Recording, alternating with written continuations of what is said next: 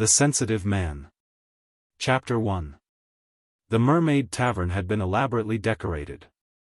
Great blocks of hewn coral for pillars and booths, tarpon and barracuda on the walls, murals of Neptune and his court, including an outsize animated picture of a mermaid ballet, quite an eye-catcher. But the broad quartz windows showed merely a shifting greenish blue of seawater, and the only live fish visible were in an aquarium across from the bar. Pacific Colony lacked the grotesque loveliness of the Florida and Cuba settlements. Here they were somehow a working city, even in their recreations. The Sensitive Man paused for a moment in the foyer, sweeping the big circular room with a hurried glance. Less than half the tables were filled.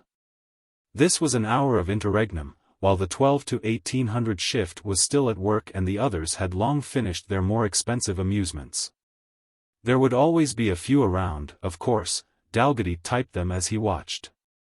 A party of engineers, probably arguing about the compression strength of the latest submarine tank to judge from the bored expressions of the 3 or 4 wreck girls who had joined them. A biochemist, who seemed to have forgotten his plankton and seaweed for the time being and to have focused his mind on the pretty young clerk with him. A couple of hard-handed caissoniers, settling down to some serious drinking.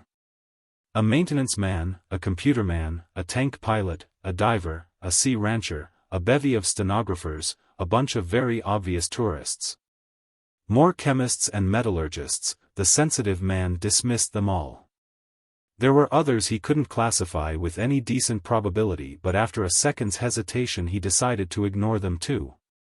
That left only the group with Thomas Bancroft. They were sitting in one of the coral grottos, a cave of darkness to ordinary vision. Dalgety had to squint to see in, and the muted light of the tavern was a harsh glare when his pupils were so distended. But, yes, it was Bancroft all right, and there was an empty booth adjoining his. Dalgety relaxed his eyes to normal perception. Even in the short moment of dilation the fluoros had given him a headache. He blocked it off from consciousness and started across the floor. A hostess stopped him with a touch on the arm as he was about to enter the vacant cavern. She was young, an iridescent mantrap in her brief uniform. With all the money flowing into Pacific Colony they could afford decorative help here. "I'm sorry, sir," she said. "Those are kept for parties. Would you like a table?" "I'm a party," he answered, "or can soon become one." He moved aside a trifle so that none of the Bancroft group should happen to look out and see him. "If you could arrange some company for me." He fumbled out a C-note, wondering just how such things could be done gracefully. "Why, of course, sir."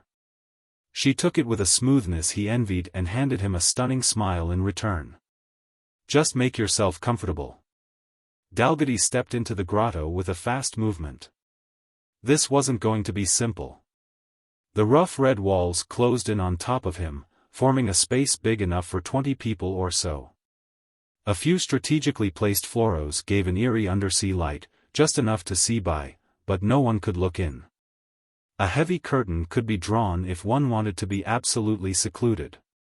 Privacy, He sat down at the driftwood table and leaned back against the coral.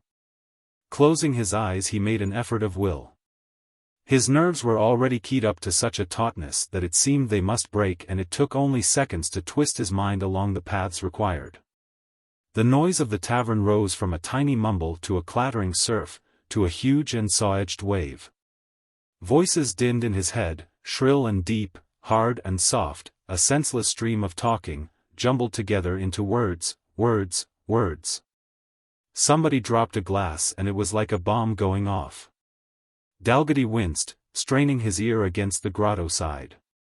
Surely enough of their speech would come to him, even through all that rock. The noise level was high, but the human mind, if trained in concentration, is an efficient filter. The outside racket receded from Dalgety's awareness and slowly he gathered in the trickle of sound. First man, no matter. What can they do? Second man, complain to the government. Do you want the FBI on our trail?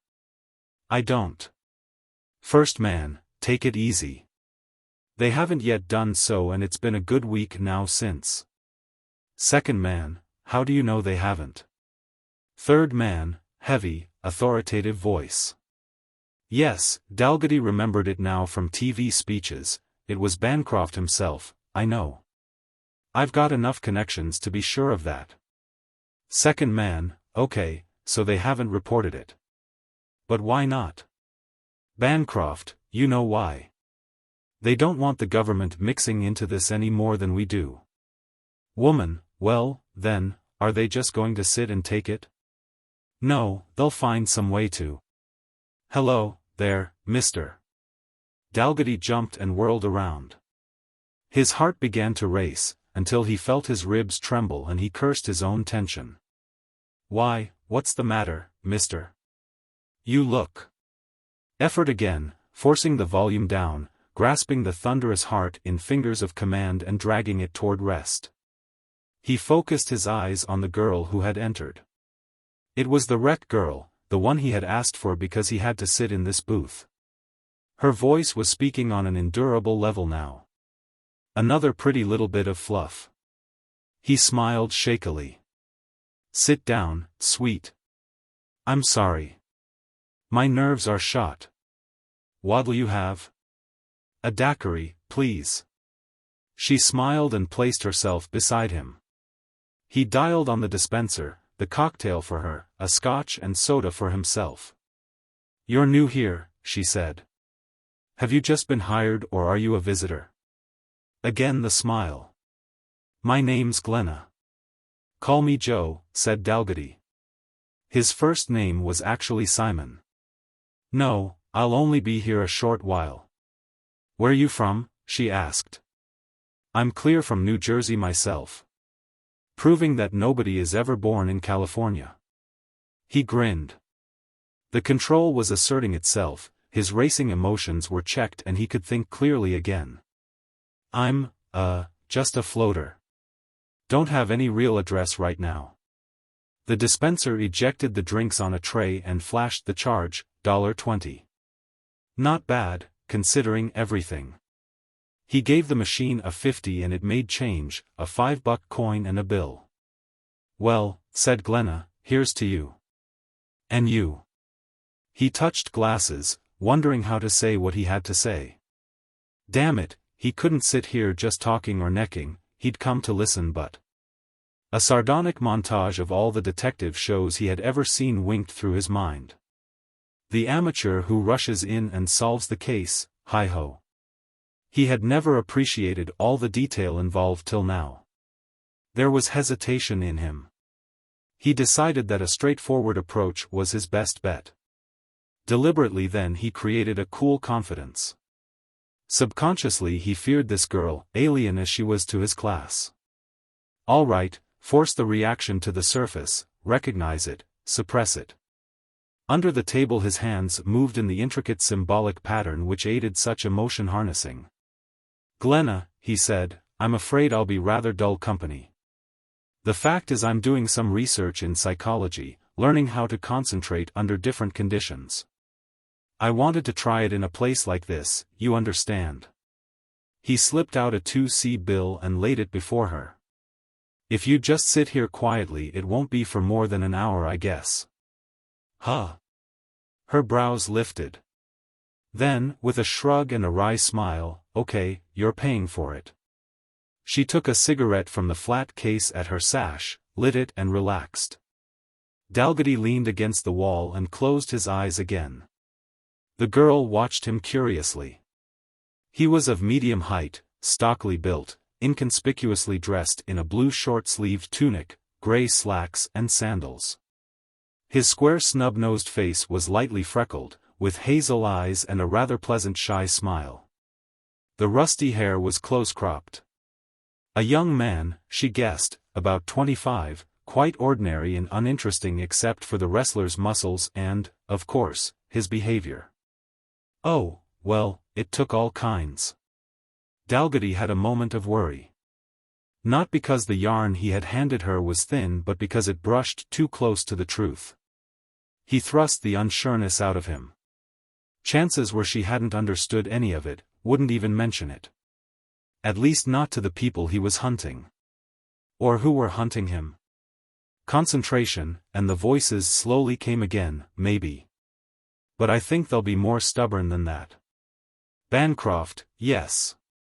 The issues are too large for a few lives to matter. Still, Michael Tighe is only human. He'll talk. The woman, he can be made to talk, you mean? She had one of the coldest voices Dalgety had ever heard. Bancroft, yes. Though I hate to use extreme measures. Man, what other possibilities have we got? He won't say anything unless he's forced to. And meanwhile his people will be scouring the planet to find him. They're a shrewd bunch. Bancroft, sardonically, what can they do, please? It takes more than an amateur to locate a missing man. It calls for all the resources of a large police organization. And the last thing they want, as I've said before, is to bring the government in on this. The woman, I'm not so sure of that, Tom. After all, the Institute is a legal group. It's government-sponsored and its influence is something tremendous. It's graduates. Bancroft, it educates a dozen different kinds of psychotechnicians, yes. It does research. It gives advice. It publishes findings and theories. But believe me, the Psychotechnic Institute is like an iceberg. Its real nature and purpose are hidden way underwater. No, it isn't doing anything illegal that I know of. Its aims are so large that they transcend law altogether. Man, what aims? Bancroft, I wish I knew. We've only got hints and guesses, you know. One of the reasons we've snatched Tighe is to find out more. I suspect that their real work requires secrecy. The woman, thoughtfully, why yes, I can see how that might be. If the world at large were aware of being manipulated, then manipulation might become impossible. But just where does Tighe's group want to lead us? Bancroft, I don't know, I tell you. I'm not even sure that they do want to take over. Something even bigger than that. A sigh. Let's face it, Tighe is a crusader too. In his own way he's a very sincere idealist. He just happens to have the wrong ideals. That's one reason why I'd hate to see him harmed. Man, but if it turns out that we've got to. Bancroft, why, then we've got to, that's all. But I won't enjoy it. Man, okay, you're the leader, you say when. But I warn you not to wait too long. I tell you, the Institute is more than a collection of unworldly scientists. They've got someone out searching for Tighe, and if they should locate him there could be real trouble. Bancroft, mildly, well, these are troubled times, or will be shortly. We might as well get used to that. The conversation drifted away into idle chatter. Dalgety groaned to himself. Not once had they spoken of the place where their prisoner was kept. All right, little man, what next? Thomas Bancroft was big game. His law firm was famous. He had been in Congress and the cabinet. Even with the Labor Party in power, he was a respected elder statesman. He had friends in government, business, unions, guilds and clubs and leagues from Maine to Hawaii. He had only to say the word and Dalgety's teeth would be kicked in some dark night. Or, if he proved squeamish, Dalgety might find himself arrested on a charge like conspiracy and tied up in court for the next 6 months. By listening in, he had confirmed the suspicion of Ulrich at the Institute that Thomas Bancroft was Tighe's kidnapper, but that was no help. If he went to the police with that story, they would A. Laugh long and loud, B. Lock him up for psychiatric investigation, C. Worst of all, pass the story on to Bancroft, who would thereby know what the Institute's children could do and would take appropriate countermeasures. Chapter 2. Of course, this was just the beginning. The trail was long. But time was hideously short before they began turning Tighe's brain inside out. And there were wolves along the trail. For a shivering instant, Simon Dalgety realized what he had let himself in for. It seemed like forever before the Bancroft crowd left. Dalgety's eyes followed them out of the bar, for men and the woman. They were all quiet, mannerly, distinguished-looking, in rich dark slack suits. Even the hulking bodyguard was probably a college graduate, third class. You wouldn't take them for murderers and kidnappers and the servants of those who would bring back political gangsterism. But then, reflected Dalgety, they probably didn't think of themselves in that light either. The enemy, the old and protean enemy, who had been fought down as fascist, Nazi, Shintoist, communist, Ottomist, Americanist and God knew what else for a bloody century, had grown craftier with time. Now he could fool even himself. Dalgety's senses went back to normal. It was a sudden immense relief to be merely sitting in a dimly lit booth with a pretty girl, to be no more than human for a while. But his sense of mission was still dark within him. "Sorry I was so long," he said. "Have another drink?" "I just had one." She smiled. He noticed the $10 figure glowing on the dispenser and fed it 2 coins. Then, his nerves still vibrating, he dialed another whiskey for himself. "You know those people in the next grotto?" asked Glenna. "I saw you watching them leave." "Well, I know Mr. Bancroft by reputation," he said. "He lives here, doesn't he?" "He's got a place over on Gull Station," she said, "but he's not here very much, mostly on the mainland, I guess." Dalgety nodded. He had come to Pacific Colony 2 days before, had been hanging around in the hope of getting close enough to Bancroft to pick up a clue. Now he had done so and his findings were worth little. He had merely confirmed what the Institute already considered highly probable without getting any new information.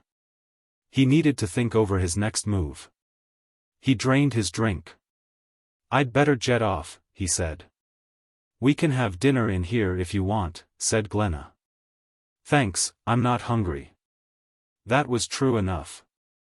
The nervous tension incidental to the use of his powers raised the devil with appetite. Nor could he be too lavish with his funds. "Maybe later."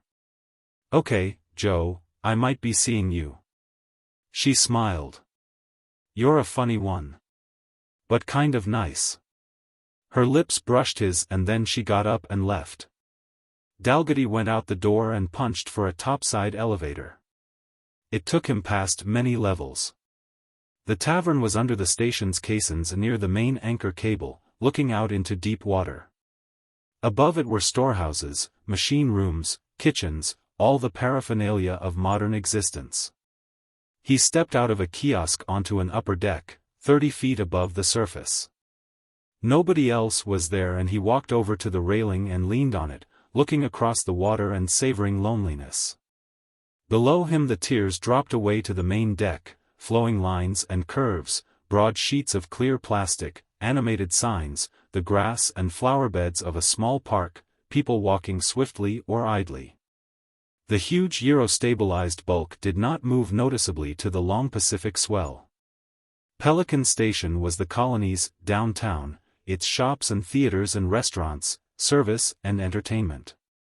Around it the water was indigo blue in the evening light, streaked with arabesques of foam, and he could hear waves rumble against the sheer walls. Overhead the sky was tall with a few clouds in the west turning aureate. The hovering gulls seemed cast in gold. A haziness in the darkened east betokened the Southern California coastline. He breathed deeply, letting nerves and muscles and viscera relax, shutting off his mind and turning for a while into an organism that merely lived and was glad to live. Dalgety's view in all directions was cut off by the other stations, the rising streamlined hulks which were Pacific Colony. A few airy flex-strung bridges had been completed to link them, but there was still an extensive boat traffic. To the south he could see a blackness on the water that was a sea ranch. His trained memory told him, in answer to a fleeting question, that according to the latest figures 18.3% of the world's food supply was now being derived from modified strains of seaweed. The percentage would increase rapidly, he knew. Elsewhere were mineral extracting plants, fishery bases, experimental and pure research stations. Below the floating city, digging into the continental shelf, was the underwater settlement, oil wells to supplement the industrial synthesizing process, mining. Exploration in tanks to find new resources, a slow growth outward as men learned how to go deeper into cold and darkness and pressure. It was expensive, but an overcrowded world had little choice. Venus was already visible, low and pure on the dusking horizon. Dalgety breathed the wet pungent sea air into his lungs and thought with some pity of the men out there, and on the moon, on Mars, between worlds. They were doing a huge and heartbreaking job, but he wondered if it were bigger and more meaningful than this work here in Earth's oceans. Or a few pages of scribbled equations, tossed into a desk drawer at the Institute. Enough. Dalgety brought his mind to heel like a harshly trained dog. He was also here to work. The forces he must encounter seemed monstrous. He was one man, alone against he knew not what kind of organization. He had to rescue one other man before history was changed and spun off on the wrong course, the long downward path. He had his knowledge and abilities, but they wouldn't stop a bullet. Nor did they include education for this kind of warfare. War that was not war, politics that were not politics, but a handful of scrawled equations and a bookful of slowly gathered data and a brainful of dreams. Bancroft had tie, somewhere. The Institute could not ask the government for help, even if to a large degree the Institute was the government. It could, perhaps, send Dalgety a few men, but it had no goon squads. And time was like a hound on his heels. The sensitive man turned, suddenly aware of someone else. This was a middle-aged fellow, gaunt and gray-haired, with an intellectual cast of feature. He leaned on the rail and said quietly, "Nice evening, isn't it?" "Yes," said Dalgety. "Very nice. It gives me a feeling of real accomplishment, this place," said the stranger. "How so?" asked Dalgety, not unwilling to make conversation. The man looked out over the sea and spoke softly as if to himself. "I'm 50 years old. I was born during World War III and grew up with the famines and the mass insanities that followed. I saw fighting myself in Asia. I worried about a senselessly expanding population pressing on senselessly diminished resources. I saw an America that seemed equally divided between decadence and madness. And yet I can stand now and watch a world where we've got a functioning United Nations, where population increase is leveling off and democratic government spreading to country after country. Where we're conquering the seas and even going out to other planets. Things have changed since I was a boy, but on the whole it's been for the better." "Ah," said Dalgety, a kindred spirit. "Though I'm afraid it's not quite that simple." The man arched his brows. "So you vote Conservative?" "The Labour Party is Conservative," said Dalgety. "As proof of which it's in coalition with the Republicans and the Neo-Federalists as well as some splinter groups. No, I don't care if it stays in, or if the Conservatives prosper or the Liberals take over. The question is, who shall control the group in power?" "Its membership, I suppose," said the man. "But just who is its membership? You know as well as I do that the great failing of the American people has always been their lack of interest in politics." "What? Why, they vote, don't they? What was the last percentage?" 88.37. "Sure they vote, once the ticket has been presented to them. But how many of them have anything to do with nominating the candidates or writing the platforms? How many will actually take time out to work at it, or even to write their congressman? Ward healer is still a term of contempt. All too often in our history the vote has been simply a matter of choosing between two well-oiled machines. A sufficiently clever and determined group can take over a party, keep the name and the slogans, and in a few years do a complete behind-the-scenes volte-face." Dalgety's words came fast. This was one facet of a task to which he had given his life. "Two machines," said the stranger, "or 4 or 5 as we've got now, are at least better than one." "Not if the same crowd controls all of them," Dalgety said grimly. "But If you can't lick 'em, join them. Better yet, join all sides. Then you can't lose. I don't think that's happened yet, said the man. No, it hasn't, said Dalgety, not in the United States, though in some other countries, never mind. It's still in process of happening, that's all. The lines today are drawn not by nations or parties, but by philosophies, if you wish. Two views of man's destiny, cutting across all national, political, racial and religious lines. And what are those two views? Asked the stranger quietly. You might call them libertarian and totalitarian, though the latter don't necessarily think of themselves as such. The peak of rampant individualism was reached in the 19th century, legally speaking. Though in point of fact social pressure and custom were more straitjacketing than most people today realize. In the 20th century that social rigidity, in manners, morals, habits of thought, broke down. The emancipation of women, for instance, or the easy divorce or the laws about privacy. But at the same time legal control began tightening up again. Government took over more and more functions, taxes got steeper, the individual's life got more and more bound by regulations saying, thou shalt and thou shalt not.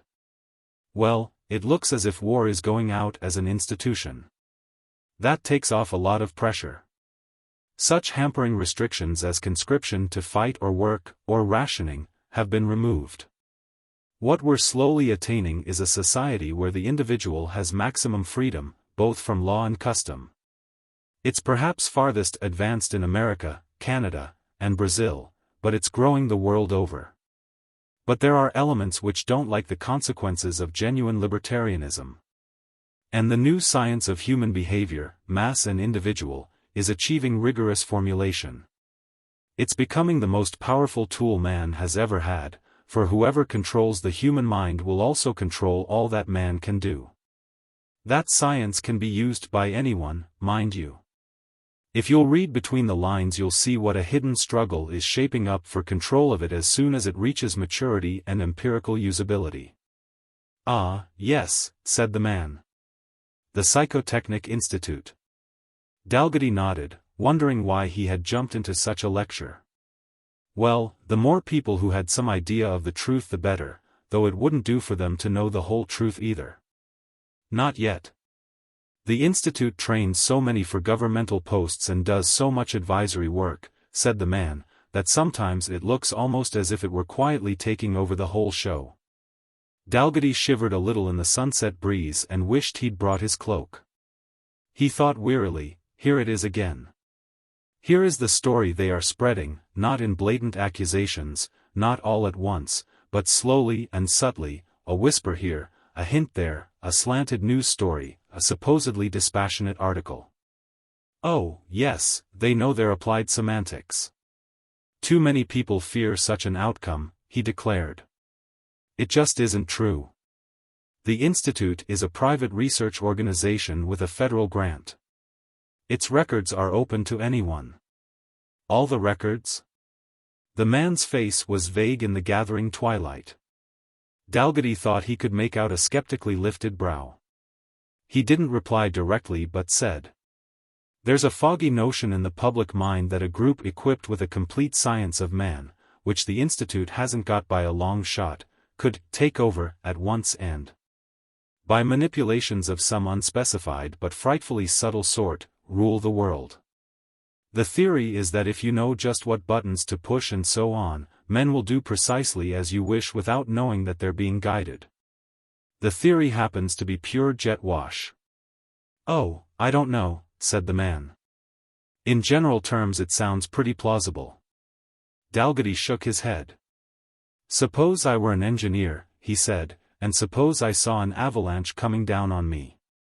I might know exactly what to do to stop it, where to plant my dynamite, where to build my concrete wall and so on. Only the knowledge wouldn't help me. I'd have neither the time nor the strength to use it. The situation is similar with regard to human dynamics, both mass and individual. It takes months or years to change a man's convictions, and when you have hundreds of millions of men, he shrugged. Social currents are too large for all but the slightest, most gradual control. In fact, perhaps the most valuable results obtained to date are not those which show what can be done but what cannot. You speak with the voice of authority, said the man. I'm a psychologist, said Dalgety truthfully enough. He didn't add that he was also a subject, observer and guinea pig in one. And I'm afraid I talk too much. Go from bad to voice. Ouch, said the man. He leaned his back against the rail and his shadowy hand extended a pack.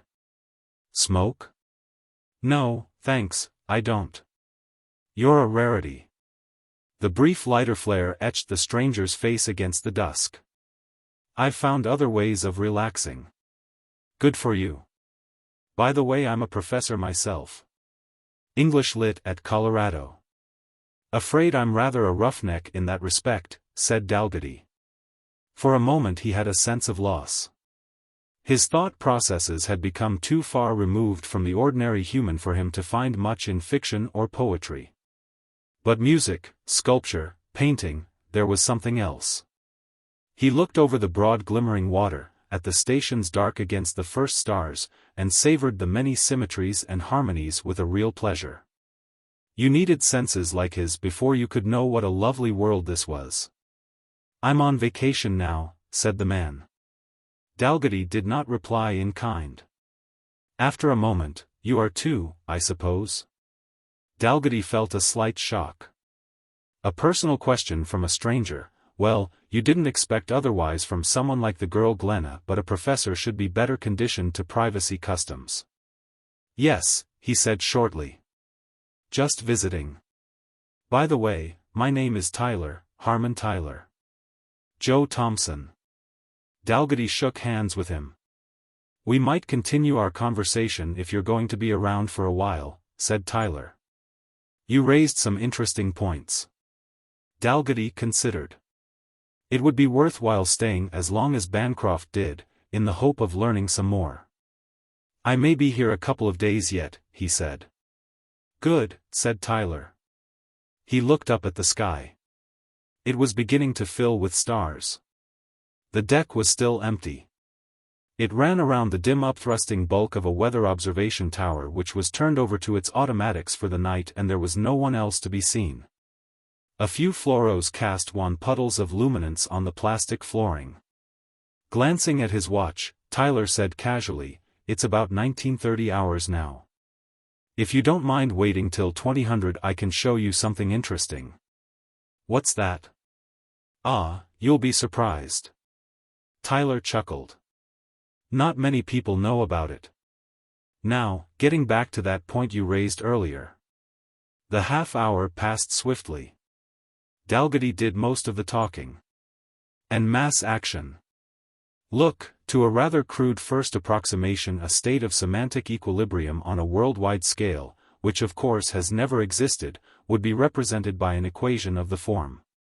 Excuse me. Tyler consulted the shining dial again. If you don't mind stopping for a few minutes, I'll show you that odd sight I was talking about. Oh, sure. Tyler threw away his cigarette. It was a tiny meteor in the gloom. He took Dalgety's arm. They walked slowly around the weather tower. The men came from the opposite side and met them halfway. Dalgety had hardly seen them before he felt the sting in his chest. A needle gun. The world roared about him. He took a step forward, trying to scream, but his throat locked. The deck lifted up and hit him, and his mind whirled toward darkness. From somewhere will rose within him, trained reflexes worked, he summoned all that was left of his draining strength and fought the anesthetic. His wrestling with it was a groping in fog. Again and again he spiraled into unconsciousness and rose strangling. Dimly, through nightmare, he was aware of being carried. Once someone stopped the group in a corridor and asked what was wrong. The answer seemed to come from immensely far away. I dunno. He passed out, just like that.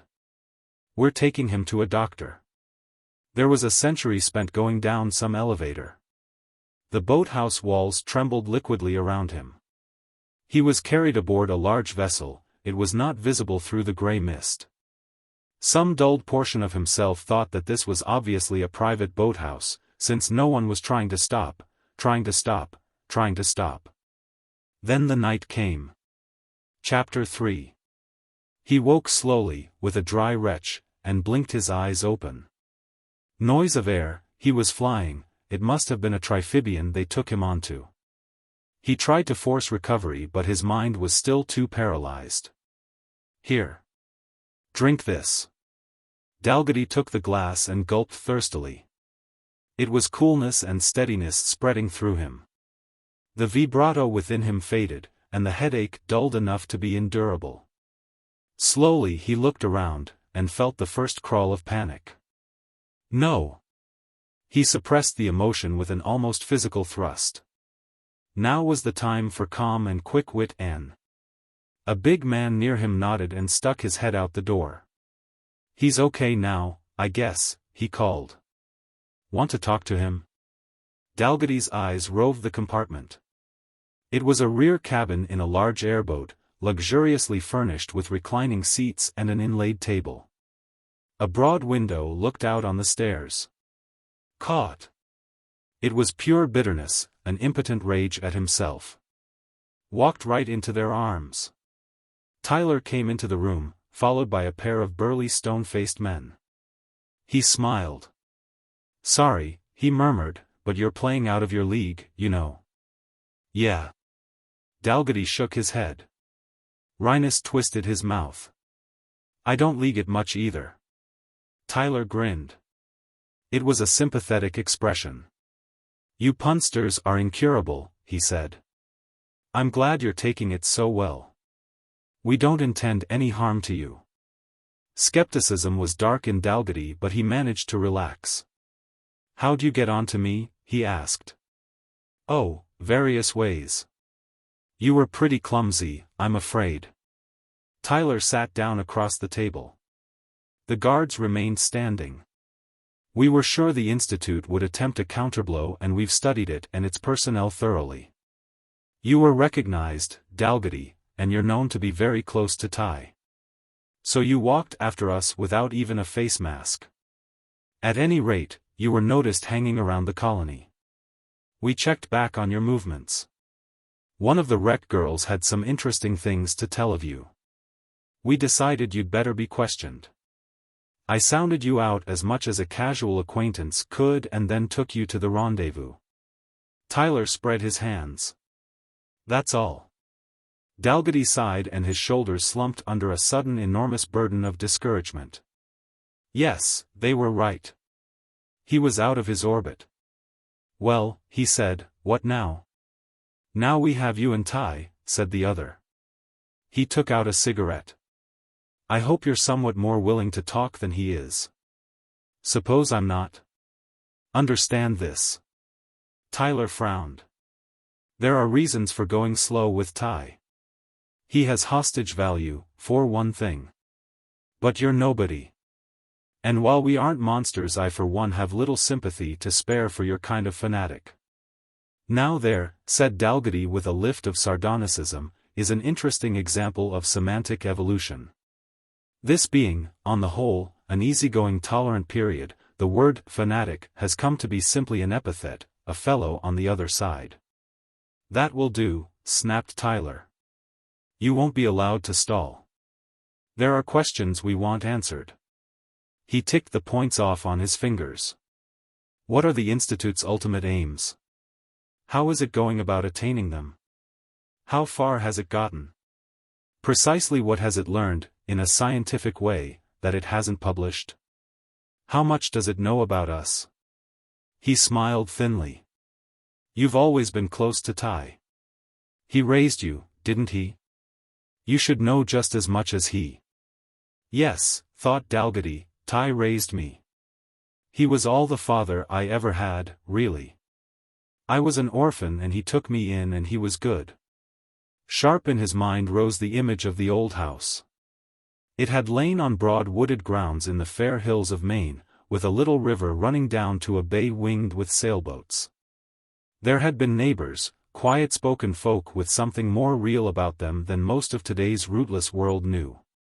And there had been many visitors, men and women with minds like flickering sword blades. He had grown up among intellects aimed at the future. He and Tai had traveled a lot.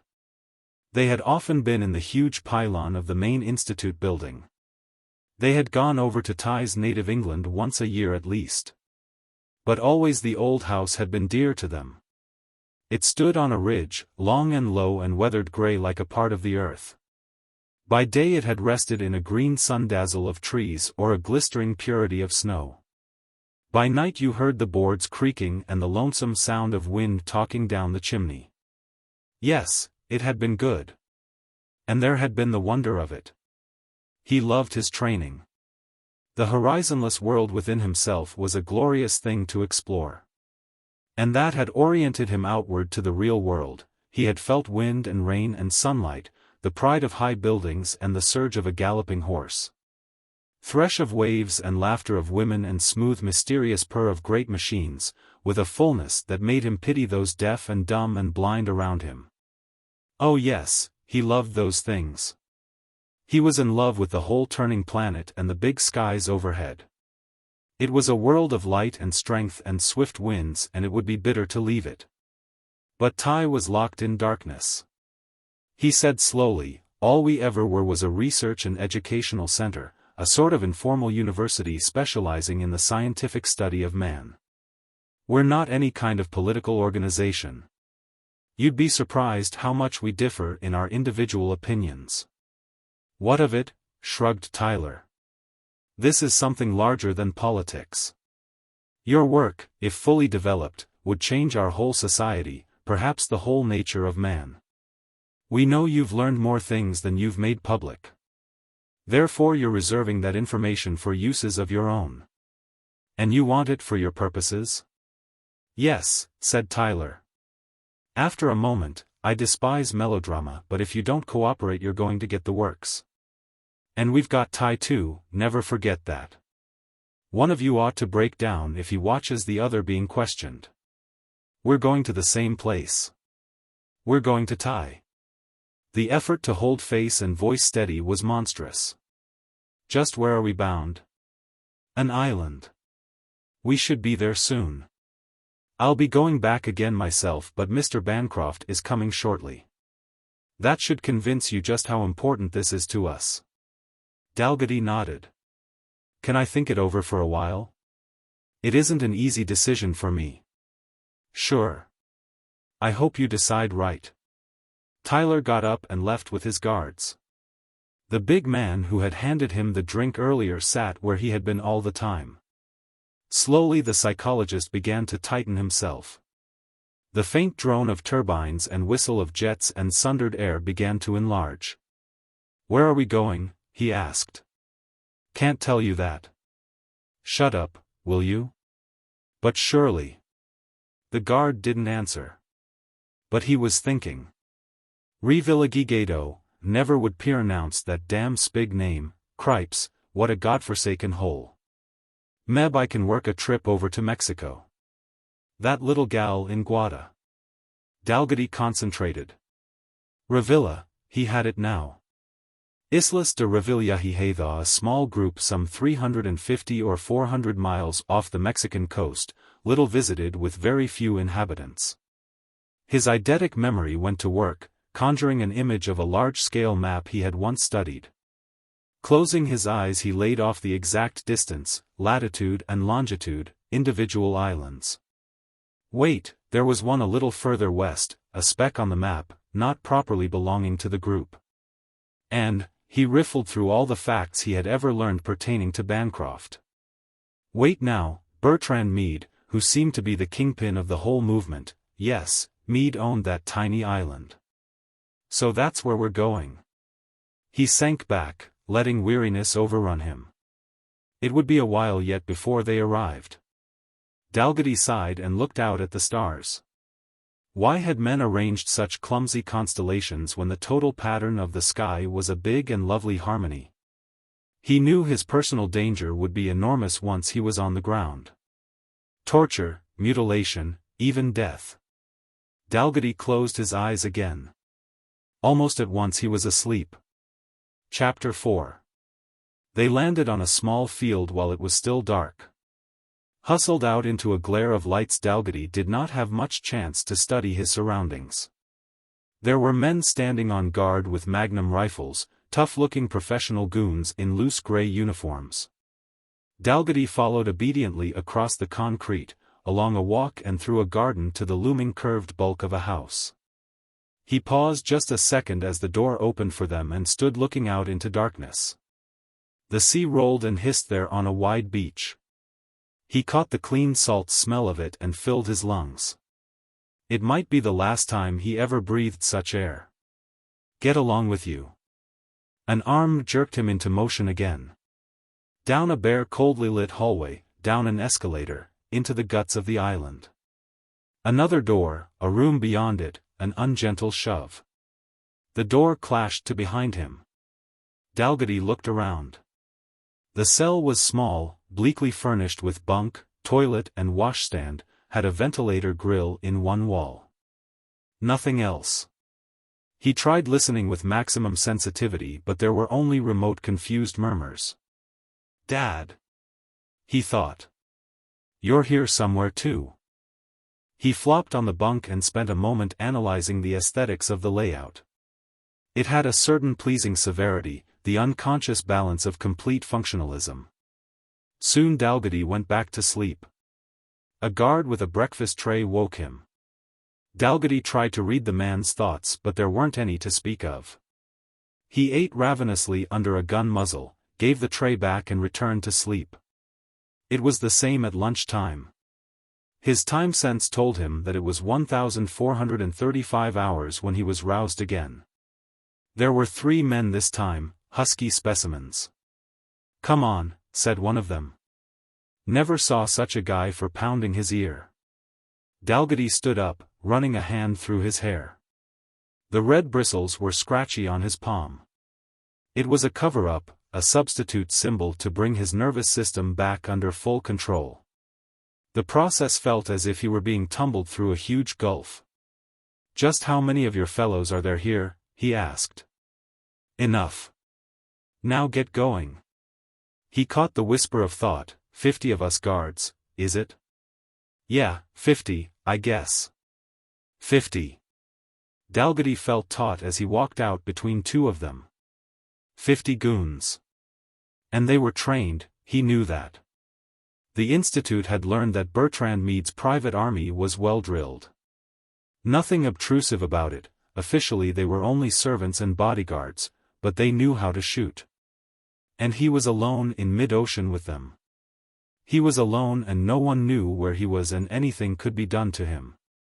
He felt cold, walking down the corridor. There was a room beyond with benches and a desk. One of the guards gestured to a chair at one end. Sit, he grunted. Dalgety submitted. The straps went around his wrists and ankles, holding him to the arms and legs of the heavy chair. Another buckled about his waist. He looked down and saw that the chair was bolted to the floor. One of the guards crossed to the desk and started up a tape recorder. A door opened in the far end of the room. Thomas Bancroft came in. He was a big man, fleshy but in well-scrubbed health, his clothes designed with quiet good taste. The head was white-maned, leonine, with handsome florid features and sharp blue eyes. He smiled ever so faintly and sat down behind the desk. The woman was with him. Dalgety looked harder at her. She was new to him. She was medium tall, a little on the compact side, her blonde hair cut too short, no makeup on her broad Slavic features. Young, in hard condition, moving with a firm masculine stride. With those tilted gray eyes, that delicately curved nose and wide sullen mouth, she could have been a beauty had she wanted to be. One of the modern type, thought Dalgety. A flesh-and-blood machine, trying to outmale men, frustrated and unhappy without knowing it and all the more bitter for that. Briefly there was sorrow in him, an enormous pity for the millions of mankind. They did not know themselves, they fought themselves like wild beasts, tied up in knots, locked in nightmare. Man could be so much if he had the chance. He glanced at Bancroft.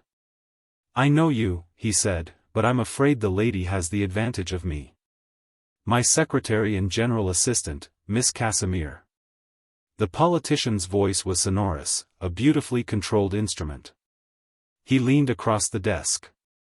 The recorder by his elbow whirred in the flat soundproofed stillness. Mr. Dalgety, he said, I want you to understand that we aren't fiends. There are things too important for ordinary rules though. Wars have been fought over them in the past and may well be fought again. It will be easier for all concerned if you cooperate with us now. No one need ever know that you have done so. Suppose I answer your questions, said Dalgety. How do you know I'll be telling the truth? Neoscopolamine, of course. I don't think you've been immunized. It confuses the mind too much for us to interrogate you about these complex matters under its influence, but we will surely find out if you have been answering our present questions correctly. And what then? Do you just let me go? Bancroft shrugged. Why shouldn't we? We may have to keep you here for a while, but soon you will have ceased to matter and can safely be released. Dalgety considered. Not even he could do much against truth drugs. And there were still more radical procedures, prefrontal lobotomy for instance. He shivered. The leatherite straps felt damp against his thin clothing. He looked at Bancroft. What do you really want? He asked.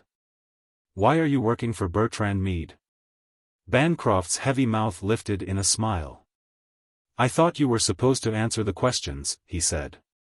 Whether I do or not depends on whose questions they are, said Dalgety. Stall for time. Put it off, the moment of terror, put it off. Frankly, what I know of Meade doesn't make me friendly. But I could be wrong. Mr. Meade is a distinguished executive.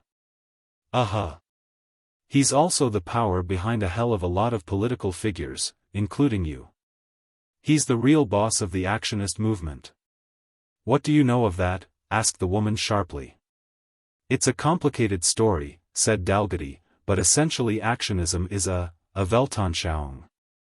We're still recovering from the world wars and their aftermath. People everywhere are swinging away from great vague capitalized causes toward a cooler and clearer view of life. It's analogous to the 18th century Enlightenment, which also followed a period of turmoil between conflicting fanaticisms. A belief in reason is growing up even in the popular mind, a spirit of moderation and tolerance. There's a wait-and-see attitude toward everything, including the sciences and particularly the new half-finished science of psychodynamics. The world wants to rest for a while. Well, such a state of mind has its own drawbacks. It produces wonderful structures of thought, but there's something cold about them. There is so little real passion, so much caution. The arts, for instance, are becoming ever more stylized. Old symbols like religion and the sovereign state and a particular form of government, for which men once died, are openly jeered at. We can formulate the semantic condition at the Institute in a very neat equation. And you don't like it. Your kind of man needs something big. And mere concrete bigness isn't enough. You could give your lives to the sciences or to interplanetary colonization or to social correction, as many people are cheerfully doing, but those aren't for you. Down underneath you miss the universal father image. You want an almighty church or an almighty state or an almighty anything, a huge misty symbol which demands everything you've got and gives in return only a feeling of belonging. Dalgety's voice was harsh. In short, you can't stand on your own psychic feet. You can't face the truth that man is a lonely creature and that his purpose must come from within himself. Bancroft scowled. I didn't come here to be lectured, he said. Have it your way, answered Dalgety. I thought you wanted to know what I knew of actionism. That's it in unprecise verbal language. Essentially you want to be a leader in a cause.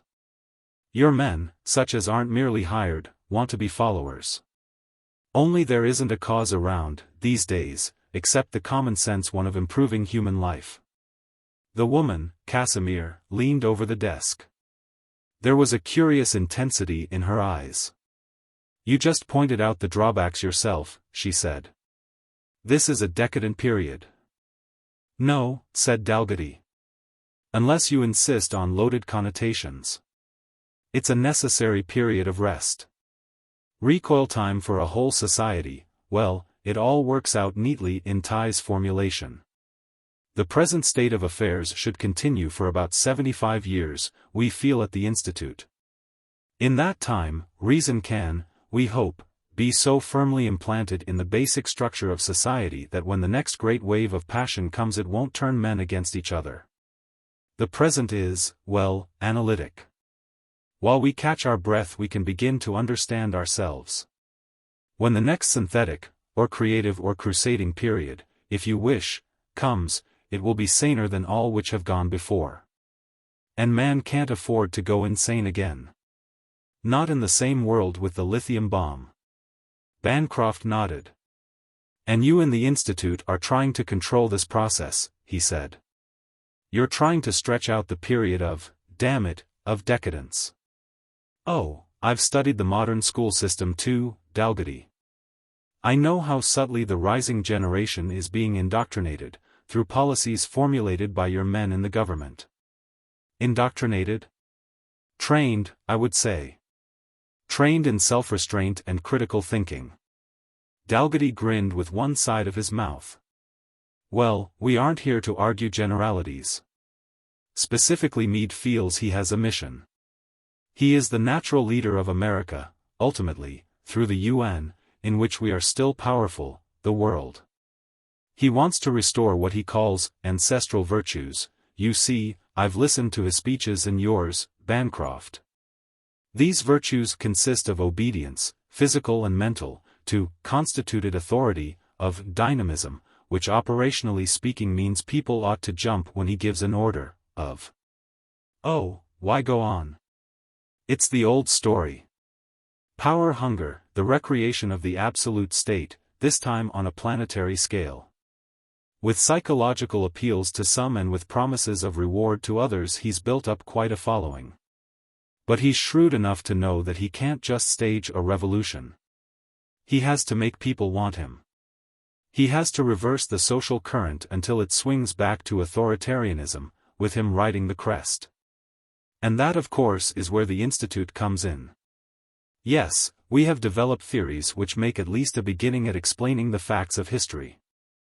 It was a matter not so much of gathering data as of inventing a rigorous self-correcting symbology, and our paramathematics seems to be just that. We haven't published all of our findings because of the uses to which they could be put. If you know exactly how to go about it you can shape world society into almost any image you want, in 50 years or less. You want that knowledge of ours for your purposes. Dalgety fell silent. There was a long quietness. His own breathing seemed unnaturally loud. All right. Bancroft nodded again, slowly. You haven't told us anything we don't know. I'm well aware of that, said Dalgety. Your phrasing was rather unfriendly, said Bancroft. What you don't appreciate is the revolting stagnation and cynicism of this age. Now you're using the loaded words, said Dalgety. Facts just are. There's no use passing moral judgments on reality, the only thing you can do is try to change it. Yes, said Bancroft. All right then, we're trying. Do you want to help us? You could beat the hell out of me, said Dalgety, but it wouldn't teach you a science that it takes years to learn. No, but we'd know just what you have and where to find it. We have some good brains on our side. Given your data and equations they can figure it out. The pale eyes grew wholly chill. You don't seem to appreciate your situation. You're a prisoner, understand? Dalgety braced his muscles. He didn't reply. Bancroft sighed. Bring him in, he said. One of the guards went out. Dalgety's heart stumbled. Dad, he thought. It was anguish in him. Casimir walked over to stand in front of him. Her eyes searched his. Don't be a fool, she said. It hurts worse than you know. Tell us. He looked up at her. I'm afraid, he thought. God knows I'm afraid. His own sweat was acrid in his nostrils. No, he said. I tell you they'll do everything. She had a nice voice, low and soft, but it roughened now.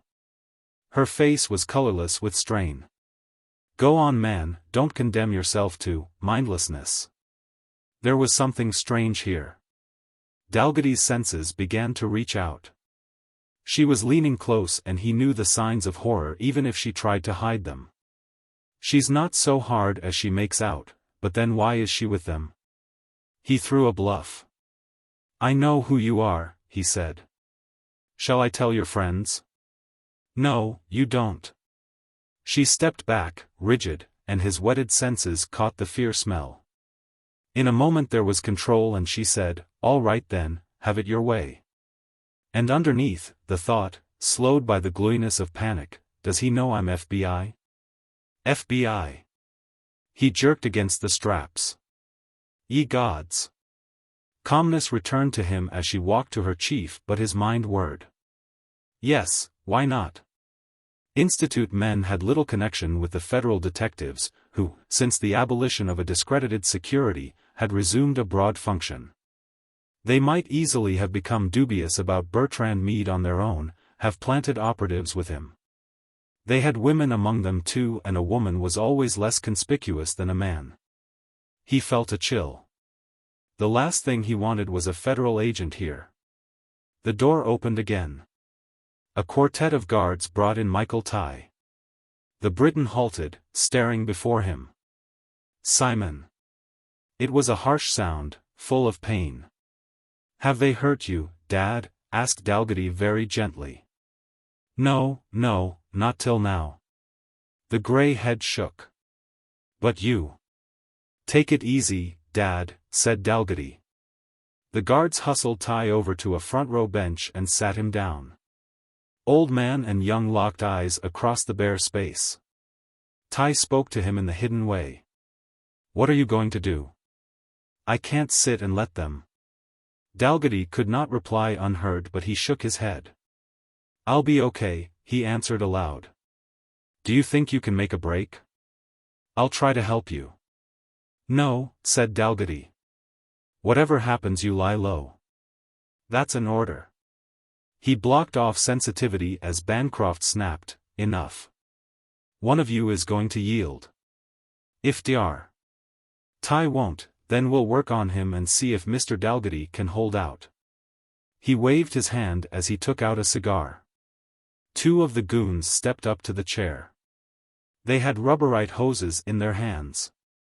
The first blow thudded against Dalgety's ribs. He didn't feel it, he had thrown up a nerve block, but it rattled his teeth together. And while he was insensitive he'd be unable to listen in on. Another thud, and another. Dalgety clenched his fists. What to do, what to do? He looked over to the desk. Bancroft was smoking and watching as dispassionately as if it were some mildly interesting experiment. Casimir had turned her back. Something funny here, Chief. One of the goons straightened. I don't think he's feeling nothing. Doped? Bancroft frowned. No, that's hardly possible. He rubbed his chin, regarding Dalgety with wondering eyes. Casimir wheeled around to stare. Sweat filmed Michael Tighe's face, glistening in the chill white light. He can still be hurt, said the guard. Bancroft winced. I don't like outright mutilation, he said. But still, I've warned you, Dalgety. Get out, Simon, whispered Tighe. Get out of here. Dalgety's red head lifted. Decision crystallized within him. He would be no use to anyone with a broken leg, a crushed foot, an eye knocked out, seared lungs, and Casimir was FBI, she might be able to do something at this end in spite of all. He tested the straps. A quarter-inch of leatherite, he could snap them, but would he break his bones doing it? Only one way to find out, he thought bleakly. I'll get a blowtorch, said one of the guards in the rear of the room. His face was wholly impassive. Most of these goons must be moronic, thought Dalgety. Most of the guards in the 20th century extermination camps had been. No inconvenient empathy with the human flesh they broke and flayed and burned. He gathered himself. This time it was rage, a cloud of fury rising in his mind, a ragged red haze across his vision. That they would dare. He snarled as the strength surged up in him. He didn't even feel the straps as they popped across. The same movement hurtled him across the room toward the door. Someone yelled. A guard leaped in his path, a giant of a man. Dalgety's fist sprang before him, there was a cracking sound and the goon's head snapped back against his own spine. Dalgety was already past him. The door was shut in his face. Wood crashed as he went through it. A bullet wailed after him. He dodged down the corridor, up the nearest steps, the walls blurred with his own speed. Another slug smacked into the paneling beside him. He rounded a corner, saw a window and covered his eyes with an arm as he leaped. The plastic was tough but 170 pounds hit it at 15 feet per second. Dalgety went through. Sunlight flamed in his eyes as he hit the ground. Rolling over and bouncing to his feet he set out across lawn and garden. As he ran his vision swept the landscape. In that state of fear and wrath he could not command much thought but his memory stored the data for re-examination. Chapter 5. The house was a rambling two-story affair, all curves and planes between palm trees, the island sloping swiftly from its front to a beach and dock. On one side was the airfield, on another the guard barracks. To the rear, in the direction of Dalgety's movement, the ground became rough and wild, stones and sand and sawgrass and clumps of palmettos, climbing upward for a good 2 miles. On every side, he could see the infinite blue sparkle of ocean. Where could he hide? He didn't notice the slashing blades through which he raced and the dry gulping of his lungs was something dreadfully remote. But when a bullet went past one ear, he heard that and drew more speed from some unknown depth. A glance behind revealed his pursuers boiling out of the house, men in gray with the hot sunlight blinking off their guns. He ducked around a thicket, flopped and belly-crawled over a rise of land. On the farther side he straightened again and ran up the long slope. Another slug and another. They were almost a mile behind now but their guns had a long reach. He bent low, zigzagging as he ran. The bullets kicked up spurts of sand around him. A 6-foot bluff loomed in his path, black volcanic rock shining like wet glass. He hit it at full speed. He almost walked up its face and in the instant when his momentum was gone caught a root and yanked himself to the top. Again he was out of their sight. He sprang around another hulk of stone and skidded to a halt. At his feet, a sheer cliff dropped nearly 100 feet to a white smother of surf. Dalgety gulped air, working his lungs like a bellows. A long jump down, he thought dizzily. If he didn't crack his skull open on a reef he might well be clawed under by the sea. But there was no other place for him to go. He made a swift estimate. He had run the upward 2 miles in a little over 9 minutes, surely a record for such terrain. It would take the pursuit another 10 or 15 to reach him. But he couldn't double back without being seen and this time they'd be close enough to fill him with lead. Okay, son, he told himself. You're going to duck now, in more than one sense. His light waterproof clothes, tattered by the island growth, would be no hindrance down there, but he took off his sandals and stuck them in his belt pouch. Praise all gods, the physical side of his training had included water sports. He moved along the cliff edge, looking for a place to dive. The wind whined at his feet. There, down there. No visible rocks though the surf boiled and smoked. He willed full energy back into himself, bent his knees, jackknifed into the air. The sea was a hammer blow against his body. He came up threshing and tumbling, gasped a mouthful of air that was half salt spray, was pulled under again. A rock scraped his ribs. He took long strokes, always upward to the blind white shimmer of light. He got to the crest of one wave and rode it in, surfing over a razorback reef. Shallow water. Blinded by the steady rain of salt mist, deafened by the roar and crash of the sea, he groped toward shore. A narrow pebbly beach ran along the foot of the cliff. He moved along it, hunting a place to hide. There, a sea-worn cave, some 10 feet inward, with a yard or so of fairly quiet water covering its bottom. He splashed inside and lay down, exhaustion clamping a hand on him. It was noisy. The hollow resonance of sound filled the cave like the inside of a drum, but he didn't notice. He lay on the rocks and sand, his mind spiraling toward unconsciousness, and let his body make its own recovery. Presently he regained awareness and looked about him. The cave was dim, with only a filtered greenish light to pick out black walls and slowly swirling water.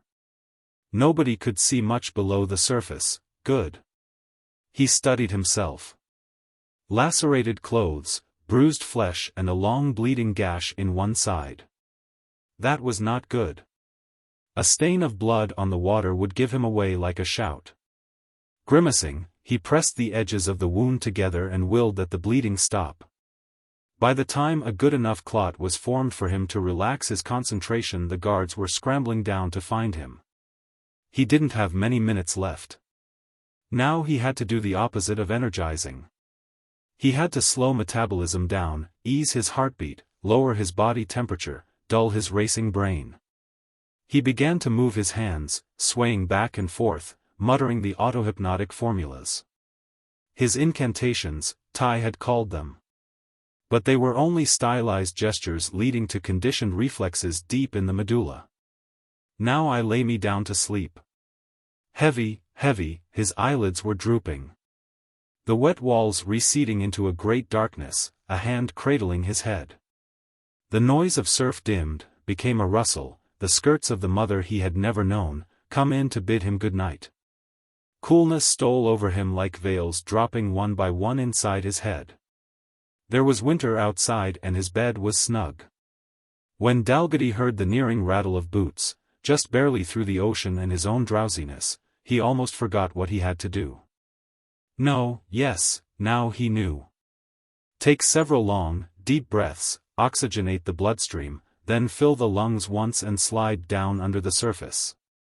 He lay there in darkness, hardly conscious of the voices, dimly perceived. A cave here, a place for him to hide. Nah, I don't see nothing. Scrunch of feet on stone. Ouch. Stubbed my damn toe. Nah, it's a closed cave. He ain't in here. Look at this, then. Bloodstains on this rock, right? He's been here, at least. Underwater?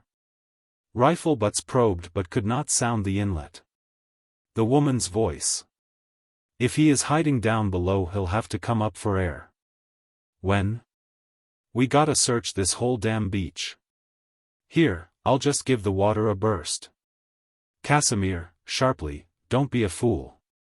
You won't even know if you hit him.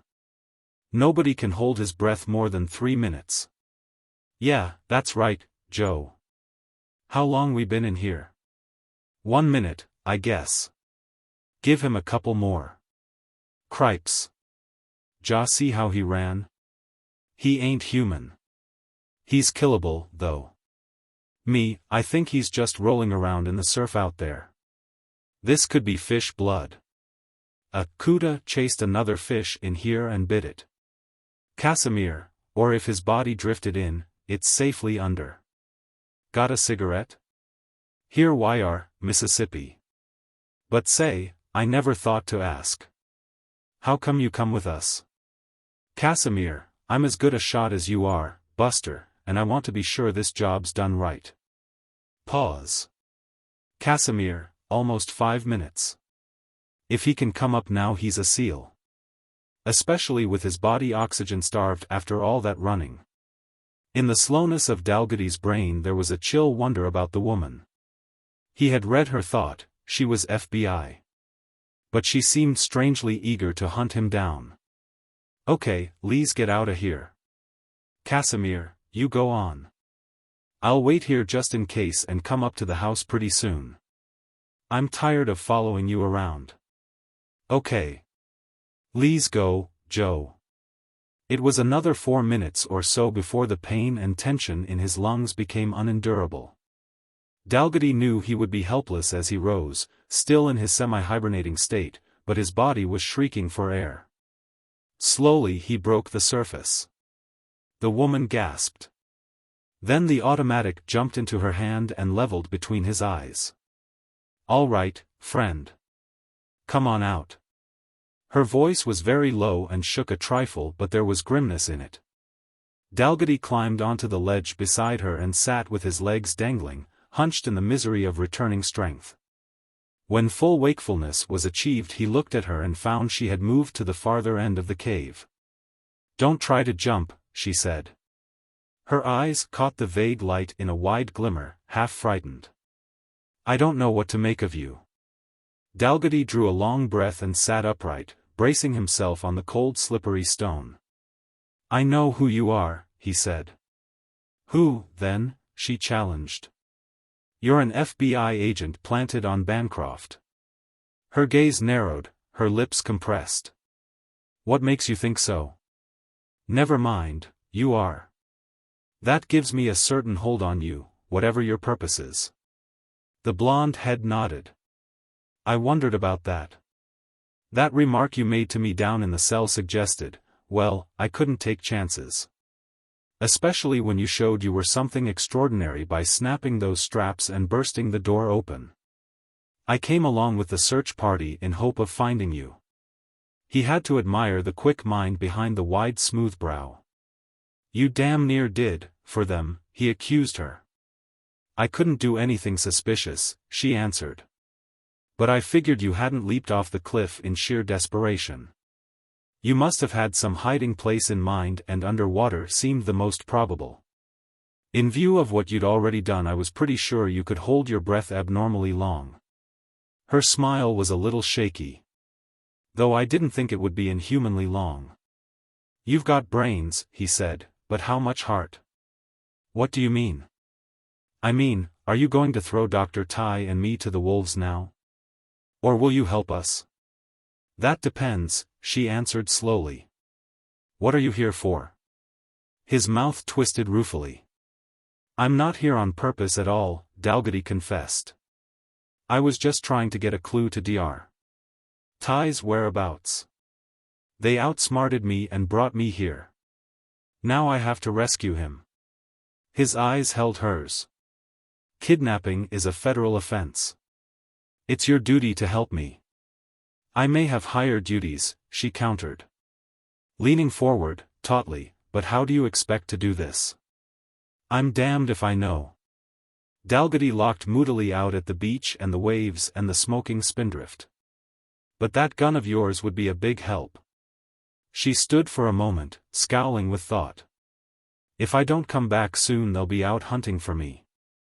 We've got to find another hiding place, he agreed. Then they will assume I survived after all and grabbed you. They'll be scouring the whole island for us. If we haven't been located before dark, they'll be spread thin enough to give us a chance. It makes more sense for me to go back now, she said. Then I can be on the inside to help you. He shook his head. Quit making like a stereos how detective. If you leave me your gun, claiming you lost it, that's sure to bring suspicion on you the way they're excited right now. If you don't, I'll still be on the outside and unarmed, and what could you do, one woman alone in that nest? Now we're two with a shooting iron between us. I think that's a better bet. After a while, she nodded. Okay, you win. Assuming, the half-lowered gun was raised again with a jerking motion, that I will aid you. Who are you? What are you, Dalgety? He shrugged. Let's say I'm Dr. Ty's assistant and have some unusual powers. You know the Institute well enough to realize this isn't just a feud between two gangster groups. I wonder. Suddenly she clanked the automatic back into its holster. All right. For the time being only though. Relief was a wave rushing through him. Thank you, he whispered. Then, where can we go? I've been swimming around here in the quieter spots, she said. I know a place. Wait here. She stepped across the cave and peered out its mouth. Someone must have hailed her, for she waved back. She stood leaning against the rock and Dalgety saw how the sea spray gleamed in her hair. After a long 5 minutes she turned to him again. All right, she said. The last one just went up the path. Let's go. They walked along the beach. It trembled underfoot with the rage of the sea. There was a grinding under the snort and roar of surf as if the world's teeth ate rock. The beach curved inward, forming a small bay sheltered by outlying skerries. A narrow path ran upward from it, but it was toward the sea that the woman gestured. Out there, she said. Follow me. She took off her shoes as he had done and checked her holster. The gun was waterproof, but it wouldn't do to have it fall out. She waded into the sea and struck out with a powerful crawl. Chapter 6. They climbed up on one of the hogback rocks some 10 yards from shore. This one rose a good dozen feet above the surface. It was cleft in the middle, forming a little hollow hidden from land and water alike. They crawled into this and sat down, breathing hard. The sea was loud at their backs and the air felt cold on their wet skins. Dalgety leaned back against the smooth stone, looking at the woman, who was unemotionally counting how many clips she had in her pouch. The thin drenched tunic and slacks showed a very nice figure. What's your name? He asked. Casimir, she answered, without looking up. First name, I mean. Mine is Simon. Elena, if you must know. 4 packs, 100 rounds plus 10 in the chamber now. If we have to shoot them all, we'd better be good. These aren't magnums, so you have to hit a man just right to put him out of action. Well, shrugged Dalgety, we'll just have to lumber along as best we can. I hope we don't make ashes of ourselves. Oh, no. He couldn't tell whether it was appreciation or dismay. At a time like this too. It doesn't make me very popular, he agreed. Everybody says to elm with me. But, as they say in France, ver aloe one now, mon cherry, and trees a crowd. Don't get ideas, she snapped. Oh, I'll get plenty of ideas, though I admit this isn't the place to carry them out. Dalgety folded his arms behind his head and blinked up at the sky. Man, could I use a nice tall mint julep right now? Elena frowned. If you're trying to convince me you're just a simple American boy, you might as well quit, she said thinly. That sort of emotional control, in a situation like this, only makes you less human. Dalgety swore at himself. She was too damn quick, that was all. And her intelligence might be enough for her to learn. Will I have to kill her? He drove the thought from him.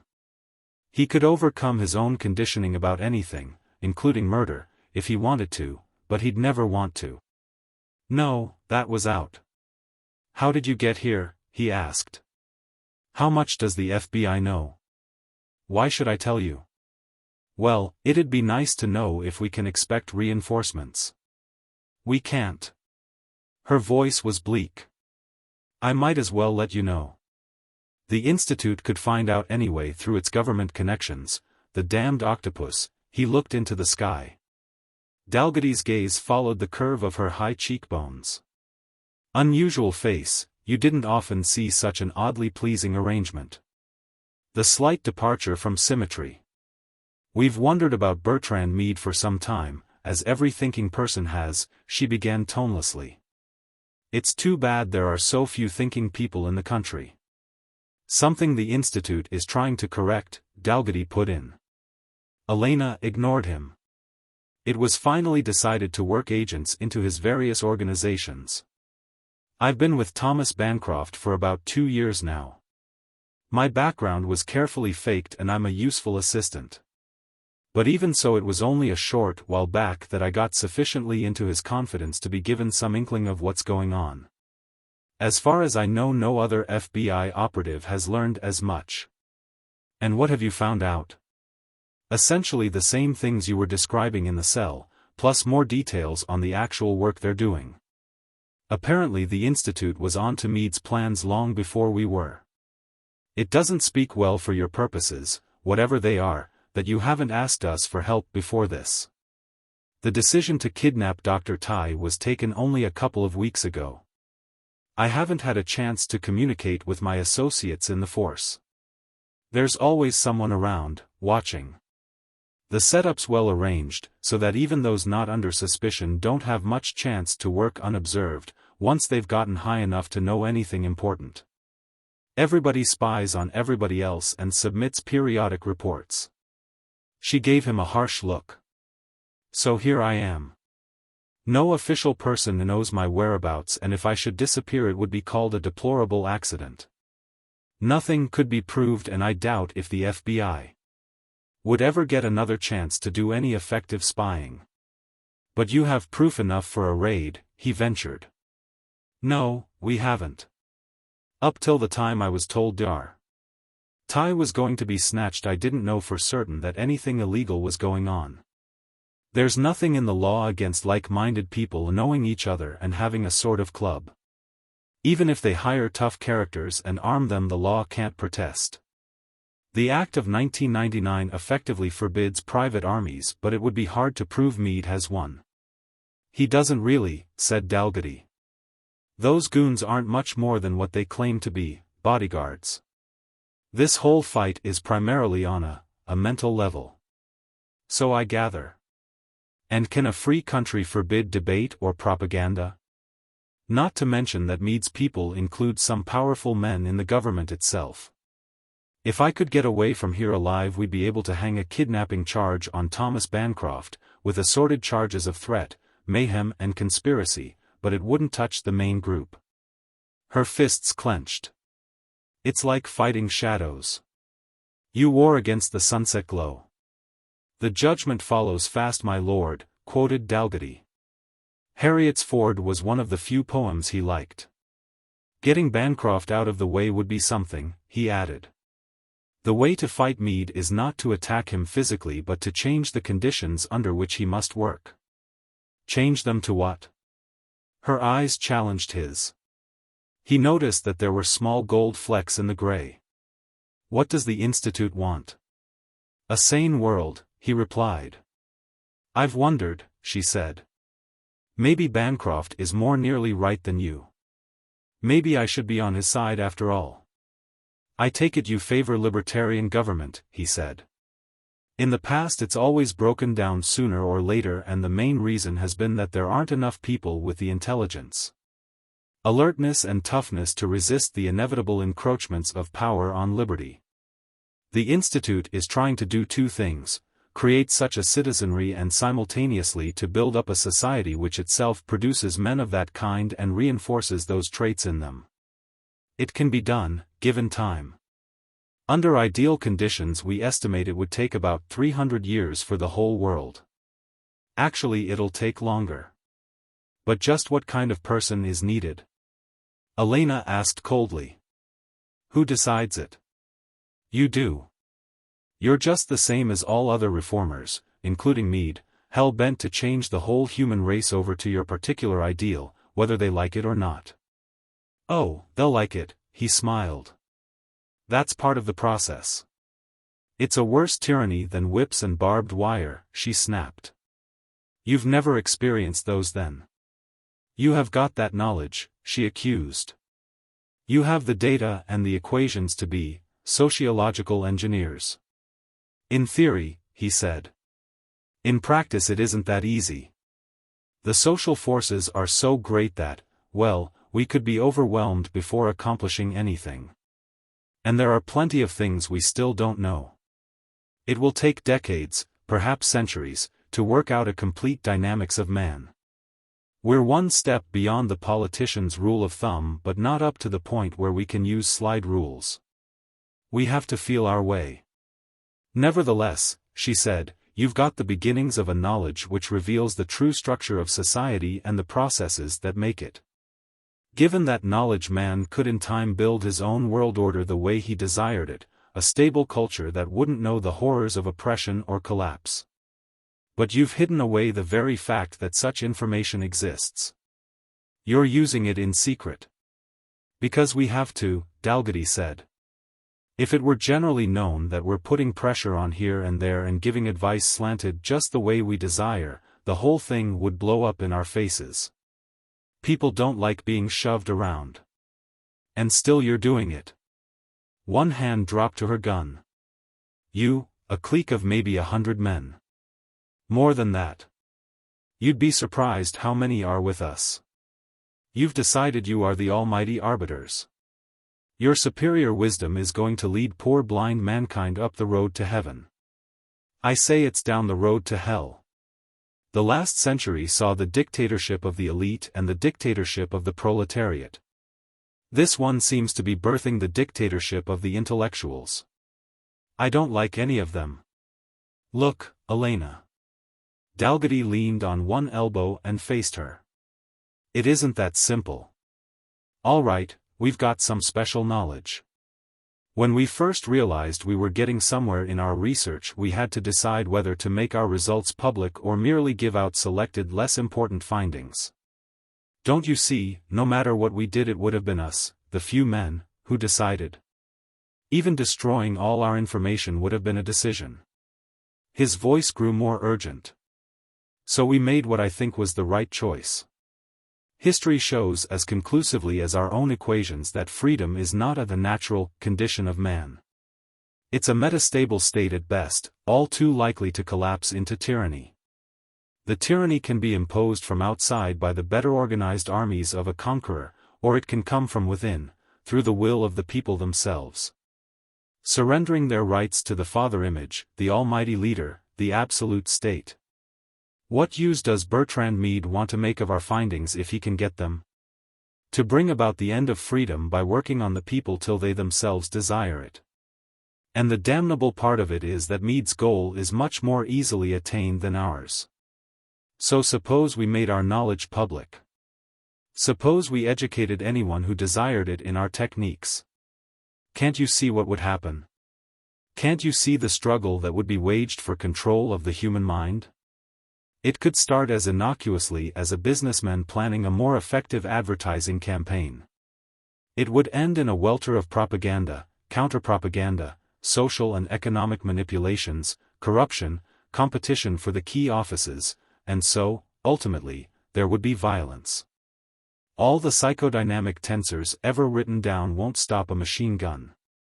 Violence riding over a society thrown into chaos, enforced peace, and the peacemakers, perhaps with the best will in the world, using the Institute techniques to restore order.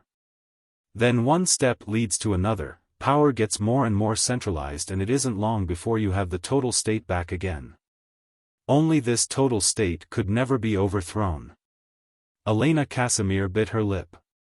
A stray breeze slid down the rock wall and rumpled her bright hair. After a long while she said, "Maybe you're right. But America today has, on the whole, a good government. You could let them know. Too risky. Sooner or later someone, probably with very idealistic motives, would force the whole thing into the open. So we're keeping hidden the very fact that our most important equations exist, which is why we didn't ask for help when Meade's detectives finally learned that they know. How do you know your precious institute won't become just such an oligarchy as you describe?" "I don't," Simon said, "but it's improbable. You see, the recruits who are eventually taught everything we know are pretty thoroughly indoctrinated with our own present-day beliefs. And we've learned enough individual psych to do some real indoctrinating. They'll pass it on to the next generation and so on. Meanwhile, we hope the social structure and the mental climate is being modified in such a way that eventually it would be very difficult, if not impossible, for anyone to impose absolute control by any means. For as I said before, even an ultimately developed psychodynamics can't do everything. Ordinary propaganda, for instance, is quite ineffective on people trained in critical thinking. When enough people the world over are saying we can make the knowledge general, Meanwhile, we've got to keep it under wraps and quietly prevent anyone else from learning the same things independently. Most such prevention, by the way, consists merely of recruiting promising researchers into our own ranks. The world's too big, she said very softly. You can't foresee all that'll happen. Too many things could go wrong. Maybe. It's a chance we've got to take. His own gaze was somber. They sat for a while in stillness. Then she said, "It all sounds very pretty. But, what are you, Dalgety?" "Simon," he corrected. "What are you?" she repeated. "You've done things I wouldn't have believed were possible. Are you human?" "I'm told so." He smiled. "Yes? I wonder. How is it possible that you—" He wagged a finger. "Aha! Right of privacy. And with swift seriousness, you know too much already. I have to assume you can keep it secret all your life." "That remains to be seen," Elena said, not looking at him. Chapter 7. Sundown burned across the waters and the island rose like a mountain of night against the darkening sky. Dalgety stretched cramped muscles and peered over the bay. In the hours of waiting there had not been much said between him and the woman. He had dropped a few questions, with the careful casualness of the skilled analyst, and gotten the expected reactions. He knew a little more about her, a child of the strangling dying cities and shadowy family life of the 1980s, forced to armor herself in harshness. Finding in the long training for her work and now in the job itself an ideal to substitute for the tenderness she had never known. He felt pity for her, but there was little he could do to help just now. To her own queries he gave guarded replies. It occurred to him briefly that he was, in his way, as lonesome as she. "But of course I don't mind, or do I?" Mostly they tried to plan their next move. For the time, at least, they were of one purpose. She described the layout of house and grounds and indicated the cell where Michael Tighe was ordinarily kept. But there was not much they could do to think out tactics. "If Bancroft gets alarmed enough," she said, "he'll have Dr. Tighe flown elsewhere." He agreed. "That's why we'd better hit tonight, before he can get that worried." The thought was pain within him. "Dad, what are they doing to you now? There's also the matter of food and drink." Her voice was husky with thirst and dull with the discouragement of hunger. "We can't stay out here like this much longer." She gave him a strange glance. "Don't you feel weak?" "Not now," he said. He had blocked off the sensations. Simon." She grabbed his arm. "A boat, here?" The murmur of jets drifted to him through the beating waves. "Yeah. Quick, underneath." They scrambled over the hogback and slid down its farther side. The sea clawed at Dalgety's feet and foam exploded over his head. He hunched low, throwing one arm about her as she slipped. The airboat murmured overhead, hot gold in the sunset light. Dalgety crouched, letting the breakers run coldly around him. The ledge where they clung was worn smooth, offered little to hold on to. The boat circled, its jets thunderous at low speed. "They're worried about her now. They must be sure I'm still alive." White water roared above his head. He breathed a hasty gasp of air before the next comber hit him. Their bodies were wholly submerged, their faces shouldn't show in that haze of foam, but the jet was soaring down and there would be machine guns on it. Dalgety's belly muscles stiffened, waiting for the tracers to burn through him. Elena's body slipped from his grasp and went under. He hung there, not daring to follow. A stolen glance upward, yes, the jet was out of sight again, moving back toward the field. He dove off the ledge and struck into the waves. The girl's head rose over them as he neared. She twisted from him and made her own way back to the rock. But when they were in the hollow again her teeth rattled with chill and she pressed against him for warmth. "Okay," he said shakily. "Okay, we're all right now. You are hereby entitled to join our Pacific Wet Errands Club." Her laugh was small under the boom of breakers and hiss of scud. "You're trying hard, aren't you?" Oh. Get down." Peering over the edge, Dalgety saw the men descending the path. There were half a dozen, armed and wary. One had a WT radio unit on his back. In the shadow of the cliff they were almost invisible as they began prowling the beach. "Still hunting us?" Her voice was a groan. "You didn't expect otherwise, did you? I'm just hoping they don't come out here. Does anybody else know of this spot?" He held his lips close to her ear. "No, I don't believe so," she breathed. "I was the only one who cared to go swimming at this end of the island." "But..." Dalgety waited, grimly. The sun was down at last, the twilight thickening. A few stars twinkled to life in the east. The goons finished their search and settled in a line along the beach. Oh, muttered Dalgety. "I get the idea. Bancroft's had the land beaten for me so thoroughly he's sure I must be somewhere out to sea. If I were he I'd guess I'd swum far out to be picked up by a waterboat. So, he's guarding every possible approach against a landing party." "What can we do?" whispered Elena. "Even if we can swim around their radius of sight we can't land just anywhere. Most of the island is vertical cliff." "Or can you?" "No," he said. "Regardless of what you may think, I don't have vacuum cups on my feet. But how far does that gun of yours carry?" She stole a glance over the edge. Night was sweeping in. The island was a wall of blackness and the men at its foot were hidden. "You can't see," she protested. He squeezed her shoulder. "Oh yes I can, honey. But whether I'm a good enough shot to. We'll have to try it, that's all." Her face was a white blur and fear of the unknown put metal in her voice. "Part seal, part cat, part deer, part what else?" "I don't think you're human, Simon Dalgety." He didn't answer. The abnormal voluntary dilation of pupils hurt his eyes. "What else has Dr. Ty done?" Her tone was chill in the dark. "You can't study the human mind without studying the body too. What's he done? Are you the mutant they're always speculating about? Did Dr. Ty create or find Homo superior?" "If I don't plug that radiocom set before they can use it," he said, "I'll be homogenized." "You can't laugh it off," she said through taut lips.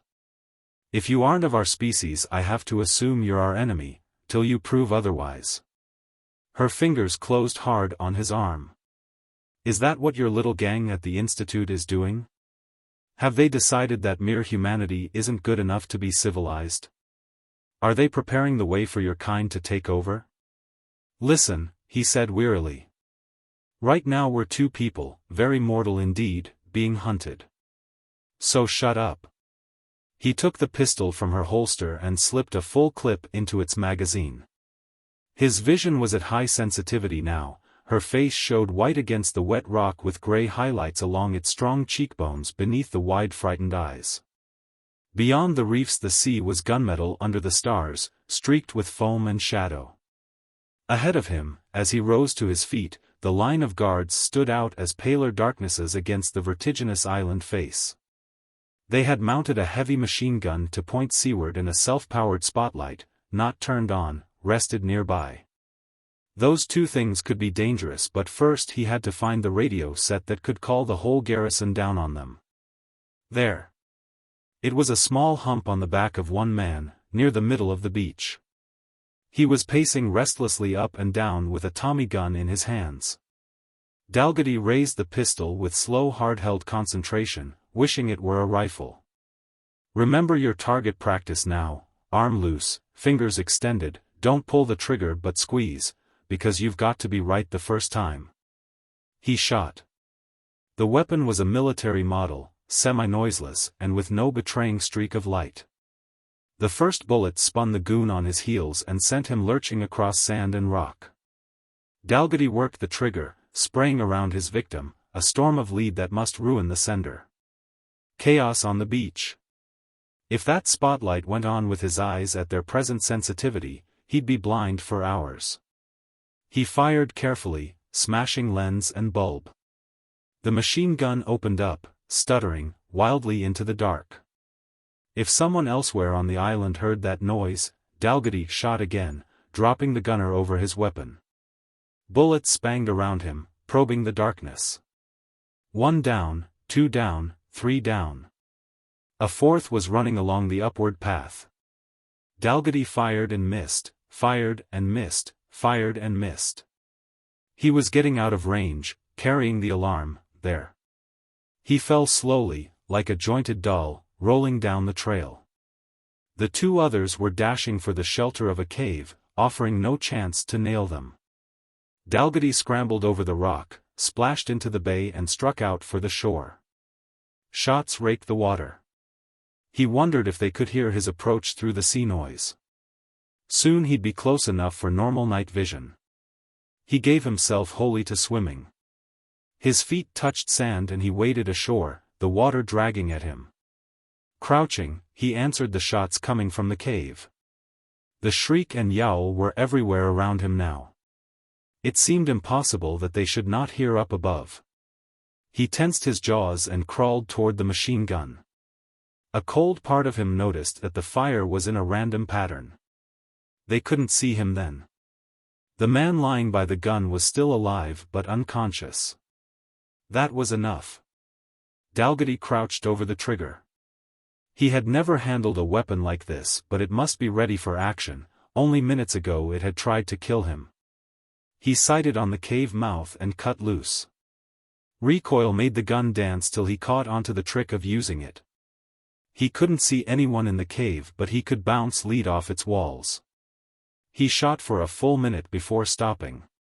Then he crawled away at an angle till he reached the cliff. Sliding along this he approached the entrance and waited. No sound came from inside. He risked a quick glance. Yes, it had done the job. He felt a little sick. Elena was climbing out of the water when he returned. There was a strangeness in the look she gave him. "All taken care of?" she asked tonelessly. He nodded, remembered she could hardly see the movement, said aloud, "Yes, I think so. Grab some of this hardware and let's get moving." With his nerves already keyed for night vision, it was not difficult to heighten other perceptions and catch her thinking, "Not human. Why should he mind if he kills human beings when he isn't one himself?" "But I do mind," he said gently. "I've never killed a man before and I don't like it." She jerked away from him. It had been a mistake, he realized. "Come on," he said. "Here's your pistol. Better take a Tommy gun too if you can handle it." "Yes," she said. He had lowered his reception again, her voice fell quiet and hard. "Yes, I can use one." "On whom?" He wondered. He picked up an automatic rifle from one of the sprawled figures. "Let's go," he said. Turning, he led the way up the path. His spine prickled with the thought of her at his back, keyed to a pitch of near hysteria. "We're out to rescue Michael Ty, remember," he whispered over his shoulder. "I've had no military experience and I doubt that you've ever done anything like this either, so we'll probably make every mistake in the books. But we've got to get Dr. Ty." She didn't answer. At the top of the path Dalgety went down on his stomach again and slithered up over the crest. Slowly he raised his head to peer in front of him. Nothing moved, nothing stirred. He stooped low as he walked forward. The thickets fenced off vision a few yards ahead. Beyond them, at the end of the slope, he could glimpse lights. Bancroft's place must be one glare of radiance. How to get in there without being seen? He drew Elena close to him. For a moment she stiffened at his touch, then she yielded. "Any ideas?" he asked. "No," she replied. "I could play dead," he began tentatively. "You could claim to have been caught by me, to have gotten your gun back and killed me. They might lose suspicion then and carry me inside. You think you could fake that?" She pulled away from him again. Sure. Make a small cut and force it to bleed enough to look like a bullet wound, which doesn't usually bleed much, anyway. Slow down heartbeat and respiration till their ordinary senses couldn't detect them. Near total muscular relaxation, including even those unromantic aspects of death which are so rarely mentioned. Oh yes. Now I know you aren't human, she said. There was a shudder in her voice. Are you a synthetic thing? Did they make you in the laboratory, Dalgety? I just want your opinion of the idea, he muttered with a flicker of anger. It must have taken an effort for Elena to wrench clear of her fear of him. But then she shook her head. Too risky. If I were one of those fellows, with all you've already done to make me wonder about you, the first thing I'd do on finding your supposed corpse would be to put a bullet through its brain, and maybe a stake through its heart. Or can you survive that too? No, he admitted. All right, it was just a thought. Let's work a bit closer to the house. They went through brush and grass. It seemed to him that an army would make less noise. Once his straining ears caught a sound of boots and he yanked Elena into the gloom under a palmetto. 2 guards tramped by, circling the land on patrol. Their forms loomed huge and black against the stars. Near the edge of the grounds Dalgety and Elena crouched in the long stiff grass and looked at the place they must enter. The man had had to lower his visual sensitivity as they approached the light. There were floodlights harsh on dock, airfield, barracks and lawn, with parties of guards moving around each section. Light showed in only one window of the house, on the 2nd story. Bancroft must be there, pacing and peering out into the night where his enemy stirred. Had he called by radio for reinforcements? At least no airboat had arrived or left. Dalgety knew he would have seen one in the sky. Dr. Tai was here yet, if he lived. Decision grew in the man. There was a wild chance. Are you much of an actress, Elena? He whispered. After 2 years as a spy I'd better be. Her face bore a hint of puzzlement under the tension as she looked at him. He could guess her thought, for a Superman, he asked some simple-minded questions. But then what is he? Or is he only dissembling? He explained his idea. She scowled. I know it's crazy, he told her, but have you anything better to offer? No. If you can handle your part. And you yours. He gave her a bleak look, but there was an appeal in it. Suddenly his half-glimpsed face looked strangely young and helpless. I'll be putting my life in your hands. If you don't trust me you can shoot. But you'll be killing a lot more than me. Tell me what you are, she said. How can I know what the ends of the Institute are when they're using such means as you? Mutant or android or, she caught her breath, or actually a creature from outer space, the stars. Simon Dalgety, what are you? If I answered that, he said with desolation in his voice, I'd probably be lying anyway. You've got to trust me this far. She sighed. All right. He didn't know if she was lying too. He laid the rifle down and folded his hands on top of his head. She walked behind him, down the slope toward the light, her submachine gun at his back. As he walked he was building up a strength and speed no human ought to possess. One of the sentries pacing through the garden came to a halt. His rifle swung up, and the voice was a hysterical yammer. Who goes? It's me, Buck, cried Elena. Don't get trigger-happy. I'm bringing in the prisoner. Huh? Dalgety shuffled into the light and stood slumped, letting his jaw hang slack as if he were near falling with weariness. You got him. The goon sprang forward. Don't holler, said Elena. I got this one, all right, but there are others. You keep on your beat. I got his weapons from him. He's harmless now. Is Mr. Bancroft in the house? Yeah, sure. The heavy face peered at Dalgety with more than a tinge of fear. But lemme go along. You know what he done last time. Stay on your post, she snapped. You've got your orders. I can handle him. Chapter 8. It might not have worked on most men, but these goons were not very bright. The guard nodded, gulped and resumed his pacing. Dalgety walked on up the path toward the house. A man at the door lifted his rifle. Halt, there. I'll have to call Mr. Bancroft first. The sentry went inside and thumbed an intercom switch. Dalgety, poised in a nervous tautness that could explode into physical strength, felt a clutch of fear. The whole thing was so fiendishly uncertain, anything could happen. Bancroft's voice drifted out. That you, Elena? Good work, girl. How'd you do it?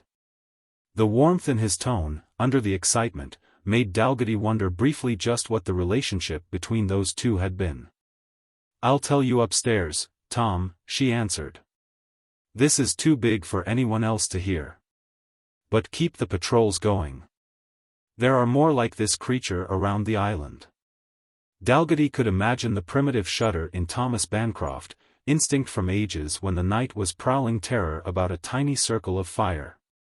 All right. If you're sure he won't. I've got him well covered.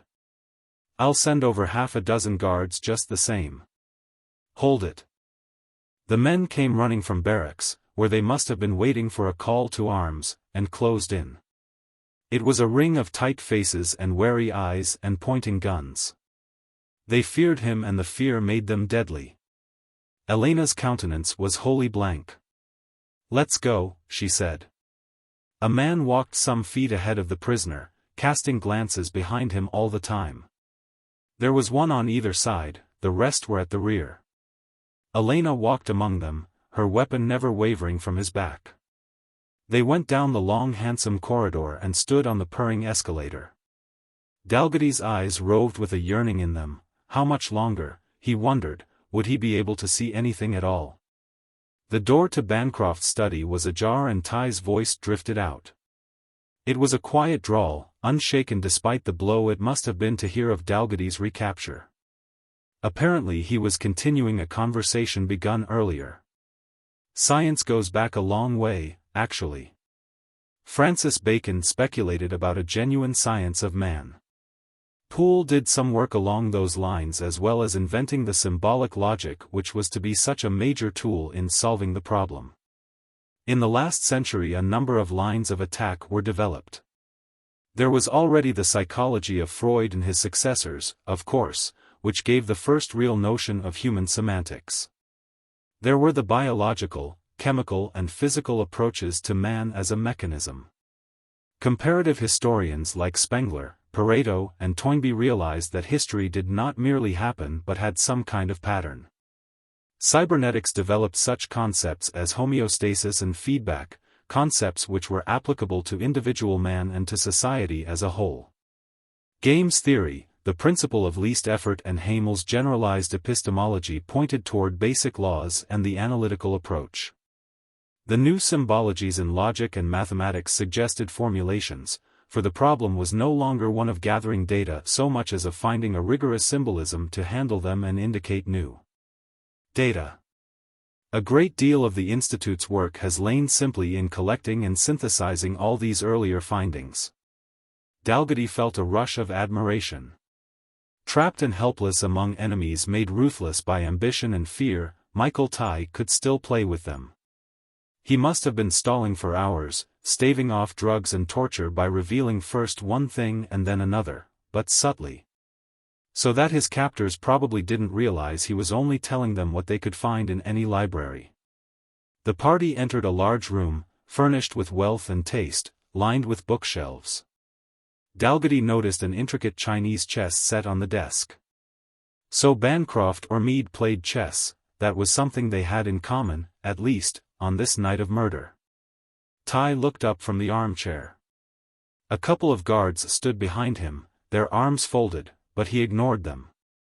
"Hello, son," he murmured. There was pain in his eyes. "Are you all right?" Dalgety nodded mutely.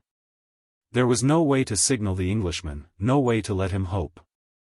Bancroft stepped over to the door and locked it. He gestured at the guards, who spread themselves around the walls, their guns aimed inward. He was shaking ever so faintly and his eyes glittered as with fever. "Sit down," he said. "There." Dalgety took the indicated armchair. It was deep and soft. It would be hard to spring out of quickly. Elena took a seat opposite him, poised on its edge, the Tommy gun in her lap. It was suddenly very still in the room. Bancroft went over to the desk and fumbled with a humidor. He didn't look up. "So you caught him," he said. "Yes," replied Elena. "After he caught me first." "How did you turn the tables?" Bancroft took out a cigar and bit the end off savagely. "What happened?" "I was in a cave, resting," she said tonelessly. "He rose out of the water and grabbed me. He'd been hiding underneath longer than anybody would have thought possible. He forced me out to a rock in the bay there, you know it? We hid till sundown, when he opened up on your men on that beach. He killed them all. I'd been tied but I'd managed to rub the strips loose. It was just a piece off his shirt he tied me with. While he was shooting I grabbed a stone and clipped him behind the ear. I dragged him to shore while he was still out, took one of the guns lying there and marched him here. Good work." Bancroft inhaled raggedly. "I'll see that you get a proper bonus for this, Elena." "But what else?" "You said." "Yes." Her gaze was steady on him. "We talked, out there in the bay. He wanted to convince me I should help him. Tom, he isn't human." Bancroft's heavy form jerked. With an effort he steadied himself. "What do you mean?" "That muscular strength and speed, and telepathy. He can see in the dark and hold his breath longer than any man." "No, he isn't human." Bancroft looked at Dalgety's motionless form. The prisoner's eyes clashed with his and it was he who looked away again. "A telepath, did you say?" "Yes," she answered. "Do you want to prove it, Dalgety?" There was stillness in the room.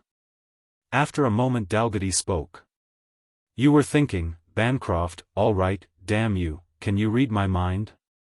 Go ahead and try it and you'll know what I'm thinking about you." The rest was obscenities. "A guess," said Bancroft. There was sweat on his cheeks. "Just a good guess." "Try again." Another pause, then, 10, 9, 7, A, B, M, Z, Z, shall I keep on? Dalgety asked quietly. "No," muttered Bancroft. "No, that's enough." "What are you?" "He told me," put in Elena. "You're going to have trouble believing it." "I'm not sure if I believe it myself. But he's from another star." Bancroft opened his lips and shut them again. The massive head shook in denial. "He is, from Tau Ceti," said Elena. "They're way beyond us. It's the thing people have been speculating about for the last 100 years. "Longer, my girl," said Ty. There was no emotion in his face or voice save a dry humor, but Dalgety knew what a flame must suddenly be leaping up inside him. "Read Voltaire's Micromegas." "I've read such fiction," said Bancroft harshly. "Who hasn't?" "All right, why are they here, what do they want?" "You could say," spoke Dalgety, "that we favor the Institute. But you've been raised from childhood." "Oh yes. My people have been on Earth a long time. Many of them are born here. Our first spaceship arrived in 1965. He leaned forward in the chair. "I expected Casimir to be reasonable and help me rescue Dr. Ty. Since she hasn't done so I must appeal to your own common sense. We have crews on Earth. We know where all our people are at any given time. If necessary I can die to preserve the secret of our presence, but in that case you will die too, Bancroft. The island will be bombed." The chief looked out the window into the enormity of night. "You can't expect me to accept this as if. I've some things to tell you which may change your mind," said Dalgety. They will certainly prove my story. Send your men out though. This is only for your ears. And have you jump me, snapped Bancroft. Casimir can stay, said Dalgety, and anyone else you are absolutely certain can keep a secret and control his own greed. Bancroft paced once around the room.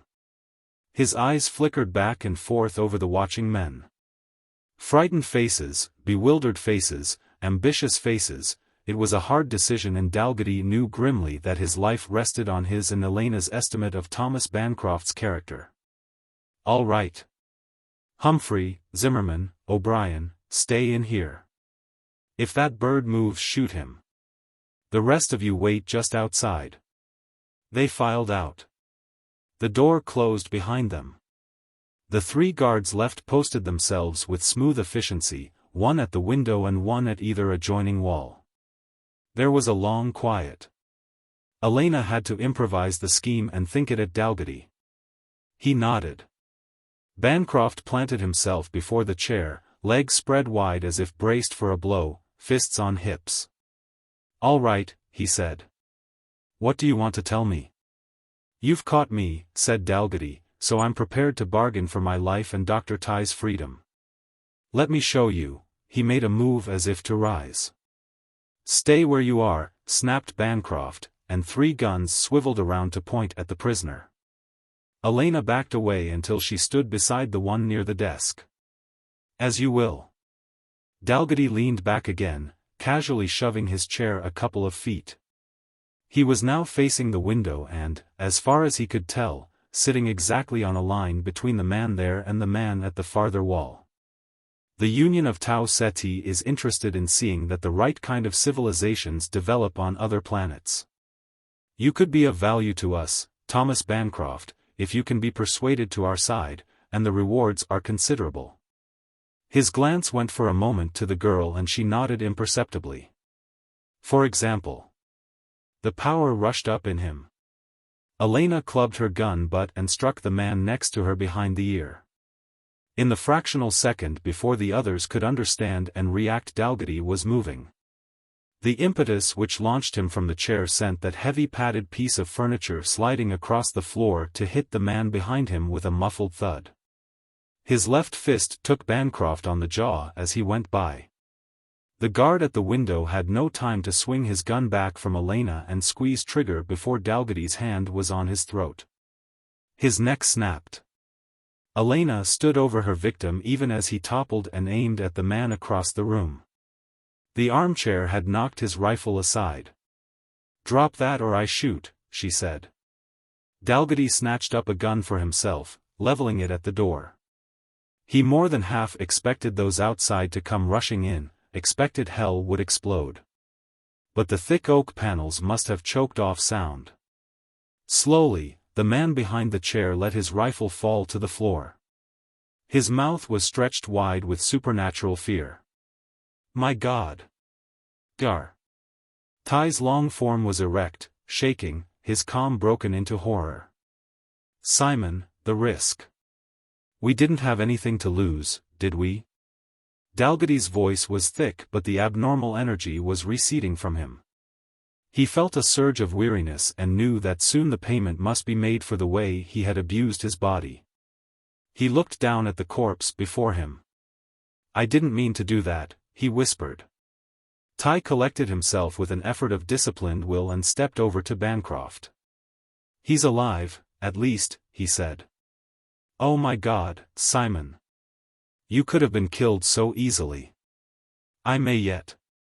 We aren't out of the woods by any means. Find something to tie these 2 others up with, will you, Dad? The Englishman nodded. Elena's slugged guard was stirring and groaning. Ty bound and gagged him with strips torn from his tunic. Under the submachine gun the other submitted meekly enough. Dalgety rolled them behind a sofa with the one he had slain. Bancroft was wakening too. Dalgety located a flask of bourbon and gave it to him. Clearing eyes looked up with the same terror. Now what? Mumbled Bancroft. You can't get away. We can damn well try. If it had come to fighting with the rest of your gang, we'd have used you as a hostage, but now there's a neater way. On your feet. Here, straighten your tunic, comb your hair. Okay, you'll do just as you're told, because if anything goes wrong we'll have nothing at all to lose by shooting you. Dalgety rapped out his orders. Bancroft looked at Elena and there was more than physical hurt in his eyes. Why did you do it? FBI, she said. He shook his head, still stunned, and shuffled over to the desk visiphone and called the hangar. I've got to get to the mainland in a hurry. Have the speedster ready in 10 minutes. No, just the regular pilot, nobody else. I'll have Dalgety with me, but it's okay. He's on our side now. They went out the door. Elena cradled her Tommy gun under one arm. You can go back to the barracks, boys, said Bancroft wearily to the men outside. It's all been settled. A quarter-hour later Bancroft's private jet was in the air. 5 minutes after that he and the pilot were bound and locked in a rear compartment. Michael Tighe took the controls. This boat has legs, he said. Nothing can catch us between here and California. All right. Dalgety's tones were flat with exhaustion. I'm going back to rest, Dad. Briefly his hand rested on the older man's shoulder. It's good to have you back, he said. Thank you, son, said Michael Tighe. I can't tell you how wonderful it is to be free again. Chapter 9. Dalgety found a reclining seat and eased himself into it. One by one he began releasing the controls over himself, sensitivities, nerve blocks, glandular stimulation. Fatigue and pain mounted within him. He looked out at the stars and listened to the dark whistle of air with merely human senses. Elena Casimir came to sit beside him and he realized that his job wasn't done. He studied the strong lines of her face. She could be a hard foe but just as stubborn a friend. What do you have in mind for Bancroft? He asked. Kidnapping charges for him and that whole gang, she said. He won't wriggle out of it, I can guarantee you. Her eyes rested on him, unsure, a little frightened. Federal prison psychiatrists have institute training, she murmured. You'll see that his personality is reshaped your way, won't you? As far as possible, Simon said. Though it doesn't matter much. Bancroft is finished as a factor to be reckoned with. There's still Bertrand Meade himself, of course. Even if Bancroft made a full confession I doubt that we could touch him. But the Institute has now learned to take precautions against extra-legal methods, and within the framework of the law we can give him cards and spades and still defeat him. With some help from my department, Elena said. There was a touch of steel in her voice. But the whole story of this rescue will have to be played down. It wouldn't do to have too many ideas floating around in the public mind, would it? That's right, he admitted. His head felt heavy, he wanted to rest it on her shoulder and sleep for a century. It's up to you really. If you submit the right kind of report to your superiors it can all be worked out. Everything else will just be detail. But otherwise you'll ruin everything. I don't know. She looked at him for a long while. I don't know if I should or not. You may be correct about the Institute and the justice of its aims and methods. But how can I be sure, when I don't know what's behind it? How do I know there wasn't more truth than fiction in that Tau Ceti story, that you aren't really the agent of some non-human power quietly taking over all our race? At another time Dalgety might have argued, tried to veil it from her, tried to trick her once again. But now he was too weary. There was a great surrender in him. I'll tell you if you wish, he said, and after that it's in your hands. You can make us or break us. Go on then. Her tone withdrew into wariness. I'm human, he said. I'm as human as you are. Only I've had rather special training, that's all. It's another discovery of the Institute for which we don't feel the world is ready. It'd be too big a temptation for too many people, to create followers like me. He looked away, into the windy dark. The scientist is also a member of society and has a responsibility toward it. This restraint of ours is one way in which we meet that obligation. She didn't speak, but suddenly one hand reached over and rested on his. The impulsive gesture brought warmth flooding through him. Dad's work was mostly in mass action psych, he said, making his tone try to cover what he felt. But he has plenty of associates trying to understand the individual human being as a functioning mechanism. A lot's been learned since Freud, both from the psychiatric and the neurological angle. Ultimately, those two are interchangeable. Some 30 years ago one of the teams which founded the institute learned enough about the relationship between the conscious, subconscious and involuntary minds to begin practical tests. Along with a few others I was a guinea pig. And their theories worked. I needn't go into the details of my training. It involved physical exercises, mental practice, some hypnotism, diet and so on. It went considerably beyond the important synthesis education which is the most advanced thing known to the general public. But its aim, only partially realized as yet, its aim was simply to produce the completely integrated human being. Dalgety paused. The wind flowed and muttered beyond the wall. There is no sharp division between conscious and subconscious or even between those and the centers controlling involuntary functions, he said. The brain is a continuous structure. Suppose, for instance, that you become aware of a runaway car bearing down on you. Your heartbeat speeds up, your adrenaline output increases, your sight sharpens, your sensitivity to pain drops, it's all preparation for fight or flight. Even without obvious physical necessity the same thing can happen on a lesser scale, for example when you read an exciting story. And psychotics, especially hysterics, can produce some of the damnedest physiological symptoms you ever saw. I begin to understand, she whispered. Rage or fear brings abnormal strength and fast reaction. But the psychotic can do more than that. He can show physical symptoms like burns, stigmata or, if female, false pregnancy. Sometimes he becomes wholly insensitive in some part of his body via a nerve block. Bleeding can start or stop without apparent cause. He can go into a coma or he can stay awake for days without getting sleepy. He can read minds? It was a defiance. Not that I know of. Simon chuckled. But human sense organs are amazingly good. It only takes 3 or 4 quanta to stimulate the visual purple, a little more actually because of absorption by the eyeball itself. There have been hysterics who could hear a watch ticking 20 feet away that the normal person could not hear at 1 foot.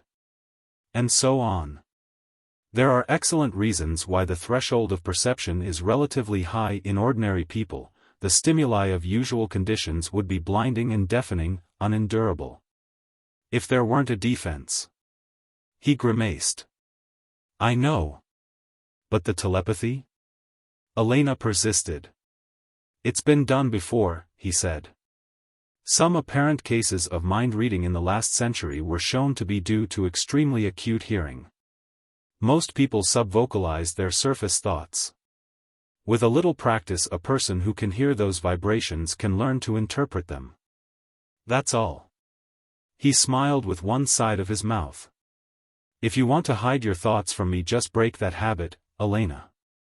She looked at him with an emotion he could not quite recognize. I see, she breathed. And your memory must be perfect too, if you can pull any datum out of the subconscious. And you can do everything, can't you? No, he said. I'm only a test case.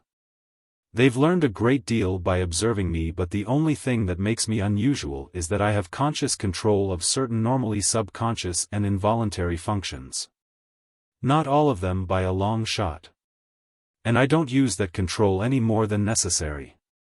There are sound biological reasons why man's mind is so divided and plenty of penalties attached to a case like mine. It'll take me a couple of months to get back in shape after this bout. I'm due for a good old-fashioned nervous breakdown, and while it won't last long it won't be much fun while it does last.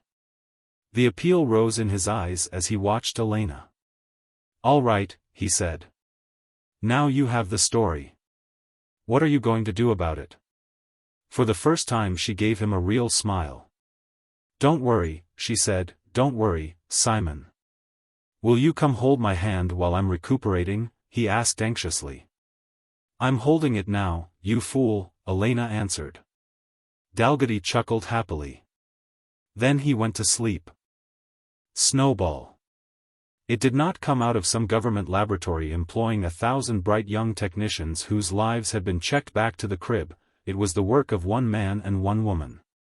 This is not the reversal of history you might think, for the truth is that all the really basic advances have been made by one or a few men, from the first to steal fire out of a volcano to E=mc².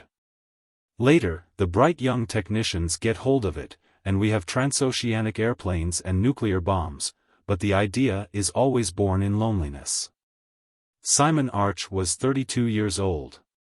He came from upstate Massachusetts, the son of a small-town doctor, and his childhood and adolescence were normal enough aside from tinkering with mathematics and explosive mixtures.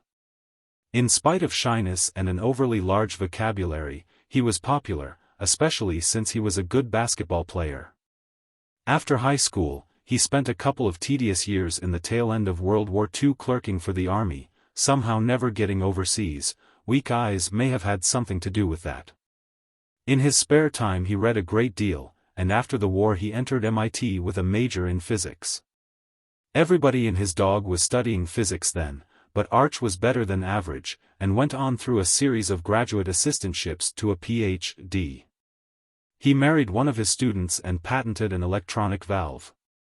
Its value was limited to certain special applications, but the royalties provided a small independent income and he realized his ambition, to work for himself. He and Elizabeth built a house in Westfield, which lies some 50 miles north of Boston and has a small college, otherwise it is only a shopping center for the local farmers. The house had a walled garden and a separate laboratory building. Equipment for the lab was expensive enough to make the Arches postpone children. Indeed, after its requirements were met, they had little enough to live on, but they made sarcastic remarks about the installment buying rat race and kept out of it. Besides, they had hopes for their latest project. There might be real money in that. Colin Culquown, professor of physics at Westfield, was Arch's closest friend, huge, red-haired, boisterous man with radical opinions on politics which were always good for an argument. Arch, tall and slim and dark, with horn-rimmed glasses over black eyes and a boyishly smooth face, labeled himself a reactionary. "Dielectrics, rumbled Culquown one sunny May afternoon. "So that's your latest kick, laddie. What about it?" "I have some ideas on the theory of dielectric polarization," said Arch. "It's still not too well understood, you know." "Yeah?" Culquown turned as Elizabeth brought in a tray of dewed glasses. "Thank ye kindly." One hairy hand engulfed a goblet and he drank noisily. "Ah. Your taste in beer is as good as your taste in politics is moldy. Go on." Arch looked at the floor. "Maybe I shouldn't," he said, feeling his old nervousness rise within him. "You see, I'm operating purely on a hunch.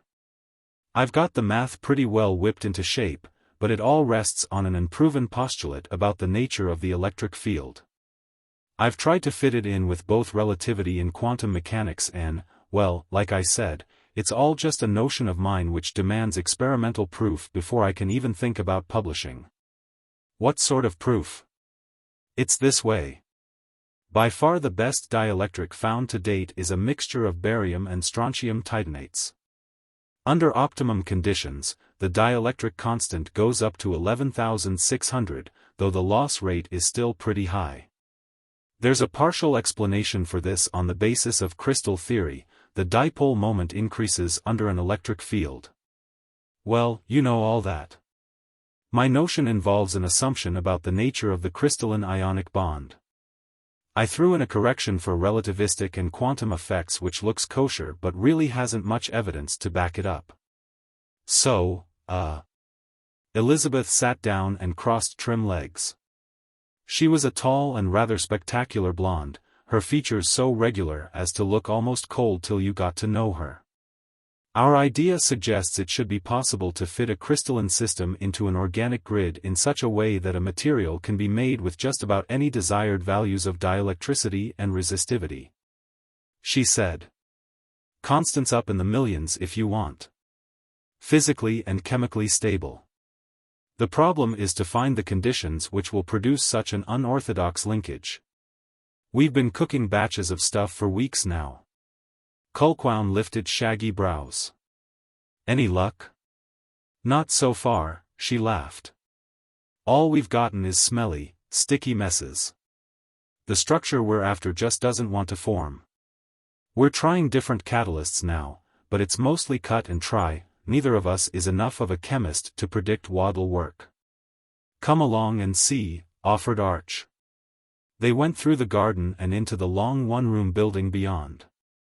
Culquown looked at the instruments with a certain wistfulness. He had trouble getting money to keep up any kind of lab.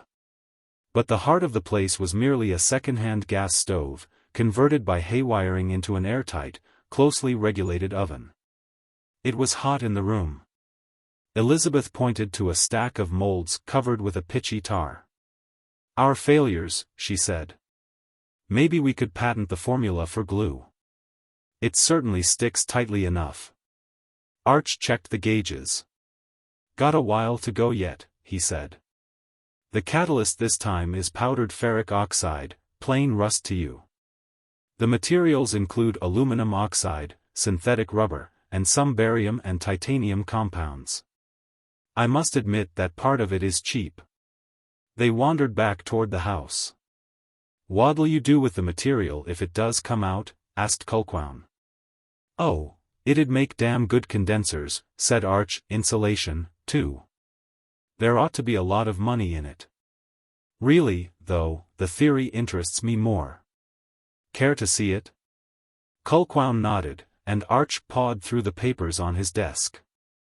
The top was littered with his stamp collection, but an unerring instinct seemed to guide his hand to the desired papers.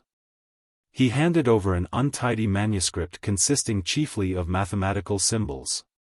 But don't bother with it now, he said. I blew us to a new Bach the other day, Street Point Matthew Passion. Culquown's eyes lit up, and for a while the house was filled with a serene strength which this century had forgotten. Mon, whispered the professor at last. What he could have done with the bagpipes. Barbarian, said Elizabeth. As it happened, that one test batch was successful. Arch took a slab of darkly shining material from the lab oven and sawed it up for tests. It met them all. Heat and cold had little effect, even on the electric properties. Ordinary chemicals did not react. The dielectric constant was over 1,000,000, and the charge was held without appreciable leakage. Why doesn't it arc over? Wondered Elizabeth. Electric fields entirely inside the slab, said Arch absently. You need a solid conductor, like a wire, between the poles to discharge it. The breakdown voltage is so high that you might as well forget about it. He lifted a piece about 10 inches square and 2 inches thick. You could charge this hunk up with enough juice to run our house for a couple of years, I imagine. Of course, it'd be DC, so you'd have to drain it through a small AC generator. The material itself costs, I'd guess 50 cents, $1 maybe if you include labor. He hesitated. You know, it occurs to me we've just killed the wet cell battery. Good riddance, said Elizabeth. The first thing you do, my boy, is make a replacement for that so-called battery in our car. I'm tired of having the clunk die in the middle of traffic. Okay, said Arch mildly. Then we see about patents. But, honey, don't you think this deserves a small celebration of sorts? Arch spent a few days drawing up specifications and methods of manufacture. By giving the subject a little thought, he discovered that production could be fantastically cheap and easy. If you knew just what was needed, you had only to mix together a few chemicals obtainable in any drugstore, bake them in your oven for several hours. and saw the resulting chunk into pieces of suitable size. By adding resistances and inductances, which could be made if necessary from junkyard wire, you could bleed off the charge at any desired rate.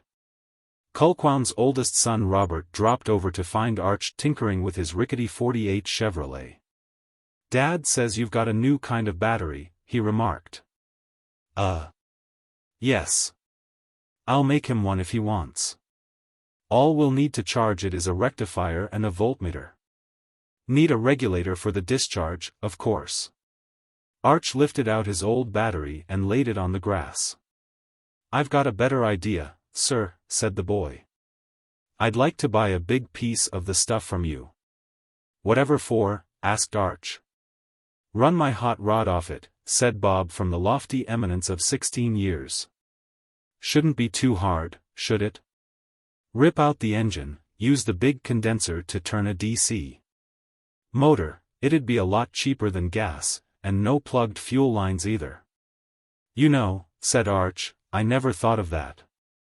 He lifted the ridiculously small object which was his new current source and placed it inside the hood. He had had to add 2 pieces of strap iron to hold it in position. "Why a regular motor?" he mused. "If you have DC coming out at a controlled rate, you could use it to turn your main drive shaft by a very simple and cheap arrangement." "Oh, sure," said Robert scornfully. "That's what I meant. Any backyard mechanic could fix that up, if he didn't electrocute himself first." "But how about it, Dr. Arch? How much would you want for a piece like that?" "I haven't the time," said the physicist. "Tell you what, though, I'll give you a copy of the specs and you can make your own. There's nothing to it, if your mother will let you have the oven for a day. Cost you maybe $5 for materials. Sell it for $25, said Bob dreamily. "Look, Dr. Arch, would you like to go into business with me? I'll pay you whatever royalty seems right." "I'm going to Boston with just that in mind," said Arch, fumbling with the cables. "However, go ahead. Consider yourself a licensee. I want 10% of the selling price, and I'll trust a Scotch Yankee like you to make me $1 million. He had no business sense. It would have saved him much grief if he had. The countryside looked clean, full of hope and springtime. Now and then a chrome-plated monster of an automobile whipped past Arch's sedately chugging antique. He observed them with a certain contempt, an engineer's eye for the Goldbergian inefficiency of a mechanism which turned this rod to push that cam to rotate such and such a gear, and needed a cooling system to throw away most of the energy generated. Bob Culquown, he reflected, had a saner outlook. Not only was electricity cheaper in the first place, but the wasted power would be minimal and the prime mover, the capacitor itself, simply would not wear out. Automobiles could be sold for perhaps $500 and built to last, not to run up repair bills till the owner was driven to buying a new model. The world's waning resources of petroleum could go into something useful, generating power at central stations, forming a base for organic syntheses. They would stretch out for centuries more. Coal could really come back into its own. Wait. There was no reason why you couldn't power every type of vehicle with capacitors.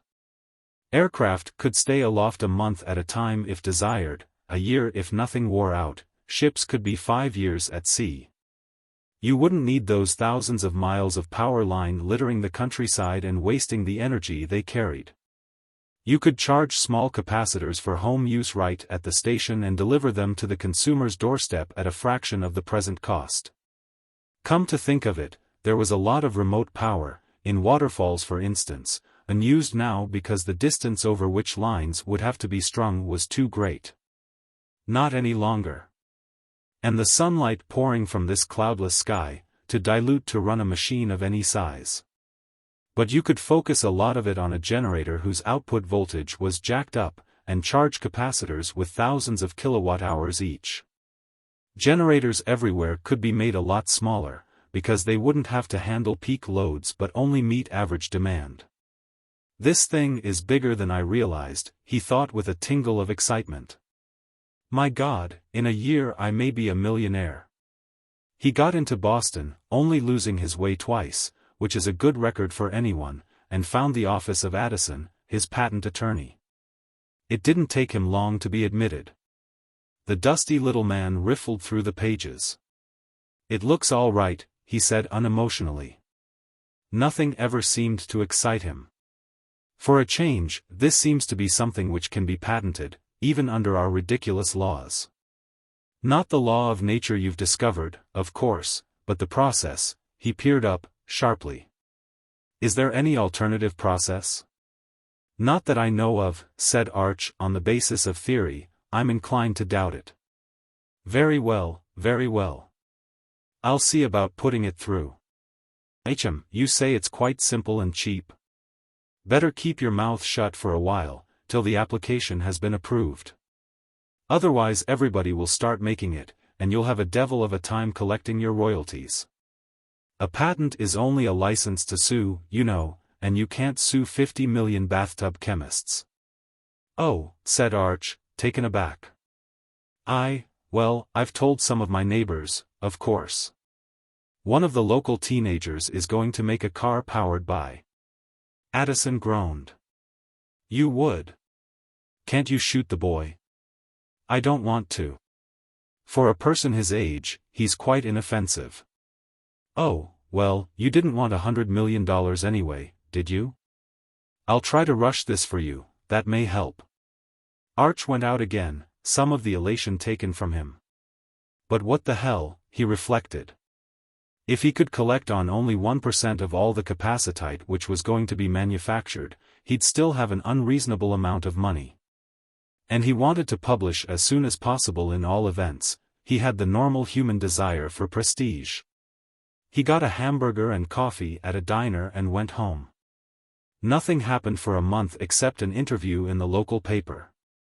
Bob finished his hot rod and drove it all over town. The boy was a little disappointed at the quietness of the machine, but the interest it attracted was compensation.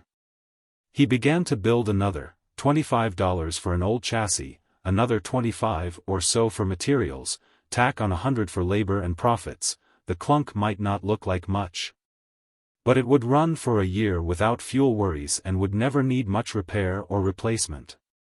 He also discovered, more or less clandestinely, that such a car would go up to 200 miles an hour on the straightaway. After selling it, he realized he could command a much bigger price, and set happily to work on another. The physics journal to which Arch sent his manuscript was interested enough to rush printing. Between the time he submitted it and the time it came out some 5 weeks later, he found himself in lively correspondence with the editor. "College will soon be letting out all over the country," said Elizabeth. "Stand by to repel boarders." Yes, I suppose so." Arch added up the cost of entertaining a rush of colleagues, but his worry was only a flicker across a somewhat bashful glow of pride. After all, he had done a big thing. His polarization theory cut a deep swath into what mystery remained about the atom. There might even be a Nobel Prize in it. It was on the day of publication that his phone rang. He looked up from his stamps, swore, and lifted it. "Hello? Dr. Arch?" The voice was smooth and cultivated, just a trace of upper-class New York accent. "How do you do, sir? My name is Gilmer, Linton Gilmer, and I represent several important corporations in the electricity field." He named them, and Arch barely suppressed a whistle. "Dar. Bowyer of the journal staff mentioned your work to one of his friends in an industrial research lab. He was quite excited, and you can understand that we are too. I believe I have some good news for you, if I may come to see you." Oh, sure." Visions whirled across Arch's eyes. Money. It represented a hi-fi set, a threepenny black, an automatic dishwasher, a reliable car, a new oscilloscope, a son and heir. "Come on up, be by all means. Yes, right away if you like. Okay, I'll be seeing you." He set the receiver down with a shaking hand and bawled, "Betty. Company coming." "Oh, damn." said his wife, sticking a grease-smudged face in the door. She had been tinkering with the lab oven. And the house in such a mess. So am I, for that matter. Hold the fort when he comes, darling. She still didn't know who he was, but whirled off in a cloud of profanity. Arch thought about putting on a decent suit and decided to hell with it. Let them come to him and accept him as he was. He had the whip hand, for once in his life. He contented himself with setting out beer and clearing the littered coffee table. Linton Gilmer was a big man, with a smooth well-massaged face, wavy gray hair, and large soft hands. His presence seemed to fill the room, hardly leaving space for anyone else. Very pleased to meet you, Dr. Arch, brilliant achievement.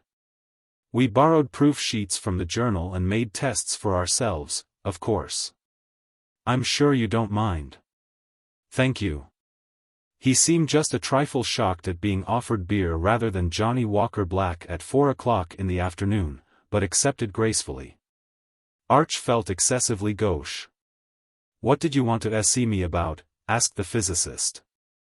Oh, well, sir, let's get acquainted first, said Gilmer heartily. No rush. No hurry. I envy you scientific fellows. The unending quest, thrill of discovery, yes, science was my first love, but I'm afraid I sort of got steered off into the business administration end. I know you scientists don't think much of us poor fellows behind the desks. You should hear how our boys gripe when we set the appropriations for their projects, but somebody has to do that, huh? Gilmer made a bridge of plump fingers. I do think, though, Dr. Arch, that this hostility is coming to an end. We're both part of the team, you know. Scientists and businessmen both work inside our free enterprise system to serve the American public. And more scientists are coming to recognize this. Arch shifted uneasily in his chair. He couldn't think of any response. But it was simple to converse with Gilmer. You just sat back, let him flow, and mumbled in the pauses. Some data began to emerge. We didn't want to trouble you with a dozen visitors, so it was agreed that I would represent the Combine to, sound you out, if I may so phrase it. Arch felt the stir of resentment which patronizing affability always evoked in him.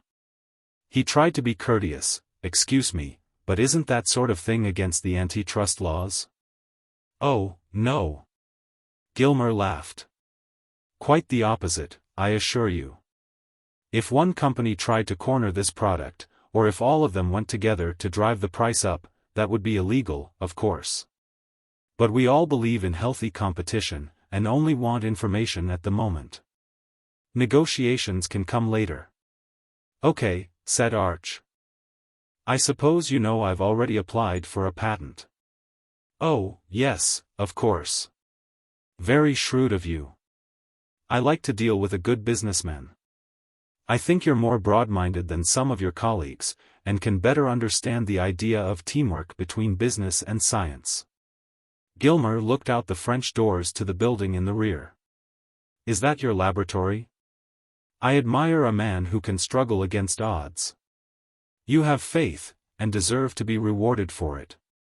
How would you like to work with some real money behind you? Arch paused. You mean, take a job on somebody's staff? Not as a lab flunky, said Gilmer quickly. You'd have a free hand. American business recognizes ability. You'd plan your own projects, and head them yourself. My own company is prepared to offer you $20,000 a year to start. Arch sat without moving. After taxes, said Gilmer. How about this, capacitite, I call it.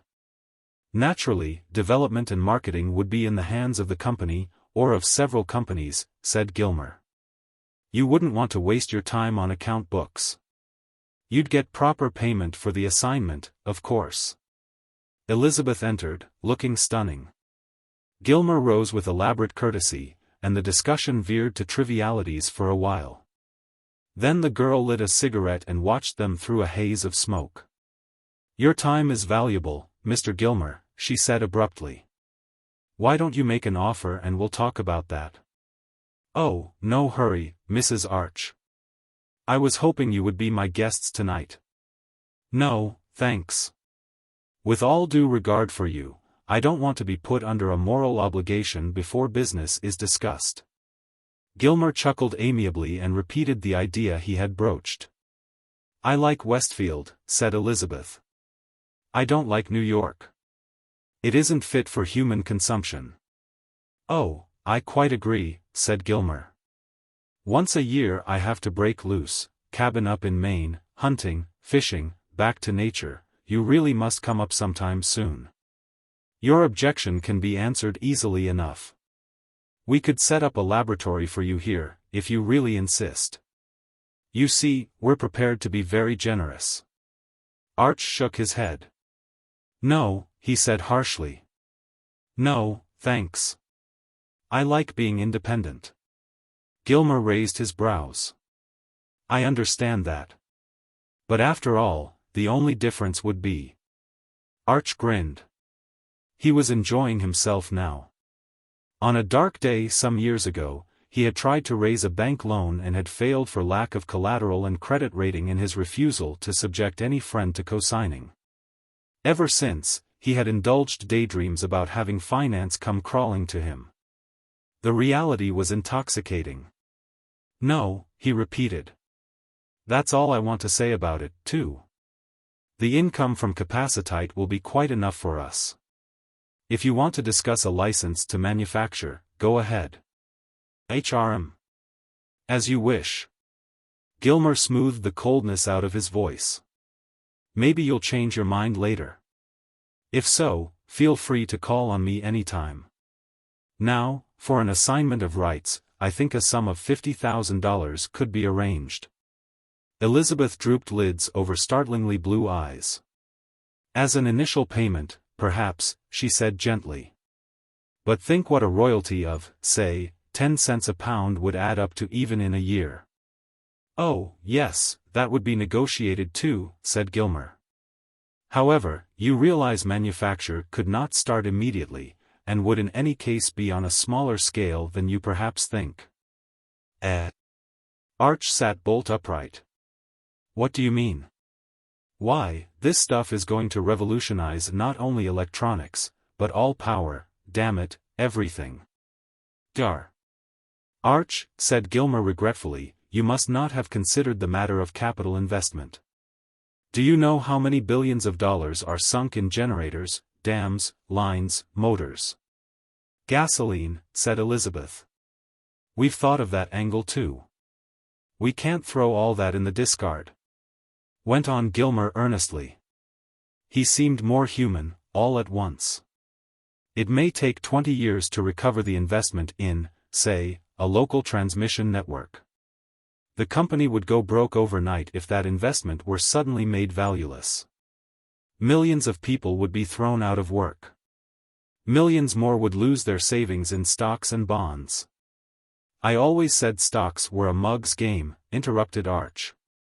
If the 2 or 3 shares owned by the widow and orphan you're leading up to go bluey, it won't break her. For years, now, I've had ads dinning the wonders of the present economic system into my ears. One of its main features, I'm told, is progress. All right, here's a chance to leap 100 years ahead. Let's see you take it. Gilmer's pink cheeks reddened. I'm afraid you still don't understand, he replied. We have a responsibility. The world is watching us. Just imagine what those British socialists would say if. If you're against socialism, said Elizabeth with a laugh, why not start at home? Public schools and federal highways, for instance. I fail to see where personal liberty is necessarily tied to any particular method of distribution. Gilmer seemed, for a moment, to lose his temper. This is no place for radicals, he said thickly. We've all got to have faith and put our shoulders to the wheel. He paused, swallowed, and smiled rather stiffly. Excuse me. I didn't mean to get worked up. There are a lot of stories about wonderful new inventions which the greedy corporations have bought up and hidden away. They simply are not true. All I'm after is a gradual introduction of this material. I know those wonderful inventions are pure rumor, said Arch. But I also know that just about everything I buy is made to wear out, so I'll have to buy some more. It's cheaper, yes, but I'd rather pay twice as much to start with and have my purchase last 10 times as long. Why can't I buy a decent kitchen knife? There's not one that keeps its edge. My wife finally made eyes at the butcher and got one of his old knives. It lasts. A big thing like capacitite represents a chance to change our whole philosophy into something more rational. That's what I'm after, not just money. There needn't be any unemployment. Capacitite makes increased production possible, so why not? Well, why not drop the workday to 4 hours for the same wages? Then you can employ twice as many people. It is not your or my place to make carping criticisms, retorted Gilmer. Fundamental changes aren't as easy as you think. Dar. Arch, I'm sorry to say that unless you'll agree to proper terms, none of the companies I represent will be interested in your material. All right, snapped Arch, I can make it myself. Make it by the ton if I like, and sell it for $1 a pound. You may find yourself undersold. My patent. It hasn't gone through yet. That takes time, plenty of time if you don't want to cooperate. And even if it is granted, which I by no means guarantee, you'll have to sue infringers. And do you know how crowded court calendars are? And how expensive a series of appeals can make such a suit? Okay, said Elizabeth sweetly. Go ahead and make it. You just got through telling us why you can't. Gilmer looked out the window. This is a great country, he said, with more sincerity than Arch had expected. No country on earth has ever been so rich and happy. Do you know how it got that way? By progressing, said Arch. For your information, I am not a leftist, I'll bet I'm far to the right of you. So far, that I still believe in full speed ahead and damn the torpedoes. Gilmer rose, with a certain dignity. I'm afraid tempers are getting a little short, he said quietly. I beg of you to reconsider. We'll fight for the public interest if we must, but we'd rather cooperate. May I leave my card? You can always get in touch with me. He made his farewells and left. Arch and Elizabeth looked somewhat blankly at each other. Well, killer, said the girl at last, I hope we haven't taken too big a chaw to swallow. Colquhoun dropped over in the evening and listened to their account. He shook his head dubiously. You're up against it, laddie, he said. They'll defend their coffers to the bitter end. It isn't that. Arch stared moodily into the darkness. I don't think they're a bunch of monsters, no more than anybody else. They just believe in the status quo. So do you, you know. How? Colquhoun bristled. I'll admit I'm not the hellfire revolutionary of my undergraduate days, but I still think a basic change is called for. Not basic, said Arch. You just want to change part of the mechanism. But you'd keep the same ant-heap industrial society. I believe the heart went out of this land after the Civil War, and the death warrant was signed about 1910. Before then, a man was still an individual. He worked for himself, at something he understood, and wasn't afraid to stand up and spit in the eye of the world. Now he spends his daily routine on an assembly line or behind a desk or counter, doing the same thing over and over for someone else. In the evening he watches the same pap on his television, and if something goes wrong he winds his way to the apartment superintendent or the VA or the Social Security office. Look at the progress of euphemism. Old people are senior citizens. Draft becomes selective service. Graveyard to cemetery to memorial park. We've become a race of dependents. And we can't break away, there isn't any frontier left, there isn't any alternative society, one man can't compete with a corporation. Or with a commissar, for that matter. What we need is not to go back to living in log cabins, but to make the means of sustenance and the sources of energy so cheap that every man can have them in sufficient quantity to live and work.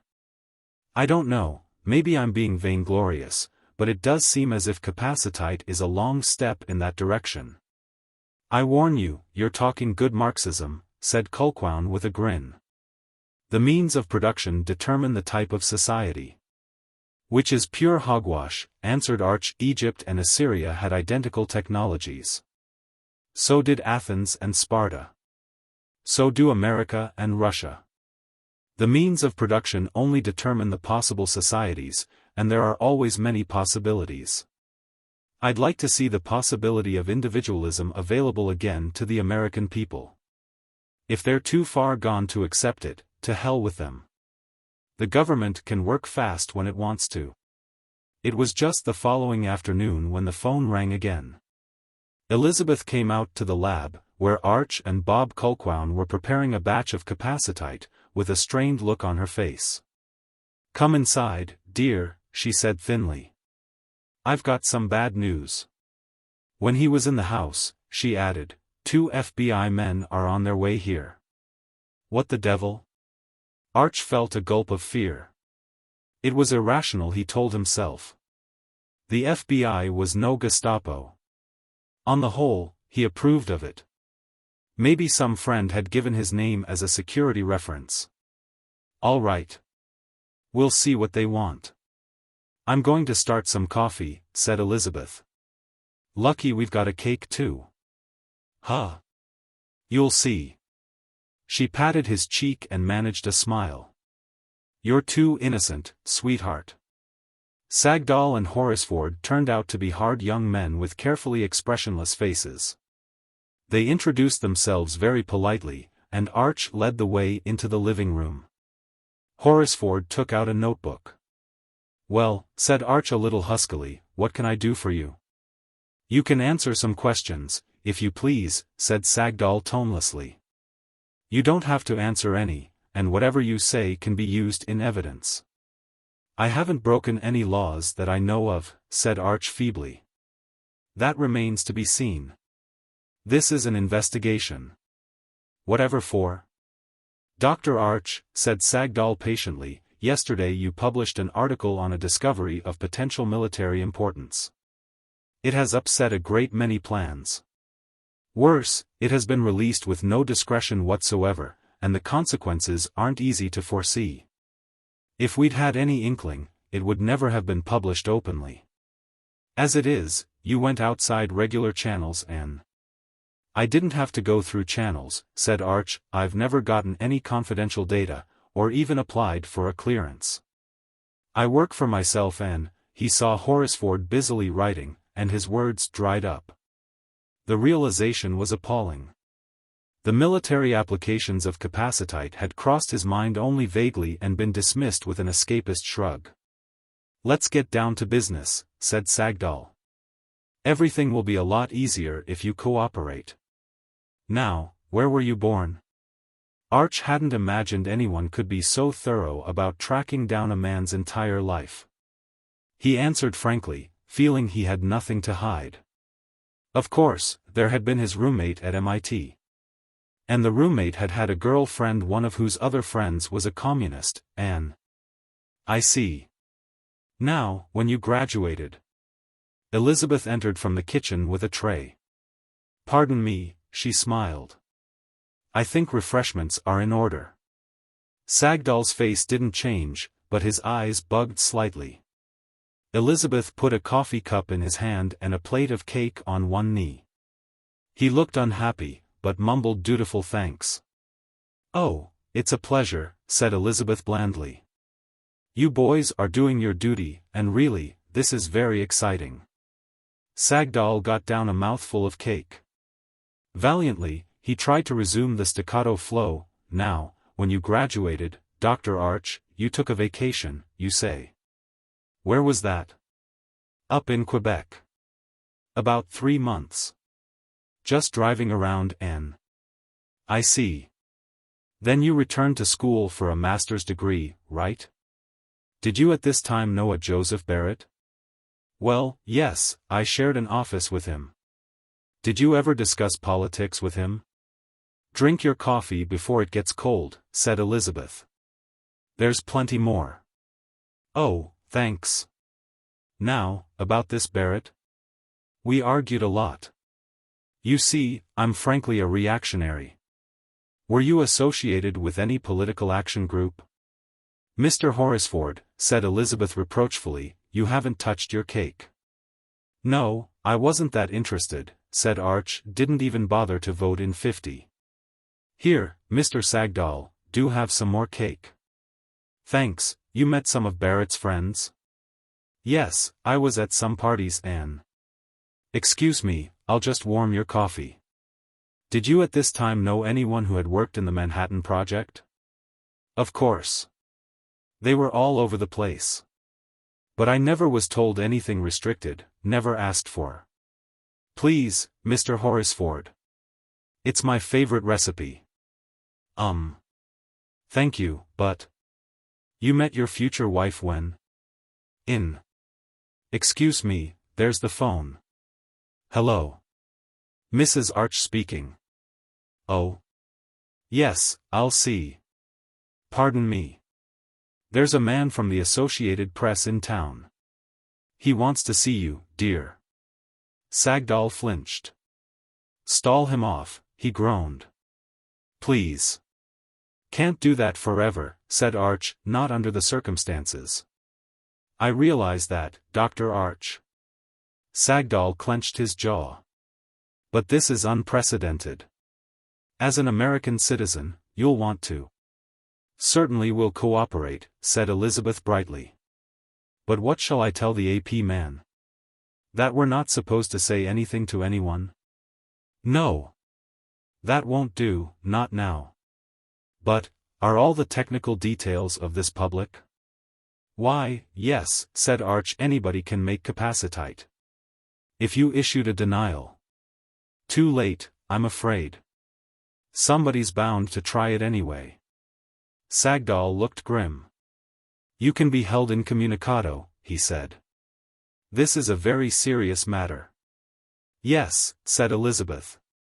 The AP man will think so too, if he can't get a story. Well. Oh, dear. My Russell Wright coffee cup. Nothing happened overnight. That was the hardest thing to believe.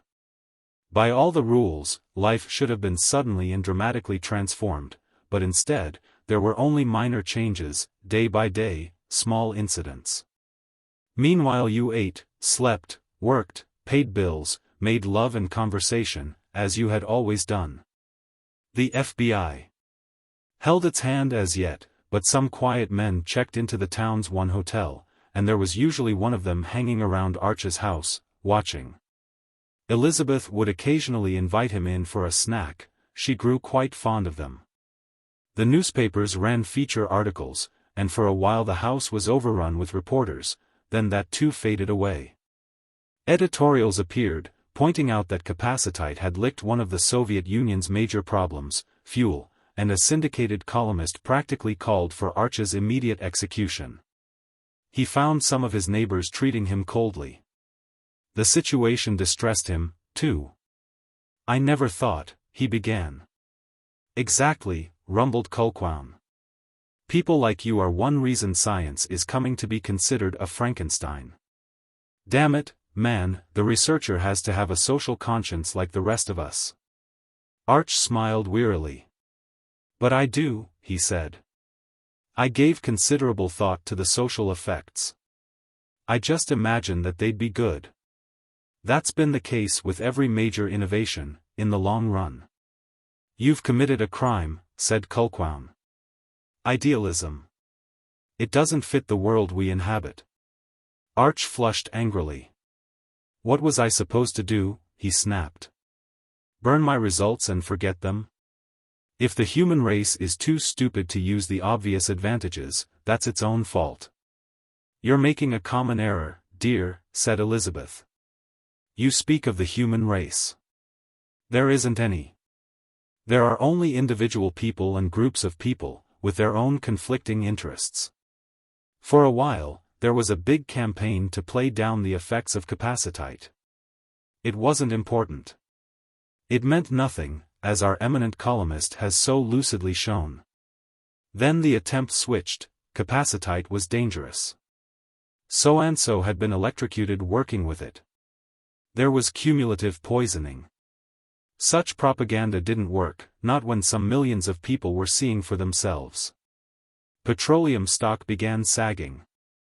It didn't nosedive, the SEC and a valiantly buying clique saw to that, but it slipped down day by day. Arch happened to drop in at Hinkle's garage. The old man looked up from a car on which he was laboring and smiled. "Hello, there," he said. "Haven't seen you in a long time." Well," Arch looked guiltily at the oil-stained floor. "I'm afraid, your business." "Oh, don't worry about me. I've got more business than I can handle.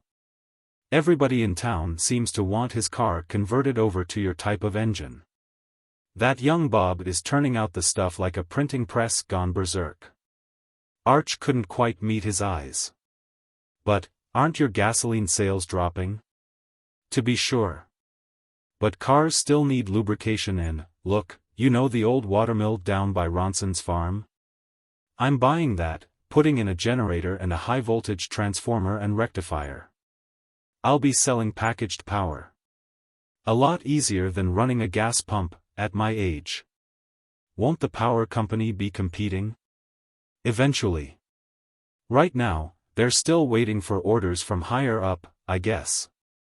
Some people can charge their capacitors right at home, but most would rather not buy the special equipment.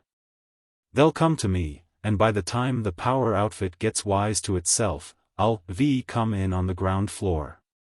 "Thanks," said Arch, a little shakily. "It makes me feel a lot better.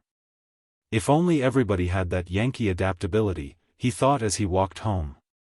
But he saw now, as he wished he had seen earlier, that society had gone too far. With rare exceptions, progress was no longer a matter of individual readjustments. It was a huge and clumsy economic system which had to make the transformation, a jerry-built system whose workings no one understood, even today. He wanted to call up Gilmer and make what terms he could, but it was too late. The snowball was rolling. He sighed his way into an armchair and picked up the paper. Item: the bill before Congress to make capacitite a government monopoly like uranium, and to enforce all security restrictions on it, had been sent back to committee and would probably not pass. A few senators had had the nerve to point out that security was pointless when everybody could already make the stuff. Item: the government was setting up a special laboratory to study the military applications. Arch could think of several for himself. Besides simplifying logistics, it could go into cheap and horrible weapons. A bomb loaded with several thousand coulombs, set to discharge instantaneously on striking. Item: a well-known labor leader had denounced the innovation as a case of business blundering which was going to take bread from the working man.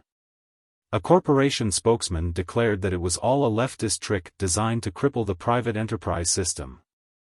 Item: Pravda announced that Soviet scientists had discovered capacitite 10 years ago and that full-scale production had long been underway for peaceful purposes only, such as making the Red Army still more invincible. Item: 2 more men in America electrocuted due to incautious experiments. Nevertheless, capacitite was being manufactured in thousands of homes and workshops. Bills in various state legislatures to ban vehicles so powered were meeting indignant opposition everywhere save in Texas. Arch reflected wryly that he wasn't getting paid for any of this. All he'd gotten out of it so far was trouble. Trouble with the authorities, with crank letters, with his own conscience. There were, to be sure, some royalties from Bob Culquown, who was becoming quite an entrepreneur and hiring adults to take over when school opened in fall. Speaking of tigers by the tail. Autumn, the New England fall of rain and chill whistling wind, smoky days and flame-like leaves and the far wild honking of southbound geese. The crash came in late September. A reeling market hit bottom and stayed there. Gasoline sales were down 25% already, and the industry was laying men off by the hundreds of thousands. That cut out their purchasing power and hit the rest of the economy. "It's what you'd expect, laddie," said Culquown. They were over at his house. Outside, a slow cold rain washed endlessly down the windows. Overproduction, overcapitalization, I could have predicted all this. Damn it to hell, it doesn't make sense, protested Arch. A new energy source should make everything cheaper for everybody, more production available for less work. He felt a nervous tick beginning in one cheek. Production for use instead of for profit. Oh, dry up, will you? Any system is a profit system. It has to show a profit in some terms or other, or it would just be wasted effort. And the profit has to go to individuals, not to some mythical state. The state doesn't eat, people do.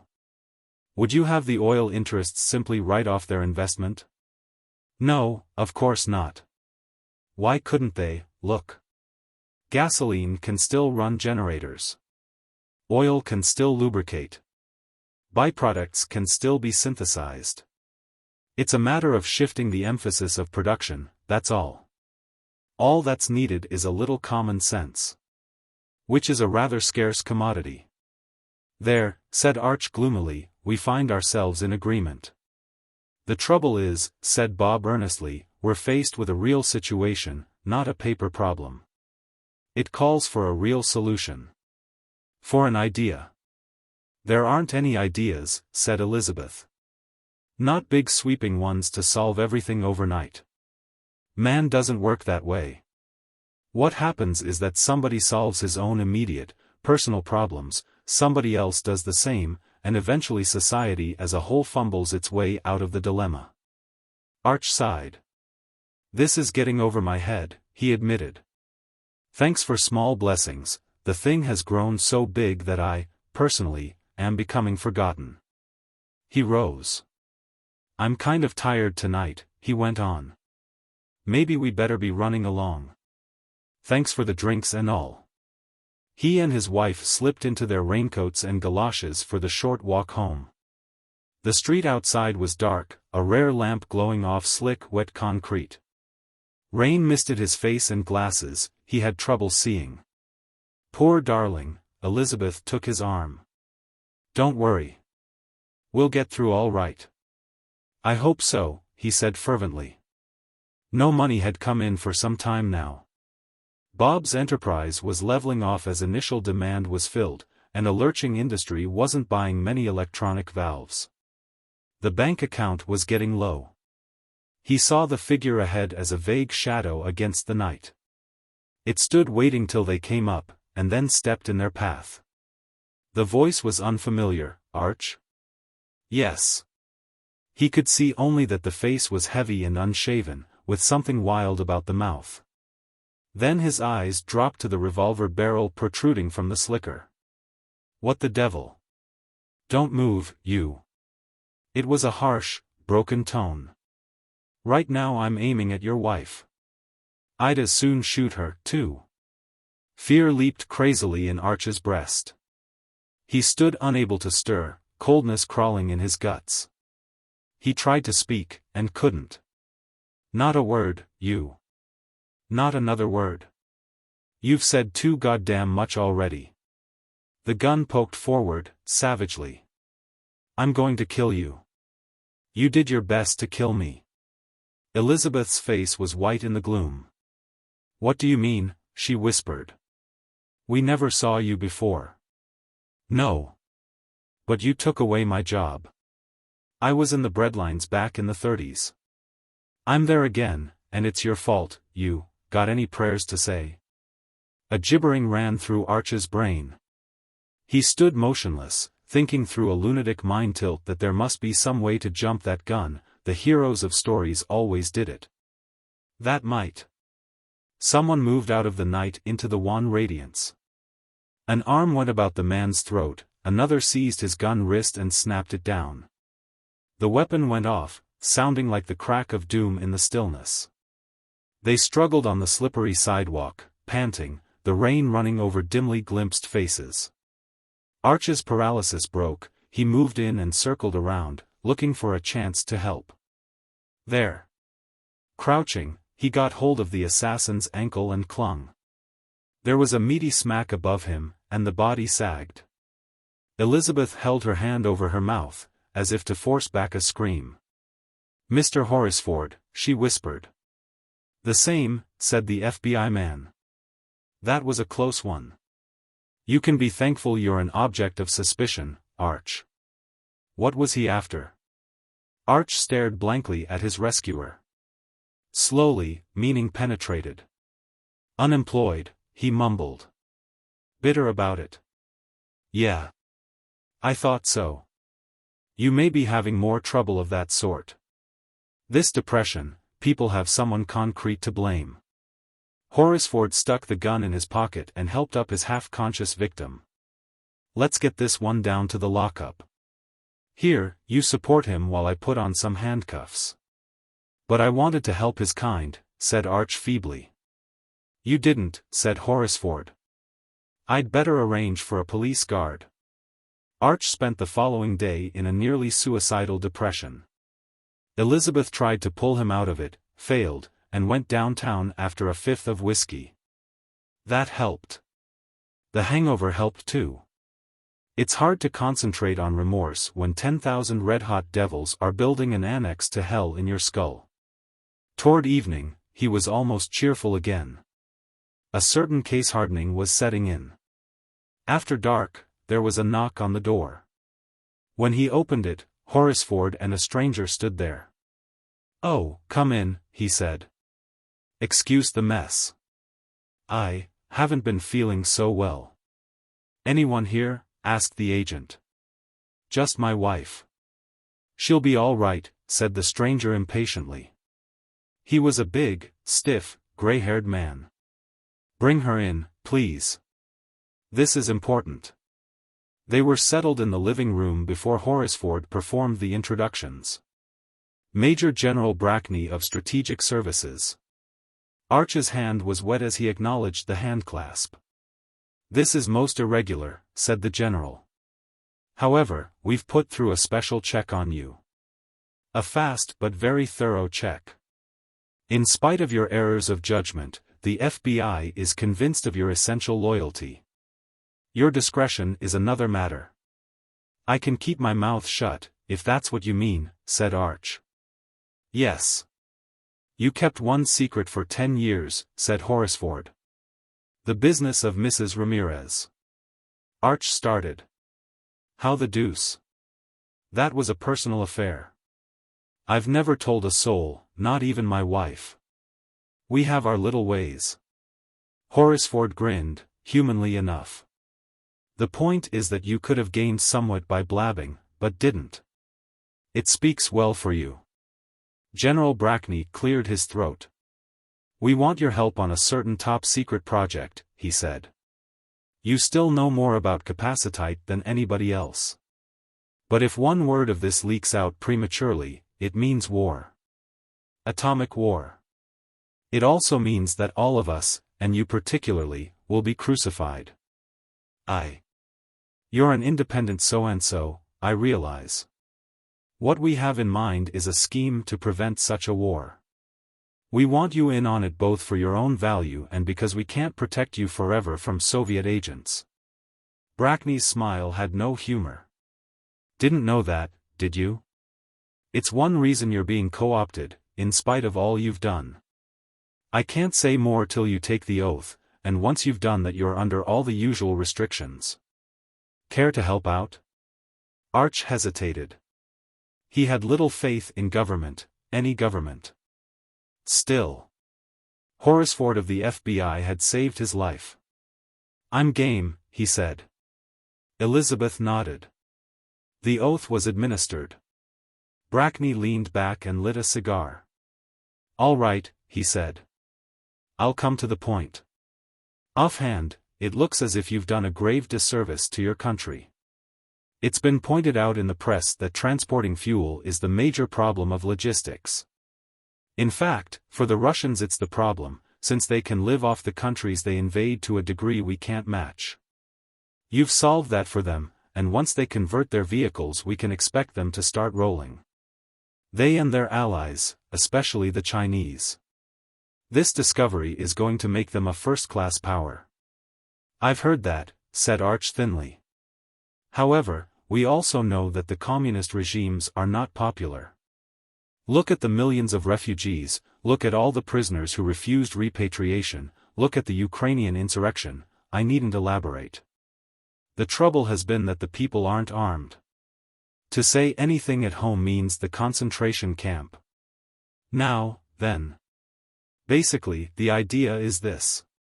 We've got plants set up to turn out capacitite in trainload lots. We can, I think, make weapons capable of stopping a tank for a couple of dollars apiece. Do you agree? Why, yes, said Arch, I've been considering it lately. A rifle discharging its current through magnetic coils to drive a steel-jacketed bullet, the bullet could be loaded with electricity too. Or a Buck Rogers energy gun, a hand weapon with a blower run off the capacitor, sucking in air at the rear and spewing it out between two electrodes like a gigantic arc welding flame. Or, yes, there are all kinds of possibilities. Brackney nodded with an air of satisfaction. Good. I see you do have the kind of imagination we need. Now, we'll be giving nothing away, because they already know how to make the stuff and can think up anything we can. But, we have a long jump as far as production facilities are concerned. The idea is this. We want to make really enormous quantities of such weapons. By various means, through underground channels, by air if necessary, we want to distribute them to all the Iron Curtain countries. The people will be armed, and hell is going to break loose. We want you in on it as design and production consultants. Leave tomorrow, be gone for several months probably. It's going to have to be highly organized, so it can be sprung as a surprise. Otherwise the Soviet bosses, who are no fools, will hit. But your part will be in production. Are you game? It's astonishing, said Elizabeth. Frankly, I didn't think the government had that much imagination. We're probably exceeding our authority, admitted Brackney. By rights, of course, Congress should be consulted, but this is like the Louisiana Purchase, there's no time to do so. It was the historical note which decided Arch. Grade school history, yes, but it didn't fit in with his preconceptions of the red-necked militarist. Suddenly, almost hysterically, he was laughing. What's so funny? Asked Horsford sharply. The idea, what old Clausewitz would say, winning wars by arming the enemy. Sure, I'm in. Gladly. 6 months on a secret reservation in Colorado which nobody but the top brass left, 6 months of the hardest, most concentrated work a man could endure, got Arch out of touch with the world. He saw an occasional newspaper, was vaguely aware of trouble on the outside, but there was too much immediately at hand for him to consider the reality. Everything outside the barbed wire borders of his universe grew vague. Designing and testing capacitite weapons was harder than he had expected, and took longer, though experienced engineers assured him the project was moving with unprecedented speed and ease. Production details were out of his department, but the process of tooling up and getting mass output going was not one for overnight solution. The magnetic rifle, the arc gun, the electric bomb and grenade. The capacitite landmine, set to fry the crew of any tank which passed over. He knew their hideous uses, but there was a cool ecstasy in working with them which made him forget, most of the time. And after all, the idea was to arm men who would be free. In March, General Brackney entered the Quonset hut which Arch and Elizabeth had been inhabiting and sat down with a weary smile. "I guess you're all through now," he said. "About time," grumbled the girl. "We've been sitting on our hands here for a month, just puttering." "The stuff had to be shipped out," said the general mildly. "We didn't dare risk having the secret revealed.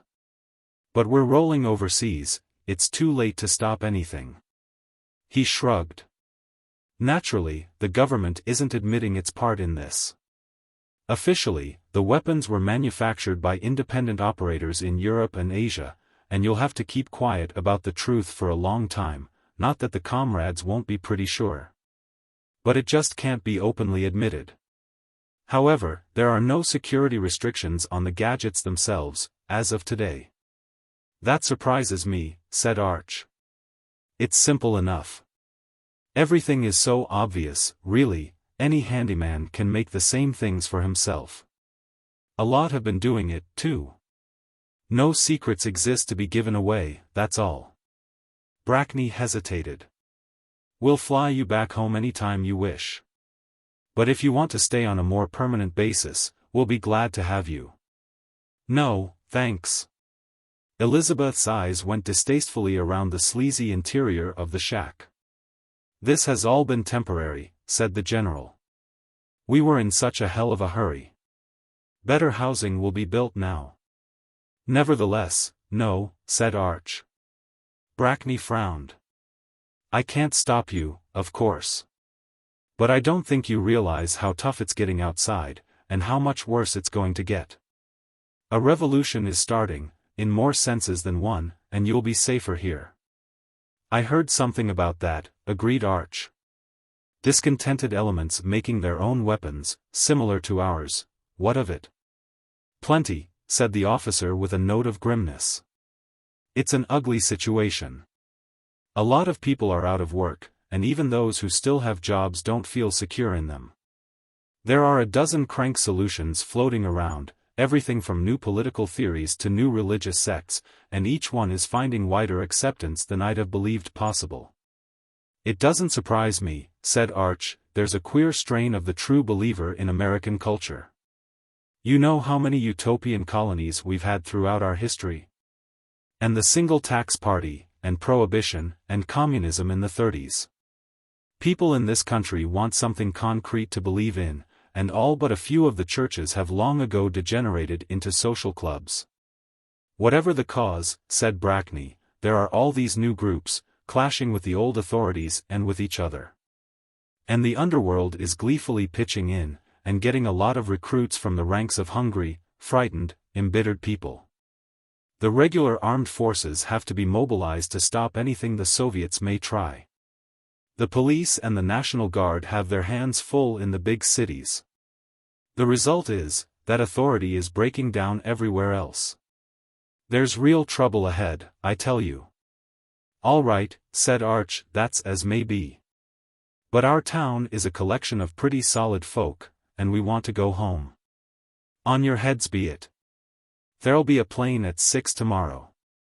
The fact did not strike home till they were stopping over at Idlewild and saw uniformed men and machine gun emplacements.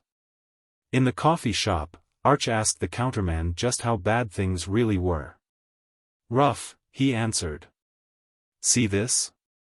He flipped back his jacket, showing a homemade capacitite pistol in a holster. Oh, look now. Mister, I live in Brooklyn. I don't get home till after dark, and the police cordons don't go closer than 6 blocks to my place. I've had to shoot twice already in the past couple months. Bandits? In gangs, mister.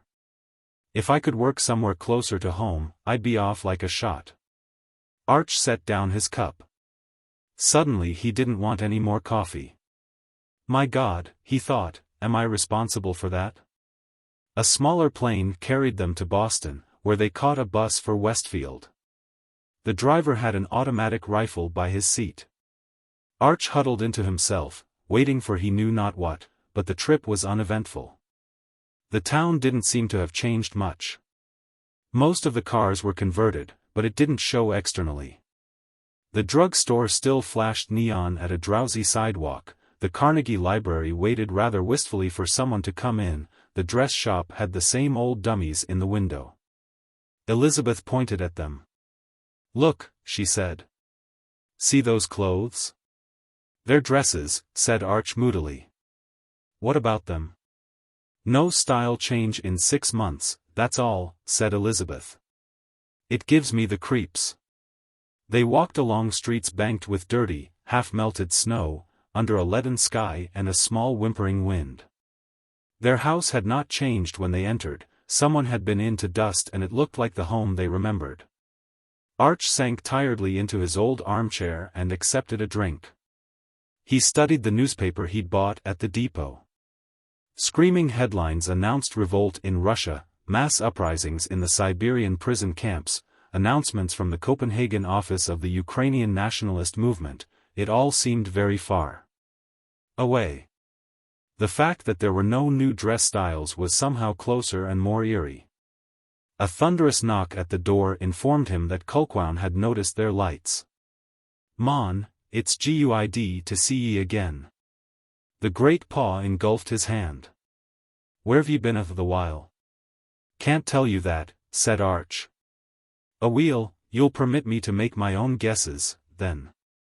Kulquown cocked an eye at the paper. "Who do they think they're fooling, anyhow? We can look for the Russian bombers any day now." Arch considered his reply. That aspect had been thoroughly discussed at the project, but he wasn't sure how much he could tell. "Quite possibly," he said at last. "But with their internal troubles, they won't be able to make many raids, or any big ones, and the little they will be able to throw at us should be stopped while they're still over northern Canada." "Let's hope so," nodded Kulquown. "But the people in the large cities won't want to take the chance. There's going to be an exodus of considerable dimensions in the next few days, with all that implies." He paused, frowning. "I've spent the last couple of months organizing a kind of local militia. Bob has been making capacitite guns, and there are about 100 of us trying to train ourselves. Want in on it?" "They'd probably shoot me first," whispered Arch. The red head shook, bear-like. "No. There's less feeling against you locally than you seem to think. After all, few if any of the people in this area have been hurt. They're farmers, small shopkeepers trading in the essentials, students, college employees. Many of them have actually benefited. You have your enemies here, but you have more friends." "I think," said Arch thinly, "that I'm becoming one of my own enemies." "Ah, fush, mon. If you hadn't brought the stuff out, somebody else would have. It's not your fault that we don't have the kind of economy to absorb it smoothly." "All right," said Arch without tone. "I'll join your Minutemen. There doesn't seem to be anything else to do." The wave of automobiles began coming around noon of the next day. Westfield lay off the main highway, so it didn't get the full impact of the jam which tied up traffic from Philadelphia to Boston, but there were some thousands of cars which passed through. Arch stood in the ranks of men who lined Main Street. The gun felt awkward in his hands. Breath smoked from his nostrils, and the air was raw and damp. On one side of him was Mr. Hinkle, bundled up so that only the glasses and a long red nose seemed visible. On the other was a burly farmer whom he didn't know. Outside the city limits a sign had been planted, directing traffic to keep moving and to stay on the highway. There were barriers on all the side streets. Arch heard an occasional argument when someone tried to stop, to be urged on by a guard and by the angry horns behind him. "But what'll they do?" he asked blindly. "Where will they stay? My God, there are women and children in those cars." "Women and children here in town too," said Hinkle. "We've got to look after our own. It won't kill these characters to go a few days without eating. Every house here is filled already, there've been refugees trickling in for weeks. We could bunk down a family in our place," ventured Arch. "Save that space," answered Hinkle. "It'll be needed later." Briefly, a certain pride rose through the darkness of guilt which lay in Arch. These were the old Americans, the same folk who had stood at Concord and gone west into Indian country. They were a survivor type. But most of their countrymen weren't, he realized sickly. Urban civilization had become too big, too specialized. There were people in the millions who had never pitched a tent, butchered a pig, fixed a machine. What was going to become of them? Toward evening, he was relieved and slogged home, too numb with cold and weariness to think much. He gulped down the dinner his wife had ready and tumbled into bed. It seemed as if he had not slept at all when the phone was ringing. He groped toward it, cursing as he tried to unglue his eyes. Kulquown's voice rattled at him. "You and Betty come up to the college, Somerset Hall, right away. There's hell to pay." How? Our lookout on the water tower has seen fires starting to the south. Something's approaching, and it doesn't look friendly. Sleep drained from Arch and he stood in a grayness where Satan jeered at him, si monumentum requiris, circumspice. Slowly, he nodded. We'll be right along. The campus was jammed with townspeople. In the vague pre-dawn light, Arch saw them as a moving river of white, frightened faces. Farmer, merchant, laborer, student, teacher, housewife, they had all receded into a muttering anonymity through which he pushed toward the steps of the hall. The irregular militia was forming ranks there, with Culquown's shaggy form dominating the scene. "There you are," he snapped. "Betty, can you help take charge of the women and children and old people? Get them inside, this one building ought to hold them all, with some crowding. Kind of circulate around, keep them calm. We'll pass out coffee and donuts as soon as the Salvation Army bunch can set up a canteen." "What's the plan?" asked a guardsman. To Arch, his voice had a dim dreamlike quality. None of this was real, it couldn't be. "I don't know what those arsonists intend or where they're bound," said Culquown, "but we'd better be ready to meet them. The traffic through town stopped completely a few hours ago. I think there's a gang of highwaymen operating." "Colin, it can't be. Plain people like us. Hungry, frightened, angry, desperate, confused people. A mob has nothing to do with the individuals in it, my friend. And one small push is enough to knock down a row of dominoes. Once lawlessness really gets started, a lot of others are driven into it in self-defense." They waited. The sun came up, throwing a pale bleak light over the late snow and the naked trees. The canteen handed out a sort of breakfast. Little was said. At 9:30, a boy on a clumsy plowhorse came galloping up toward them. "About 100, marching down the highway," he panted. "They threw a couple shots at me." "Stay here," said Culquown. "I'm going down to see if we can't parley. I'll want about 10 men with me. Volunteers?" Arch found himself among the first. It didn't matter much what happened to him, now when the work of his hands was setting aflame homes all across the land. They trudged down the hillside and out toward the viaduct leading south. Culquown broke into a deserted house and stationed them in its entrance hall. Peering out, Arch saw the ragged column moving in. They were all men, unshaven and dirty. A few trucks accompanied them, loaded with a strange mass of plunder, but most were on foot and all were armed. Culquown bound a towel to his rifle barrel and waved it through the front door.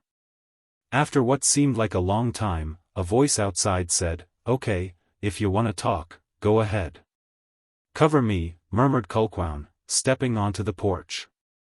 Looking around his shoulder, Arch made out 3 of the invaders, with their troops standing in tired, slumped attitude some yards behind. They didn't look fiendish, merely worn and hungry. "Okay, pal," said the leader. "This is O'Farrell's bunch, and we're after food and shelter. What can you do for us?" "Food and shelter?" Culquown glanced at the trucks. "You seem to have been helping yourselves pretty generously already." O'Farrell's face darkened. "What did you have us do? Starve?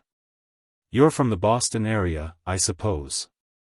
You could have stayed there. And been blown off the map." "It hasn't happened yet," said Culquown mildly. "It's not likely to happen, either. They have organized relief back there, you didn't have to starve. But no, you panicked and then you turned mean. It's easy enough for you to say so. You're safe. We're here after our proper share, that's all." "Your proper share is waiting in Boston," said Culquown with a sudden chill. "Now, if you want to proceed through our town, we'll let you. But we don't want you to stay. Not after what you've been doing lately." O'Farrell snarled and brought up his gun.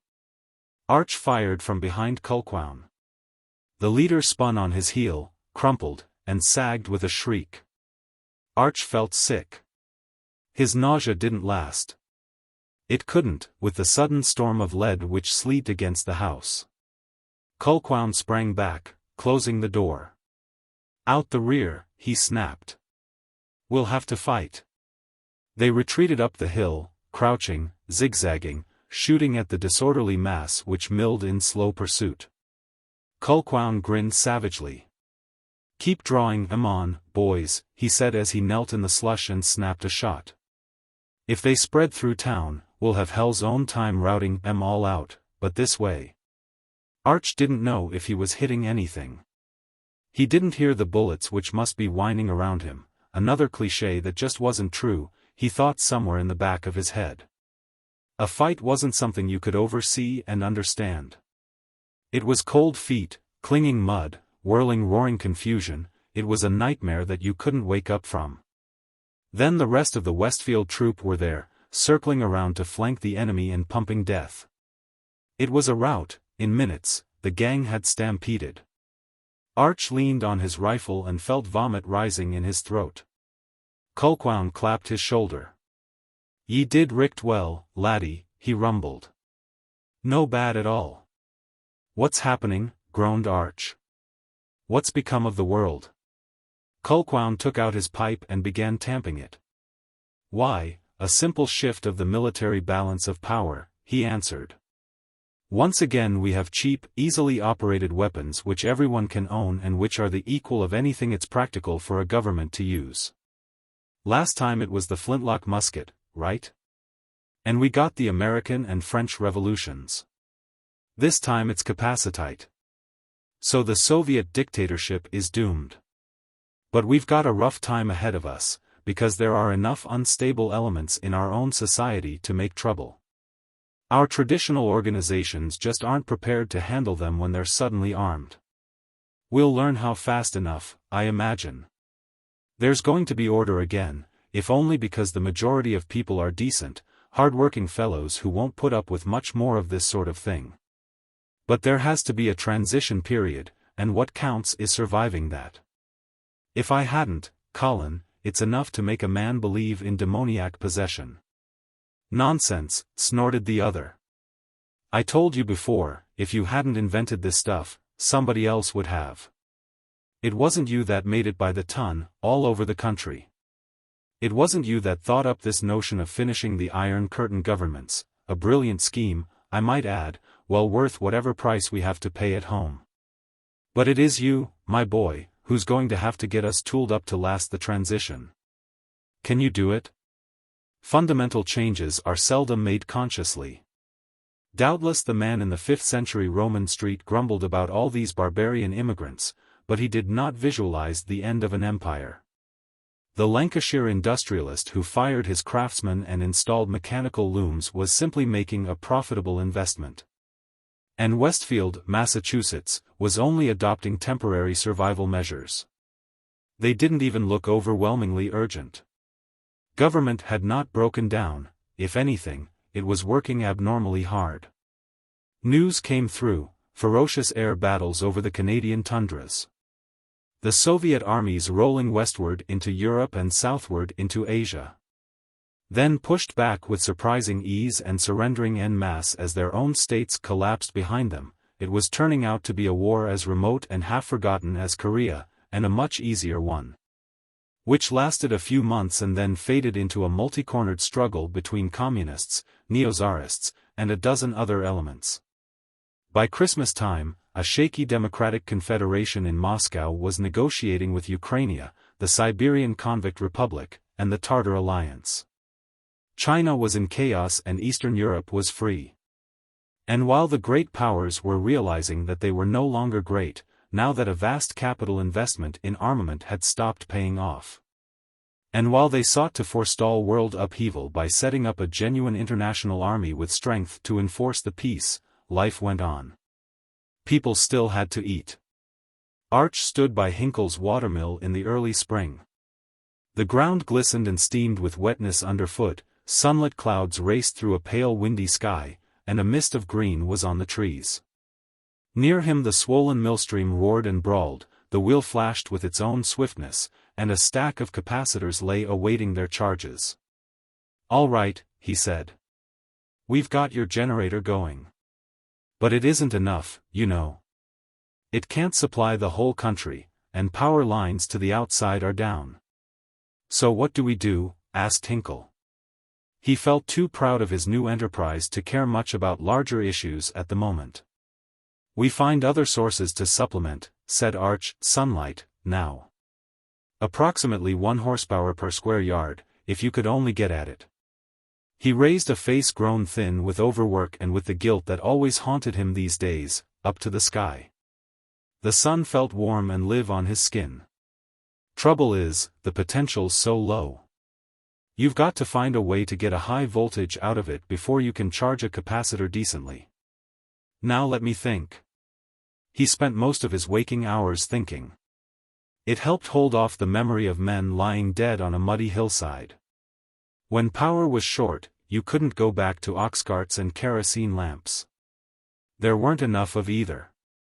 The local machine shop made and sold quantities of home charging units, small primitive generators which could be turned by any mechanical source, and treadmills were built to drive them. But this was only an unsatisfactory expedient. Accompanied by several armed guards, Arch made a trip to Boston. The city looked much quieter than he remembered, some of the streets deserted even at midday, but a subdued business went on. Food was still coming into the towns, and manufactured goods flowing out. There was still trade, mail, transportation. They were merely irregular and slightly dangerous. Stopping at MIT. Arch gave certain of his problems to the big computer, and then proceeded to an industrial supply house. The amount of selenium he ordered brought a gasp and a hurried conference. It will take some time to get all this together, said a vice president. Especially with conditions as they are. I know, said Arch, we're prepared to make up truck convoys and furnish guards. What we want you for is negotiation. The vice president blinked. But, good heavens, man. Is your whole community in on this? Just about. We have to be. There's little help coming in from outside, so our area is thrown back on itself. Ah, the cost of this operation. Oh, we can meet that. Special assessment, voted at the last town meeting. They don't care very much, because money has little value when you can't buy more than the ration necessities. And they're getting tired of going on short rations of power. I shouldn't say this, because your proposal is a fine deal for us, but have you stopped to think? Both the REA and the private power concerns will be restoring service eventually, just as soon as civil order has been recreated. Arch nodded. I know. But there are two answers to that. In the first place, we don't know when that'll be, and if we don't have adequate energy sources by winter we'll be up the creek. Also, we're building a sun power plant which will cost almost nothing to operate. In the long run, and not so terribly long at that, it'll pay off. Bob Culquown, who went on the selenium convoy, reported an adventurous journey through hundreds of miles where gangs of extremists still ruled. But they seem to be settling down, he added. Nobody likes to be a bandit, and anyhow the state militias are gradually subduing them. Most of the rural communities, though, are striking out on their own like us. There's going to be a big demand for selenium. Wistfulness flickered in his eyes. Wonder if I can raise enough money to buy some stock. It'll take time, said Elizabeth. I know the sun power generator is simple, but you still can't design and build one overnight. As a matter of fact, fall had come again before Westfield's plant was in full operation. It didn't look impressive, great flat screens on top of hastily constructed buildings, and inside these the apparatus to raise voltage and charge capacitors. But in conjunction with the watermill, it furnished more than enough electricity to run the county's machines. Arch was kept busy all that summer, directing, advising, helping. It seemed that everybody had some scheme of his own for using capacitite. Energy cost nothing, and machinery could be built from junkyard scrap if nothing else. Westfield was suddenly acquiring her own looms, mills, even a small foundry. Bob led a gang of young hellions who made an airplane and kept it aloft for days at a time. His father promptly confiscated it for the use of the civic guard, and after that there were no more surprise brushes with roving outlaws. An eyewitness report was brought in from the air, a clash between state troops and one of the robber bands which still existed to the north. The gangmen had their own trucks and jeeps, their own guns, all operating off accumulators which could be charged at any of 1,000 watermills. A rifleman could stop a tank, and aircraft were of limited value against guerrillas who crouched in brush and weeds. The battle was a draw, with both sides finally retreating.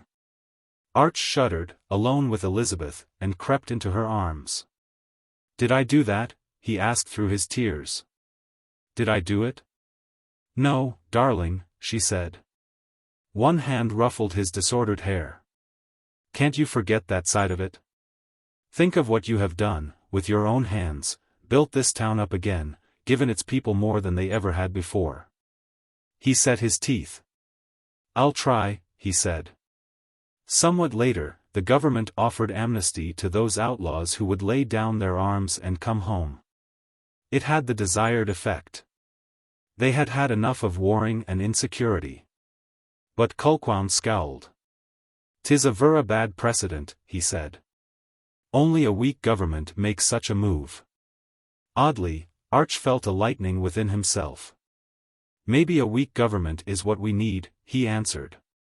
News: several southern states threaten secession unless court decisions concerning racial equality are withdrawn. News: uprisings in these same states. The Negro has had enough. News: capitulation of state governments. Constitutional conventions, transfer of power from state to local authorities. News: the Depression is not ending, but transforming itself. Out-of-work men are starting to produce things for themselves with the help of capacitite-driven machinery often made at home. Trading their surplus for whatever else they need. A mobile reclamation unit appears, costing little to operate, and families begin to irrigate and colonize desert areas. Big business, big labor, big government talk much and do nothing effective. Their day is past, but they simply cannot understand the new forces at work. News: more and more city areas are becoming empty as their inhabitants take advantage of cheap, fast transportation and move into the rapidly expanding suburbs and even into the country. This migration is possible because with present energy sources, plastic board for home construction can be manufactured at very low cost. News: there is a great deal of debate in Washington about redistricting to meet the new population pattern. It doesn't seem too important, though, because a land of nearly self-sufficient communities, such as this is becoming, is much less dependent on central government. News: experiment and innovation in dress, work habits, manners and morals, grows ever more common. The basic cause of this is that few men need now be afraid of what the neighbors or the boss thinks. If you don't like it where you are, you can easily go elsewhere and start over. None of this happened at once. It would take a century or more for the change to complete itself. But even in the second year, the trend was obvious. Snow whirled against the house, blindingly, as if the world drew into itself and nothing lay beyond these walls. The muted skirl of wind came through, lonesome and shivering. But inside, there was warmth and a calm light. Arch sat with a whiskey and soda in his hand, looking across the floor at his wife. He felt tired, but there was a relaxation in him, a sense of labor finished. Not fully, there would be much to do yet. But power was there, machinery was there, food stored away. They would last the winter, and there would be another springtime. "It's settling down," Elizabeth told him, putting her news magazine aside. "For once, I agree with the editor of this rag. The crisis is over, and now it's a matter of readjustment. The world is never going to be the same, but it'll be a better one, cleaner." "Perhaps," said Arch. He didn't feel so sharply the horror of guilt, not anymore. "Look around you," she invited. "Look what you've done. I'm afraid, dear, that you're going to be rediscovered." It won't take long before people suddenly wake up to the fact that your invention did all this for them. Brace yourself, you're going to be famous for life. Arch winced. But I didn't. He protested. They did it for themselves. One man never could. I quite agree, she smiled. One man can neither make nor destroy a society. So why not give that conscience of yours a rest? There's been suffering, he said, enough alcohol in him to break down his reserve. People have died. A lot of them needed killing, she said earnestly. Look what we've got. An end to dictatorship. Removal of the atomic war threat. Cheap energy for 1 million new projects. A 4-hour workday in prospect. Government, which was getting too big and officious in all countries, cut down to size again. The plain man standing on his own feet and working for himself. Natural resources conserved. If you must take either credit or blame, then balance your books. I know, he said. I know all that, up in my conscious mind. But down underneath, I'll always see those houses burning, and those men shooting at each other. She hesitated. I know what you need. Your trouble, my boy, is that underneath that Yankee conservatism, you're a hopeless romantic. Your mind dwells on the sudden and dramatic. Now the positive benefits of capacitite aren't anywhere near as quick and spectacular as the temporary evils were. What you have to do, to satisfy those Puritan chromosomes, is to produce something really big and fancy, something of immediate, large value. He chuckled, lifted out of his dark mood in spite of himself. I imagine you're right, Dr. Freud, he said. But what? I don't know. She frowned with worry for him. But think, man. We have leisure now, in another year or so, well, we won't be the millionaires we once dreamed of, but like everybody else we'll have real security in real time to ourselves.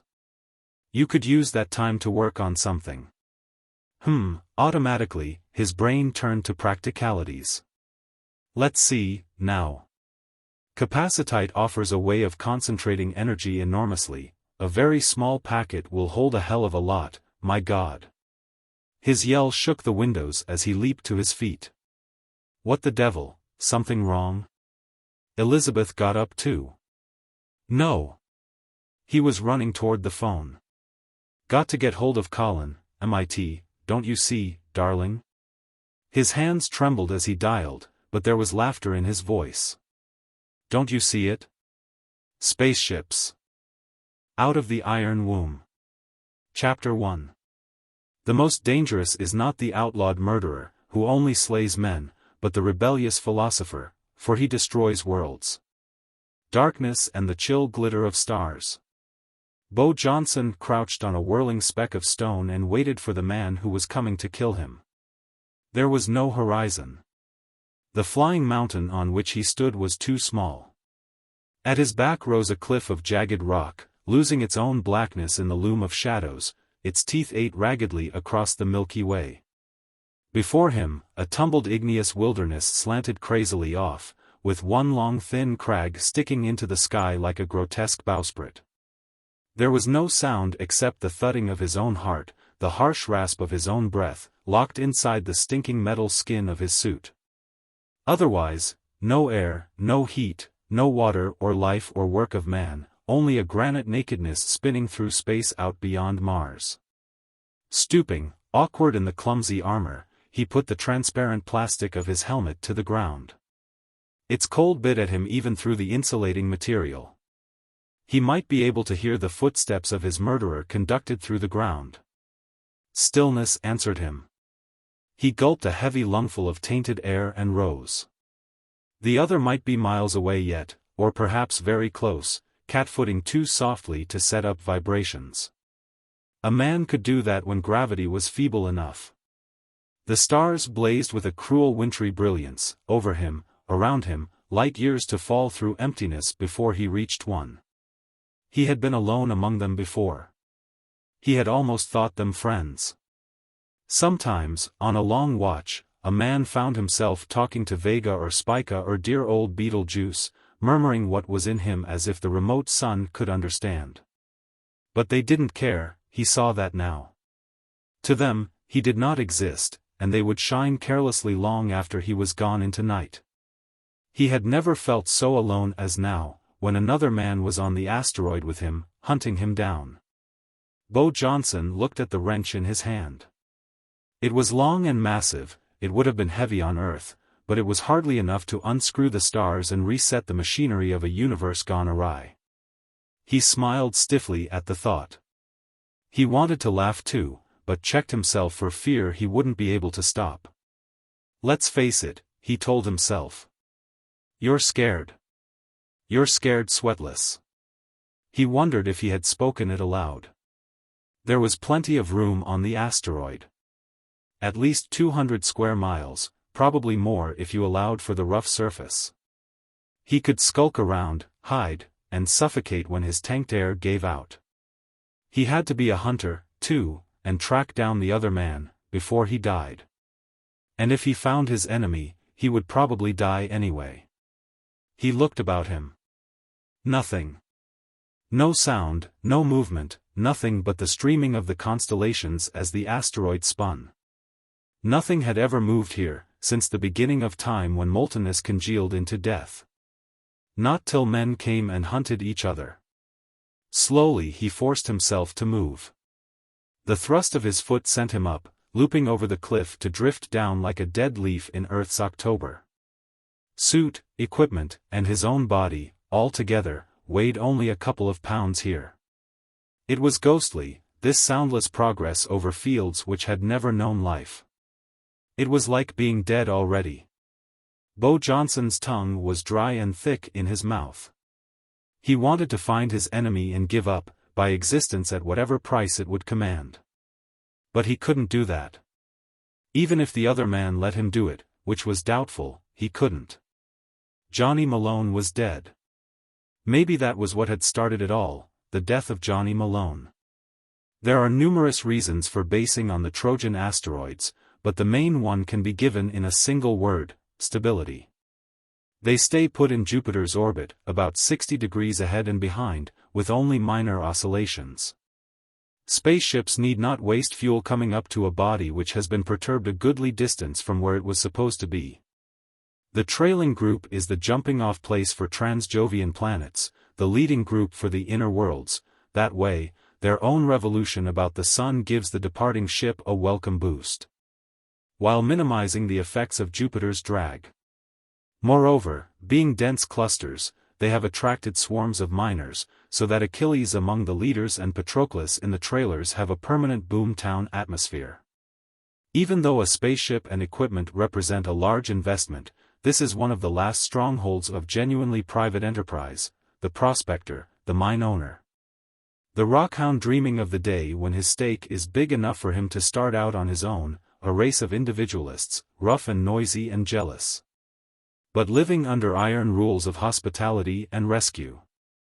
The last chance on Achilles has another name, which simply sticks an R in the official one. Even for that planetoid, it is a rowdy bar where guardsmen come in trios. But Johnny Malone liked it, and talked Bo Johnson into going there for a final spree before checkoff and departure.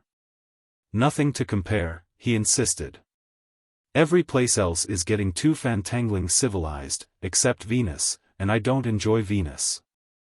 Johnny was from Luna City himself, a small, dark man with the quick nervous movements and dipped accent of that roaring commercial metropolis. He affected the latest styles, brilliant colors in the flowing tunic and slacks, a beret cocked on his sleek head. But somehow he didn't grate on Bo. They had been partners for several years now. They pushed through a milling crowd at the bar, rockhounds who watched one of Achilles' 3 live ecdysiasts with hungry eyes, and by some miracle found an empty booth. Bo squeezed his bulk into one side of the cubicle while Johnny, squinting through a reeking smoke haze, dialed drinks.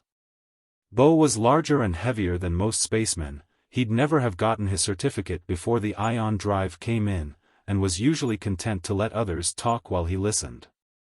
A placid blond giant, with amiable blue eyes in a battered brown face, he did not consider himself bright, and always wanted to learn. Johnny gulped his drink and winced. Whiskey, they call it yet. Water, synthetic alcohol, and a dash of caramel they have the gall to label whiskey and charge for. Everything's expensive here, said Beau mildly. That's why so few rockhounds get rich. They make a lot of money, but they have to spend it just as fast to stay alive. Yeah, wish they'd spend some of it on us. Johnny grinned and fed the dispenser another coin. It muttered to itself and slid forth a tray with a glass. Come on, drink up, man. It's a long way home, and we've got to fortify ourselves for the trip. A bottle, a battle, and a wench is what I need. Most especially the wench, because I don't think the eminent Dr. McKittrick is gonna be interested in sociability, and it's close quarters aboard the dog. Beau kept on sipping slowly. Johnny, he said, raising his voice to cut through the din, you're an educated man. I never could figure out why you want to talk like a jumper. Because I am one at heart. Look, Beau, why don't you get over that inferiority complex of yours? A man can't run a spaceship without knowing more math and physical science than the average professor on Earth. So you had to work your way through the academy and never had a chance to fan yourself with a lily-white hand while somebody tootled Mozart through a horn. So what? Johnny's head darted around, bird-like. If we want some women we'd better make our reservations now. I don't, Johnny, said Beau, I'll just nurse a beer. It wasn't morals so much as fastidiousness, he'd wait till they hit Luna. Suit yourself.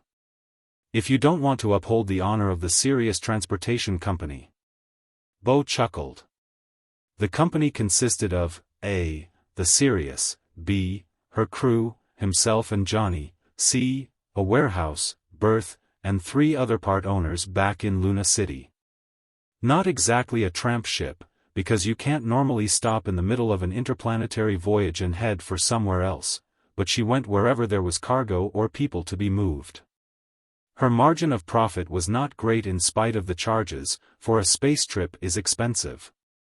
But in a few more years they'd be able to buy another ship or 2, and eventually Fireball and Triplanetary would be getting some competition. Even the public lines might have to worry a little. Johnny put away another couple of shots and rose. Alcohol cost plenty, but it was also more effective in low G.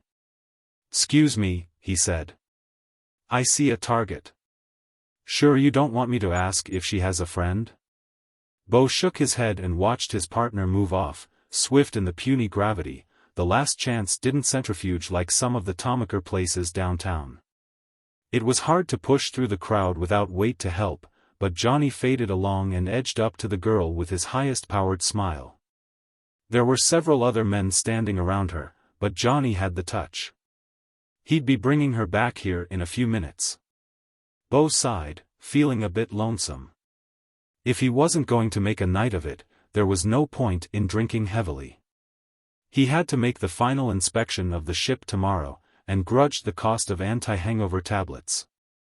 Besides what he was putting back into the business, he was trying to build a private hoard. Someday, he'd retire and get married and build a house.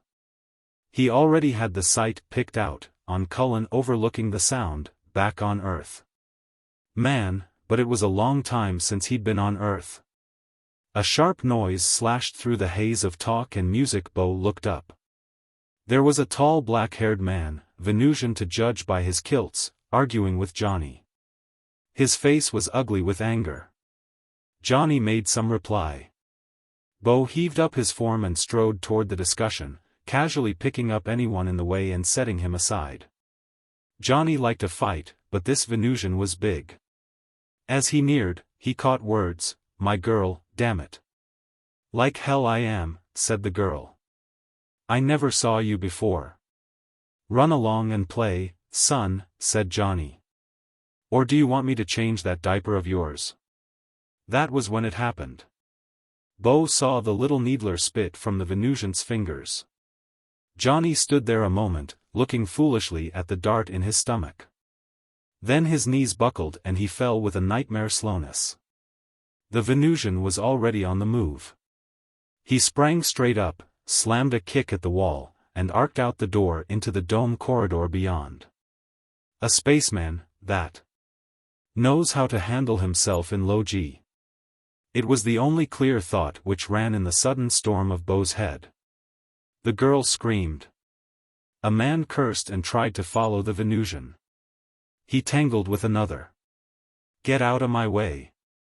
A roar lifted, someone slugged, someone else coolly smashed a bottle against the bar and lifted the jagged end. There was the noise of a fist meeting flesh. Beau had seen death before. That needle wasn't anesthetic, it was poison. He knelt in the riot with Johnny's body in his arms. Chapter 2. Suddenly the world came to an end. There was a sheer drop-off onto the next face of the rough cube which was the asteroid. Beau lay on his belly and peered down the cliff. It ran for a couple of miles and beyond it were the deeps of space and the cold stars. He could dimly see the tortured swirl of crystallization patterns in the smooth bareness. No place to hide, his enemy was not there.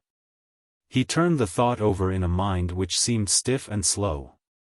By crossing that little plane he was exposing himself to a shot from one of its edges. On the other hand, he could just as well be bushwhacked from a ravine as he jumped over. And this route was the fastest for completing his search scheme. The Great Bear slid into sight, down under the world as it turned. He had often stood on winter nights, back in Sweden, and seen its immense sprawl across the weird flicker of aurora, but even then he wanted the spaceman's experience of seeing it from above. Well, now he had his wish, and much good it had done him. He went over the edge of the cliff, cautiously, for it wouldn't take much of an impetus to throw him off this rock entirely. Then his helpless and soon frozen body would be just another meteor for the next million years. The vague downward sensation of gravity shifted insanely as he moved.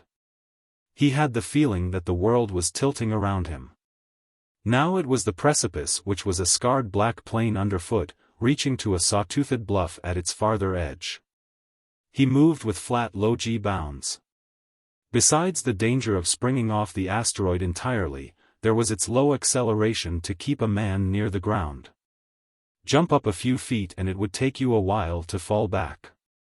It was utterly silent around him. He had never thought there could be so much stillness. He was halfway across when the bullet came. He saw no flash, heard no crack, but suddenly the fissured land before him exploded in a soundless shower of chips. The bullet ricocheted flatly, heading off for outer space. No meteor gravel, that. Beau stood unmoving an instant, fighting the impulse to leap away. He was a spaceman, not a rockhound. He wasn't used to this environment, and if he jumped high he could be riddled as he fell slowly down again. Sweat was cold on his body. He squinted, trying to see where the shot had come from. Suddenly he was zigzagging off across the plain toward the nearest edge. Another bullet pocked the ground near him. The sun rose, a tiny heatless dazzle blinding in his eyes. Fire crashed at his back. Thunder and darkness exploded before him. He lurched forward, driven by the impact. Something was roaring, echoes clamorous in his helmet. He grew dimly aware that it was himself. Then he was falling, whirling down into the black between the stars. There was a knife in his back, it was white-hot and twisting between the ribs. He stumbled over the edge of the plane and fell, waking when his armor bounced a little against stone. Breath rattled in his throat as he turned his head. There was a white plume standing over his shoulder, air streaming out through the hole and freezing its moisture. The knife in him was not hot, it was cold with an ultimate cold. Around him, world and stars rippled as if seen through heat, through fever.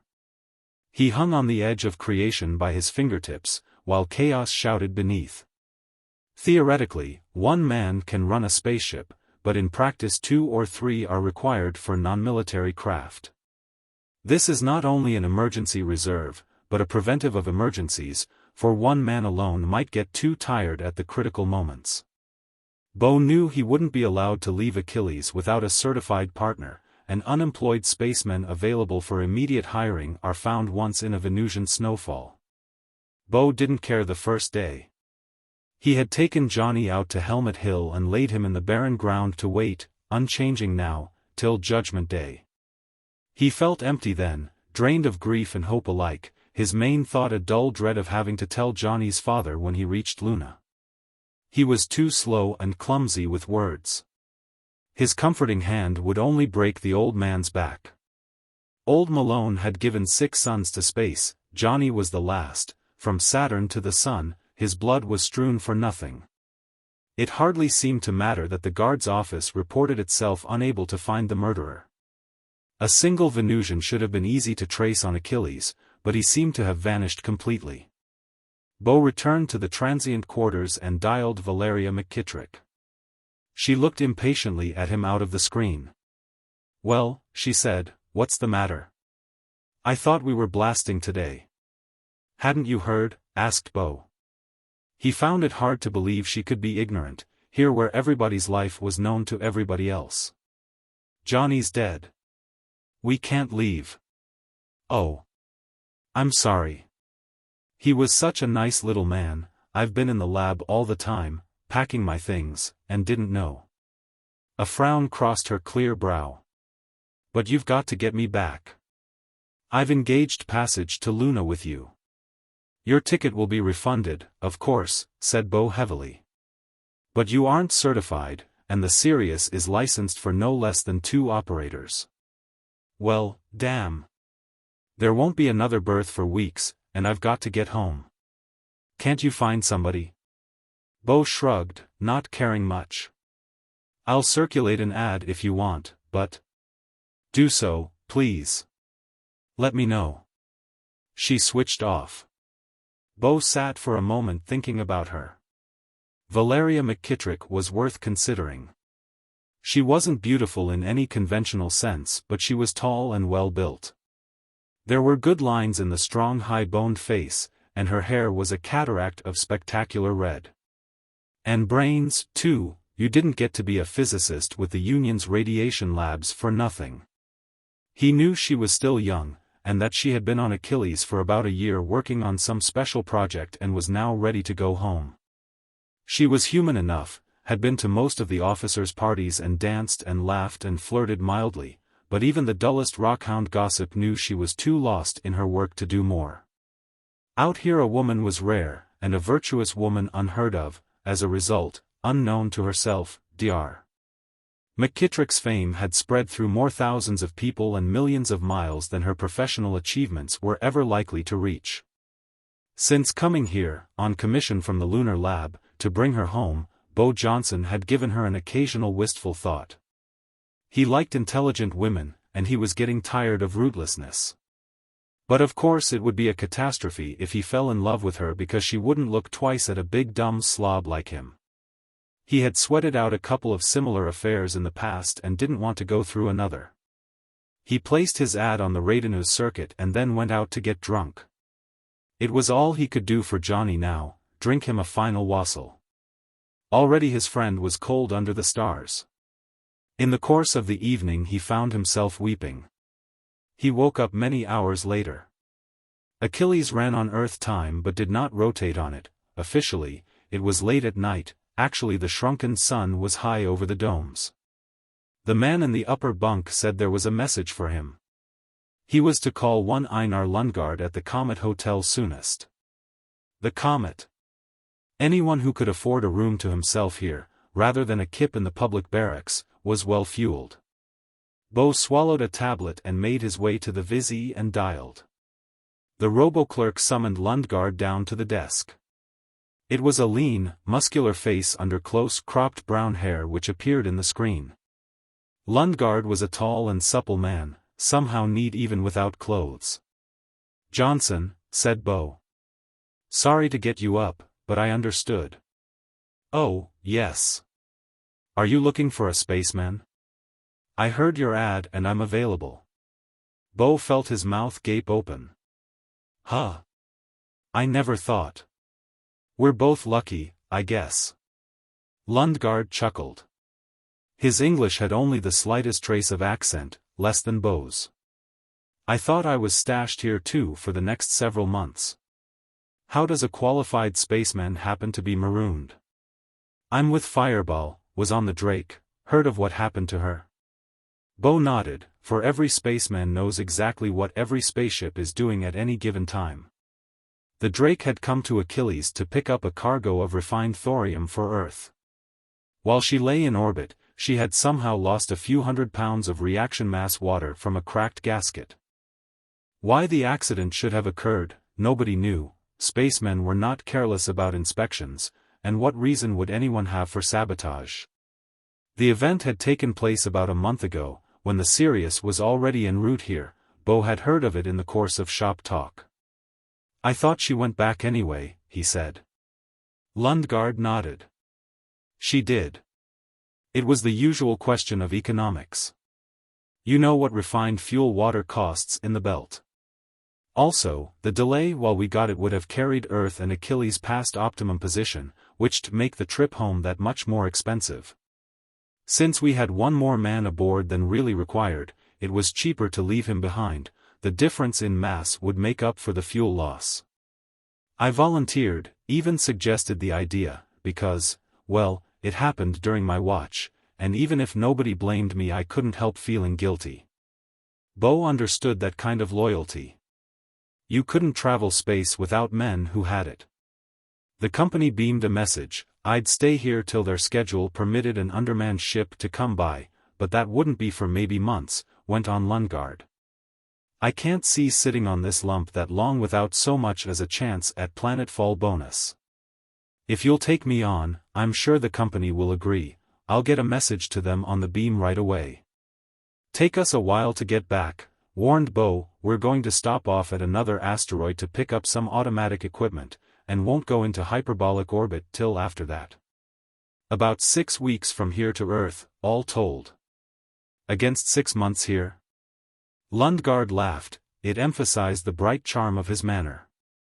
Sun blaze. I'll work for free. No need to. Bring your papers over tomorrow, huh? The certificate and record were perfectly in order, showing Einar Lundgaard to be a Spacetech 1/CL with 8 years experience, qualified as engineer, astronaut, pilot, and any other of the 1,000 professions which have run into one. They registered articles and shook hands on it. Call me Beau. It really is my name. Swedish. Another squarehead, grinned Lundgaard. I'm from South America myself.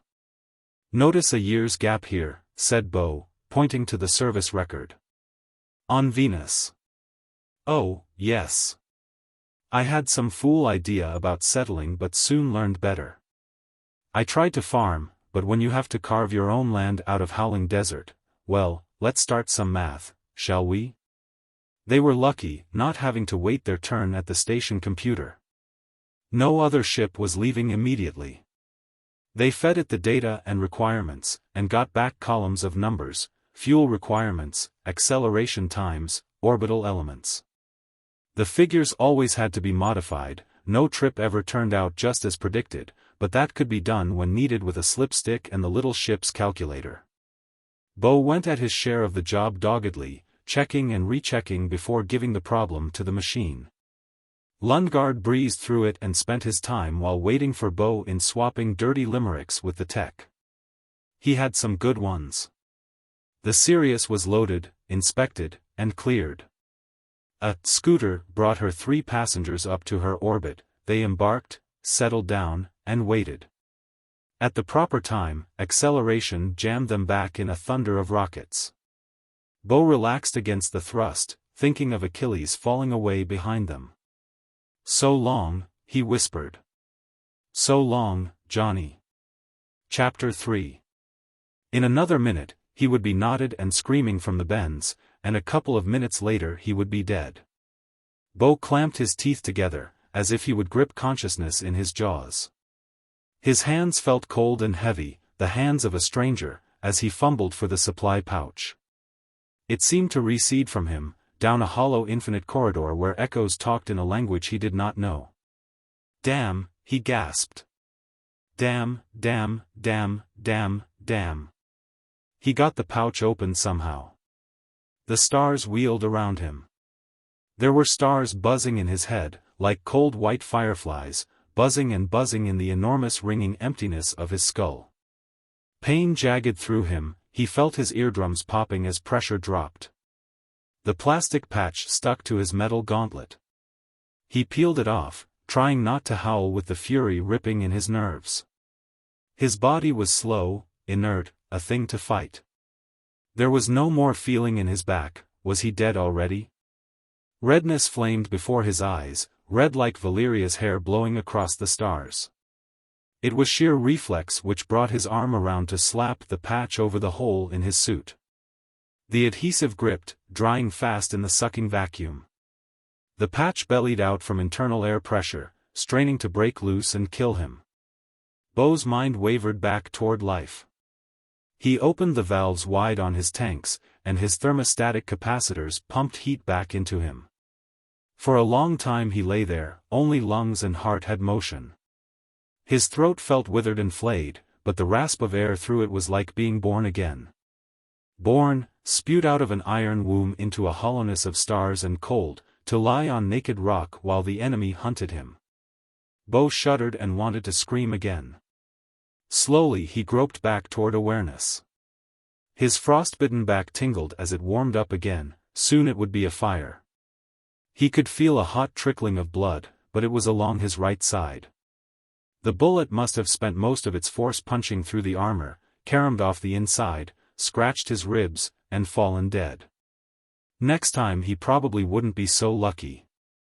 A magnetic-driven .30 slug would go through a helmet, splashing brains as it passed.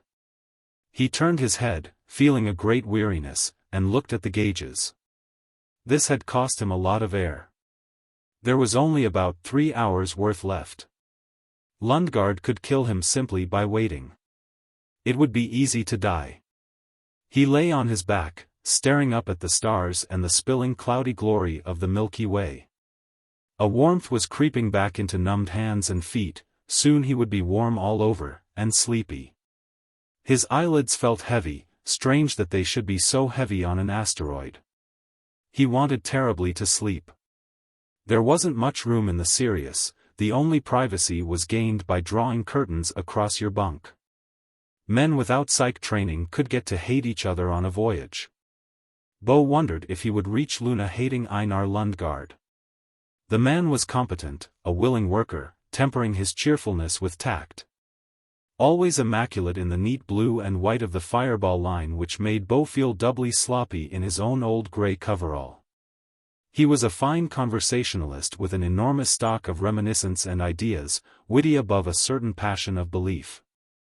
It seemed as if he and Valeria were always talking, animated voices like a sound of life over the mechanical ship murmurs, while Beau sat dumbly in a corner wishing he could think of something to say.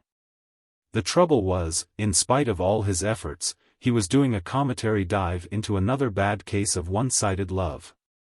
When she spoke in that husky voice of hers, grey gleam of eyes under hair that floated flaming in null-G, the beauty he saw in her was like pain. And she was always around. It couldn't be helped. Once they had gone into free fall he could only polish so much metal and tinker with so many appliances, after that they were crowded together in a long waiting. "And why were you all alone in the belt?" asked Lundgaard. "In spite of all the romantic stories about the wild free life of the rockhound, it's the dullest place in the system." "Not to me," she smiled. "I was working. There were experiments to be done, factors to be measured, away from solar radiation. There are always ions around inside the orbit of Mars to jumble up a delicate apparatus." Beau sat quiet, trying to keep his eyes off her. She looked good in shorts and half-cape. Too good. "It's something to do with power beaming, isn't it?" Lundgaard's handsome face creased in a frown. "Afraid I don't quite understand." "They've been beaming power on the planets for a long time now." "So they have," she nodded. "What we're after is an interplanetary power beam. And we've got it." She gestured to the baggage rack and a thick trunk full of papers she had put there. That's it. The basic circuits, factors, and constants. Any competent engineer could draw up a design from them. Precision work, eh? Obviously. It was hard enough to do on, say, Earth. You need a really tight beam in just the right frequencies, a feedback signal to direct each beam at the desired outlet, relay stations, oh, yes. It was a 10-year research project before they could even think about building. An interplanetary beam has all those problems plus a number of its own. You have to get the dispersion down to a figure so low it hardly seems possible. You can't use feedback because of the time lag, so the beams have to be aimed exactly right, and the planets are always moving, at miles per second. An error of 1 degree would throw your beam almost 2 million miles off in crossing 1 AU. And besides being so precise, the beam has to carry a megawatt at least to be worth the trouble. The problem looked insoluble till someone in the order of planetary engineers came up with an idea for a trick control circuit hooked into a special computer. My lab's been working together with the order on it, and I was making certain final determinations for them. It's finished now, 12 years of work and we're done. She laughed. Except for building the stations and getting the bugs out. Lundgaard cocked an oddly sardonic brow. And what do you hope for from it? He asked. What have the psychotechs decided to do with this thing? Isn't it obvious? She cried. Power. Nuclear fuel is getting scarcer every day, and civilization is finished if we can't find another energy source. The sun is pouring out more than we'll ever need, but sheer distance dilutes it below a useful level by the time it gets to Venus. We'll build stations on the hot side of Mercury. Orbital stations can relay. We can get the beams as far out as Mars without too much dispersion. It'll bring down the rising price of atomic energy, which is making all other prices rise, and stretch our supply of fissionables for centuries more. No more fuel worries, no more Martians freezing to death because a converter fails, no more clan feuds on Venus starting over uranium beds. The excited flush on her cheeks was lovely to look at. Lundgaard shook his head. There was a sadness in his smile. You're a true child of the new enlightenment, he said. Reason will solve everything. Science will find a cure for all our ills. Give man a cheap energy source and leave him forever happy. It won't work, you know. Something like anger crossed her eyes. What are you? She asked. A humanist? Yes, said Lundgaard quietly. Bo started. He'd known about the anti-psychotechnic movement which was growing on Earth, seen a few of its adherents, but I never thought a spaceman would be a humanist, he stammered. Lundgaard shrugged wryly. Don't be afraid. I don't eat babies. I don't even get hysterics in an argument. All I've done is use the scientific method, observing the world without preconceptions, and learned by it that the scientific method doesn't have all the answers. Instead, said Valeria, scornfully, we should all go back to church and pray for what we want rather than working for it. Not at all, said Lundgaard mildly. The new enlightenment is, or was, because it's dying, a very natural state of mind. Here Earth had come out of the world wars, racked and ruined, starving and chaotic, and all because of unbridled ideology. So the physical scientists produced goods and machines and conquered the planets, the biologists found new food sources and new cures for disease. The psychotechs built up their knowledge to a point where the socio-economic unity could really be planned and the plan worked. Man was unified, war had sunken to an occasional small, police action, people were eating and had comfort and security, all through applied, working science. Naturally they came to believe reason would solve their remaining problems. But this faith in reason was itself an emotional reaction from the preceding age of unreason. Well, we've had a century of enlightenment now, and it has created its own troubles which it cannot solve. No age can handle the difficulties it raises for itself, that's left to the next era. There are practical problems arising, and no matter how desperately the psychotechs work they aren't succeeding with them. What problems? Asked Bo, feeling a little bewildered. Man, don't you ever see a newscast? Challenged Lundgaard. The Second Industrial Revolution, millions of people thrown out of work by the new automata. They aren't going hungry, but they are displaced and bitter. The economic center of Earth is shifting to Asia, the political power with it. And hundreds of millions of Asians are skeptical aboard this antiseptic new order the West has been bringing them, cultural resistance. And not all the psychotechnic propaganda in the system can shake it off. The men of Mars, Venus, the Belt, the Jovian moons are developing their own civilizations, inevitably, in alien environments. Their own ways of living and thinking, which just don't fit into the neat scheme of an Earth-dominated solar union. The psychotechs themselves are being driven to oligarchic, unconstitutional acts. They have no choice, but it's making them enemies. And then there's the normal human energy and drive. Man can only be safe and sane and secure for so long, then he reacts. This new enlightenment is really a decadent age, a period where an exhausted civilization has been resting under a holy status quo. It can't last. Man always wants something new. You humanists talk a lot about man's right to variability, said Valeria. If you really carry off that revolution your writings advocate, you'll just trade one power group for another, and more fanatic, less lawful, than the present one. Not necessarily, said Lundgaard. After all, the Union will probably break up. It can't last forever. All we want to do is hasten the day because we feel that it's outlived its usefulness. Bo shook his head. I can't see it, he said heavily. I just can't see it.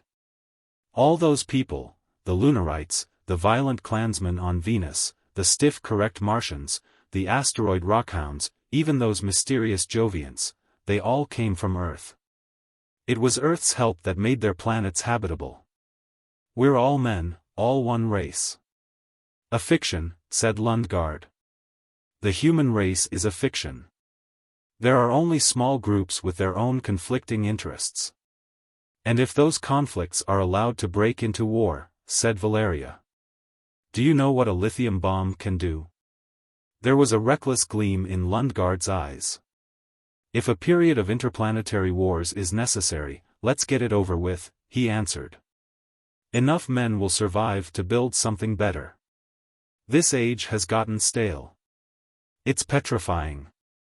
There have been plenty of shakeups in history, the fall of Rome, the Reformation, the Napoleonic Wars, the World Wars. It's been man's way of progressing. I don't know about all those, said Bo slowly. I just know I wouldn't want to live through such a time. You're soft, said Lundgaard. Down underneath you're soft. He laughed disarmingly. Pardon me. I didn't mean anything personal. I'll never convince you and you'll never convince me, so let's keep it friendly. I hope you'll have some free time on Luna, Valeria. I know a little grill where they serve the best synthosteaks in the system. All right, she smiled. It's a date. Bo mumbled some excuse and went aft. He was still calling her Dr. McKittrick. Chapter 4. You can't just lie here and let him come kill you. There was a picture behind his eyes. He didn't know if it was a dream or a long-buried memory. He stood under an aspen which quivered and rustled as if it laughed to itself softly, softly, when the wind embraced it. And the wind was blowing up a red granite slope, wild and salt from the sound, and there were towering clouds lifting over Denmark to the west. The sunlight rained and streamed through aspen leaves, broken, shaken, falling in spatters against the earth, and he, Bo Johnson, laughed with the wind and the tree and the far watery glitter of the sound. He opened his eyes, wearily, like an old man. Orion was marching past, and there was a blaze on crags 5 miles off which told of the rising sun. The asteroid spun swiftly. He had been here for many of its days now, and each day burdened him like a year. Got to get out of here, he knew. He sat up, pain tearing along his furrowed breast. Somehow he had kept the wrench with him. he stared at it in a dull wonder. Where to go, where to hide, what to do? Thirst nagged him. Slowly he uncoiled the tube which led from the electrically heated canteen welded to his suit, screwed its end into the helmet nipple, thumbed down the clamp which closed it, and sucked hard. It helped a little. He dragged himself to his feet and stood swaying, only the near weightlessness kept him erect. Turning his head in its transparent cage, he saw the sun rise, and bright spots danced before him when he looked away. His vision cleared, but for a moment he thought the shadow lifting over a nearby ridge was a wisp of unconsciousness. Then he made out the bulky black-painted edge of it, gigantic against the Milky Way, and it was Lundgaard, moving unhurriedly up to kill him. A dark laughter was in his radio earphones. "Take it easy, Bo. I'll be there in a minute." He backed away, his heart a sudden thunder, looking for a place to hide. "Down! Get down and don't stand where he can see you." He crouched as much as the armor would allow and broke into a bounding run. A slug spat broken stone near his feet. The powdery dust hung for minutes before settling. Breath rattled in his throat. He saw the lip of a meteoric crater and dove. Crouching there, he heard Lundgaard's voice again, "You're somewhere near. Why not come out and finish it now?" The radio was non-directional, so he snapped back, "A gun against a monkey wrench?" Lundgaard's coolness broke a little, there was almost a puzzled note, "I hate to do this. Why can't you be reasonable? I don't want to kill you." "The trouble," said Bo harshly, "is that I want to kill you. Behold the man of the new enlightenment." Bo could imagine Lundgaard's grin. It would be tight, and there would be sweat on the lean face, but the amusement was genuine. "Didn't you believe sweet reasonableness could solve everything? This is only the beginning, Bo, just a small preliminary hint that the age of reason is dying. I've already converted you to my way of thinking, by the very fact you're fighting me. Why not admit it?" Bo shook his head, futile gesture, looked in darkness where he lay. There was a frosty blaze of stars when he looked up. It was more than himself and Johnny Malone, more even than the principle of the thing and the catastrophe to all men which Lundgaard's victory meant. There was something deep and primitive which would not let him surrender, even in the teeth of annihilation. Valeria's image swayed before him. Lundgaard was moving around, peering over the shadowy tumble of blackened rock in search of any trace. There was a magnetic rifle in his hands. Bo strained his helmet to the crater floor, trying to hear ground vibrations, but there was nothing. He didn't know where Lundgaard was, only that he was very near. Blindly, he bundled his legs and sprang out of the pit. They found the asteroid where Valeria had left her recording instruments. It was a tiny drifting fragment of a world which had never been born, turning endlessly between the constellations. The Sirius moored fast with grapples, and Valeria donned a spacesuit and went out to get her apparatus. Lundgaard accompanied her. As there was only work for two, Bo stayed behind. He slumped for a while in the pilot chair, letting his mind pace through a circle of futility. Valeria, Valeria, Valeria, oh strong and fair and never to be forgotten, would he ever see her again after they made Luna? This won't do, he told himself dully. I should at least keep busy. Thank God for work. He wasn't much of a thinker, he knew that, but he had cleverness in his hands. It was satisfying to watch a machine come right under his tools. Working, he could see the falseness of Lundgaard's philosophy. The man could quote history all he wanted, weave a glittering circle of logic around Bo's awkward brain, but it didn't change facts. Maybe this century was headed for trouble, maybe psychotechnic government was only another human self-limitation and should be changed for something else. Nevertheless, the truth remained that most men were workers who wished no more than peace in which to create as best they could. All the high ideals in the universe weren't worth breaking the union for and smashing the work of human hands in a single burst of annihilating flame. I can feel it, down inside me. But why can't I say it? He got up and went over to the baggage rack, remembering that Lundgaard had dozens of book reels along and that reading would help him not to think about what he could never have. On a planet Bo would not have dreamed of helping himself without asking first. But custom is different in space, where there is no privacy and men must be a unit if they are to survive. He was faintly surprised to see that Lundgaard's personal suitcase was locked, but it would be hours, probably, before the owner got back. Dismantling a recorder setup took time.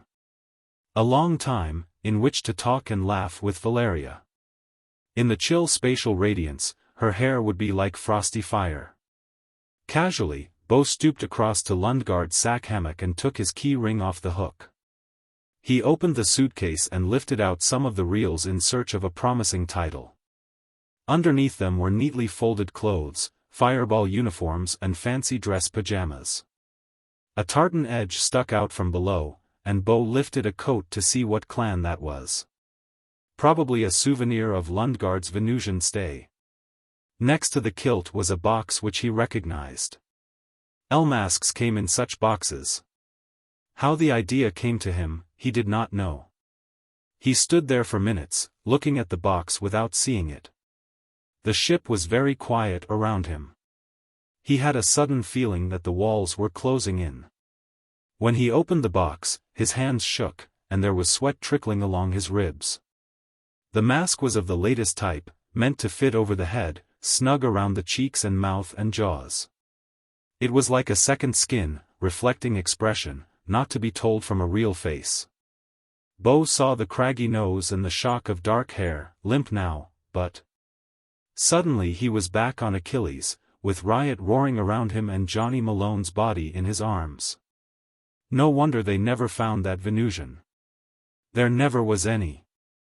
Bo felt a dim shock when he looked at the chronometer. Only 5 minutes had gone by while he stood there. Only 5 minutes to turn the cosmos inside out. Very slowly and carefully he repacked the suitcase and put it in the rack and sat down to think. What to do? Accuse Lundgaard to his face? No, the man undoubtedly carried that needler. And there was Valeria to think of. A ricocheting dart, a scratch on her? No. It took Bo a long time to decide. His brain seemed viscous. When he looked out of a port to the indifferent stars, he shuddered. They came back, shedding their spacesuits in the airlock. Frost whitened the armor as moisture condensed on chilled surfaces. The metal seemed to breathe cold. Valeria went efficiently to work, stowing the boxed instruments as carefully as if they were her children. There was a laughter on her lips which turned Bo's heart around inside him. Lundgaard leaned over the tiny desk where he Saturday, "What why doing?" he asked. "Recalculating our orbit to Luna," said Bo. "I want to go slow for a few million miles before going up to hyperbolic speed." "Why?" "It'll add days to the trip, and the fuel." I'm afraid we might barge into Swarm 770. It's supposed to be near here now and, the positions of those things are never known for sure." Perturbations. Bo's mouth felt dry. "You've got a megamile of safety margin or your orbit would never have been approved," argued Lundgaard. "Hell damn it, I'm the captain," yelled Bo. All right, take it easy, skipper." Lundgaard shot a humorous glance at Valeria. "I certainly don't mind a few extra days in the present company." She smiled at him. Bo felt ill. His excuse was thin. If Lundgaard thought to check the ephemeris, it would fall to ruin. But he couldn't tell the real reason. An iron-drive ship does not need to drift along the economical Hohmann, orbit of the big freighters. It can build up such furious speed that the sun will swing it along a hyperbola rather than an ellipse, and can still break that speed near its destination. But the critical stage of acceleration has to be just right, or there will not be enough fuel to stop completely. The ship will be pulled into a cometary orbit and run helpless, the crew probably starving before a rescue vessel can locate them. Bo dared not risk the trouble exploding at full drive. He would drift along, capture and bind Lundgaard at the first chance, and then head for Earth. He could handle the Sirius alone even if it was illegal. He could not handle her if he had to fight simultaneously. His knuckles were white on the controls as he loosed the grapples and nudged away from the asteroid with a whisper of power. After a few minutes of low acceleration, he cut the rockets, checked position and velocity, and nodded. On orbit, he said mechanically. It's your turn to cook, ei. Einar. Lundgaard swooped easily through the air into the cubbyhole which served for a galley. Cooking in free fall is an art which not all spacemen master, but he could. His meals were even good. Bo felt a helpless kind of rage at his own clumsy efforts. He crouched in midair, dark of mind, a leg hooked around a stanchion to keep from drifting. When someone touched him, his heart jumped and he whirled around. "What's the matter, Bo?" asked Valeria. "You look like Doomsday." I. He gulped noisily and twisted his mouth into a smile. "Just feeling a little off. It's more than that, I think." Her eyes were grave. "You've seemed so unhappy the whole trip. Is there anything I can do to help?" "Thanks, Dr. McKittrick, but—" "Don't be so formal," she said, almost wistfully. "I don't bite. Too many men think I do. Can't we be friends? With a thick-head clinker like me?" His whisper was raw. "Don't be silly. It takes brains to be a spaceman. I like a man who knows when to be quiet." She lowered her eyes, the lashes were long and sooty black. "There's something solid about you, something so few people seem to have these days. I wish you wouldn't go feeling so inferior." At any other time it would have been a sunburst in him. Now he thought of death, and mumbled something and looked away. A hurt expression crossed her face. "I won't bother you," she said gently, and moved off. The thing was to fall on Lundgaard while he slept. The radar alarm buzzed during a dinner in which Lundgaard's flow of talk had battered vainly against silence and finally given up. Bo vaulted over to the control panel and checked. No red light glowed, and the autopilot wasn't whipping them out of danger, so they weren't on a collision course. But the object was getting close. Bo calculated it was an asteroid on an orbit almost parallel to their own, relative speed only a few feet per second. It would come within 10 miles or so. In the magnifying periscope, it showed as a jagged dark cube, turning around itself and flashing hard glints of sunlight off mica beds, perhaps 6 miles square. All crags and cracks and fracture faces, heatless and lifeless and kindless. Chapter 5. Lundgaard yawned elaborately after dinner. "Excuse," he said. "Unless somebody's for chess." His hopeful glance met the grimness of Bo and the odd sadness of Valeria, and he shrugged. "All right, then. Pleasant dreams." After 10 minutes, now. Bo uncoiled himself. "Valeria," he whispered, as if the name were holy. "Yes?" She arched her brows expectantly. "I can't stop to explain now. I've got to do something dangerous. Get back aft of the Euro housing." "What?"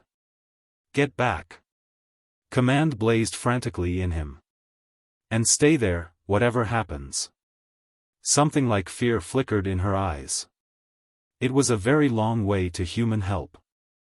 Then she nodded, puzzled but with an obedience which held gallantry, and slipped out of sight behind the steel pillar. Bo launched himself across the room in a single null-G bound. One hand ripped aside Lundgaard's curtain, the other got him by the throat. "What the hell?" Lundgaard exploded into life. His fist crashed against Bo's cheek. Bo held on with one hand and slugged with the other. Knuckles bounced on rubbery muscle. Lundgaard's arm snaked for the tunic stretched on his bunk wall, his body came lively out of the sack. Bo snatched for that wrist. Lundgaard's free hand came around, edged out to slam him in the larynx. Pain ripped through Bo. He let go and sailed across the room. Lundgaard was pulling out his needler. Bo hit the opposite wall and rebounded, not for the armed man, but for the control panel. Lundgaard spat a dart at him. It burst on the viewport over his shoulder, and Bo caught the acrid whiff of poison. Then the converter was roaring to life and whining gyros spun the ship around. Lundgaard was hurled across the room. He collected himself, cat-like, grabbed a stanchion, and raised the gun again. "I've got the drop," he said. "Get away from there or you're a dead man." It was as if someone else had seized Bo's body. Decision was like lightning through him. He had tried to capture Lundgaard, and failed, and venom crouched at his back. But the ship was pointed for the asteroid now, where it hung gloomily a dozen miles off, and the rockets were ready to spew. "If you shoot me," said Bo, "I'll live just long enough to pour on the juice. We'll hit that rock and scatter from hell to breakfast." Valeria emerged. Lundgaard swung the needler to cover her. "Stay where you are," he rapped. "What's happening?" she said fearfully. "I don't know," said Lundgaard. "Bo's gone crazy, attacked me." Wrath boiled black in the pilot. He snarled, "You killed my partner. You must have been fixing to kill us too." "What do you mean?" whispered Valeria.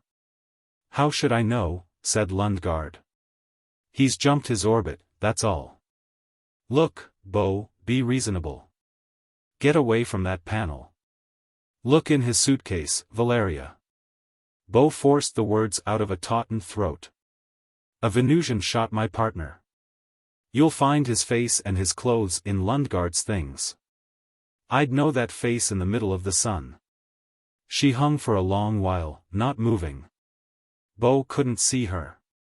His eyes were nailed to the asteroid, keeping the ship's nose pointed at it.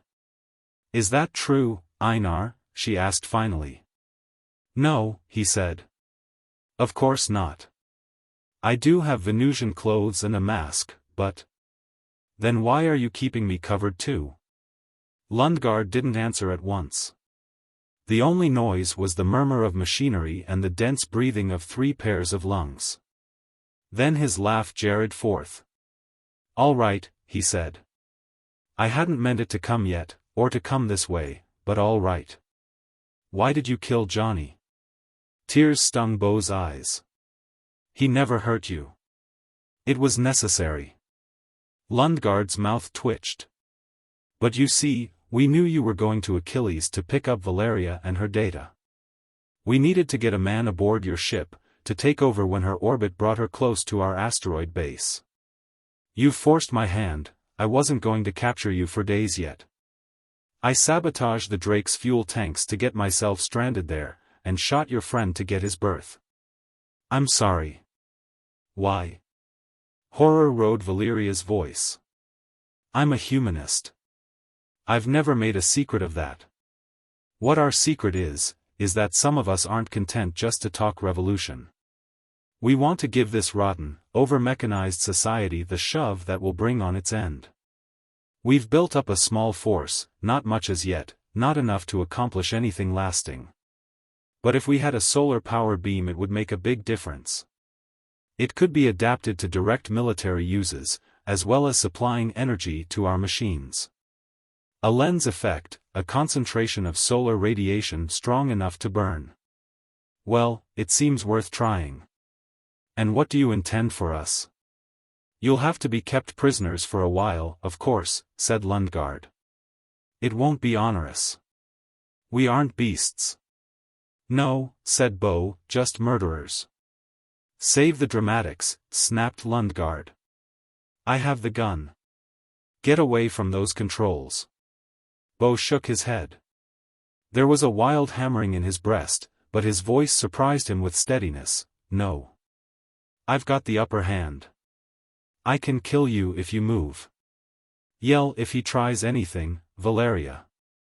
Lundgaard's eyes challenged her. "Do you want to die?" he asked. Her head lifted. "No," she said, "but I'm not afraid to." "Go ahead if you must, Bo." "It's all right." Bo felt cold. He knew he wouldn't. He was bluffing. In the final showdown he could not crash her. He had seen too many withered space-drained mummies in his time. But maybe Lundgaard didn't realize that. "Give up," he said. "You can't gain a damn thing. I'm not going to see 1 billion people burned alive just to save our necks. Make a bargain for your life." "No," said Lundgaard with a curious gentleness. "I have my own brand of honor. I'm not going to surrender to you. You can't sit there forever." Impasse. The ship floated through eternal silence while they waited. "All right," said Bo, "I'll fight you for the power beam. How's that? I can throw this ship into orbit around the asteroid. We can go down there and settle the thing between us. The winner can jump up here again with the help of a jet of tanked air. The lump hasn't got much gravity." Lundgaard hesitated. "And how do I know you'll keep your end of the bargain?" he asked. "You could let me go through the airlock, then close it and blast off." Bo had had some such thought, but he might have known it wouldn't work.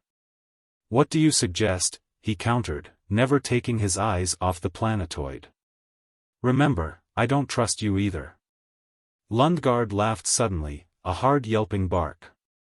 "I know. Valeria, go aft and remove all the control rod links and spares.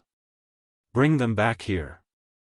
I'll go out first, taking half of them with me, and Bo can follow with the other half." "He'll have to." No. "I won't," she whispered. "I can't let you." "Go ahead and do it," said Bo. He felt a sudden vast weariness. "It's the only way we can break this deadlock." She wept as she went toward the engine room. Lundgaard's thought was good. Without linked control rods, the converter couldn't operate 5 minutes, it would flare up and melt itself and kill everyone aboard in a flood of radiation.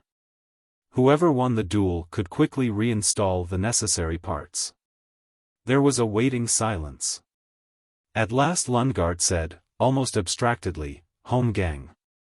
Do you know what that means, Bo?" "No. You ought to. It was a custom of our ancestors back in the early Middle Ages, the Viking time. 2 men would go off to a little island, a home, to settle their differences, one would come back.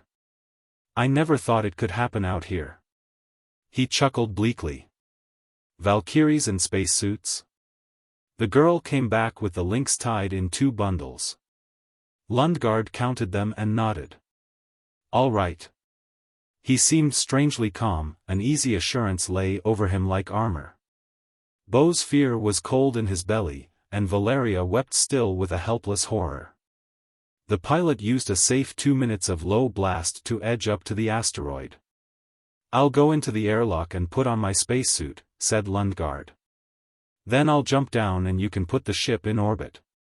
Don't try anything while I'm changing, because I'll keep this needler handy." "It won't work against a spacesuit," said Bo. Lundgaard laughed. "I know," he said. He kissed his hand to Valeria and backed into the lock chamber. The outer valve closed behind him. "Bo." Valeria grabbed the pilot by the shoulders, and he looked around into her face. "You can't go out there, I won't let you, If I don't," he said tonelessly, "we'll orbit around here till we starve." "But you could be killed." "I hope not. For your sake, mostly, I hope not," he said awkwardly. "But he won't have any more weapon than me, just a monkey wrench." There was a metal tube welded to the leg of each suit for holding tools. Wrenches, the most commonly used, were simply left there as a rule. "I'm bigger than he is." "But," she laid her head on his breast and shuddered with crying. He tried to comfort her. "All right," he said at last. "All right. Lundgaard must be through. I'd better get started." "Leave him," she blazed. "His air won't last many hours. We can wait. And when he sees he's been tricked, you think he won't wreck those links?" "No. There's no way out." It was as if all his life he had walked on a road which had no turnings, which led inevitably to this moment. He made some careful calculations from the instrument readings, physical constants of the asteroid, and used another minute's maneuvering to assume orbital velocity. Alarm lights blinked angry eyes at him. The converter was heating up. No more traveling till the links were restored. Bo floated from his chair toward the lock. "Goodbye, Valeria," he said, feeling the bloodless weakness of words. "I hope it won't be for long." She threw her arms about him and kissed him. The taste of tears was still on his lips when he had dogged down his helmet. Opening the outer valve, he moved forth, magnetic boots clamping to the hull. A gulf of stars yawned around him, a cloudy halo about his head. The stillness was smothering. When he was over the asteroid, he gauged his position with a practiced eye and jumped free. Falling, he thought mostly of Valeria. As he landed, he looked around. No sign of Lundgaard. The man could be anywhere in these square miles of cosmic wreckage. He spoke tentatively into his radio, in case Lundgaard should be within the horizon. "Hello, are you there?" "Yes. I'm coming." There was a sharp, cruel note of laughter. "Sorry to play this dirty, but there are bigger issues at stake than you or me.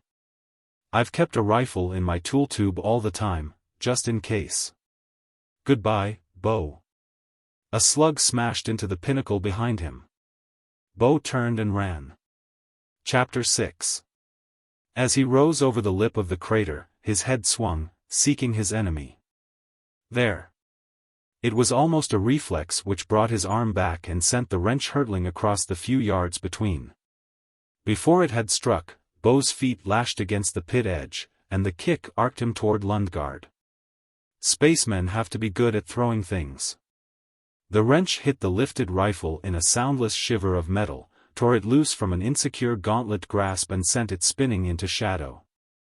Lundgaard yelled, spun on his heel, and dove after it. Then the flying body of Bo Johnson struck him. Even in low G, matter has all its inertia. The impact rang and boomed within their armor, they swayed and fell to the ground, locking arms and hammering futilely at helmets. Rolling over, Bo got on top, his hands closed on Lundgaard's throat, where the throat should have been, but plastic and alloy held fast. Instinct had betrayed him. Lundgaard snarled, doubled his legs and kicked. Bo was sent staggering back. Lundgaard crawled erect and turned to look for the rifle. Bo couldn't see it either in the near-solid blackness where no light fell, but his wrench lay as a dark gleam. He sprang for that, closed a hand on it, bounced up, and rushed at Lundgaard. A swing shocked his own muscles with its force, and Lundgaard lurched. Bo moved in on him. Lundgaard reached into his tool tube and drew out his own wrench. He circled, his panting horse in Bo's earphones. "This is the way it was supposed to be," said Bo. He jumped in, his weapon whirling down to shiver again on the other helmet. Lundgaard shook a dazed head and countered. The impact roared and echoed in Bo's helmet, on into his skull. He smashed heavily.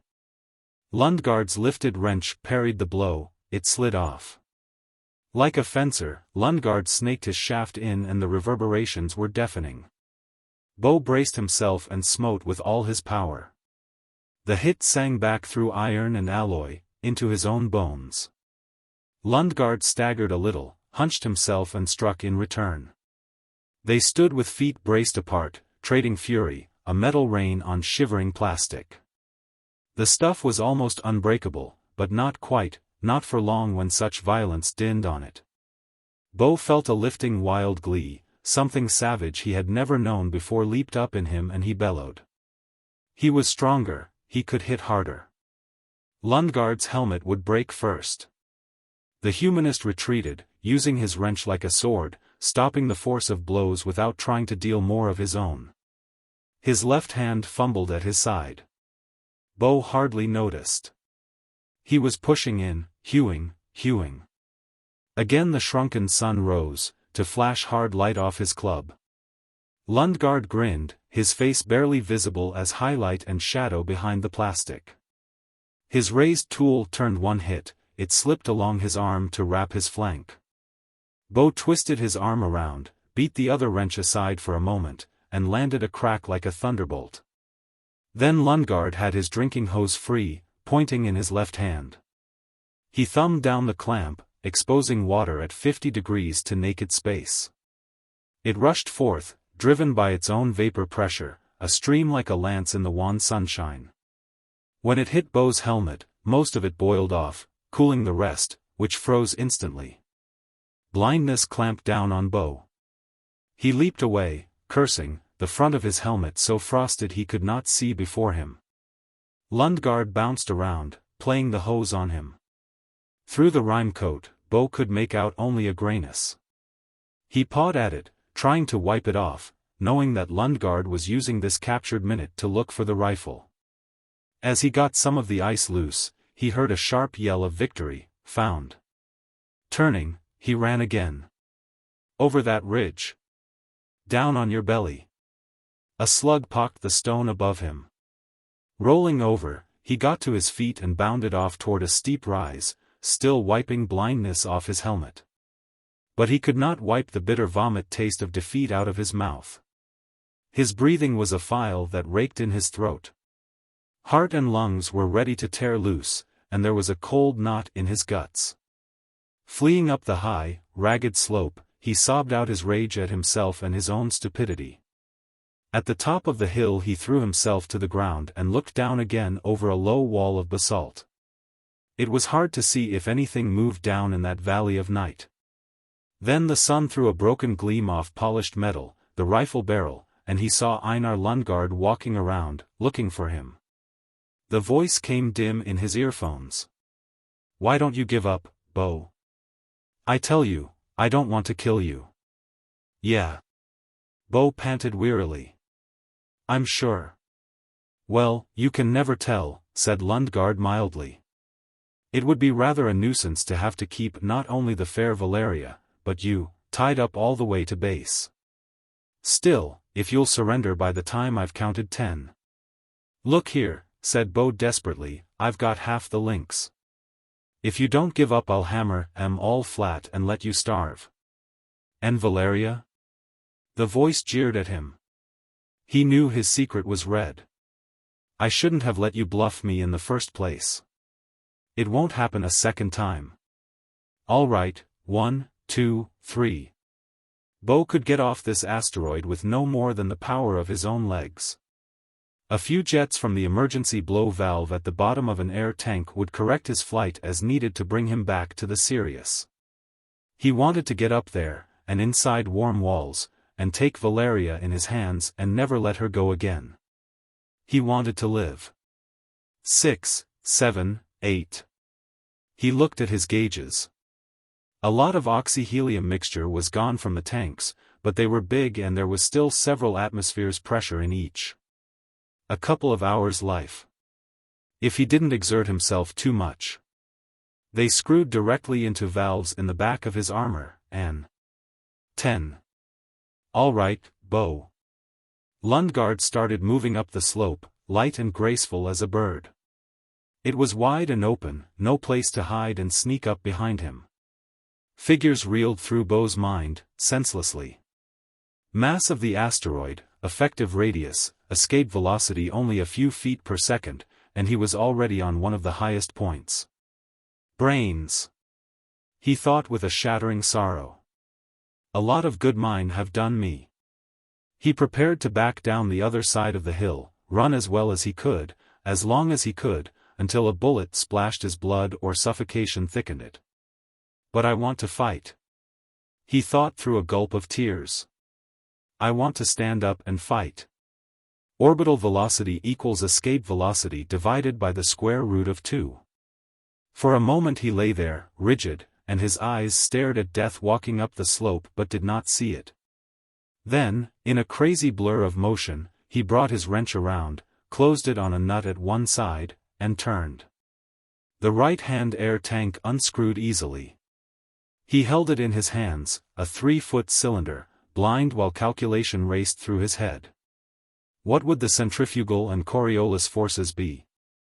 It was the roughest sort of estimate. He had neither time nor data, but Lundgaard was taking it easy, stopping to examine each patch of shadow thrown by some gaunt crag, each meteor scar where a man might hide. It would take him several minutes to reach the hilltop.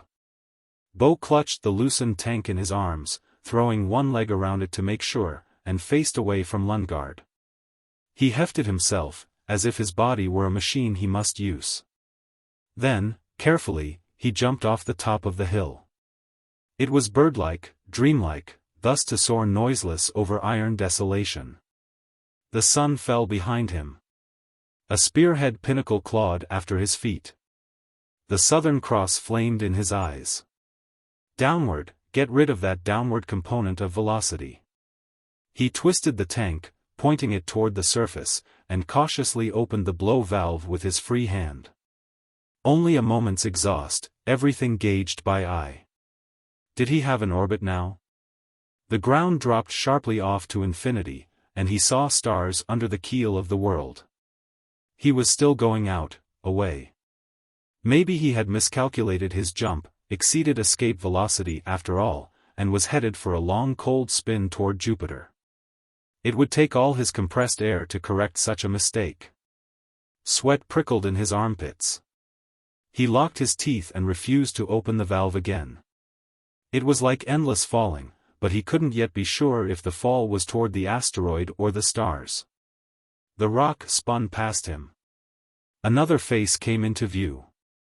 Yes, by all idiot gods, its gravity was pulling him around.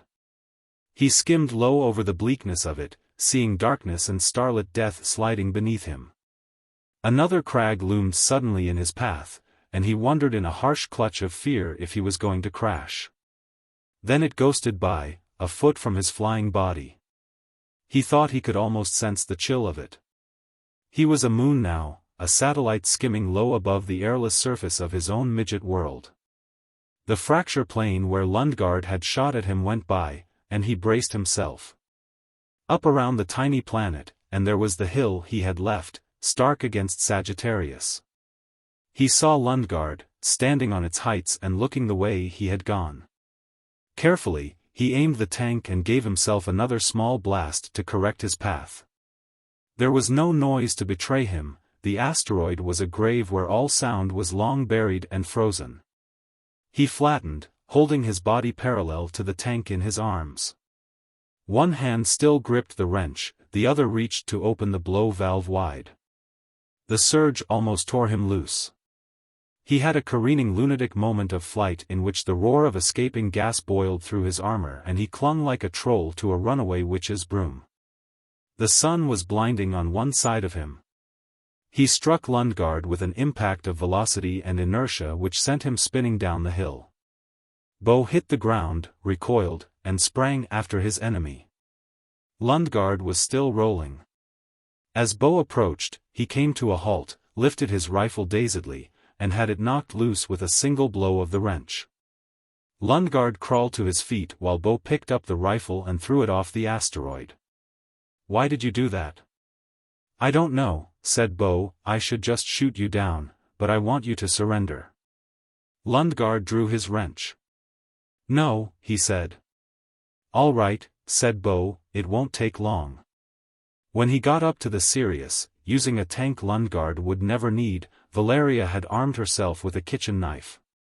"It wouldn't have done much good," he said when he came through the airlock. She fell into his arms, sobbing, and he tried to comfort her. "It's all over. All taken care of. We can go home now." He himself was badly in need of consolation. The inquiry on Earth would clear him, of course, but he would always have to live with the memory of a man stretched dead under a wintry sky. He went aft and replaced the links. When he came back, Valeria had recovered herself, but as she watched his methodical preparations and listened to what he had to tell, there was that in her eyes which he hardly dared believe. Not him. Not a big dumb slob like him. Catalysis. When you looked outside, it was into darkness. Going out yourself, you could let your eyes accommodate. At high noon, the sun was a sharp spark in a dusky heaven, and its light amounted to about 1/9% of what Earth gets. The great fields of ice and frozen gases reflected enough to help vision, but upthrust crags and cliffs of naked rock were like blackened teeth. 70 hours later, when Triton was on the other side of the primary that it always faced, there was a midnight thick enough to choke you. The stars flashed and glittered, a steely twinkle through a gaunt atmosphere mostly hydrogen. Strange, to see the old lost constellations of Earth, here on the edge of the deep.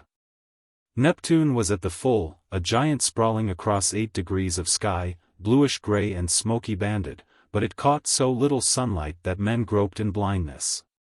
They set up floodlights, or had lamps glaring from their tracks, to work at all. But nearly everything went on indoors. Tunnels connected the various buildings on the hill, instruments were of necessity designed to operate in the open without needing human care, men rarely had occasion to go out anymore. Which was just as well, for it takes considerable power and insulation to keep a man alive when the temperature hovers around 60 Kelvin. And so you stood at a meter-thick port of Insulglas, and looked out, and saw only night. Thomas Gilchrist turned away from the view with a shudder. He had always hated cold, and it was as if the bitterness beyond the lab dome had seeped in to touch him. The cluttered gleam of instruments in the room, desk piled high with papers and micros pools, the subdued chatter of a computer chewing a problem, were comforting. He remembered his purpose and went with a long low-gravity stride to check the mineralogical unit. It was busily breaking down materials fetched in by the robosamplers, stones never found on Earth, because Earth is not the Mercury-sized satellite of an outer planet. Nor has it seen some mysterious catastrophe in an unknown time back near the beginning of things. Recording meters wavered needles across their dials, data tapes clicked out, he would soon have the basic information. Then he would try to figure out how the mineral could have been formed, and give his hypothesis to the computer for mathematical analysis of possibility, and start on some other sample. For a while Gilchrist stood watching the machine. A cigarette smoldered forgotten between his fingers. He was a short, pudgy young man, with unkempt hair above homely features. Pale blue eyes blinked nearsightedly behind contact lenses, his myopia was not enough to justify surgery. Tunic and slacks were rumpled beneath the gray smock. Behold the bold pioneer, he thought. His self-deprecating sarcasm was mildly non-sane, he knew, but he couldn't stop, it was like biting an aching tooth. Only a dentist could fix the tooth in an hour, while a scarred soul took years to heal. It was like his eyes, the trouble wasn't bad enough to require long expensive repair, so he limped through life. Raphael Alemán came in, small and dark and cheerful. "Allo," he said. "How goes it?" He was one of the Hill's organic chemists, as Gilchrist was the chief physical chemist. But his researches into low-temperature properties were turning out so disappointingly that he had plenty of time to annoy others. Nevertheless, Gilchrist liked him, as he liked most people. So. It takes time. Time we have enough of, mi amigo, said Alemán. 2 years we've been here, and 3 years more it will be before the ship comes to relieve us. He grimaced. When I am back to Durango unit, how fast my savings will disappear. You didn't have to join the Corps, and you didn't have to volunteer for Triton Station, Gilchrist pointed out. The little man shrugged, spreading slender hands. Confidential, I will tell you. I had heard such colorful tales of outpost life. But the only result is that I am now a married man, not that I have anything but praise for my dear Mehua, but it is not the abandonment one had hoped for. Gilchrist chuckled. Outer planet stations did have a slightly lurid reputation, and no doubt it had been justified several years ago. After all, the voyage was so long and costly that it could not be made often. You established a self-sufficient colony of scientists and left it there to carry on its researches for years at a time. But self-sufficiency includes psychic elements, recreation, alcohol, entertainment, the opposite sex. A returning party always took several children home. Scientists tended to be more objective about morals, or at least more tolerant of the other fellows, than most. So when 100 or so people were completely isolated, and ordinary amusements had palled, it followed that there would be a good deal of what some would call sin. "Not Triton," said Gilchrist. "You forget that there's been another cultural shift in the past generation, more emphasis on the stable family. And I imagine the old man picked his gang with an eye to such attitudes. Result, the would-be rounders find themselves so small a minority that it has a dampening effect. See? I know. But you Ave never told me your real reason for coming here, Thomas." Gilchrist felt his face grow warm. "Research," he answered shortly. "There are a lot of interesting problems connected with Neptune." Alemon cocked a mildly skeptical eyebrow but said nothing. Gilchrist wondered how much he guessed. That was the trouble with being shy. In your youth, you acquired bookish tastes. Only a similarly oriented wife would do for you, so you didn't meet many women and didn't know how to behave with them anyhow. Gilchrist, who was honest with himself, admitted he'd had wistful thoughts about encountering the right girl here, under informal conditions where he had. And he was still helpless. Suddenly he grinned. "I'll tell you what," he said. "I also came because I don't like cold weather." "Came to Neptune?" "Sure. On Earth, you can stand even a winter day, so you have to. Here, since the local climate would kill you in a second or two, you're always well protected from it." Gilchrist waved at the viewport. "Only I wish they didn't have that bloody window in my lab. Every time I look out, it reminds me that just beyond the wall nitrogen is a solid." "Yo comprendo," said Alemon. "The power of suggestion. Even now, at your words, I feel a chill." Gilchrist started with surprise. "You know, somehow I have the same, just a minute." He went over to a workbench. His inframicrometer had an air thermometer attached to make temperature corrections. "What the devil," he muttered. "It is cooled off. Only 18 degrees in here. It's supposed to be 21. Some fluctuation, in temperature as in ozone content and humidity," reminded Alemon. "That is required for optimum health. Not this time of day, it shouldn't be varying." Gilchrist was reminded of his cigarette as it nearly burned his fingers. He stubbed it out and took another and inhaled to light it. "I'm going to raise Jahangir and complain," he said. "This could play merry hell with exact measurements." Alemon trotted after him as he went to the door. It was manually operated, and the intercoms were at particular points instead of every room. You had to forego a number of outside comforts here. There was a murmuring around him as he hurried down the corridor. Some doors stood open, showing the various chemical and biological sections. The physicists had their own dome, on the other side of the hill, and even so were apt to curse the stray fields generated here. If they had come this far to get away from solar radiations, it was only reasonable, as anyone but a chemist could see, that the screen stood at the end of the hall, next to the tunnel stairs. Gilchrist checked himself and stood with a swift wild pulse in his throat. Catherine Bardas was using it. He had often thought that the modern fashion of outbreeding yielded humans more handsome than any pure racial type could be. When a girl was half Greek and half Amarant, and a gifted biosynthesizer on top of it, a man like him could only stare. Muhammad Jahangir's brown, bearded face registered more annoyance than admiration as he spoke out of the screen. "Yes. Dr. Bardas," he said with strained courtesy. "I know. My office is being swamped with complaints."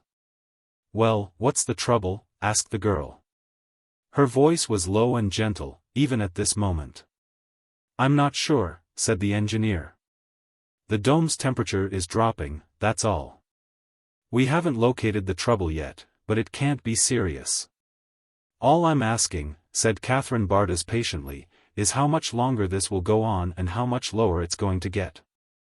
I'm trying to synthesize a cell, and it takes precisely controlled conditions. If the air temperature drops another 5 degrees, my thermostat won't be able to compensate. Oh, well. I'm sure you can count on repair being complete before that happens. All right, said Catherine sweetly. If not, though, I'll personally bung you out the main airlock sand spacesuit. Jahangir laughed and cut off. The light of fluorotubes slid blue-black off the girl's shoulder-length hair as she turned around. Her face was smooth and dark, with high cheekbones and a lovely molding of lips and nose and chin. Oh, hello, Tom, she smiled. All through here. Never mind, he fumbled. I was only going to ask about it myself. Well, she yawned and stretched with breathtaking effect. I suppose I'd better get back in. Ah, why so, señorita, replied Aleman. If the work does not need your personal attention just now, come join me in a little drink. It is near dinner time anyhow. All right, she said. How about you, Tom? He merely nodded, for fear of stuttering, and accompanied them down the stairs and into the tunnel. Half of him raged at his own timidity. Why hadn't he made that suggestion? The passages connecting the domes were all alike, straight featureless holes lined with plastic. Behind lay insulation and the pipes of the common heating system, then more insulation, finally the hill itself. That was mostly porous iron, surprisingly pure though it held small amounts of potassium and aluminum oxides. The entire place was a spongy ferrous outcropping. But then, Triton was full of geological freaks. How goes your work? Asked Aleman sociably. Oh, pretty well, said Catherine. I suppose you know we've synthesized virus which can live outside. Now we're trying to build bacteria to do the same. On a professional level, Gilchrist was not a bad conversationalist. His trouble was that not everyone likes to talk shop all the time. Is there any purpose in that, other than pure research to see if you can do it? He inquired. I can't imagine any attempt ever being made to colonize this moon. Well, you never know, she answered. If there's ever any reason for it, oxide-reducing germs will be needed. As well as a nuclear heating system for the whole world, and, what do your life forms use for energy, though? Hardly enough sunlight, I should think. Oh, but there is, for the right biochemistry with the right catalysts, analogous to our own enzymes. It makes a pretty feeble type of life, of course, but I hope to get bacteria which can live off the local ores and frozen gases by exothermic reactions. Don't forget, when it's really cold a thermal engine can have a very high efficiency, and all living organisms are thermal engines of a sort. They took the stairs leading up into the main dome, apartments, refectories, social centers, and offices. Another stair led downward to the central heating plant in the body of the hill. Gilchrist saw an engineer going that way with a metering kit and a worried look. The bar was crowded. This was cocktail hour for the swing shift and, popular opinion to the contrary, a scientist likes his meals regular and only lives off sandwiches brought to the lab when he must. They found a table and sat down. Nobody had installed dial units, so junior technicians earned extra money as waiters. One of them took their orders and chits. The ventilators struggled gallantly with the smoke. It hazed the murals with which some homesick soul had tried to remember the green earth. A couple of astronomers at the next table were noisily disputing theories. Damn it, Pluto's got to be an escaped satellite of Neptune. Look at their orbits, and Pluto is where Neptune should be according to Bode's law. I know. I've heard that song before. I suppose you favor the invader theory? What else will account for the facts? A big planet comes wandering in, yanks Neptune sunward and frees Pluto, but Neptune captures a satellite of the invader. Triton's got to be a captured body, with this screwy retrograde orbit. And Nereid. Have you ever analyzed the mechanics of that implausible proposition? Look here, a pencil came out and began scribbling on the long-suffering tabletop. Catherine chuckled. I wonder if we'll ever find out, she murmured. Gilchrist rubbed chilled fingers together. Blast it, the air was still cooling off. It'd be interesting to land a ship on Nep himself and check the geology, he said. A catastrophe like that would leave traces. When they can build a ship capable of landing on a major planet without being squeezed flat by the air pressure, that'll be the day. I think we'll have to settle for telescopes and spectroscopes for a long, long time to come. The girl's voice trailed off, and her dark fine head poised. The loudspeaker was like thunder. Dr. VC. Dr. VC. Please contact Engineering Office. Dr. VC, please contact Dr. Jahangir. Over. For a moment, there was silence in the bar. I wonder what the trouble is, said Al-Iman. Something to do with the heating plant, I suppose. Again Catherine's tones died, and they stared at each other. The station was a magnificent machine. It represented an engineering achievement which would have been impossible even 50 years ago. It kept 100 human creatures warm and moist, it replenished their air and synthesized their food and raised a wall of light against darkness. But it had not the equipment to call across nearly 4.5 billion kilometers of vacuum. It had no ship of its own, and the great core vessel would not be back for 3 years. It was a long way to Earth. Dinner was a silent affair that period. There were a few low-voiced exchanges, but they only seemed to deepen the waiting stillness. And the cold grew apace. You could see your breath, and your thin garments were of little help. The meal was over, and the groups of friends were beginning to drift out of the refectory, when the intercoms woke up again.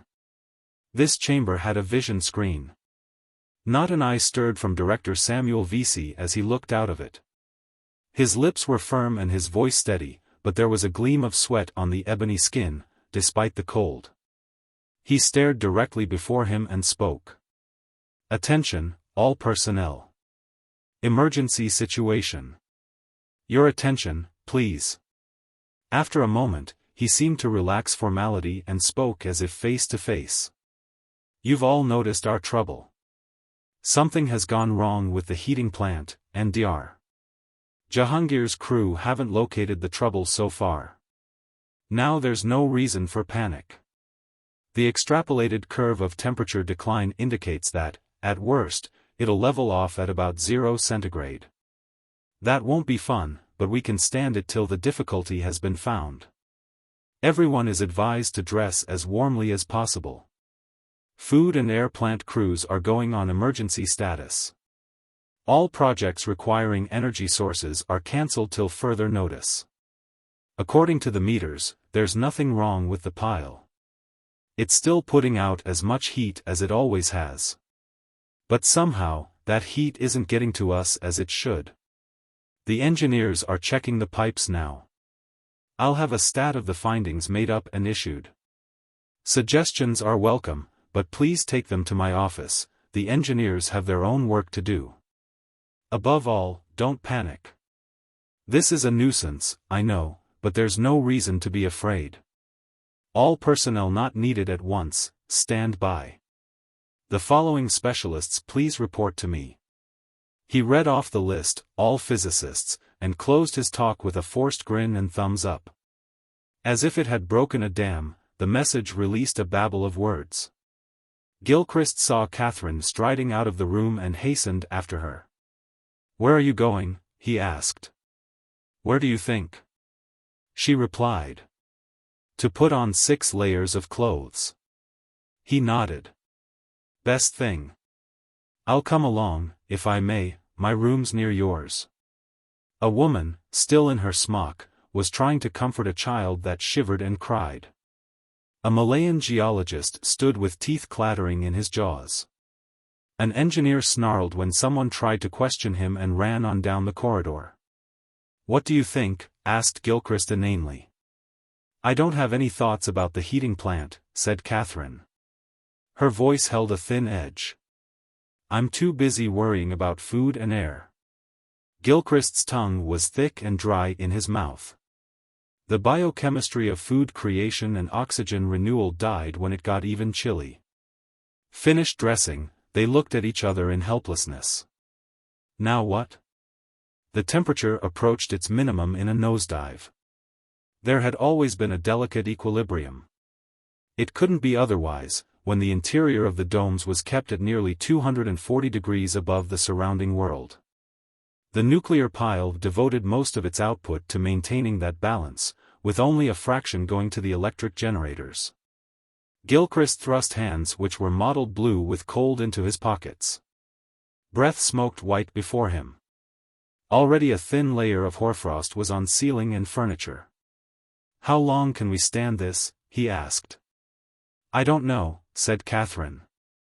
"Not too long, I should think, since nobody has adequate clothes. The children should suffer pretty quickly. Too much drain on body energy." She clamped her lips together. "Use your mental training. You can ignore this till it begins actually breaking down your physique." Gilchrist made an effort, but couldn't do it. He could stop shivering, but the chill dank on his skin, and the cold sucked in by his nose, were still there in his consciousness, like a nightmare riding him. "They'll be dehumidifying the air," said Catherine. "That'll help some." She began walking down the hall. "I want to see what they're doing about the food and oxy sections." A small mob had had the same idea. It swirled and mumbled in the hall outside the service rooms. A pair of hard-looking young engineers armed with monkey wrenches stood guard. Catherine wormed her way through the crowd and smiled at them. Their exasperation dissolved, and one of them, a thick-set redhead by the name of O'Mallory, actually grinned. Gilchrist, standing moodily behind the girl, could hardly blame him. "How's it going in there?" she asked. "Well, now, I suppose the old man is being sort of slow about his bulletins," said O'Mallory. "It's under control here." "But what are they doing?" "Rigging electric heaters, of course. It'll take all the juice we have to maintain these rooms at the right temperature, so I'm afraid they'll be cutting off light and power to the rest of the hill." She frowned. "It's the only thing, I suppose. But what about the people? They'll have to jam together in the refectories and clubrooms. That'll help keep them warm. Any idea what the trouble is?" O'Mallory scowled. "We'll get it fixed," he said. "That means you don't know." She spoke it calmly. "The pile's all right," he said. "We telemetered it. I'd done that myself, but you know how it is." He puffed himself up a trifle. "They need a couple husky chaps to keep the crowd orderly. Anyhow, the pile's still putting out just as it should, still at 500 degrees like it ought to be. In fact, it's even a bit warmer than that. Why, I don't know." Gilchrist cleared his throat. "Th then the trouble is with the heating pipes," he faltered. "How did you ever guess?" asked O'Mallory with elaborate sarcasm. "Lay off him," said Catherine. "We're all having a tough time." Gilchrist bit his lip. It wasn't enough to be a tongue-tied idiot, he seemed to need a woman's protection. "Trouble is, of course," said O'Mallory, "the pipes are buried in insulation, behind good solid plastic. They'll be hard to get at."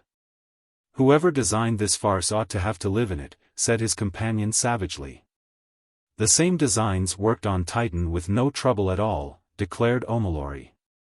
Catherine's face took on a grimness. "There never was much point in making these outer planet domes capable of quick repair," she said. "If something goes wrong, the personnel are likely to be dead before they can fix it." Now, that's no way to talk," smiled O'Mallory. "Look, I get off duty at 0800. Care to have a drink with me then?" Catherine smiled back. "If the bar's operating, sure." Gilchrist wandered numbly after her as she left. The cold gnawed at him. He rubbed his ears, unsure about frostbite. "Odd how fast you got tired," it was hard to think. "I'd better get back to my lab and put things away before they turn off the electricity to it," he said. "Good idea. Might as well tidy up in my own place." Something flickered darkly in the girl's eyes. It'll take our minds off. Off gloom and cold, and the domes turned to blocks of ice, and a final night gaping before all men. Off the chasm of loneliness between the hill and the earth. They were back in the chemical section when Alemon came out of his lab. The little man's olive skin had turned a dirty gray. What is it? Gilchrist stopped, and something knotted hard in his guts. Madre de Dios, Alemon licked sandy lips. We are finished. It's not that bad, said Catherine. You do not understand, he shrieked. Come here.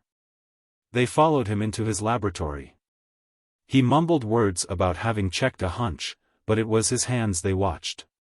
Those picked up a Geiger counter and brought it over to a wall and traced the path of a buried heating pipe.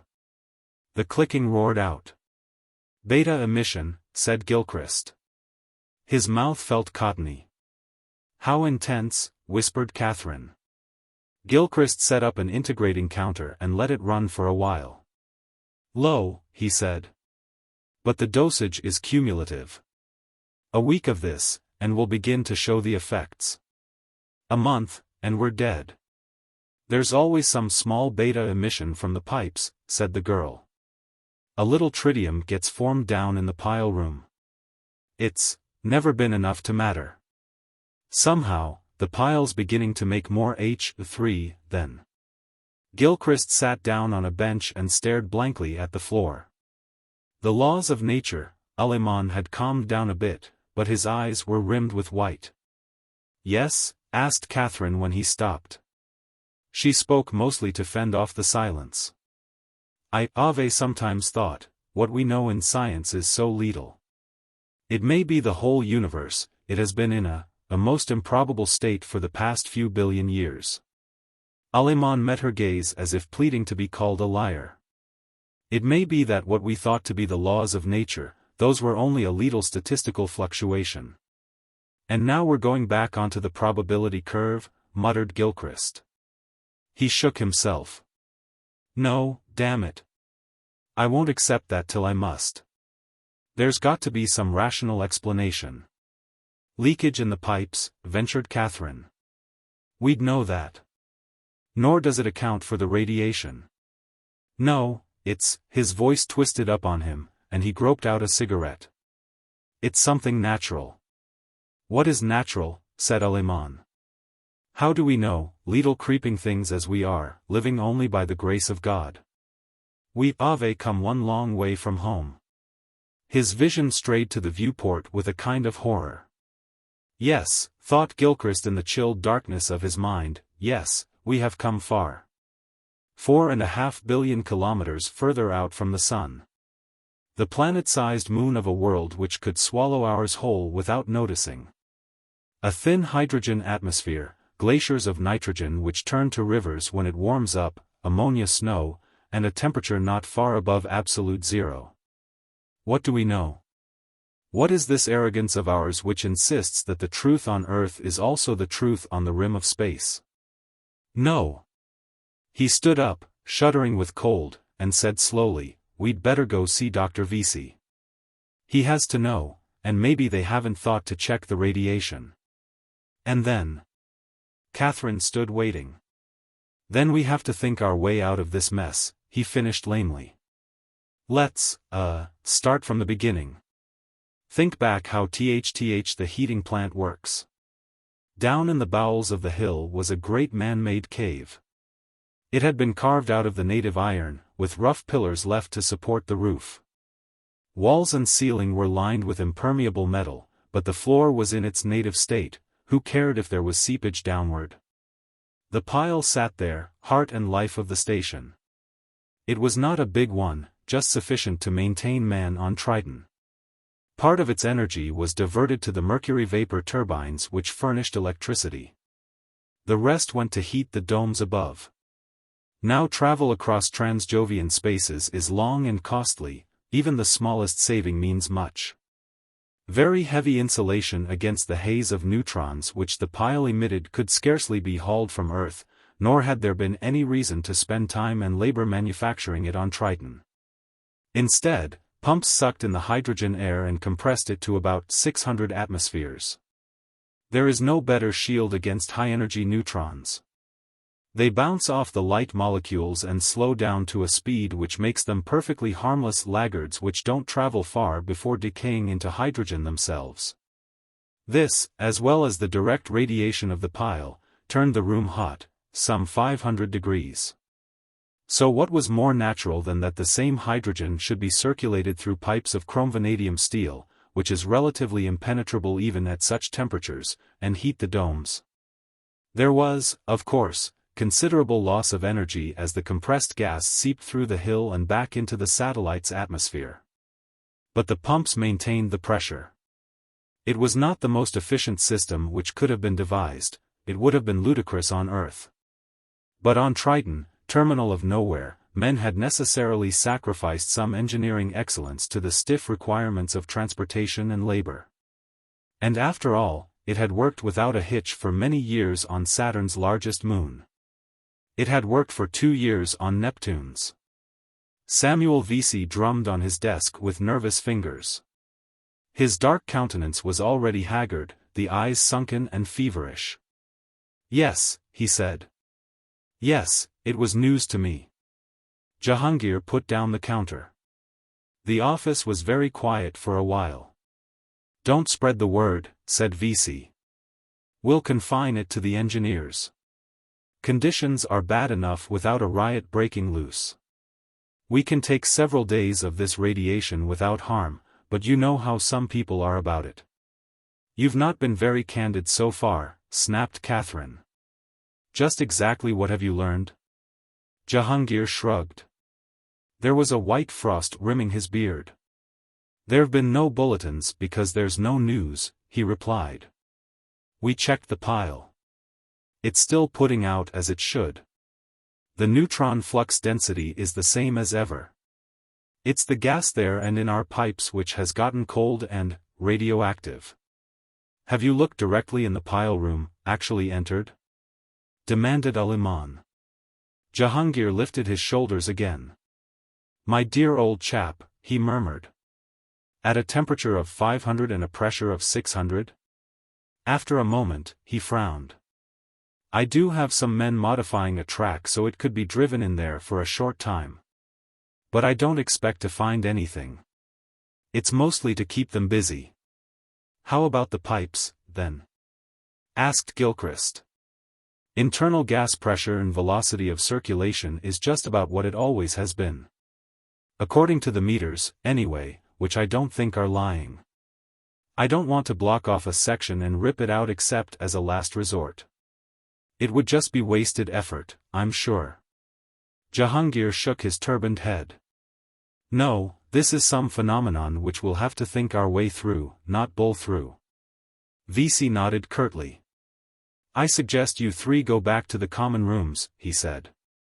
"We'll be shunting all the power to food and oxy soon. If you have any further suggestions, pass them on, otherwise, sit tight." It was dismissal. The rooms stank. Some 90 human beings were jammed together in 3 long chambers and an adjacent kitchen. The ventilators could not quite handle that load. They stood huddled together, children to the inside, while those on the rim of the pack hugged their shoulders and clenched teeth between blue lips. Little was said. So far there was calm of a sort, enough personnel had had intensive mind training to be a steadying influence, but it was a thin membrane stretched near breaking. As he came in, Gilchrist thought of a scene from Dante's Hell. Somewhere in that dense mass, a child was sobbing. The lights were dim, he wondered why, and distorted faces were whittled out of thick shadow. "Gigi, get inside, in front of me," he said to Catherine. "I'll be all right," answered the girl. "It's a fact that women can stand cold better than men." Aliman chuckled thinly. "But our Thomas is well padded against it," he said. Gilchrist winced. He himself made jokes about his figure, but it was a cover-up. Then he wondered why he should care, they'd all be dead anyway, before long. A colleague, Danton, turned empty eyes on them as they joined the rest. "Any word?" he asked. They're working on it, said Catherine shortly. God! Won't they hurry up? I've got a wife and kid. And we can't even sleep, it's so cold. Yes, thought Gilchrist, that would be another angle. Weariness to eat away strength and hope, radiation would work fast on people in a depressed state. They could at least give us a heater in here, exclaimed Danton. His tone was raw. Shadows muffled his face and body. All the juice we can spare is going to the food and air plants. No use being warm if you starve or suffocate, said Catherine. I know. But, well, why aren't we getting more light? There ought to be enough current to heat the plants and still furnish a decent glow in here. Something else, Gilchrist hesitated. Something else is operating, then, and sucking a lot of power. I don't know what. They say the pile itself is as hot as ever. Why can't we run a pipe directly from it? And get a mess of fast neutrons? Catherine's voice died. After all, they were being irradiated as they stood here and trembled. We've got batteries. It was almost a snarl from Danton's throat. Batteries enough to keep us going comfortably for days. Why not use them? And suppose the trouble hasn't been fixed by the time they're drained, challenged Gilchrist. Don't say that. Take it easy, advised another man. Danton bit his lip and faced away, mumbling to himself. A baby began to cry. There seemed no way of quieting it. Turn that bloody brat off. The tone came saw-toothed from somewhere in the pack. Shut up. A woman's voice, close to hysteria. Gilchrist realized that his teeth were rattling. He forced them to stop. The air was foul in his nostrils. He thought of beaches under a flooding sun, of summer meadows and a long sweaty walk down dusty roads. He thought of birds and blue sky. But it was no good. None of it was real. The reality was here, just beyond the walls, where Neptune hung ashen above glittering snow that was not snow, where a thin poisonous wind whimpered between barren snags. Where the dark and the cold flowed triumphantly close. The reality would be a block of solid gas, 100 human corpses locked in it like flies in amber. It would be death and the end of all things. He spoke slowly, through numbed lips. Why has man always supposed that God cared? We don't know if he does or not, said Catherine. But man cares, isn't that enough? Not when the next nearest man is so far away, said Aleman, trying to smile. I will believe in God, man is too small. Danton turned around again. Then why won't he help us now, he cried. Why won't he at least save the children? I said God cared, answered Aleman quietly, not that he will do our work for us. Stow the theology, you too, said Catherine. We're going to pieces in here. Can't somebody start a song? Aleman nodded. Who has a guitar? When there was no response, he began singing a cappella. La cucaracha, la cucaracha. You know quer camina. Voices joined in, self-consciously. They found themselves too few, and the song died. Catherine rubbed her fingers together. Even my pockets are cold now, she said wryly. Gilchrist surprised himself. He took her hands in his. That may help, he said. Why, thank you, Sir Galahad, she laughed. You, oh. Hey, there. O'Mallory, off-guard detail now that everyone was assembled here, came over. He looked even bulkier than before in half a dozen layers of clothing. Gilchrist, who had been prepared to stand impotently in the background while the engineer distributed Blarney, was almost relieved to see the fear on him. He knew. Any word? Asked Catherine. Not yet, he muttered. Why have we so little light? Inquired Aleman. What is it that draws the current so much? Surely not the heaters. No. It's the pump. The air intake pump down in the pile room. O'Mallory's voice grew higher. It's working overtime, sucking in more hydrogen. Don't ask me why. I don't know. Nobody does. Wait, said Catherine eagerly. If the room's losing its warm gas, and having to replace it from the cold stuff outside, would that account for the trouble we're having? No, said Omolori dully. We can't figure out where the hydrogen's disappearing to, and anyway it shouldn't make that much difference. The energy output down there's about what it's supposed to be, you know. Gilchrist stood trying to think. His brain felt gelid. But damn it, there must be a rational answer. He couldn't believe they had blundered into an ugly unknown facet of the cosmos. Natural law was the same, here or in the farthest galaxy, it had to be. Item, he thought wearily. The pile was operating as usual, except that somehow hydrogen was being lost abnormally fast and therefore the pump had to bring in more from Triton's air. But item. That couldn't be due to a leak in the heating pipes, because they were still at their ordinary pressure. Item. The gas in the pipes included some radioactive isotope. Nevertheless. Item. It could not be hydrogen 3, because the pile was working normally and its neutron leakage just wasn't enough to produce that much. Therefore, some other element was involved. Carbon? There was a little methane vapor in Triton's atmosphere. But not enough. Anyway, carbon-13 was a stable isotope, and the pile room conditions wouldn't produce carbon-14. Unless. Wait a minute. Something flickered on the edge of awareness. Danton had buttonholed Omolori.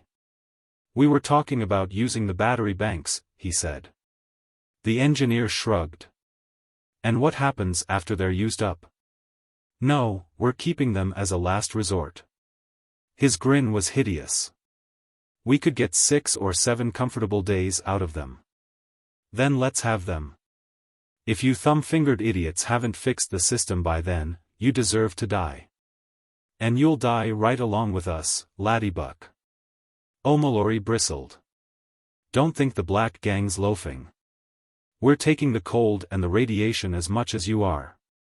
Radiation? Faces turned around. Gilchrist saw eyes gleam white. The word rose in a roar, and a woman screamed. Shut up. Bawled Omolori frantically. Shut up. Danton shouted and swung at him. The engineer shook his head and hit back. As Danton lurched, a man rabbit punched Omolori from behind. Gilchrist yanked Catherine away. The mob spilled over, a sudden storm. He heard a table splinter.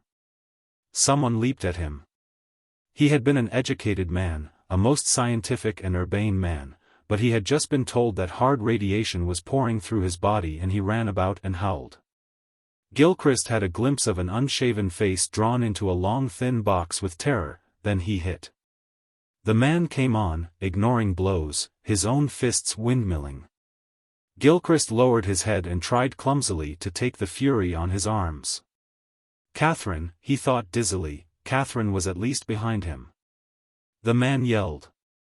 He sat down hard and gripped his stomach, retching. Aleman laughed shortly. A good kick is advisable in such unsporting circumstances, mi amigo. Come on, gasped Catherine. We've got to get help. They fled down a tunnel of blackness. The riot noise faded behind, and there was only the hollow slapping of their feet.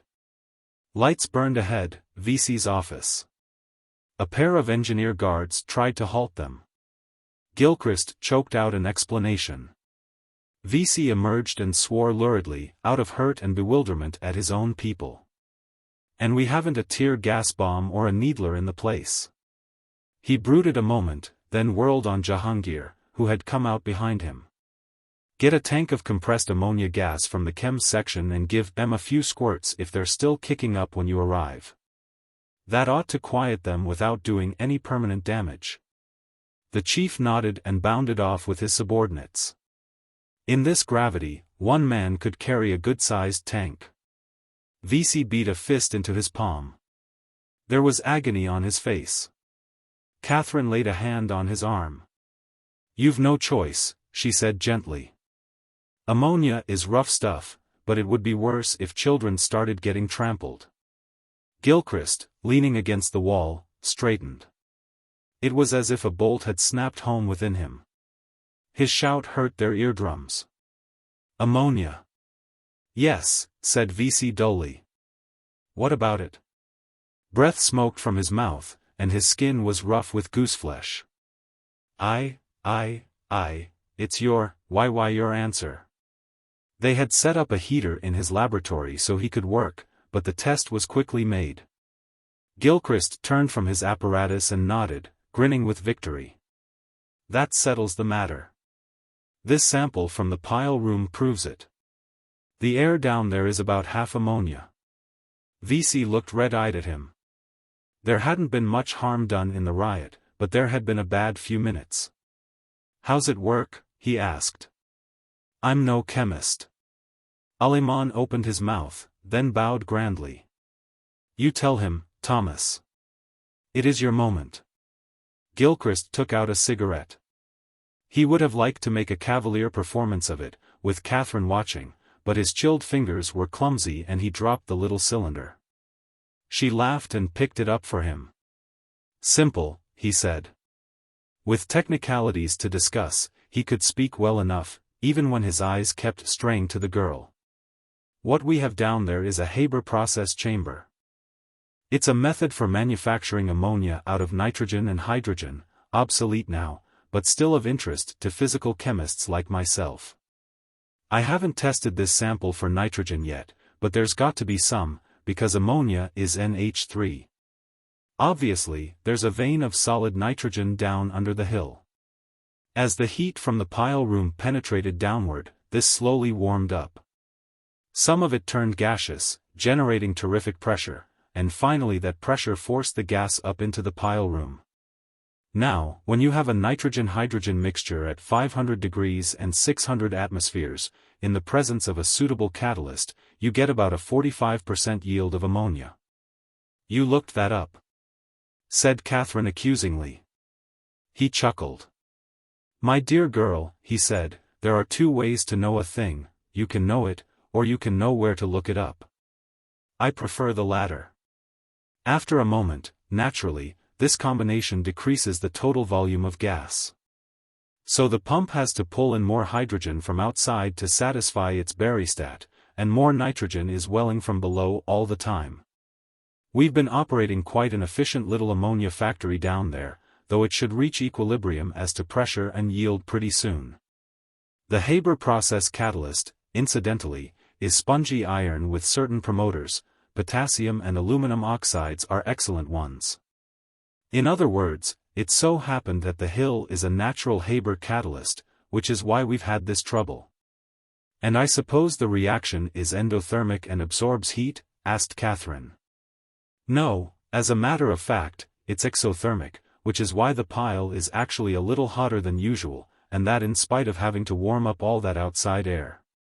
But ammonia does have a considerably higher specific heat than hydrogen.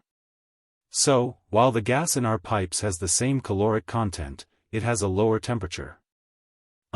VC rubbed his chin. "And the radiation?"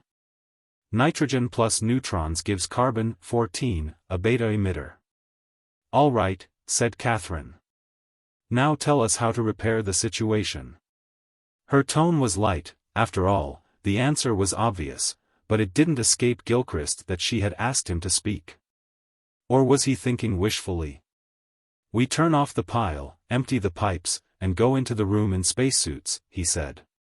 "Probably the simplest thing would be to drill an outlet for the nitrogen vein and drop a thermite bomb down there. That should flush it out in a hurry. Or maybe we can lay an impermeable floor. In any event, it shouldn't take more than a few days, which the batteries will see us through. Then we can go back to operation as usual." VC nodded. "I'll put Jahangir on it right away." He stood up and extended his hand. "As for you, Dr. Gilchrist, you've saved all our lives and—" "Shucks." His cheeks felt hot. "It was my own neck too." Before his self-confidence could evaporate, he turned to Catherine. "Since we can't get back to work for a few days, how about going down to the bar for a drink? I believe it'll soon be functioning again. And, there'll doubtless be a dance to celebrate later." "I didn't know you could dance," she said. "I can't," he blurted. They went out together. It is not merely inorganic reactions which require a catalyst. What shall it profit? "The chickens got out of the coop and flew away 300 years ago," said Barwell. "Now they're coming home to roost." He hiccuped. His finger wobbled to the dial and clicked off another whiskey. The machine pondered the matter and flashed an apologetic sign, "Please deposit your money." "Oh, damn," said Barwell. "I'm broke." Rodek shrugged and gave the slot a 2-credit piece. It slid the whiskey out on a tray with his change.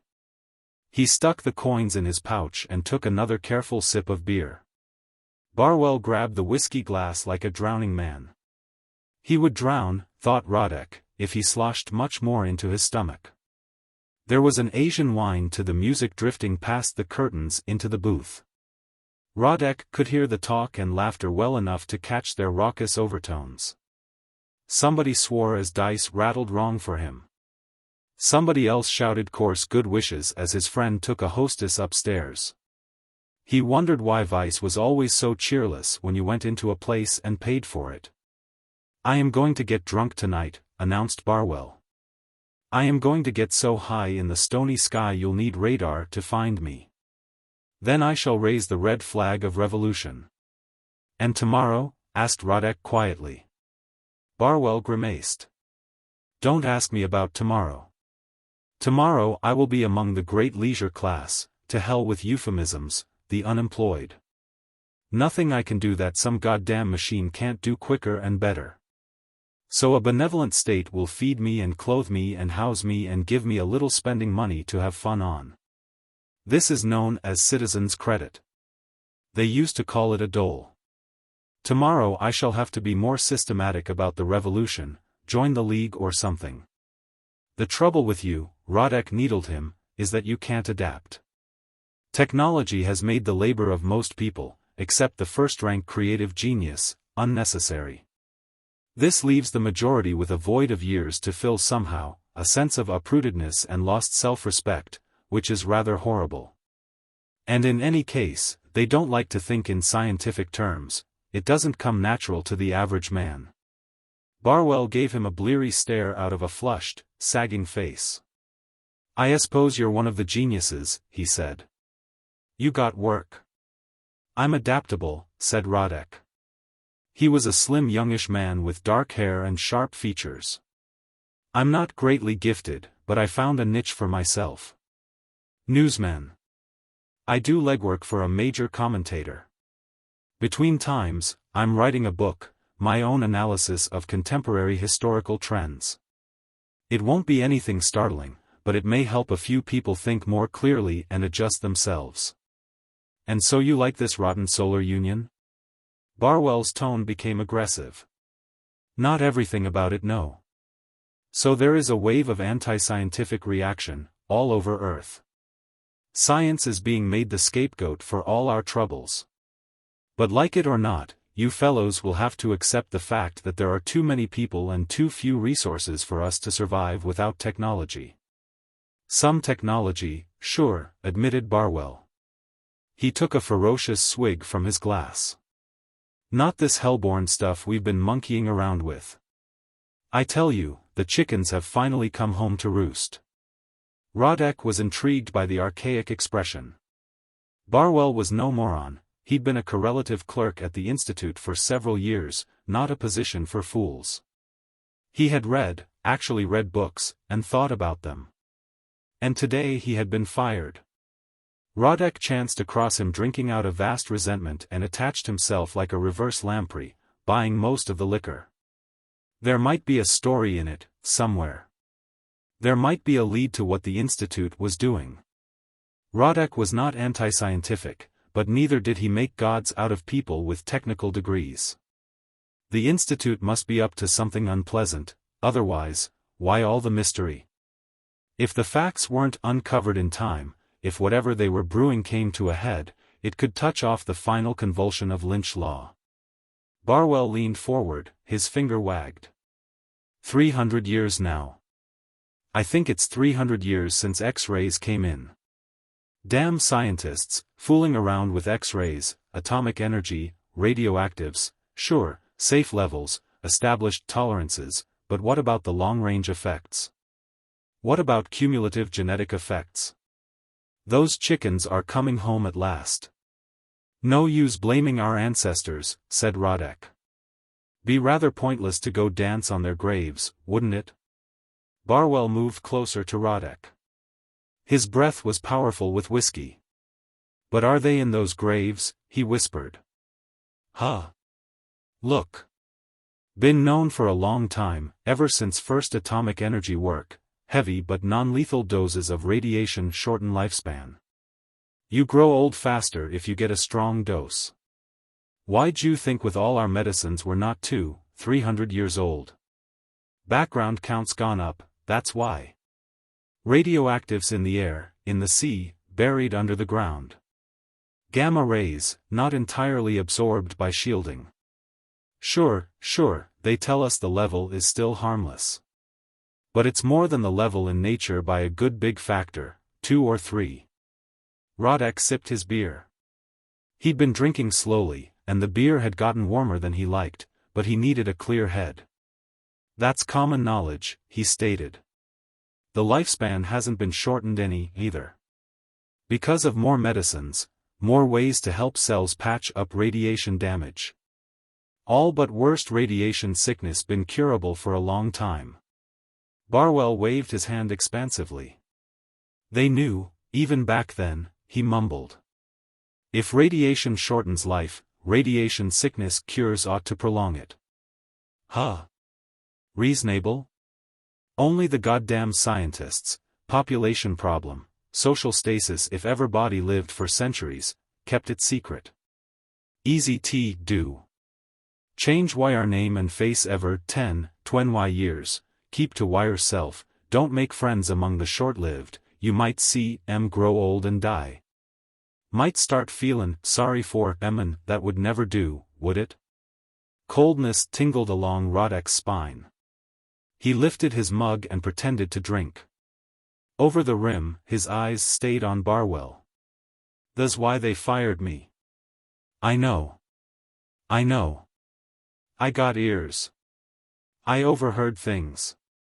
I read, notes not intended for me. They fired me. A wonder they didn't murder me.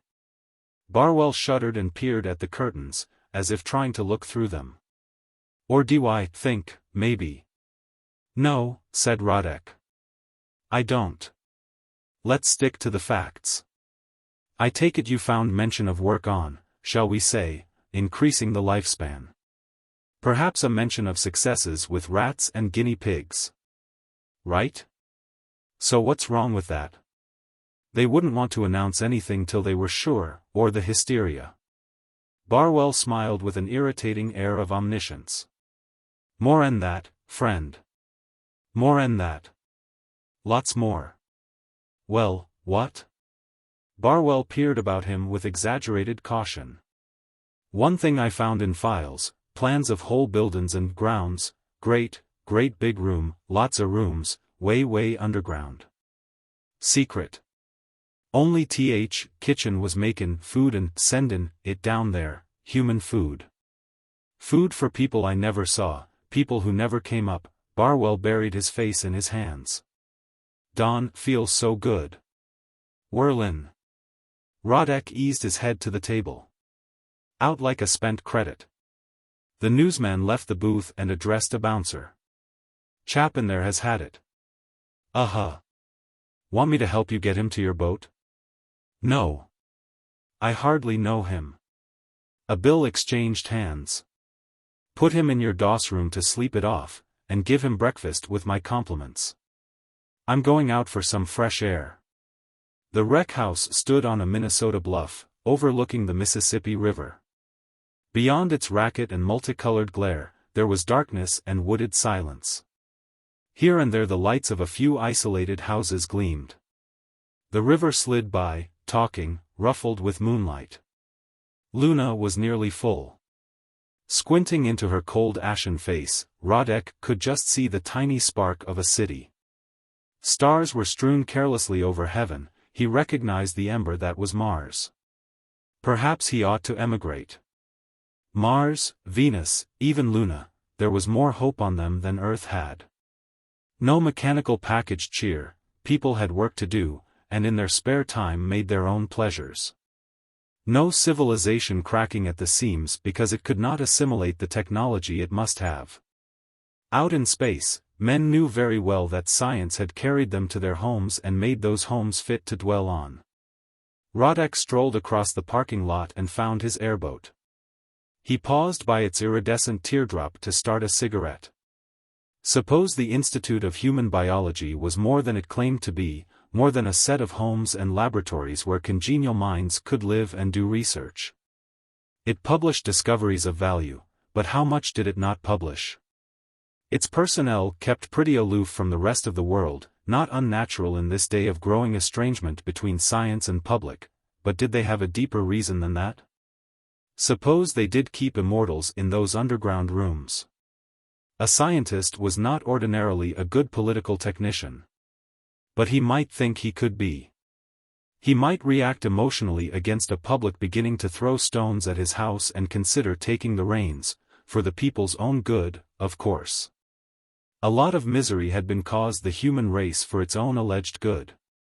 Or if the scientist knew how to live forever, he might not think Joe Smith or Carlos Ibáñez or Wang Yuan or Johannes Umfanduma good enough to share immortality with him. Radek took a long breath. The night air felt fresh and alive in his lungs after the tavern staleness. He was not currently married, but there was a girl with whom he was thinking seriously of making a permanent contract. He had friends, not lucent razor minds but decent, unassuming, kindly people, brave with man's old quiet bravery in the face of death and ruin and the petty tragedies of every day. He liked beer and steaks, fishing and tennis, good music and a good book and the exhilarating strain of his work. He liked to live.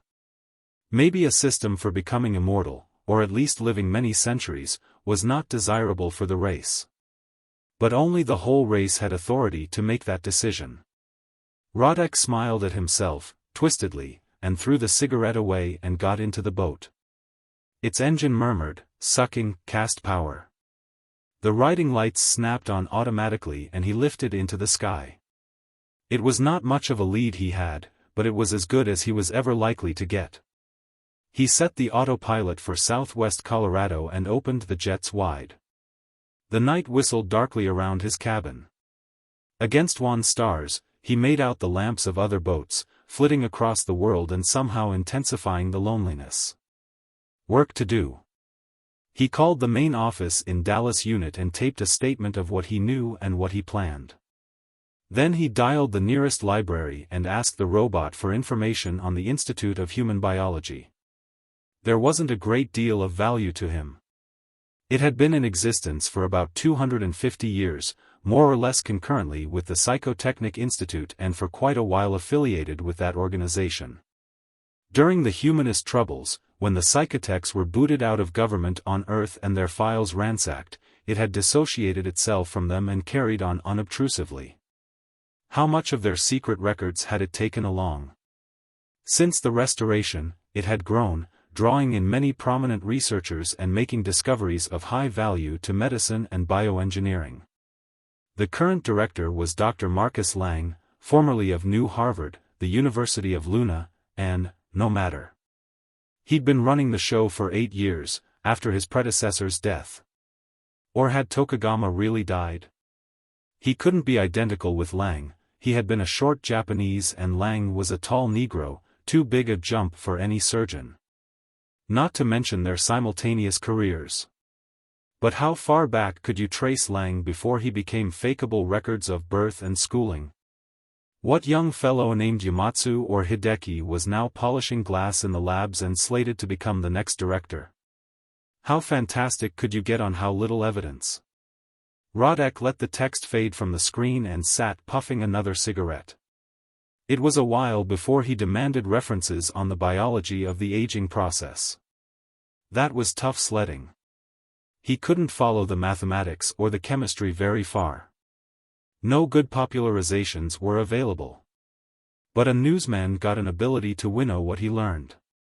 Rodek didn't have to take notes, he'd been through a mind training course. After an hour or so, he sat back and reviewed what he had gotten. The living organism was a small island of low entropy in a universe tending constantly toward gigantic disorder. It maintained itself through an intricate set of hemostatic mechanisms. The serious disruption of any of these brought the life processes to a halt. Shock, disease, the bullet in the lungs or the axe in the brain, death. But hundreds of thousands of autopsies had never given an honest verdict of death from old age. It was always something else: cancer, heart failure, sickness, stroke. Age was at most a contributing cause, decreasing resistance to injury and power to recover from it. One by one, the individual causes had been licked. Bacteria and protozoa and viruses were slaughtered in the body. Cancers were selectively poisoned. Cholesterol was dissolved out of the arteries. Surgery patched up damaged organs, and the new regeneration techniques replaced what had been lost, even nervous tissue. Offhand, there was no more reason to die, unless you met murder or an accident. But people still grew old. The process wasn't as hideous as it had been. You needn't shuffle in arthritic feebleness. Your mind was clear, your skin wrinkled slowly. Centenarians were not uncommon these days. But very few reached 150. Nobody reached 200. Imperceptibly, the fires burned low, vitality was diminished, strength faded, hair whitened, eyes dimmed. The body responded less and less well to regenerative treatment. Finally, it did not respond at all. You got so weak that some small thing you and your doctor could have laughed at in your youth took you away. You still grew old. And because you grew old, you still died. The unicellular organism did not age. But age was a meaningless word in that particular case. A man could be immortal via his germ cells. The microorganism could too, but it gave the only cell it had. Personal immortality was denied to both man and microbe. Could sheer mechanical wear and tear be the reason for the decline known as old age? Probably not. The natural regenerative powers of life were better than that. And observations made in free fall, where strain was minimized, indicated that while null gravity had an alleviating effect, it was no key to living forever. Something in the chemistry and physics of the cells themselves, then. They did tend to accumulate heavy water, that had been known for a long time. Hard to see how that could kill you, the percentage increase in a lifetime was so small. It might be a partial answer. You might grow old more slowly if you drank only water made of pure isotopes. But you wouldn't be immortal. Rodek shrugged. He was getting near the end of his trip. Let the Institute people answer his questions. The Four Corners country is so named because 4 of the old American states met there, back when they were still significant political units. For a while, in the 20th century, it was overrun with uranium hunters, who made small impression on its tilted emptiness. It was still a favorite vacation area, and the resorts were lost in that great huddle of mountains and desert. You could have a lot of privacy here. Gliding down over the moon-ghostly Pueblo ruins of Mesa Verde, Rodek peered through the windscreen. There, ahead. Lights glowed around the walls, spread across half a mesa. Inside them was a parkscape of trees, lawns, gardens, arbors, cottage units. The Institute housed its people well. There were 4 large buildings at the center, and Rodek noted gratefully that several windows were still shining in them. Not that he had any compunctions about getting the great Dr. Lang out of bed, but he ignored the public landing field outside the walls and set his boat down in the paved courtyard. As he climbed out, half a dozen guards came running. They were husky men in blue uniforms, armed with stunners, and the dim light showed faces hinting they wouldn't be sorry to feed him a beam. Roderick dropped to the ground, folded his arms, and waited. The breath from his nose was frosty under the moon. "What the hell do you want?" The nearest guard pulled up in front of him and laid a hand on his shock gun. "Who the devil are you? Don't you know this is private property? What's the big idea, anyway?" "Take it easy," advised Roderick. "I have to see Dr. Lang at once." "Emergency." "You didn't call for an appointment, did you?" "No, I didn't." "All right, then. I didn't think he'd care to have me give my reasons over a radio. This is confidential and urgent." The men hesitated, uncertain before such an outrageous violation of all civilized canons. "I dunno, friend, he's busy, if you want to see Dr. McCormick." "Dr. Lang?" "Ask him if I may. Tell him I have news about his longevity process." "His what?" Roderick spelled it out and watched the man go. Another one made some ungracious remark and frisked him with needless ostentation. A third was more urbane. "Sorry to do this, but you understand we've got important work going on. Can't have just anybody busting in." "Sure, that's all right." Roderick shivered in the thin chill air and pulled his cloak tighter about him. "Viruses and stuff around. If any of that got loose, you understand." Well, it wasn't a bad cover-up. None of these fellows looked very bright. IQ treatments could do only so much. Thereafter you got down to the limitations of basic and unalterable brain microstructure. And even among the more intellectual workers, how many Barwells were there, handling semi-routine tasks but not permitted to know what really went on under their feet? Roderick had a brief irrational wish that he'd worn boots instead of sandals. The first guard returned. "He'll see you," he grunted. "And you better make it good, because he's one mad doctor." Roderick nodded and followed two of the men. The nearest of the large square buildings seemed given over to offices. He was led inside, down a short length of glow-lit corridor, and halted while the scanner on a door marked, "Lang, Director," observed him. "He's clean, boss," said one of the escort. "All right," said the annunciator. "Let him in. But you two stay just outside." It was a spacious office, but austerely furnished. A telewindow reflected green larches and a sun-spattered waterfall, somewhere on the other side of the planet. Lang sat alone behind the desk, his hands engaged with some papers that looked like technical reports. He was a big, heavy-shouldered man, his hair gray, his chocolate face middle-aged and tired. He did not rise. "Well," he snapped.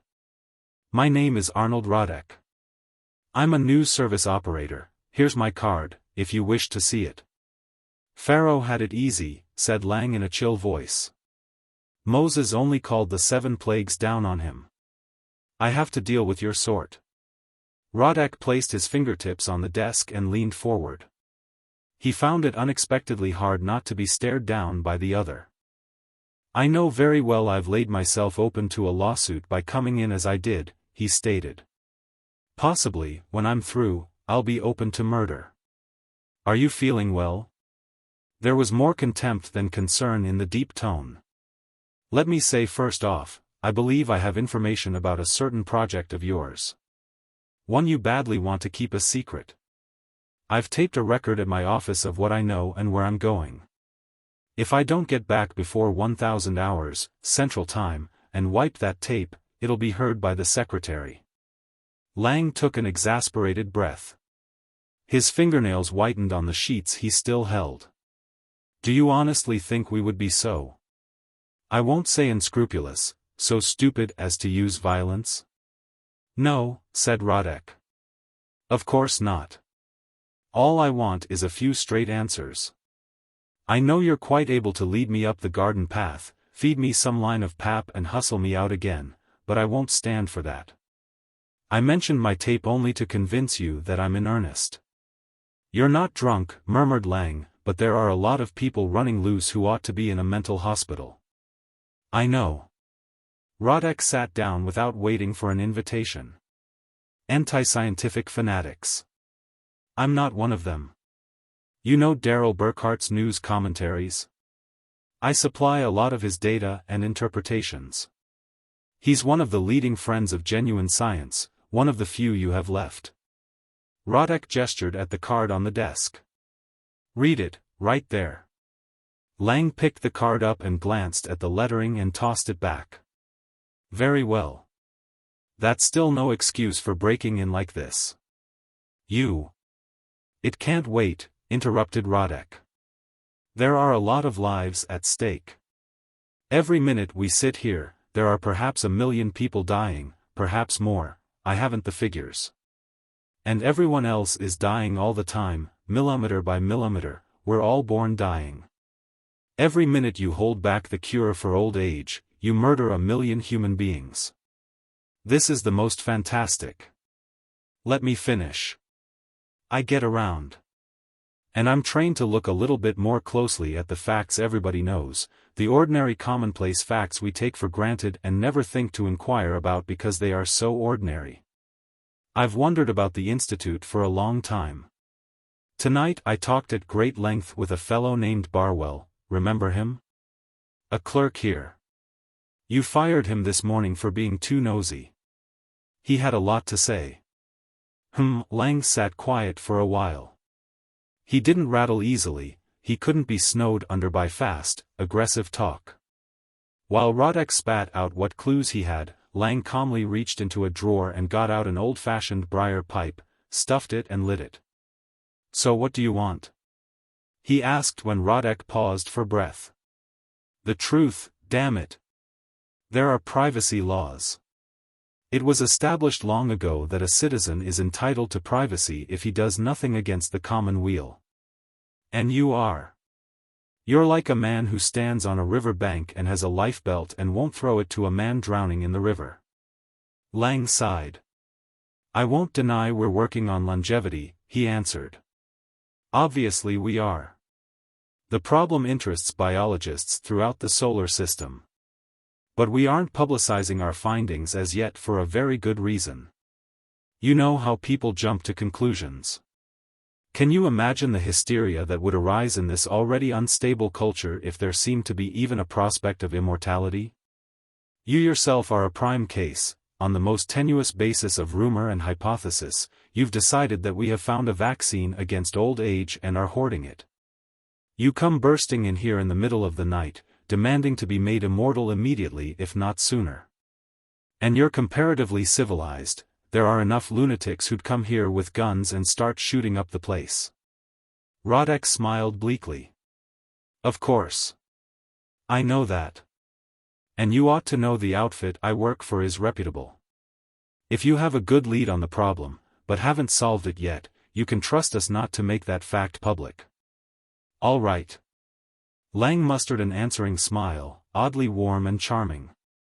I don't mind telling you, then, that we do have some promising preliminary results, but, and this is the catch, we estimate it will take at least a century to get anywhere. Biochemistry is an inconceivably complex subject. What sort of results are they? It's highly technical. Has to do with enzymes. You may know that enzymes are the major device through which the genes govern the organism all through life. At a certain point, for instance, the genes order the body to go through the changes involved in puberty. At another point, they order that gradual breakdown we know as aging. In other words, said Rodek slowly, the body has a built-in suicide mechanism? Well, if you want to put it that way. I don't believe a word of it. It makes a lot more sense to imagine that there's something which causes the breakdown, a virus, maybe, and the body fights it off as long as possible but at last it gets the upper hand. The whole key to evolution is the need to survive. I can't see life evolving its own anti-survival factor. But nature doesn't care about the individual, friend Rodek. Only about the species. And the species with a rapid turnover of individuals can evolve faster, become more effective. Then why does man, the fastest evolving metazoan of all, have one of the longest lifespans. He does, you know, among mammals, at any rate. Seems to me our bodies must be all around better than average, better able to fight off the death virus. Fish live a longer time, sure, and maybe in the water they aren't so exposed to the disease. Mayflies are short-lived. Have they simply adapted their life cycle to the existence of the virus? Lang frowned. You appear to have studied this subject enough to have some mistaken ideas about it. I can't argue with a man who insists on protecting his cherished irrationalities with fancy verbalisms. And you appear to think fast on your feet, Dr. Lang. Rodek laughed. Maybe not fast enough. But I'm not being paranoid about this. You can convince me. How? Show me. Take me into those underground rooms and show me what you actually have. I'm afraid that's impose. All right. Rodek stood up. I hate to do this, but a man must either earn a living or go on the public freeloading role, which I don't want to do. The facts and conjectures I already have will make an interesting story. Lang rose too, his eyes widening. You can't prove anything. Of course I can't. You're sitting on all the proof. But the public reaction. God in heaven, man, those people can't think. No, they can't, can they? He moved toward the door. Good night. Rodek's muscles were taut. In spite of everything that had been said, a person hounded to desperation could still do murder. There was a great quietness as he neared the door. Then Lang spoke. The voice was defeated, and when Rodek looked back it was an old man who stood behind the desk. You win. Come along with me. They went down an empty hall, after dismissing the guards, and took an elevator below ground. Neither of them said anything. Somehow, the sag of Lang's shoulders was a gnawing in Rodek's conscience. When they emerged, it was to transfer past a sentry, where Lang gave a password and okayed his companion, to another elevator which purred them still deeper. The newsman cleared his throat, awkwardly. I repeat what I implied earlier. I'm here mostly as a citizen interested in the public welfare, which includes my own, of course, and my family's if I ever have one. If you can show me valid reasons for not breaking this story, I won't. I'll even let you hypno-condition me against doing it, voluntarily or otherwise. Thanks, said the director. His mouth curved upward, but it was a shaken smile. That's decent of you, and we'll accept. I think you'll agree with our policy. What worries me is the rest of the world. If you could find out as much as you did. Rodek's heart jumped between his ribs. Then you do have immortality. Yes. But I'm not immortal. None of our personnel are, except, here we are.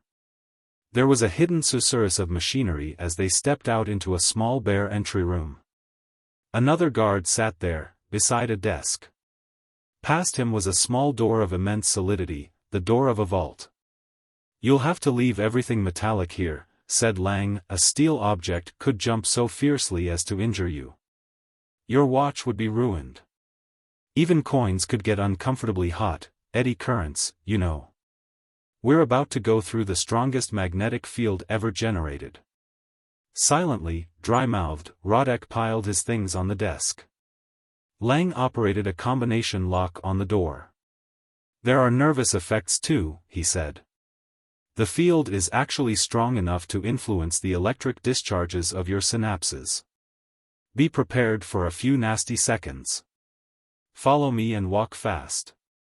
The door opened on a low, narrow corridor several meters long. Rodek felt his heart bump crazily, his vision blurred, there was panic screaming in his brain and a sweating tingle in his skin. Stumbling through nightmare, he made it to the end. The horror faded. They were in another room, with storage facilities and what resembled a spaceship's airlock in the opposite wall. Lang grinned shakily. No fun, is it? What's it for? Gasped Rodek. To keep charged particles out of here. And the whole set of chambers is 500 meters underground, sheathed in 10 meters of lead brick and surrounded by tanks of heavy water. This is the only place in the solar system, I imagine, where cosmic rays never come. You mean? Lang knocked out his pipe and left it in a gaboon. He opened the lockers to reveal a set of air suits, complete with helmets and oxygen tanks. We put these on before going any further, he said. Infection on the other side? We're the infected ones. Come on, I'll help you. As they scrambled into the equipment, Lang added conversationally, this place has to have all its own stuff, of course, its own electric generators and so on. The ultimate power source is isotopically pure carbon burned in oxygen. We use a nuclear reactor to create the magnetic field itself, but no atomic energy is allowed inside it. He led the way into the airlock, closed it, and started the pumps. We have to flush out all the normal air and substitute that from the inner chambers. How about food? Barwell said food was prepared in the kitchens and brought here. Synthesized out of elements recovered from waste products. We do cook it topside, taking precautions. A few radioactive atoms get in, but not enough to matter as long as we're careful. We're so cramped for space down here we have to make some compromises. I think, Rodek fell silent. As the lock was evacuated, his unjointed air suit spread-eagled and held him prisoner, but he hardly noticed. There was too much else to think about, too much to grasp at once. Not till the cycle was over and they had gone through the lock did he speak again. Then it came harsh and jerky, I begin to understand. How long has this gone on? It started about 200 years ago, an early institute project. Lang's voice was somehow tinny over the helmet phone. At that time, it wasn't possible to make really pure isotopes in quantity, so there were only limited results, but it was enough to justify further research. This particular set of chambers and chemical elements is 150 years old. A spectacular success, a brilliant confirmation, from the very beginning, and the Institute has never dared reveal it. Maybe they should have, back then, maybe people could have taken the news, but not now. These days the knowledge would whip men into a murderous rage of frustration. They wouldn't believe the truth, they wouldn't dare believe, and God alone knows what they'd do. Looking around, Rodek saw a large, plastic-lined room, filled with cages. As the lights went on, white rats and guinea pigs stirred sleepily. One of the rats came up to nibble at the wires and regard the humans from beady pink eyes. Lang bent over and studied the label. This fellow is, 66 years old. Still fat and sassy, in perfect condition, as you can see. Our oldest mammalian inmate is a guinea pig, 145 years. This one here. Lang stared at the immortal beast for a while. It didn't look unusual, only healthy. How about monkeys? He asked. We tried them. Finally gave it up. A monkey is an active animal, it was too cruel to keep them penned up forever. They even went insane, some of them. Footfalls were hollow as Lang led the way toward the inner door. Do you get the idea? Yes. I think I do. If heavy radiation speeds up aging, then natural radioactivity is responsible for normal aging. Quite. A matter of cells being slowly deranged, through decades in the case of man, the genes which govern them being mutilated, chromosomes ripped up, nucleoplasm and cytoplasm irreversibly damaged. And, of course, a mutated cell often puts out the wrong combination of enzymes, and if it regenerates at all it replaces itself by one of the same kind. The effect is cumulative, more and more defective cells every hour. A steady bombardment, all your life, here on Earth, 7 cosmic rays per second ripping through you, and you yourself are radioactive. You include radiocarbon and radiopotassium and radiophosphorus. Earth and the planets, the atmosphere, everything radiates. Is it any wonder that at last our organic mechanism starts breaking down? The marvel is that we live as long as we do. The dry voice was somehow steadying. Rodek asked, "And this place is insulated?" "Yes. The original plant and animal life in here was grown exogenetically from single-cell zygotes, supplied with air and nourishment built from pure stable isotopes. The Institute had to start with low forms, naturally. At that time, it wasn't possible to synthesize proteins to order. But soon our workers had enough of an ecology to introduce higher species, eventually mammals. Even the first generation was only negligibly radioactive. Succeeding generations have been kept almost absolutely clean. The lamps supply ultraviolet, the air is recycled. Well, in principle it's no different from an ecological unit spaceship." Rodek shook his head. He could scarcely get the words out. People? Humans? For the past 120 years. Wasn't hard to get germplasm and grow it. The first generation reproduced normally. The second could if lack of space didn't force us to load their food with chemical contraceptive. Behind his faceplate, Lang grimaced. "I'd never have allowed it if I'd been director at the time, but now I'm stuck with the situation. The legality is very doubtful. How badly do you violate a man's civil rights when you keep him a prisoner but give him immortality?" He opened the door, an archaic manual type. "We can't do better for them than this," he said. "The volume of space we can enclose in a magnetic field of the necessary strength is already at an absolute maximum." Light sprang automatically from the ceiling. Rodek looked in at a dormitory. It was well kept, the furniture ornamental. Beyond it he could see other rooms, recreation, he supposed vaguely. The score of hulks in the beds hardly moved. Only one woke up. He blinked, yawned, and shuffled toward the visitors, quite nude, his long hair tangled across the low forehead, a loose grin on the mouth. "Hello, Bill," said Lang. Got somethin'? Got somethin' for Bill?" A hand reached out, begging. Rodek thought of a trained ape he had once seen. "This is Bill." Lang spoke softly, as if afraid his voice would snap. "Our oldest inhabitant. 119 years old, and he has the physique of a man of 20. They mature, you know, reach their peak and never fall below it again. Got somethin', Doc, huh?" "I'm sorry, Bill," said Lang, "I'll bring you some candy next time." The moron gave an animal sigh and shambled back. On the way, he passed a sleeping woman, and edged toward her with a grunt. Lang closed the door. There was another stillness. "Well," said Lang, "now you've seen it." You don't mean immortality makes you like that?" "Oh, no. Not at all. But my predecessors chose low-grade stock on purpose. Remember those monkeys? How long do you think a normal human could remain sane, cooped up in a little cave like this and never daring to leave it? That's the only way to be immortal, you know. And how much of the race could be given such elaborate care, even if they could stand it? Only a small percentage. Nor would they live forever, they're already contaminated, they were born radioactive. And whatever happens, who's going to remain outside and keep the apparatus in order?" Rodek nodded. His neck felt stiff, and within the air suit he stank with sweat. "I've got the idea. And yet, if the facts were known, if my questions had to be answered, how long do you think a society like ours would survive?"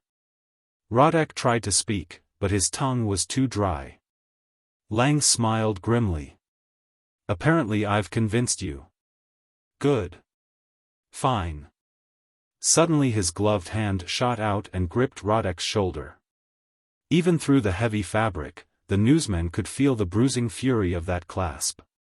"But you're only one man," whispered Lang, an unusually reasonable man for these days. "There'll be others. What are we going to do?" The Valor of Cappen Varra. The wind came from the north with sleet on its back. Raw shuddering gusts whipped the sea till the ship lurched and men felt driven spindrift stinging their faces. Beyond the rail there was winter night, a moving blackness where the waves rushed and clamored. Straining into the great dark, men sensed only the bitter salt of sea scud, the nettle of sleet and the lash of wind.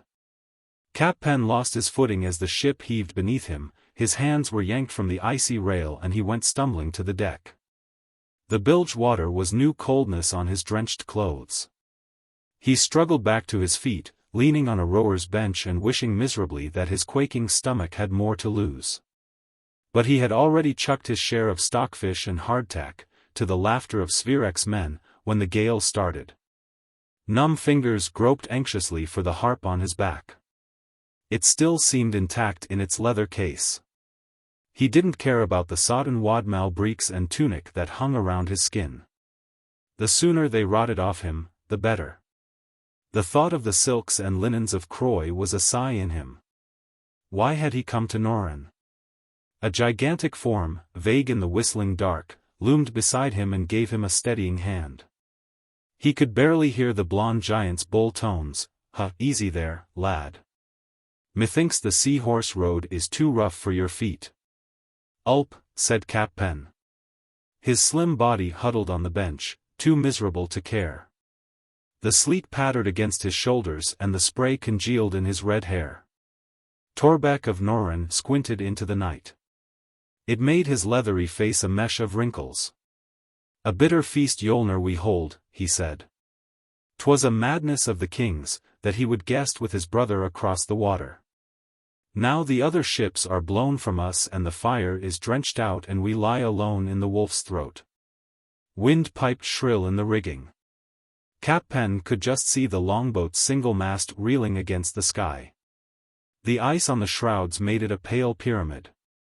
Ice everywhere, thick on the rails and benches, sheathing the dragon head and the carved sternpost, the ship rolling and staggering under the great march of waves.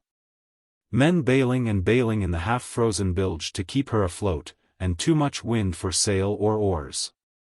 Yes, a cold feast. But then, Svirek has been strange since the troll took his daughter, 3 years ago, went on Torbeck. He shivered in a way the winter had not caused. Never does he smile, and his once open hand grasps tight about the silver and his men have poor reward and no thanks.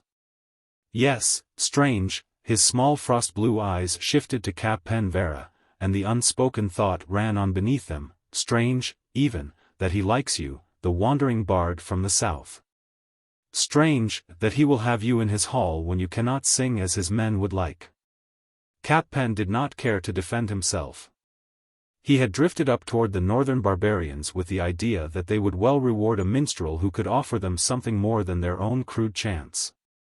It had been a mistake. They didn't care for roundels or sestinas, they yawned at the thought of roses white and red under the moon of Charon, a moon less fair than my lady's eyes. Nor did a man of Croy have the size and strength to compel their respect. Cappen's light blade flickered swiftly enough so that no one cared to fight him, but he lacked the power of sheer bulk. Svirek alone had enjoyed hearing him sing, but he was niggardly and his brawling thorp was an endless boredom to a man used to the courts of southern princes. If he had but had the manhood to leave, but he had delayed, because of a lusty peasant wench and a hope that Svirek's coffers would open wider. And now he was dragged along over the wolf's throat to a midwinter feast which would have to be celebrated on the sea. Had we but fire, Torbeck thrust his hands inside his cloak, trying to warm them a little. The ship rolled till she was almost on her beam ends. Torbeck braced himself with practiced feet, but Cappen went into the bilge again. He sprawled there for a while, his bruised body refusing movement. A weary sailor with a bucket glared at him through dripping hair. His shout was dim under the hoot and skirl of wind, "If ye like it so well down here, then help us bail." "'Tis not yet my turn," groaned Cappen, and got slowly up. The wave which had nearly swamped them had put out the ship's fire and drenched the wood beyond hope of lighting a new one. It was cold fish and sea-sodden hardtack till they saw land again, if they ever did. As Cappen raised himself on the leeward side, he thought he saw something gleam, far out across the wrathful night. A wavering red spark, he brushed a stiffened hand across his eyes, wondering if the madness of wind and water had struck through into his own skull. A gust of sleet hit it again. But he fumbled his way aft between the benches. Huddled figures cursed him wearily as he stepped on them. The ship shook herself, rolled along the edge of a boiling black trough, and slid down into it. For an instant, the white teeth of combers grinned above her rail, and Cappen waited for an end to all things. Then she mounted them again, somehow, and wallowed toward another valley. King Svirek had the steering oar and was trying to hold the longboat into the wind. He had stood there since sundown, huge and untiring, legs braced and the bucking wood cradled in his arms. More than human he seemed, there under the icicle loom of the sternpost, his grey hair and beard rigid with ice. Beneath the horned helmet, the strong moody face turned right and left, peering into the darkness. Cappen felt smaller than usual when he approached the steersman. He leaned close to the king, shouting against the blast of winter, "My lord, did I not see firelight?" I spied it an hour ago," grunted the king. "Been trying to steer us a little closer to it." Cappen nodded, too sick and weary to feel reproved. "What is it?" "Some island, there are many in this stretch of water, now shut up." Cappen crouched down under the rail and waited. The lonely red gleam seemed nearer when he looked again. Svirek's tones were lifting in a roar that hammered through the gale from end to end of the ship. "Hither. Come hither to me, all men not working." Slowly, they groped to him, great shadowy forms in wool and leather, bulking over Cappen like storm gods. Svirek nodded toward the flickering glow. "One of the islands, somebody must be living there. I cannot bring the ship closer for fear of surf, but one of ye should be able to take the boat thither and fetch us fire and dry wood. Who will go?" They peered overside, and the uneasy movement that ran among them came from more than the roll and pitch of the deck underfoot. Bjorna the Bold spoke at last. It was hardly to be heard in the noisy dark. "I never knew of men living hereabouts. It must be a lair of trolls." They'd but eat the man we sent. Out oars, let's away from here though it cost our lives." The frightened mumble was low under the jeering wind. Svirek's face drew into a snarl. "Are ye men or puling babes? Hack your way through them, if they be trolls, but bring me fire." "Even a she-troll is stronger than 50 men, my king," cried Torbeck. "Well ye know that, when the monster woman broke through our guards 3 years ago and bore off Hildegund." "Enough." It was a scream in Svirek's throat. "I'll have your craven heads for this, all of ye, if ye gang not to the isle." They looked at each other, the big men of Norren, and their shoulders hunched bear-like. It was Bjorna who spoke it for them. "No, that ye will not. We are free housecarls, who will fight for a leader, but not for a madman." Cappen drew back against the rail, trying to make himself small. "All gods turn their faces from ye." It was more than weariness and despair which glared in Svirek's eyes, there was something of death in them. "I'll go myself, then." "No, my king. That we will not find ourselves in. I am the king. And we are your housecarls, sworn to defend ye, even from yourself. Ye shall not go." The ship rolled again, so violently that they were all thrown to starboard. Cappen landed on Torbeck, who reached up to shove him aside and then closed one huge fist on his tunic. "Here's our man." "Hi!" yelled Cappen. Torbeck hauled him roughly back to his feet. "Ye cannot row or bale your fair share," he growled, "nor do ye know the rigging or any skill of a sailor. 'Tis time ye made yourself useful." Let little Cappen go, mayhap he can sing the trolls to sleep."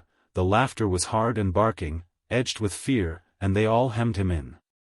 "My lord," bleated the minstrel. "I am your guest." Svirek laughed unpleasantly, half crazily. "Sing them a song," he howled. "Make a fine rune, whatever ye call it, to the trollwife's beauty. And bring us some fire, little man, bring us a flame less hot than the love in your breast for your lady." Teeth grinned through matted beards. Someone hauled on the rope from which the ship's small boat trailed, dragging it close. Go, ye scut. A horny hand sent Cappen stumbling to the rail. He cried out once again. An axe lifted above his head. Someone handed him his own slim sword, and for a wild moment he thought of fighting. Useless, too many of them. He buckled on the sword and spat at the men. The wind tossed it back in his face, and they raved with laughter. Over the side. The boat rose to meet him. He landed in a heap on drenched planks and looked up into the shadowy faces of the Northmen. There was a sob in his throat as he found the seat and took out the oars. An awkward pull sent him spinning from the ship, and then the night had swallowed it and he was alone. Numbly, he bent to the task. Unless he wanted to drown, there was no place to go but the island. He was too weary and ill to be much afraid, and such fear as he had was all of the sea. It could rise over him, gulp him down, the grey horses would gallop over him and the long weeds would wrap him when he rolled dead against some skerry. The soft valleys of Caran and the roses in Croy's gardens seemed like a dream. There was only the roar and boom of the northern sea, hiss of sleet and spindrift, crazed scream of wind. He was alone as man had ever been and he would go down to the sharks alone. The boat wallowed, but rode the waves better than the longship. He grew dully aware that the storm was pushing him toward the island. It was becoming visible, a deeper blackness harsh against the night.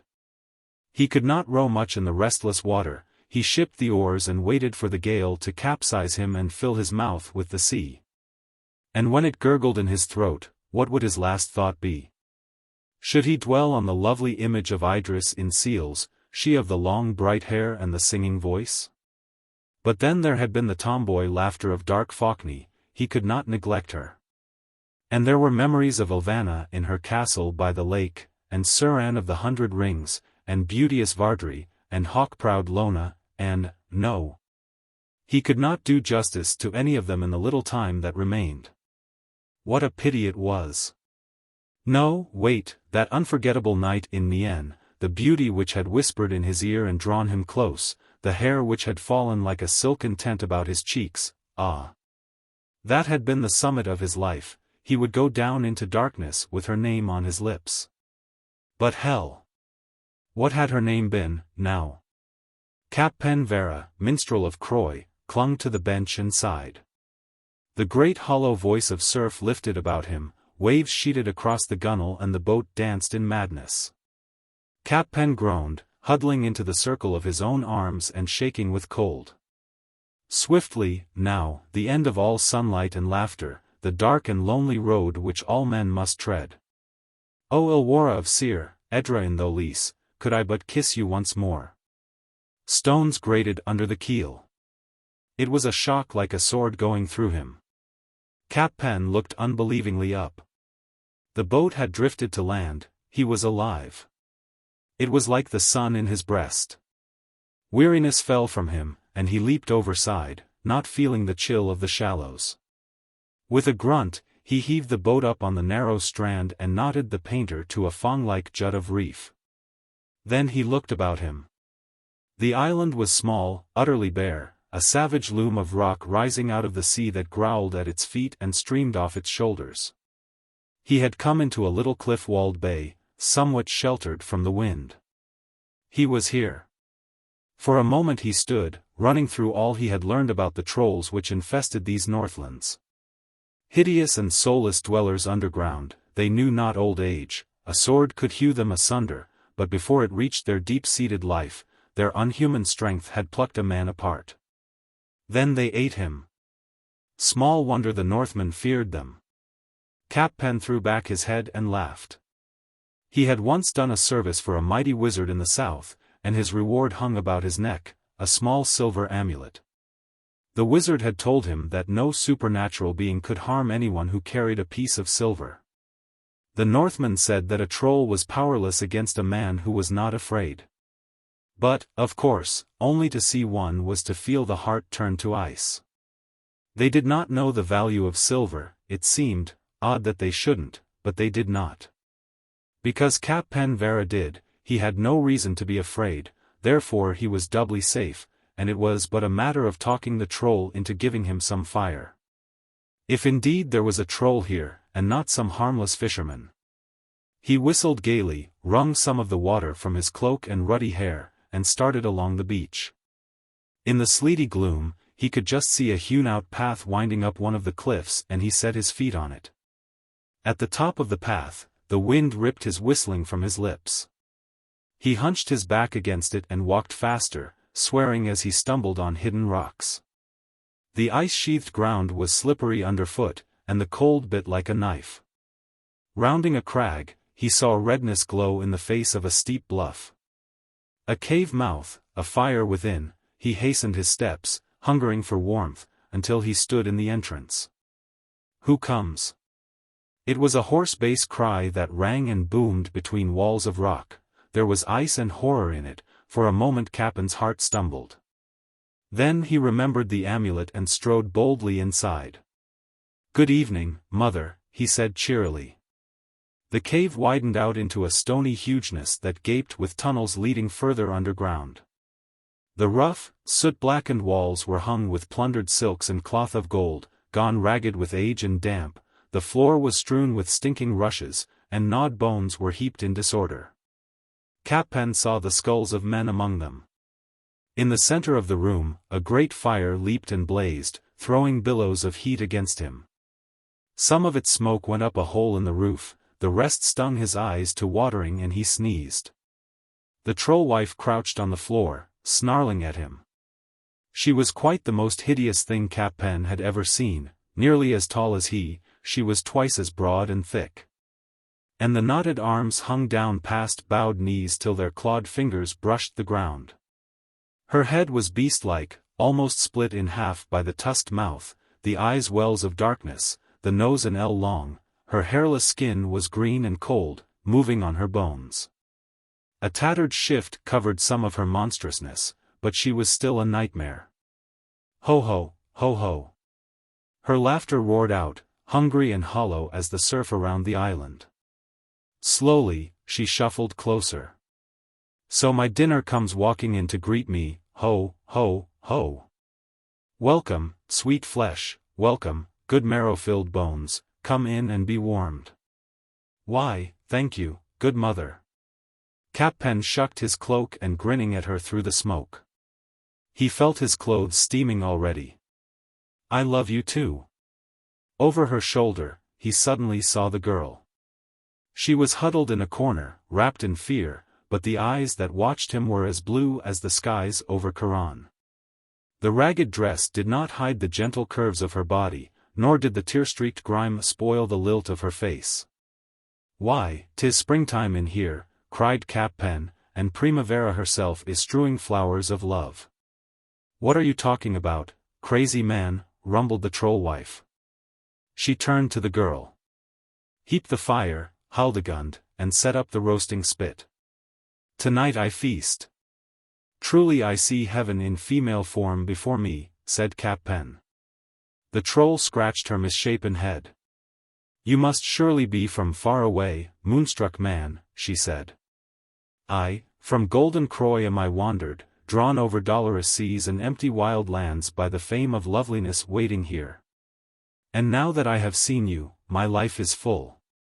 Cappen was looking at the girl as he spoke, but he hoped the troll might take it as aimed her way. "It will be fuller," grinned the monster. "Stuffed with hot coals while yet you live." She glanced back at the girl. "What, are you not working yet, you lazy tub of lard?" "Set up the spit," I said. The girl shuddered back against a heap of wood. "No," she whispered. "I cannot, not for a man." "Can and will, my girl," said the troll, picking up a bone to throw at her. The girl shrieked a little. "No, no, sweet mother. I would not be so ungallant as to have beauty toil for me." Cappen plucked at the troll's filthy dress. "It is not meet, in two senses. I only came to beg a little fire, yet will I bear away a greater fire within my heart." "Fire in your guts, you mean?" "No man ever left me save as picked bones." Cappen thought he heard a worried note in the animal growl. "Shall we have music for the feast?" he asked mildly. He unslung the case of his harp and took it out. The troll wife waved her fists in the air and danced with rage. "Are you mad? I tell you, you are going to be eaten." The minstrel plucked a string on his harp. "This wet air has played the devil with her tone," he murmured sadly. The troll wife roared wordlessly and lunged at him. Hildegund covered her eyes. Cappen tuned his harp. A foot from his throat, the claws stopped. "Pray do not excite yourself, mother," said the bard. "I carry silver, you know. What is that to me? If you think you have a charm which will turn me, know that there is none. I've no fear of your metal." Cappen threw back his head and sang. "A lovely lady full oft lies. The light that lies within her eyes. And lies, in no surprise. All her unkindness can devise. To trouble hearts that seek the prize. Which is herself, our angel lies. Eirg." It was like thunder drowning him out. The troll wife turned and went on all fours and poked up the fire with her nose. Cappen stepped softly around her and touched the girl. She looked up with a little whimper. "You are Svirek's only daughter, are you not?" he whispered. "Aye," she bowed her head, a strengthless despair weighting it down. "The troll stole me away 3 winters agone. It has tickled her to have a princess for slave, but soon I will roast on her spit, even as ye, brave man." Ridiculous. So fair a lady is meant for another kind of, never mind. "Has she treated you very ill?" "She beats me now and again, and I have been so lonely, not here at all save the troll wife and I." The small work-roughened hands clutched desperately at his waist. And she buried her face against his breast. "Can ye save us?" she gasped. "I fear, 'tis for naught ye ventured your life, bravest of men. I fear we'll soon both sputter on the coals." Cappen said nothing. If she wanted to think he had come especially to rescue her, he would not be so ungallant to tell her otherwise. The troll-wife's mouth gashed in a grin as she walked through the fire to him. "There is a price," she said. "If you cannot tell me 3 things about myself which are true beyond disproving, not courage nor amulet or the gods themselves may avail to keep that red head on your shoulders." Cappen clapped a hand to his sword. "Why, gladly," he said. This was a rule of magic he had learned long ago, that 3 truths were the needful armor to make any guardian charm work. Imprimus, yours is the ugliest nose I ever saw poking up a fire. Secundus, I was never in a house I cared less to guest at. Tertius, ever among trolls you are little liked, being one of the worst. Hildegund moaned with terror as the monster swelled in rage. But there was no movement. Only the leaping flames and the eddying smoke stirred. Cappen's voice rang out, coldly, "Now the king lies on the sea, frozen and wet, and I am come to fetch a brand for his fire. And I had best also see his daughter home." The troll shook her head, suddenly chuckling. "No.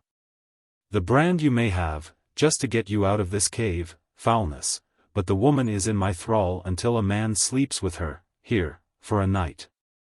And if he does, I may have him to break my fast in the morning." Cappen yawned mightily. "Thank you, mother. Your offer of a bed is most welcome to these tired bones, and I accept gratefully." "You will die tomorrow," she raved. The ground shook under the huge weight of her as she stamped. "Because of the 3 truths, I must let you go tonight, but tomorrow I may do what I will." "Forget not my little friend, mother," said Cappen, and touched the cord of the amulet. "I tell you, silver has no use against me." Cappen sprawled on the floor and rippled fingers across his harp. "A lovely lady full oft lies." The troll-wife turned from him in a rage.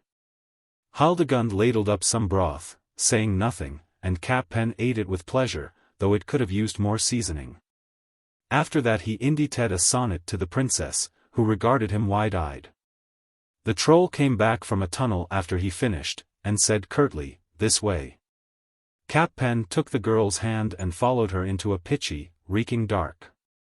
She plucked an arras aside to show a room which surprised him by being hung with tapestries, lit with candles, and furnished with a fine broad feather-bed. "Sleep here tonight, if you dare," she growled. "And tomorrow I shall eat you, and you, worthless lazy she-trash, will have the hide flayed off your back." She barked a laugh and left them. Hildegund fell weeping on the mattress. Cappen let her cry herself out while he undressed and got between the blankets. Drawing his sword, he laid it carefully in the middle of the bed. The girl looked at him through jumbled fair locks. "How can ye dare?" she whispered. "One breath of fear, one moment's doubt, and the troll is free to rend ye." "Exactly." Cappen yawned. "Doubtless she hopes that fear will come to me lying wakeful in the night. Wherefore, 'tis but a question of going gently to sleep. O Svirek, Torbeck, and Bjorna, could you but see how I am resting now. But, the 3 truths ye gave her, how knew ye? Oh, those. Well, see you, sweet lady, Primus and Secundus were my own thoughts, and who is to disprove them?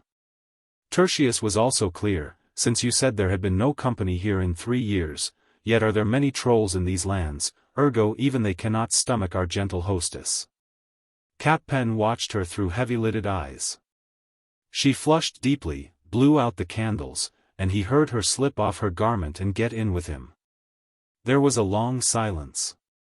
Then, "Are ye not?" "Yes, fair one," he muttered through his drowsiness. "Are ye not? Well, I am here and ye are here and—" "Fear not," he said. "I laid my sword between us. Sleep in peace. I would be glad, ye have come to deliver.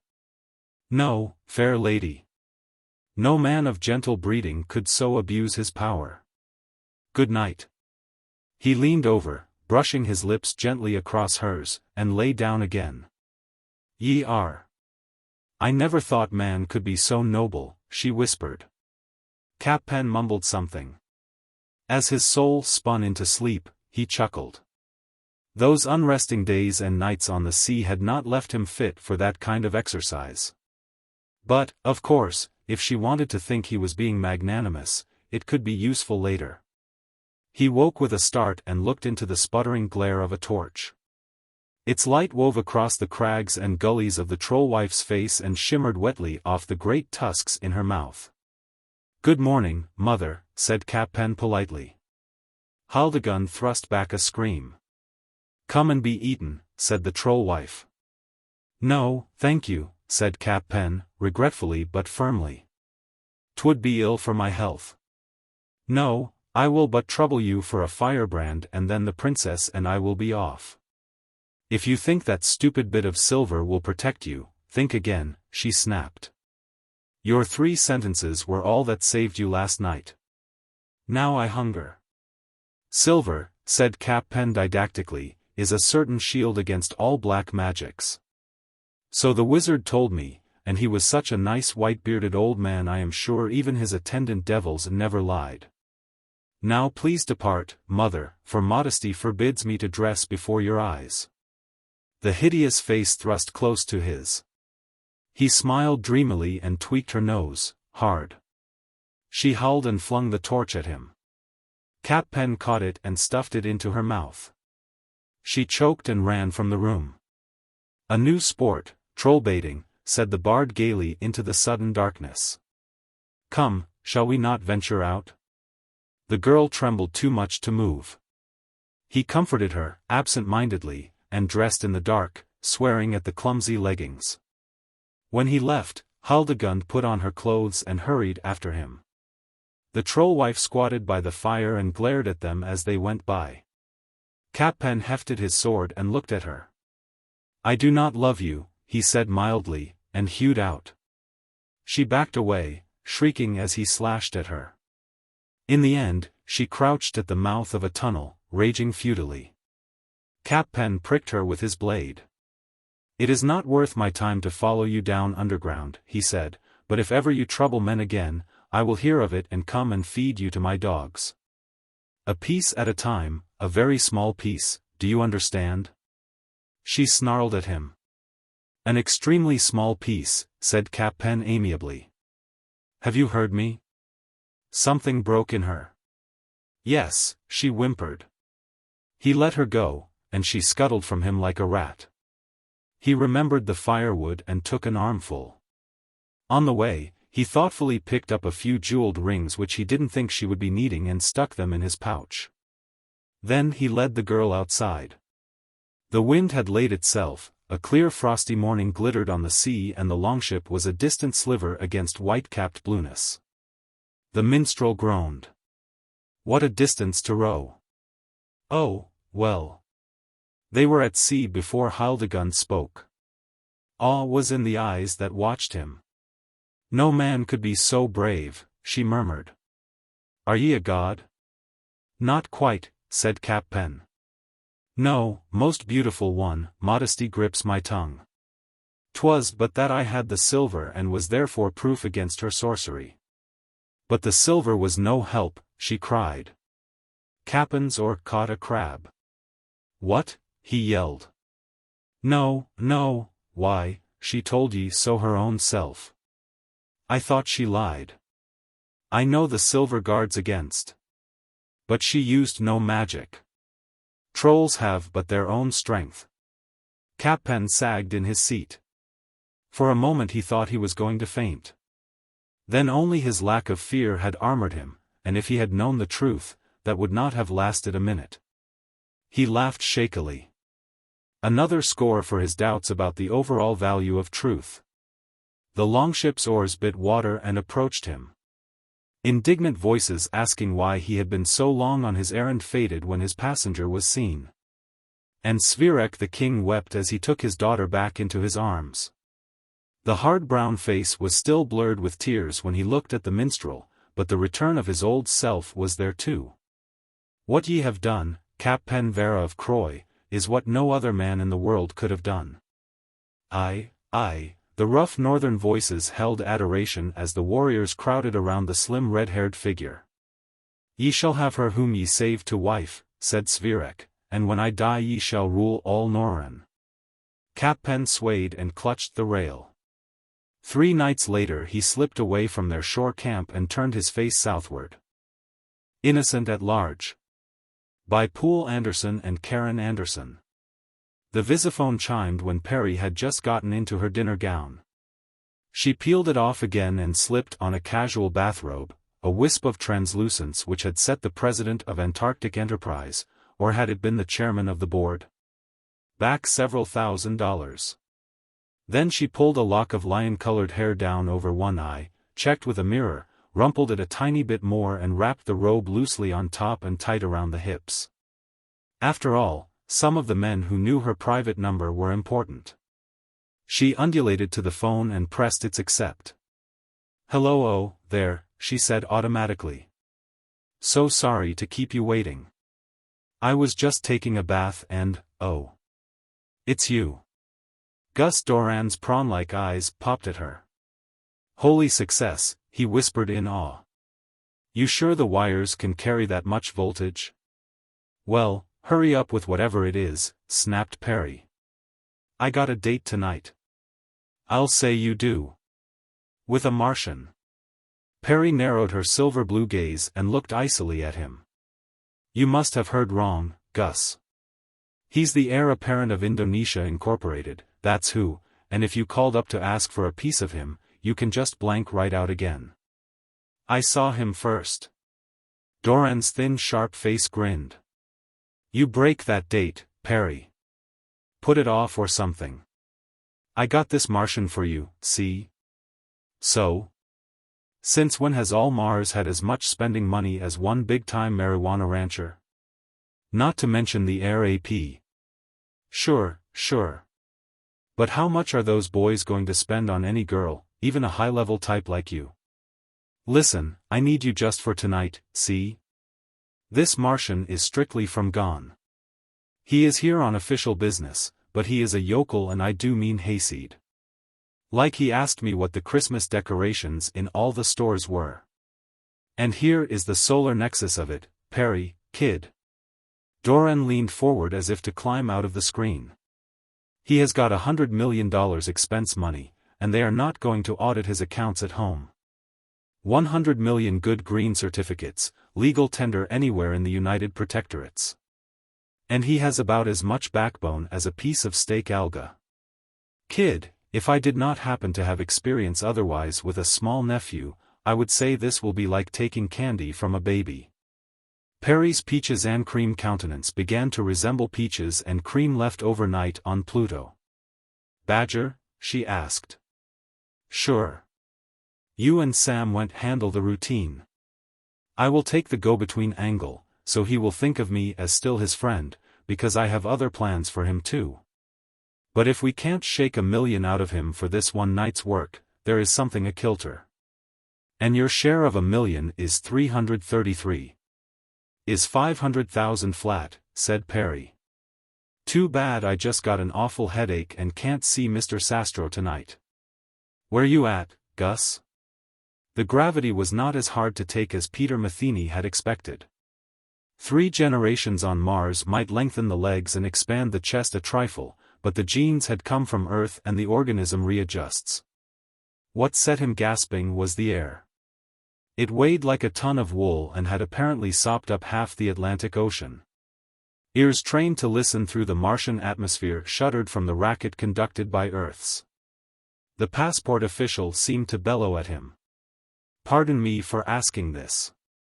The United Protectorates welcome all visitors to Earth, and I assure you, sir, an ordinary 5-year visa provokes no questions.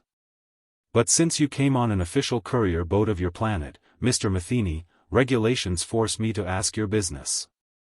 Well, recruiting. The official patted his comfortable stomach, iridescent in neolon, and chuckled patronizingly. I am afraid, sir, you won't find many people who wish to leave. They wouldn't be able to see the Teamsters' Hour on Mars, would they? Oh, we don't expect immigration, said Matheny shyly. He was a fairly young man, but small, with a dark-thatched, snub-nosed, gray-eyed head that seemed too large for his slender body. We learned long ago that no one is interested any more in giving up even second-class citizenship on Earth to live in the Republic. But we only wanted to hire, engage, an advisor. We're not businessmen. We know our export trade hasn't a chance among all your corporations unless we get a 5-year contract. He heard his words trailing off idiotically, and swore at himself. Well, good luck. The official's tone was skeptical. He stamped the passport and handed it back. There, now, you are free to travel anywhere in the Protectorates. But I would advise you to leave the capital and get into the sticks, the provinces.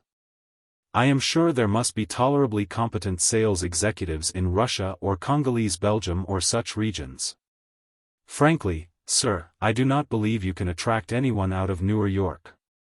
Thanks, said Matheny, but, you see, we need, that is. Oh, well. Thanks. Goodbye. He backed out of the office. A drop shaft deposited him on a walkway. The crowd, a rainbow of men in pajamas and robes, women in neo-sino dresses and gold-leaf hats, swept him against the rail. For a moment, squashed to the wire, he stared 100 feet down at the river of automobiles. Phobos. He thought wildly. If the barrier gives, I'll be sliced in two by a dorsal fin before I hit the pavement. The August twilight wrapped him in heat and stickiness. He could see neither stars nor even moon through the city's blaze. The forest of multicolored towers, cataracting half a mile skyward across more acreage than his eyes reached, was impressive and all that. But, he used to stroll out in the rock garden behind his cottage and smoke a pipe in company with Orion. On summer evenings, that is, when the temperature wasn't too far below zero. Why did they tap me for this job? He asked himself in a surge of homesickness. What the hell is the Martian embassy here for? He, Peter Matheny, was no more than a peaceful professor of sociodynamics at Devil's Kettle University. Of course, he had advised his government before now. In fact, the Red Ink Society had been his idea, but still he was at ease only with his books and his chess and his mineral collection. A faculty poker party on 10th day night and an occasional trip to Swindletown. My God, thought Matheny, here I am. One solitary outlander in the greatest commercial empire the human race has ever seen, and I'm supposed to find my planet a con man. He began walking, disconsolately, at random. His lizard-skin shirt and black culottes drew glances, but derisive ones. Their cut was 40 years out of date. He should find himself a hotel, he thought drearily, but he wasn't tired. The spaceport would pneumo his baggage to him whenever he did check in. The few Martians who had been to Earth had gone into ecstasies over the automation which put any service you could name on a 24-hour basis. But it would be a long time before Mars had such machines. If ever. The city roared at him. He fumbled after his pipe. Of course, he told himself, that's why the embassy can't act. I may find it advisable to go outside the law. Please, sir, where can I contact the underworld? He wished gambling were legal on Earth. The Constitution of the Martian Republic forbade sumptuary and moral legislation. Quite apart from the rambunctious individualism which that document formulated, the article was a practical necessity. Life was bleak enough on the deserts, without being denied the pleasure of trying to bottom deal some friend who was happily trying to mark the cards. Matheny would have found a few spins of roulette soothing. It was always an intellectual challenge to work out the system by which the management operated a wheel. But more, he would have been among people he understood. The frightful thing about the Earthman was the way he seemed to exist only in organized masses. A gypsy snake oil peddler, plodding his Certosaur wagon across Martian sands, just didn't have a prayer against, say, the Grant, Harding and Adams Public Relations Agency. Matheny puffed smoke and looked around. His feet ached from the weight on them. Where could a man sit down? It was hard to make out any individual sign through all that flimmering neon. His eye fell on one that was distinguished by relative austerity. The Church of Choice. Enter, play, pray. That would do. He took an upward slide ramp through several hundred feet of altitude, stepped past an aurora curtain, and found himself in a marble lobby next to an inspirational newsstand. Ah, brother, welcome, said a red-haired usherette in demure black leotards. The peace that passeth all understanding be with you. The restaurant is right up those stairs. I'm not hungry, stammered Matheny. I just wanted to sit in. To your left, sir. The Martian crossed the lobby. His pipe went out in the breeze from an animated angel. Organ music sighed through an open doorway. The series of rooms beyond was dim, gothic, interminable. Get your chips right here, sir, said the girl in the booth. Said Matheny. She explained. He bought a few $100 tokens, dropped a $50 coin down a slot marked contributions, and sipped the martini he got back while he strolled around studying the games. He stopped, frowned. Bingo? No, he didn't want to bother learning something new. He decided that the roulette wheels were either honest or too deep for him. He'd have to relax with a crap game instead. He had been standing at the table for some time before the rest of the congregation really noticed him. Then it was with awe. The first few passes he had made were unsuccessful. Earth gravity threw him off. But when he got the rhythm of it, he tossed a row of sevens. It was a customary form of challenge on Mars. Here, though, they simply pushed chips toward him. He missed a throw, as anyone would at home, simple courtesy. The next time around, he threw for a 7 just to get the feel. He got a 7. The dice had not been substituted on him. I say, he exclaimed. He looked up into eyes and eyes, all around the green table. I'm sorry. I guess I don't know your rules. You did all right, brother, said a middle-aged lady with an obviously surgical bodice. But, I mean, when do we start actually playing? What happened to the cocked dice? The lady drew herself up and jutted an indignant brow at him. Sir! This is a church. Oh, I see, excuse me, Matheny backed out of the crowd, shuddering. He looked around for some place to hide his burning ears. You forgot your chips, pal, said a voice. Oh. Thanks. Thanks ever so much. That is, Matheny cursed his nodding tongue. Damn it, just because they're so much more sophisticated than do I have to talk like a leaky boiler? The helpful Earthman was not tall. He was dark and chisel-faced and sleekly pomaded, dapper in blue pajamas with a red zigzag, a sleigh-bell cloak and curly-toed slippers. You're from Mars, aren't you? He asked in the friendliest tone Matheny had yet heard. Yes. Yes, I am. And my name's Peter Matheny. He stuck out his hand to shake and chips rolled over the floor. Damn. Oh, excuse me, I forgot this was a church. Never mind the chips. No, please. I just want to get the hell out of here. Good idea. How about a drink? I know a bar downshaft. Matheny sighed. A drink is what I need the very most. My name's Doran. Gus Doran. Call me Gus. They walked back to the diaconette's booth and Matheny cashed what remained of his winnings. I don't want to, I mean if you're busy tonight, Mr. Doran. Nah. I am not doing one thing in particular. Besides, I have never met a Martian. I am very interested. There aren't many of us on Earth, agreed Matheny. Just a small embassy staff and an occasional like me. I should think you would do a lot of traveling here. The old mother planet and so on. We can't afford it, said Matheny. What with gravitation and distance, such voyages are much too expensive for us to make them for pleasure. Not to mention our dollar shortage.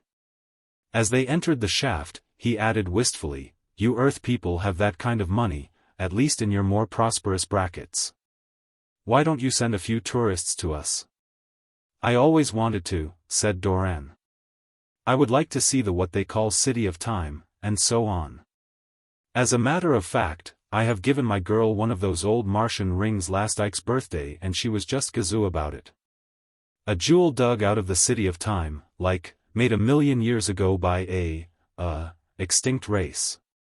I tell you, she appreciated me for it. He winked and nudged.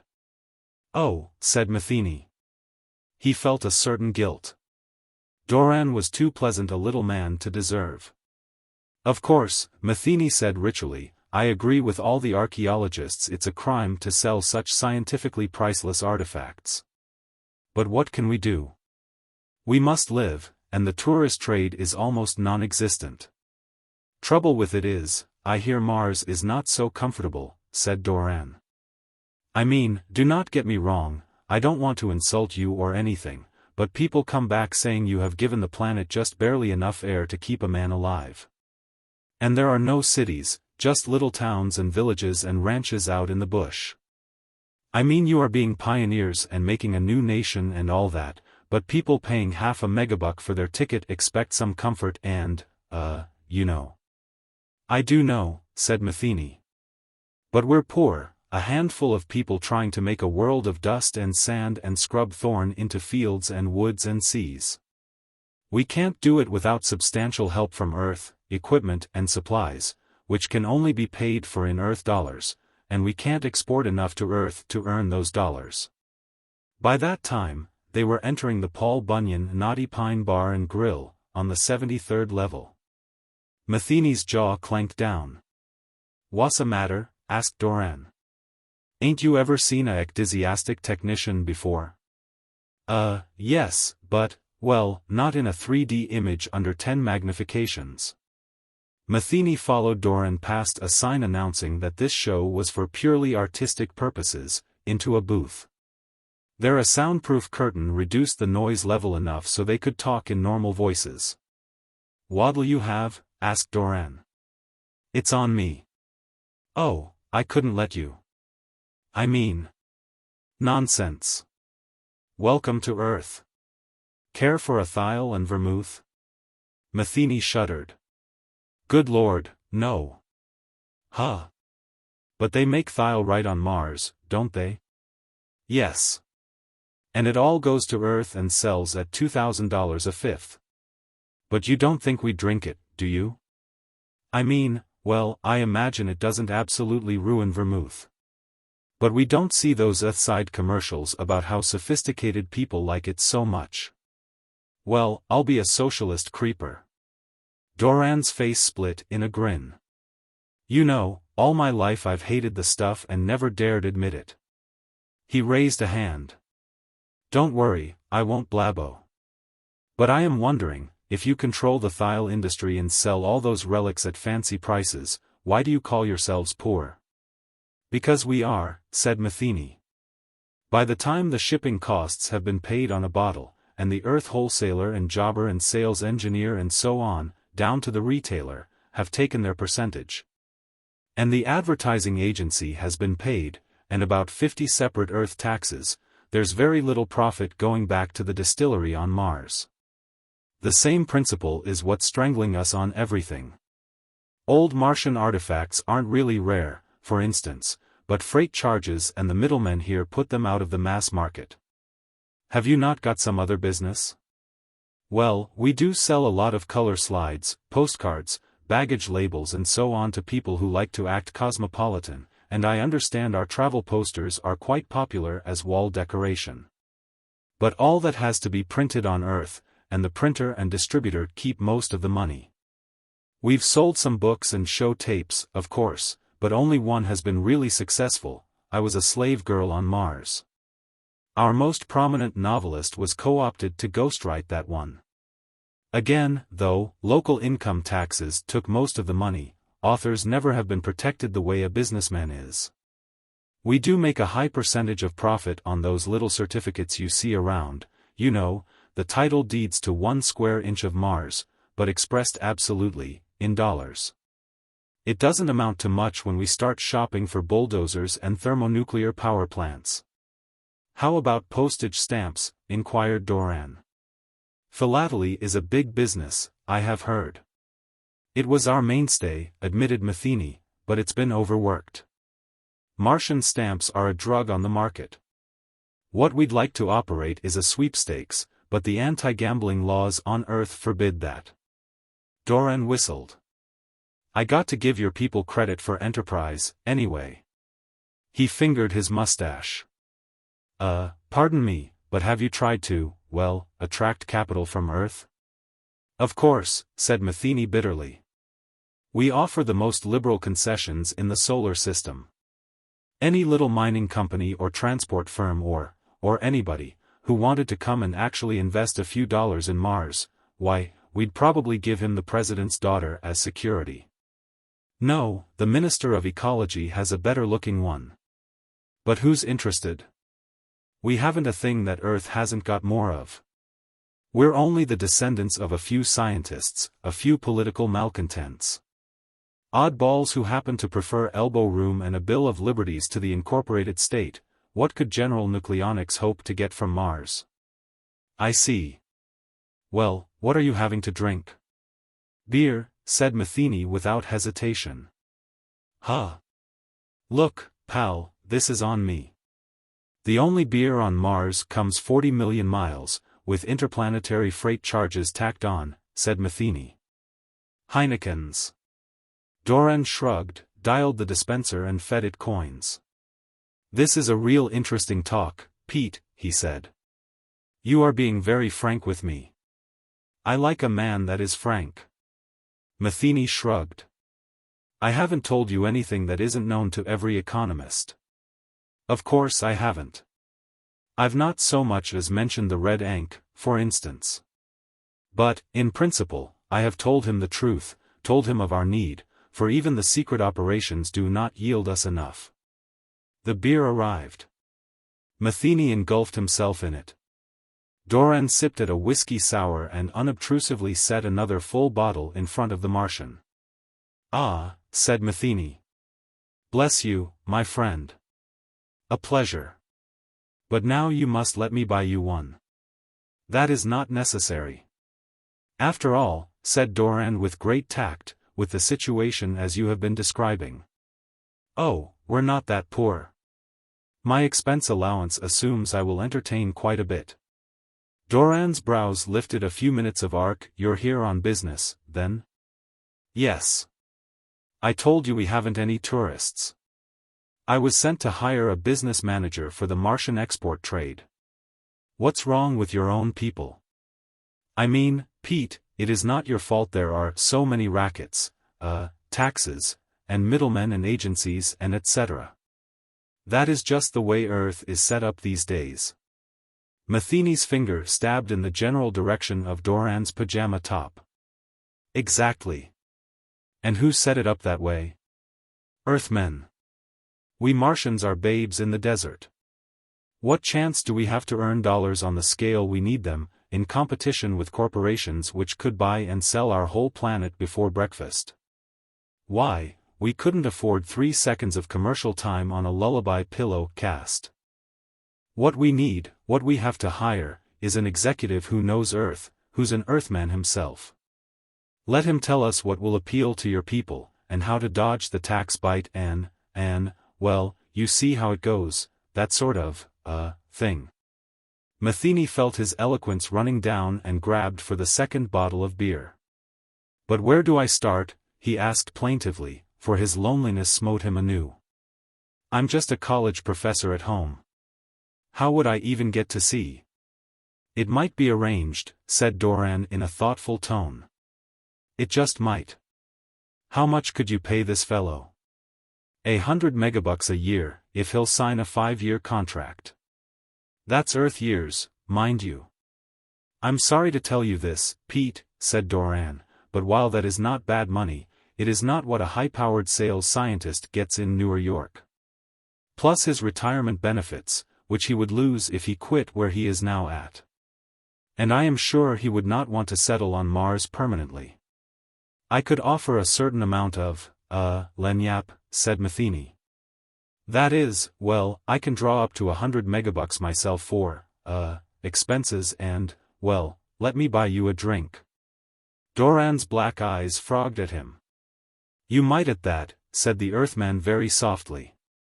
"Yes, you might at that." Matheny found himself warming. Gus Doran was an authentic bobber. A hell of a swell chap. He explained modestly that he was a freelance business consultant and it was barely possible that he could arrange some contacts. No commission, all done in the interest of interplanetary friendship.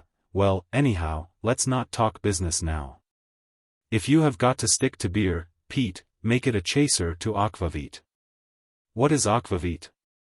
"Well, I will just take and show you. A hell of a good bloke." He knew some very funny stories, too, and he laughed at Matheny's, though they were probably too rustic for a big city taste like his.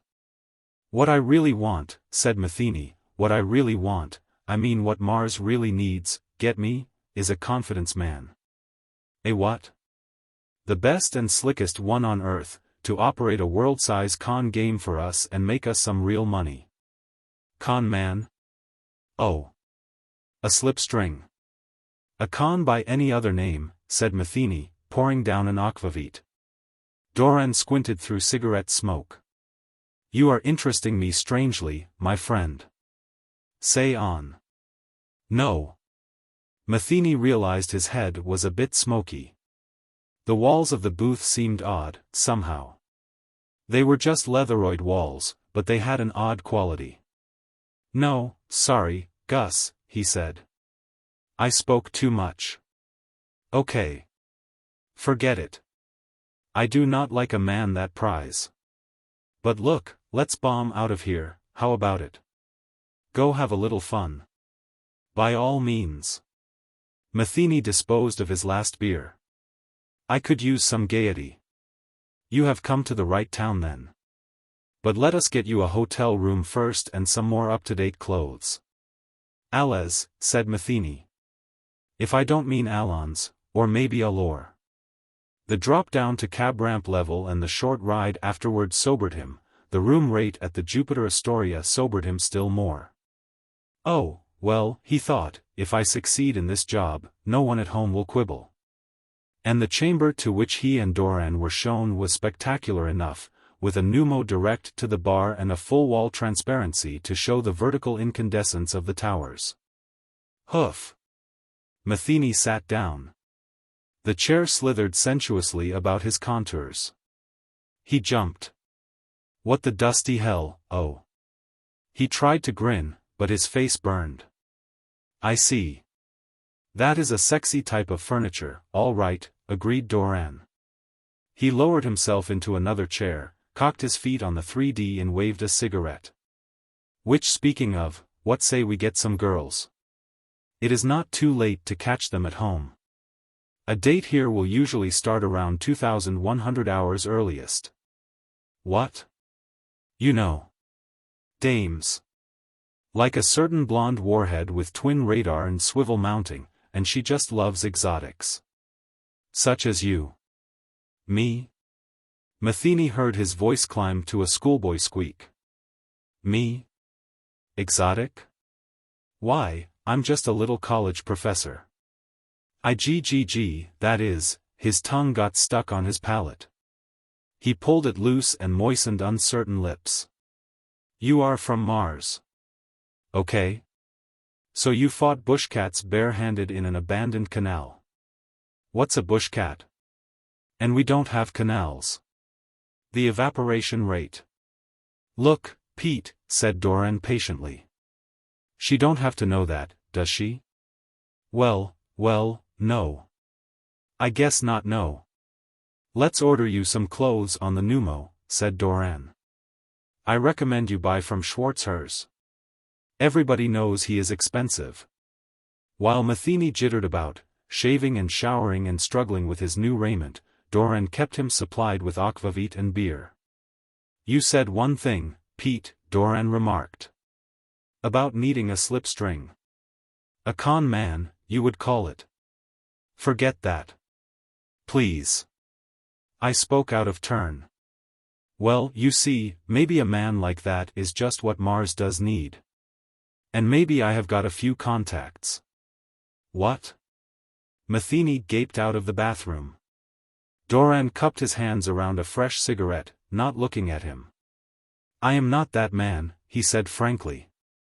But in my line I get a lot of contacts, and not all of them go topside. See what I mean? Like if, say, you wanted somebody terminated and could pay for it, I could not do it. I would not want to know anything about it. But I could tell you a phone number. He shrugged and gave the Martian a sidelong glance. Sure, you may not be interested. But if you are, well, Pete, I was not born yesterday. I got tolerance. Like the book says, if you want to get ahead, you have got to think positively. Matheny hesitated. If only he hadn't taken that last shot. It made him want to say yes, immediately, without reservations. And therefore maybe he became overcautious. They had instructed him on Mars to take chances if he must. I could tell you a thing or two that might give you a better idea, he said slowly. But it would have to be under security. Okay, by me. Room service can send us up an oath box right now. What? But, Matheny hung on to himself and tried to believe that he had landed on Earth less than 6 hours ago. In the end, he did call room service and the machine was trundled in. Doran swallowed the pill and donned the conditioner helmet without an instant's hesitation. I shall never reveal to any person unauthorized by yourself whatever you may tell me under security, now or at any other time, he recited. Then, cheerfully, and that formula, Pete, happens to be the honest-to-zebra truth. I know. Matheny stared, embarrassed, at the carpet. I'm sorry I mean of course I trust you, but... Forget it. I take 100 security oaths a year, in my line of work. Maybe I can help you. I like you, Pete, damn if I don't. And, sure, I might stand to get an agent's cut, if I arrange. Go ahead, boy, go ahead. Doran crossed his legs and leaned back. Oh, it's simple enough, said Matheny. It's only that we already are operating con games. On Mars, you mean? Yes. There never were any old Martians. We erected the ruins 50 years ago for the Billingsworth expedition to find. We've been manufacturing relics ever since. Huh. Well, why, but... In this case, it helps to be at the far end of an interplanetary haul, said Matheny. Not many terrestrial archaeologists get to Mars and they depend on our people to, well, anyhow.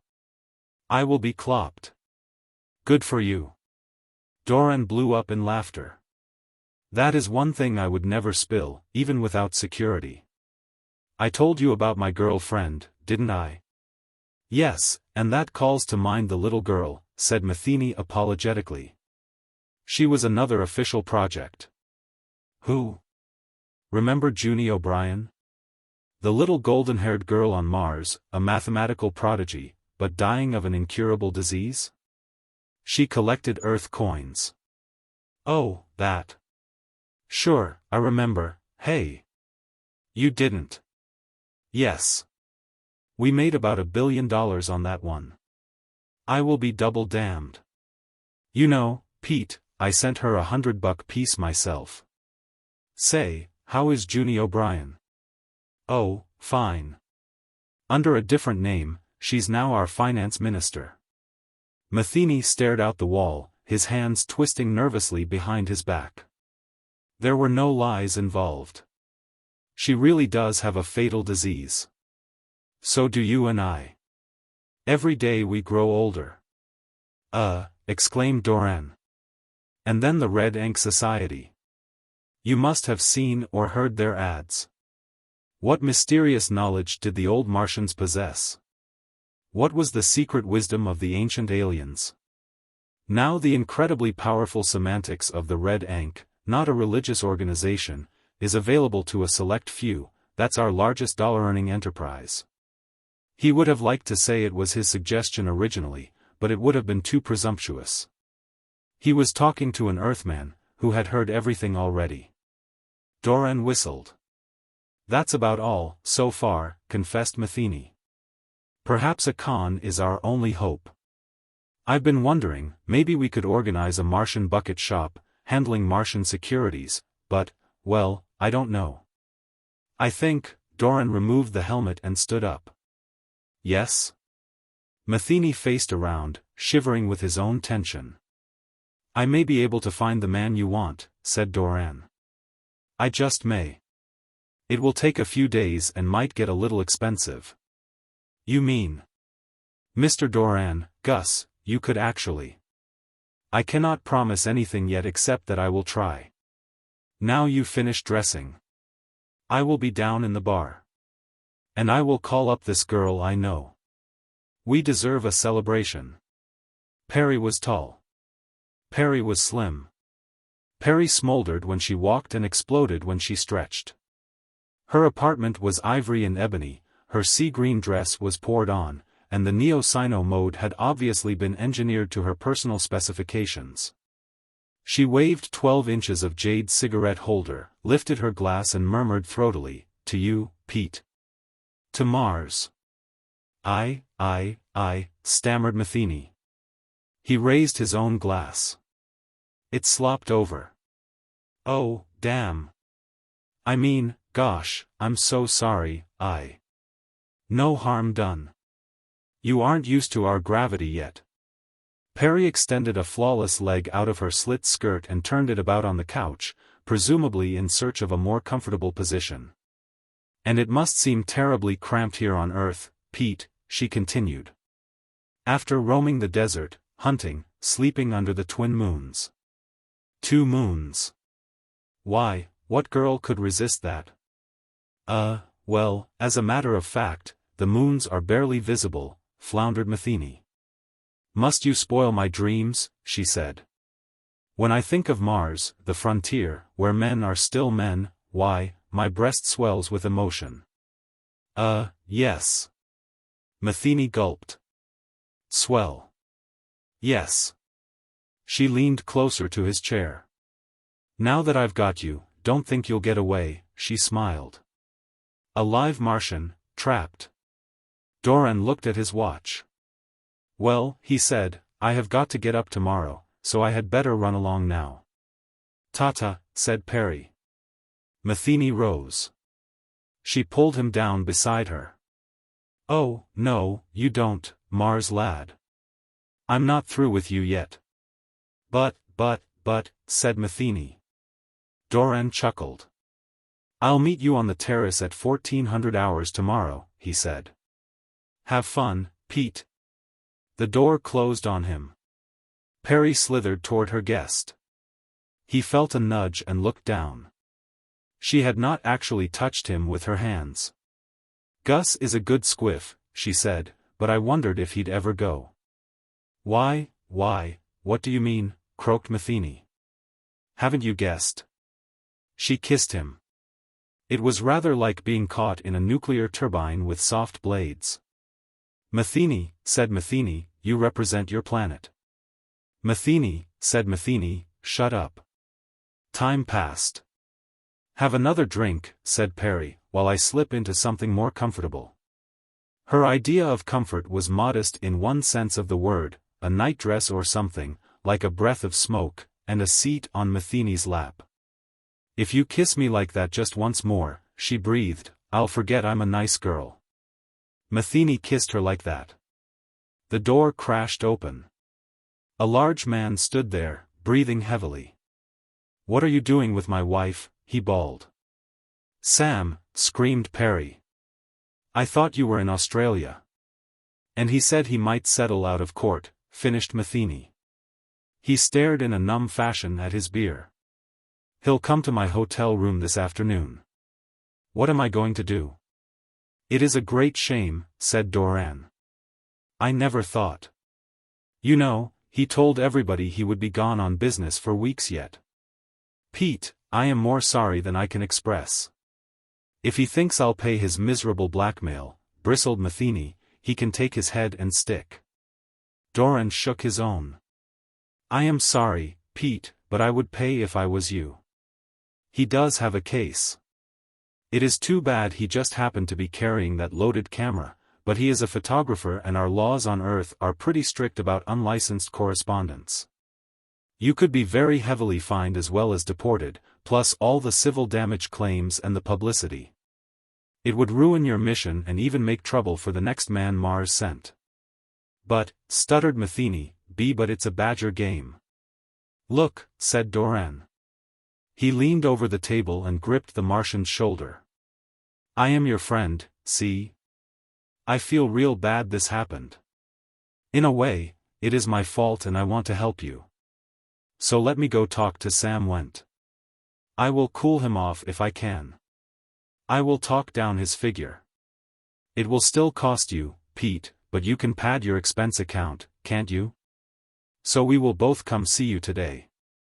That way there will be two people on your side, you and me, and Sam will not throw his weight around so much. You pay up in cash and it will be the end of the affair. I will see to that, pal. Matheny stared at the small dapper man. His aloneness came to him like a blow in the stomach. Et2, brute, he thought. He bit his lip. Thanks, Gus, he said. You are a real friend. Sam blocked the doorway with his shoulders as he entered the room. Doran followed like a diminutive tug pushing a very large liner. They closed the door. Matheny stood up, avoiding Sam's glare. Okay, louse, said Sam. You got a better pal here than you deserve, but he ain't managed to talk me into settling for nothing. Let me get this, well, said Matheny. Look, sir, you claim that I mean that your wife and I were, well, we weren't. I was only visiting. Stow it, stow it. Sam towered over the Martian. Shoot it to the moon. You had your fun. It'll cost you $1 million. 1 mil, but, Gus, wailed Matheny, this is out of all reason. I thought you said. Doran shrugged. I am sorry, Pete. I could not get him any farther down. He started asking 50. You better pay him. No. Matheny scuttled behind a chair. No, look here. I, Peter Matheny of the Martian Republic, declare you are blackmailing me. I'm asking compensation for damages, growled Sam. Hand it over or I'll go talk to a lawyer. That ain't blackmail. You got your choice, don't you? Matheny wilted. Yes. A megabuck isn't so bad, Pete, soothed Doran. I personally will see that you earn it back in. Oh, never mind. Tears stood in Matheny's eyes. You win. He took out his checkbook. None of that, rapped Sam. Cash. Now. But you claimed this was a legitimate. You heard me. Well, could I have a receipt? Begged Matheny. Sam grinned. I just thought I'd ask, said Matheny. He opened a drawer and counted out 110 kilobuck bills. There. And I hope you choke on it. Sam stuffed the money in a pocket and lumbered out. Doran lingered. Look here, Pete, he said, I will make this up to you. Honest. All you have got to do is trust me. Sure. Matheny slumped on the bed. Not your fault. Let me alone for a while, will you? Listen, I will come back in a few hours and buy you the best dinner in all the protectorates and... Sure, said Matheny. Sure. Doran left, closing the door with great gentleness. He returned at 17:30, entered, and stopped dead. The floor space was half taken up by a screen and a film projector. What happened, Pete? He asked uncertainly. Matheny smiled. I took some tourist movies, he said. Self-developing soundtrack film. Sit down and I'll show you. Well, thanks, but I am not so much for home movies. It won't take long. Please. Doran shrugged, found a chair and took out a cigarette. You seem pretty well cheered up now, he remarked. That is a spirit I like to see. You have got to have faith. I'm thinking of a sideline business in live photography, said the Martian. Get back my losses of today, you know. Well, now, Pete, I like your spirit, like I say. But if you are really interested in making some of that old Barham, and I think you are, then listen. I'll sell prints to people for home viewing, went on Matheny. I'd like your opinion of this first effort. He dimmed the transparency and started the projector. The screen sprang into colored motion. Sam blocked the doorway with his shoulders. Who knows, I might even sell you one of the several prints I made today, said Matheny. Okay, louse, said Sam. Life is hard on Mars, commented Matheny in an idle tone, and we're an individualistic culture. The result is pretty fierce competition, though on a person-to-person rather than organizational basis. All friendly enough, but, oh, by the way, how do you like our Martian camera technology? I wore this one inside my buttonhole. Doran in the screen shrugged and said, I am sorry, Pete. Doran in the chair stubbed out his cigarette, very carefully, and asked, how much do you want for that film? Would a megabuck be a fair price? Inquired Matheny. Of course, I am hoping Sam will want a copy too. Doran swallowed. Yeah. Yes, I think I can talk him into it. Good. Matheny stopped the projector. He sat down on the edge of the table, swinging one leg, and lit his pipe. Its bowl glowed in the dimness like the eye of a small demon. By the way, he said irrelevantly, if you check the newscast tapes, you'll find I was runner-up in last year's All-Martian Pistol Contest. It's a tough contest to win. There are no bad shots on Mars, survival of the fittest, you know. Doran wet his lips. No hard feelings. No, none at all. But say, in case you are, well, you know, looking for a slipstring, what I came here for was to tell you I have located the very guy you want. Only he is in jail right now, see, and it will cost. Oh, no, groaned Matheny. Not the Certus prospector. Kids are taught that swindle in kindergarten. Doran bowed his head. We call it the Spanish prisoner here, he said. He got up. I will send the price of those films around in the morning. You'll call your bank and have the cash pneumoed here tonight, said Matheny. Also Sam's share. I dare say he can pay you back. No harm in trying, was there? Asked Doran humbly. None at all.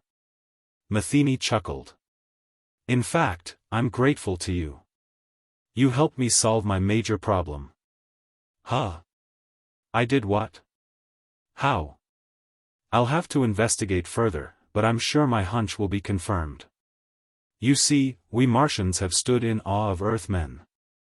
And since for a long time there's been very little contact between the two planets except the purely official, impersonal sort, there's been nothing to disabuse us.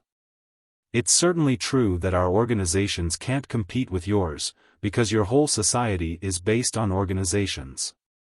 But now, by the same token, I wonder if your individuals can match ours. Ever hear of the Third Moon? No? The Whipsaw Play? The Aqueduct Squeeze? Good Lord, can't you even load a Daryl set? Matheny licked his chops. So there's our Martian export to Earth. Martian con men.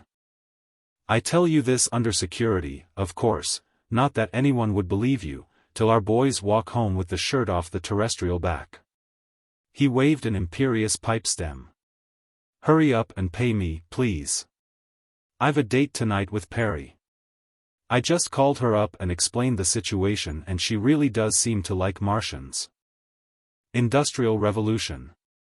Well, yes, Amspow admitted, it was a unique war in many ways, including its origin. However, there are so many analogies to other colonial revolutions, his words trailed off as usual. I know. Earth's mercantile policies and so forth, said Lindgren. He fancies himself a student of interplanetary history. This has led to quite a few arguments since Amspow, who teaches in that field, joined the club. Mostly they're good. I went to the bar and got myself another drink, listening as the mine owner's big voice went on. But what began it? When did the Asterites first start realizing they weren't pseudopods of a dozen terrestrial nations, but a single nation in their own right? There's the root of the revolution. And it can be pinned down, too. Where metaphor, cried someone at my elbow. I turned and saw Missy Blades. She'd come quietly into the lounge and started mixing a gin and bitters. The view window framed her white head in Orion as she moved toward the little cluster of seated men. She took a fat cigar from her pocket, struck it on her shoe sole, and added her special contribution to the blue cloud in the room after she sat down. Excuse me, she said. I couldn't help that. Please go on. Which I hope relieves you of any fear that she's an unforgettable character. Oh, yes, she's old as Satan now, her toil and guts and conniving make up half the biography of the sword. She manned a gun turret at Ceres, and was made of the turfing on some of the earliest Saturn runs when men took their lives between their teeth because they needed both hands free. Her sons and grandsons fill the belt with their brawling ventures, she can drink any ordinary man to the deck. She's one of the 3 women ever admitted to the club. But she's also one of the few genuine ladies I've known in my life. Well, Lindgren grinned at her. I was saying, Missy, the germ of the revolution was when the stations armed themselves. You see, that meant more than police powers. It implied a degree of sovereignty. Over the years, the implication grew. Correct. Orloff nodded his bald head. I remember how the governing commission squalled when the station managers first demanded the right. They foresaw trouble. But if the stations belonging to one country put in space weapons, what else could the others do? They should have stuck together and all been firm about refusing to allow it, Amspow said. From the standpoint of their own best interests, I mean. They tried to, Orloff replied. I hate to think how many communications we sent home from our own office, and the others must have done the same. But Earth was a long way off. The station bosses were close. Inverse square law of political pressure. I grant you, arming each new little settlement proved important, Amspow said. But really, it expressed nothing more than the first inchoate stirrings of asteroid nationalism. And the origins of that are much more subtle and complex. For instance, you've got to have a key event somewhere, Lindgren insisted. I say that this was it. A silence fell, as will happen in conversation. I came back from the bar and settled myself beside Missy. She looked for a while into her drink, and then out to the stars. The slow spin of our rock had now brought the dippers into view. Her faded eyes sought the pole star, but it's Earth's, not our own anymore, and I wondered what memories they were sharing. She shook herself the least bit and said, I don't know about the sociological ins and outs. All I know is, a lot of things happened, and there wasn't any pattern to them at the time. We just slogged through as best we were able, which wasn't really very good. But I can identify one of those wriggling roots for you, Sigurd. I was there when the question of arming the stations first came up. Or, rather, when the incident occurred that led directly to the question being raised. Our whole attention went to her. She didn't dwell on the past as often as we would have liked. A slow, private smile crossed her lips. She looked beyond us again. As a matter of fact, she murmured, I got my husband out of it. Then quickly, as if to keep from remembering too much. Do you care to hear the story? It was when the Sword was just getting started. They'd established themselves on SSC 45, oh, never mind the catalog number. Sword Enterprises, because Mike Blade's name suggested it. What kind of name could you get out of Jimmy Chung, even if he was the senior partner? It'd sound too much like a collision with a meteorite, so naturally the asteroid also came to be called the Sword. They began on the borrowed shoestring that was usual in those days. Of course, in the belt a shoestring has to be mighty long, and finances got stretched to the limit. The older men here will know how much had to be done by hand, in mortal danger, because machines were too expensive. But in spite of everything, they succeeded. The station was functional and they were ready to start business when. It was no coincidence that the Jupiter craft were arriving steadily when the battleship came. Construction had been scheduled with this in mind, that the Sword should be approaching conjunction with the King planet, making direct shuttle service feasible. Just as the chemical plant went into service. We need not consider how much struggle and heartbreak had gone into meeting that schedule. As for the battleship, she appeared because the fact that a station in just this orbit was about to commence operations was news important enough to cross the solar system and push through many strata of bureaucracy.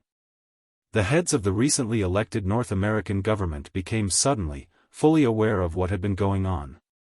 Michael Blades was outside, overseeing the installation of a receptor, when his earplug buzzed. He thrust his chin against the tuning plate, switching from gang to interoffice band. Mike? Said Avis Page's voice, you're wanted up front. Now? He objected. Whatever for? Courtesy visit from the NASS Altair. You've lost track of time, my boy. What the jumping blue blazes are you talking about? We've had our courtesy visit.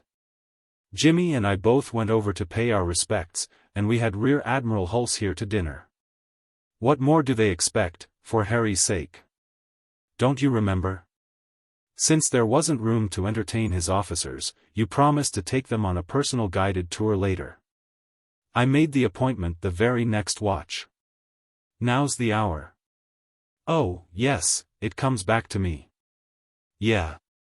Hulse brought a magnum of champagne with him, and after so long a time drinking recycled water, my capacity was shot to pieces. I got a warm glow of good fellowship on, and offered, "Let Jimmy handle it, I'm busy." "The party's too large," he says. "You'll have to take half of them. Their gig will dock in 30 minutes. "Well, depute somebody else." "That'd be rude, Mike. Have you forgotten how sensitive they are about rank at home?" Avis hesitated. "If what I believe about the mood back there is true, we can use the goodwill of high-level Navy personnel. And any other influential people in sight." Blades drew a deep breath. "You're too blinking sensible. Remind me to fire you after I've made my first 10 million bucks. What'll you do for your next 10 million, then?" Snipped his secretary file clerk confidant advisor etc. "Nothing. I'll just squander the first."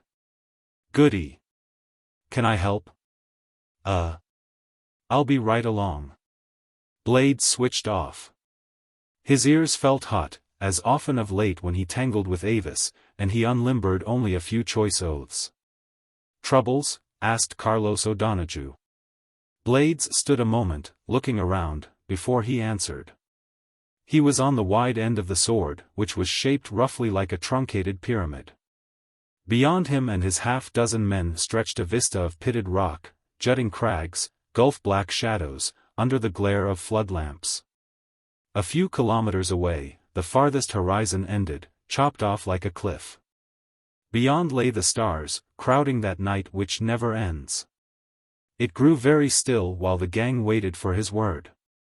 He could listen to his own lungs and pulse, loud in the spacesuit. He could even notice its interior smell, blend of plastic and oxygen cycle chemicals, flesh and sweat. He was used to the sensation of hanging upside down on the surface, grip-soled boots holding him against that fractional g by which the asteroid's rotation overcame its feeble gravity. But it came to him that this was an eerie bat-fashion way for an Oregon farm boy to stand.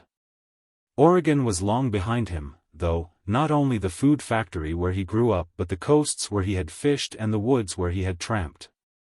No loss. There'd always been too many tourists. You couldn't escape from people on Earth. Cold and vacuum and raw rock and everything, the belt was better. It annoyed him to be interrupted here. Could Carlos take over as foreman? And no, Blades decided, not yet. A gas receptor was an intricate piece of equipment. Carlos was a good man of his hands. Every one of the 100-odd in the station necessarily was. But he hadn't done this kind of work often enough. "I have to quit," Blades said. "Secure the stuff and report back to Buck Myers over at the dock, the lot of you. His crew's putting in another recoil pier, as I suppose you know. They'll find jobs for you. I'll see you here again on your next watch." He waved. Being half the nominal ownership of this place didn't justify snobbery.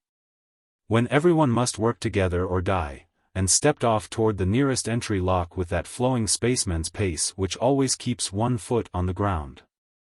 Even so, he didn't unshackle his inward reeling lifeline till he was inside the chamber. On the way he topped a gaunt ridge and had a clear view of the balloons that were attached to the completed receptors. Those that were still full bulked enormous, like ghostly moons. The Jovian gases that strained their tough elastomer did not much blur the stars seen through them, but they swelled high enough to catch the light of the hidden sun and shimmer with it. The nearly discharged balloons hung thin, straining outward. 2 full ones passed in slow orbit against the constellations. They were waiting to be hauled in and coupled fast, to release their loads into the station's hungry chemical plant. But there were not yet enough facilities to handle them at once, and the Palace Castle would soon be arriving with another. Blades found that he needed a few extra curses. Having cycled through the air lock, he removed his suit and stowed it, also the heavy gloves which kept him from frostbite as he touched its space-cold exterior. Tastefully clad in a Navy surplus long john, he started down the corridors. Now that the first stage of burrowing within the asteroid had been completed, most passages went through its body, rather than being plastic tubes snaking across the surface. Nothing had been done thus far about facing them. They were merely shafts, 2 meters square, lined with doorways, ventilator grills, and fluoro panels. They had no thermocoils. Once the nickel iron mass had been sufficiently warmed up, the waste heat of man and his industry kept it that way. The dark, chipped-out tunnels throbbed with machine noises. Here and there a girly picture or a sentimental landscape from Earth was posted. Men moved busily along them, bearing tools, instruments, supplies.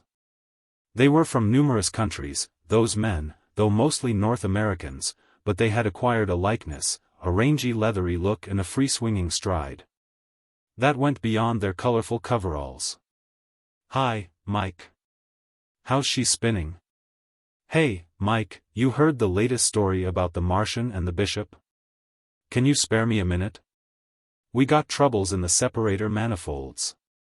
"What's the hurry, Mike, your battery's overcharged?" Blades waved the hails aside. There was need for haste.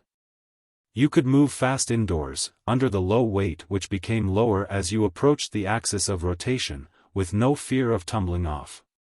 But it was several kilometers from the gas receptor end to the people end of the asteroid. He rattled down a ladder and entered his cramped office out of breath. Avis Page looked up from her desk and wrinkled her freckled snub nose at him. "You ought to take a shower, but there isn't time," she said. "Here, use my anti-stinker." She threw him a spray cartridge with a deft motion. "I got your suit and beardex out of your cabin." "Have I no privacy?" he grumbled, but grinned in her direction. She wasn't much to look at, not ugly, just small, brunette, and unspectacular, but she was a supernova of an assistant. Make somebody a good wife someday. He wondered why she hadn't taken advantage of the situation here to snaffle a husband. A dozen women, all but 2 of them married, and 100 men, was a ratio even more lopsided than the norm in the belt.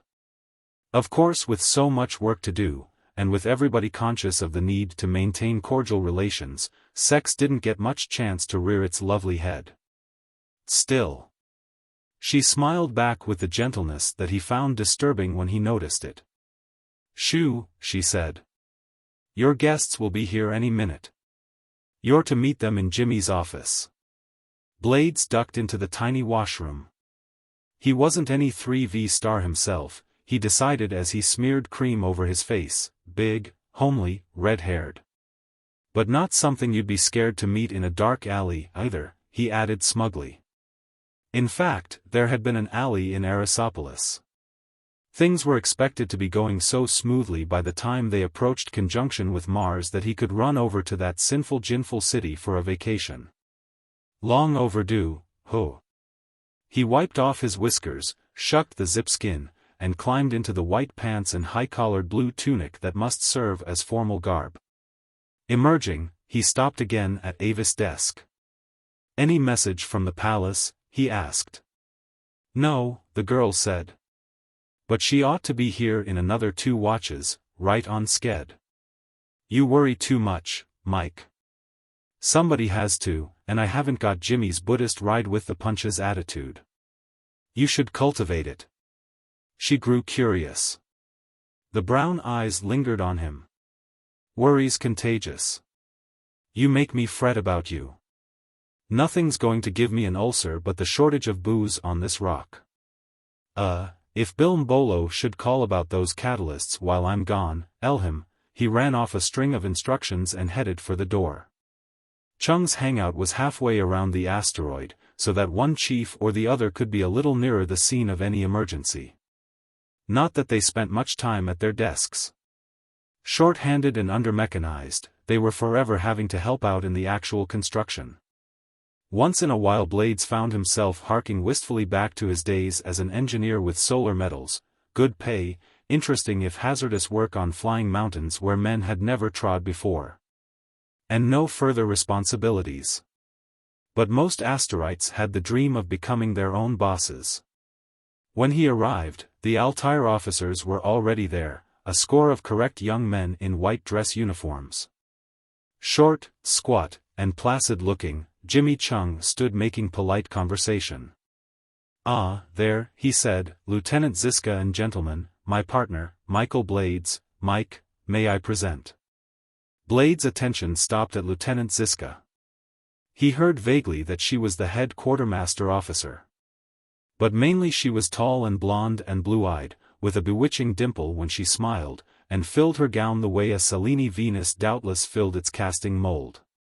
"Very pleased to meet you, Mr. Blades," she said as if she meant it. Maybe she did. He gulped for air. "And Commander Liebknecht," Chung said across several light years. "Commander Liebknecht.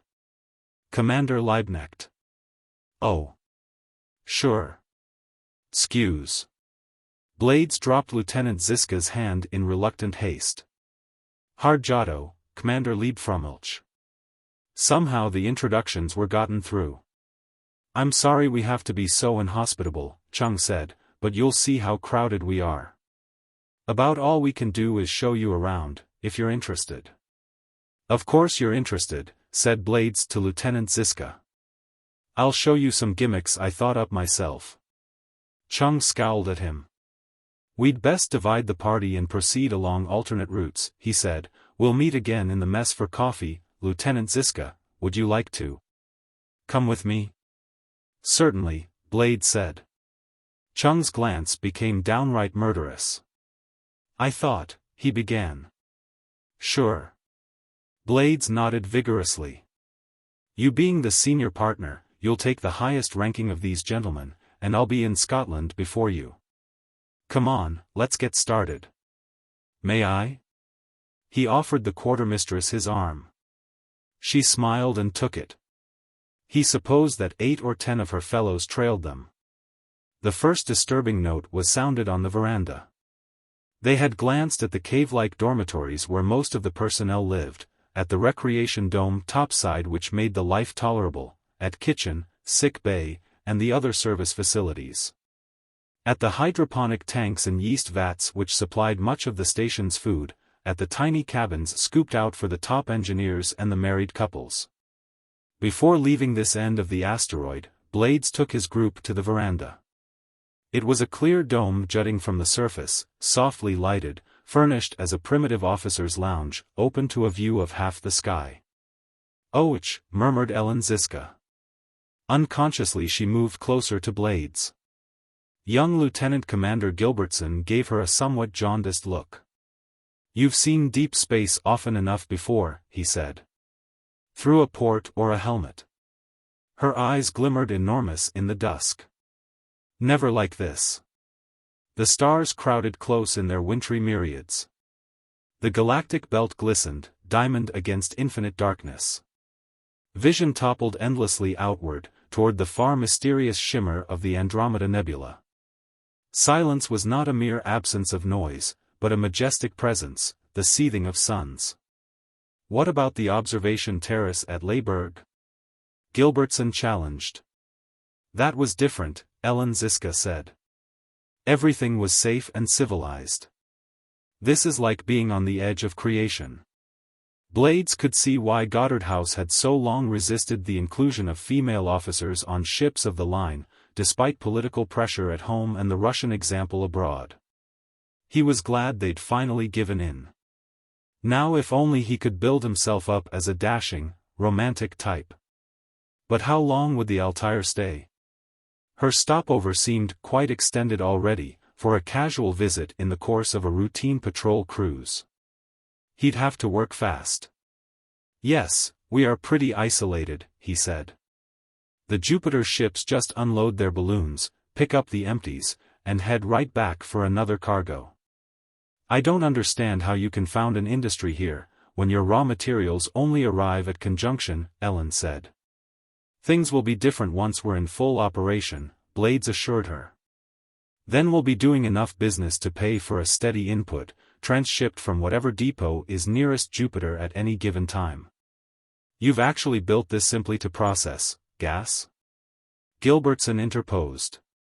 Blades didn't know whether he was being sarcastic or asking a genuine question. It was astonishing how ignorant Earthsiders, even space-traveling Earthsiders, often were about such matters. Jovian gas is rich stuff, he explained. Chiefly hydrogen and helium, of course. But the scoop ship separate out most of that during a pickup. The rest is ammonia, water, methane, a dozen important organics, including some of the damn, doggonedest metallic complexes you ever heard of. We need them as the basis of a chemosynthetic industry, which we need for survival, which we need if we're to get the minerals that were the reason for colonizing the belt in the first place. He waved his hand at the sky. When we really get going, we'll attract settlement. This asteroid has companions, waiting for people to come and mine them. Home ships and orbital stations will be built. In 10 years there'll be quite a little city clustered around the sword. It's happened before, nodded tight-faced Commander Warburton of Gunnery Control. It's going to happen a lot oftener, Blade said enthusiastically. The belt's going to grow. He aimed his words at Ellen. This is the real frontier. The planets will never amount to much. It's actually harder to maintain human-type conditions on so big a mass, with a useless atmosphere around you, than on a lump in space like this. And the gravity wells are so deep. Even given nuclear power, the energy cost of really exploiting a planet is prohibitive. Besides which, the choice minerals are buried under kilometers of rock. On a metallic asteroid, you can find almost everything you want directly under your feet. No limit to what you can do. But your own energy expenditure, Gilbertson objected. That's no problem.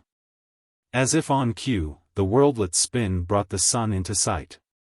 Tiny but intolerably brilliant, it flooded the dome with harsh radiance. Blades lowered the blinds on that side. He pointed in the opposite direction, towards several sparks of equal brightness that had manifested themselves. 100-meter parabolic mirrors, he said. Easy to make. You spray a thin metallic coat on a plastic backing. They're in orbit around us, each with a small GG unit to control drift and keep it aimed directly at the sun. The focused radiation charges heavy-duty accumulators, which we then collect and use for our power source in all our mobile work. Do you mean you haven't any nuclear generator? Asked Warburton. He seemed curiously intent about it. Blades wondered why, but nodded. That's correct. We don't want one. Too dangerous for us. Nor is it necessary. Even at this distance from the sun, and allowing for assorted inefficiencies, a mirror supplies better than 500 kilowatts, 24 hours a day, year after year, absolutely free. Yes. Warburton's lean head turned slowly about, to rake Blades with a look of calculation. I understand that's the normal power system in stations of this type.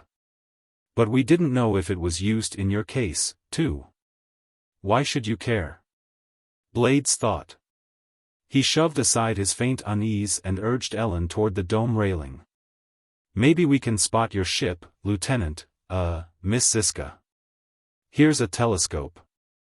Let me see, her orbit ought to run about so. He hunted until the Altair swam into the viewfield. At this distance the spheroid looked like a tiny crescent moon, dully painted, but he could make out the sinister shapes of a rifle turret and a couple of missile launchers. Have a look, he invited. Her hair tickled his nose, brushing past him. It had a delightful sunny odor.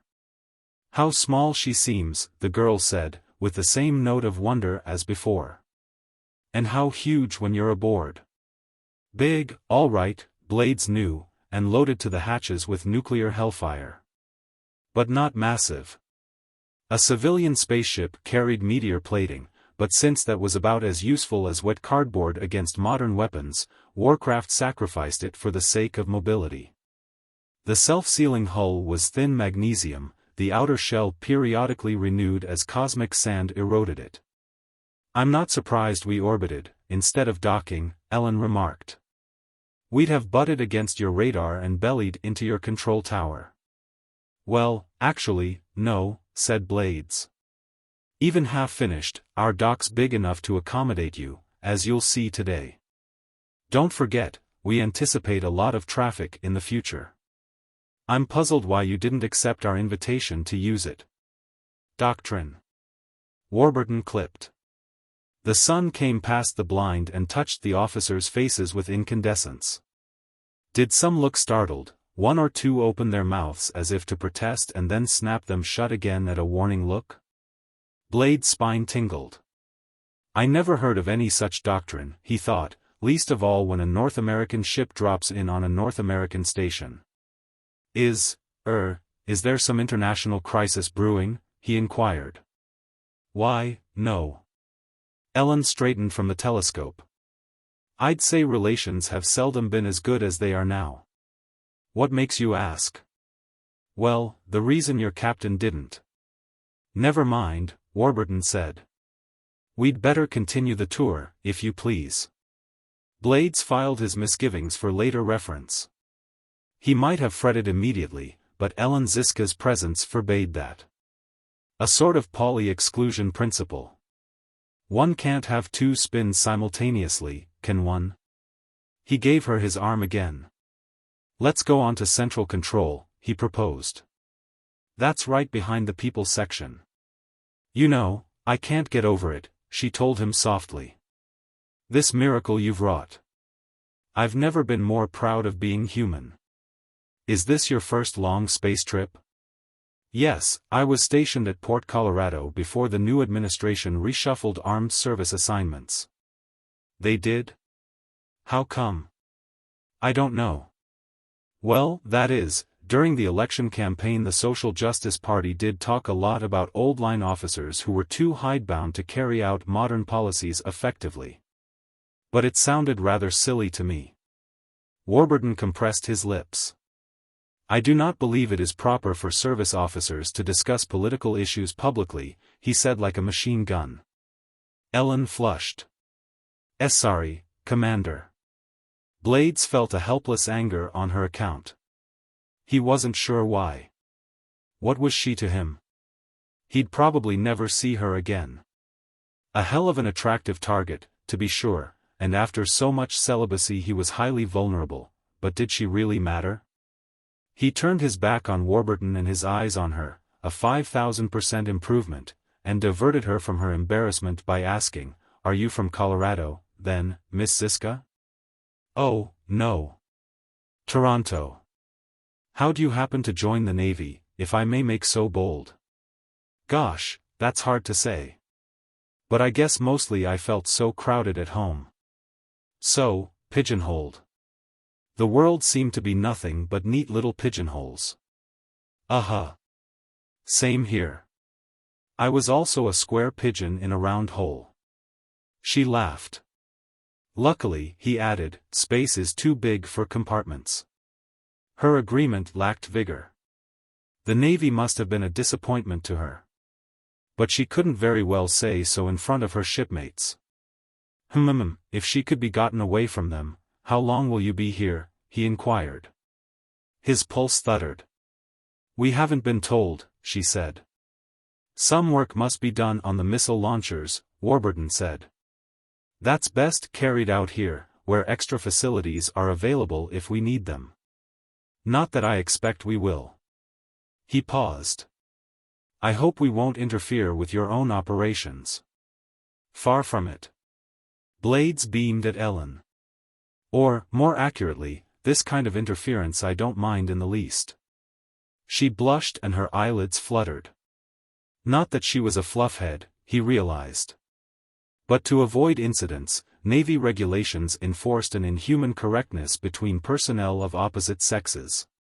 After weeks in the black, meeting a man who could pay a compliment without risking court-martial must be like a shot of adrenaline. Better and better. Are you sure? Warburton persisted. For instance, won't we be in the way when the next ship comes from Jupiter? She'll approach the opposite end of the asteroid, Blades said. Won't stay long, either. How long? One watch, so the crew can relax a bit among those of us who are off duty.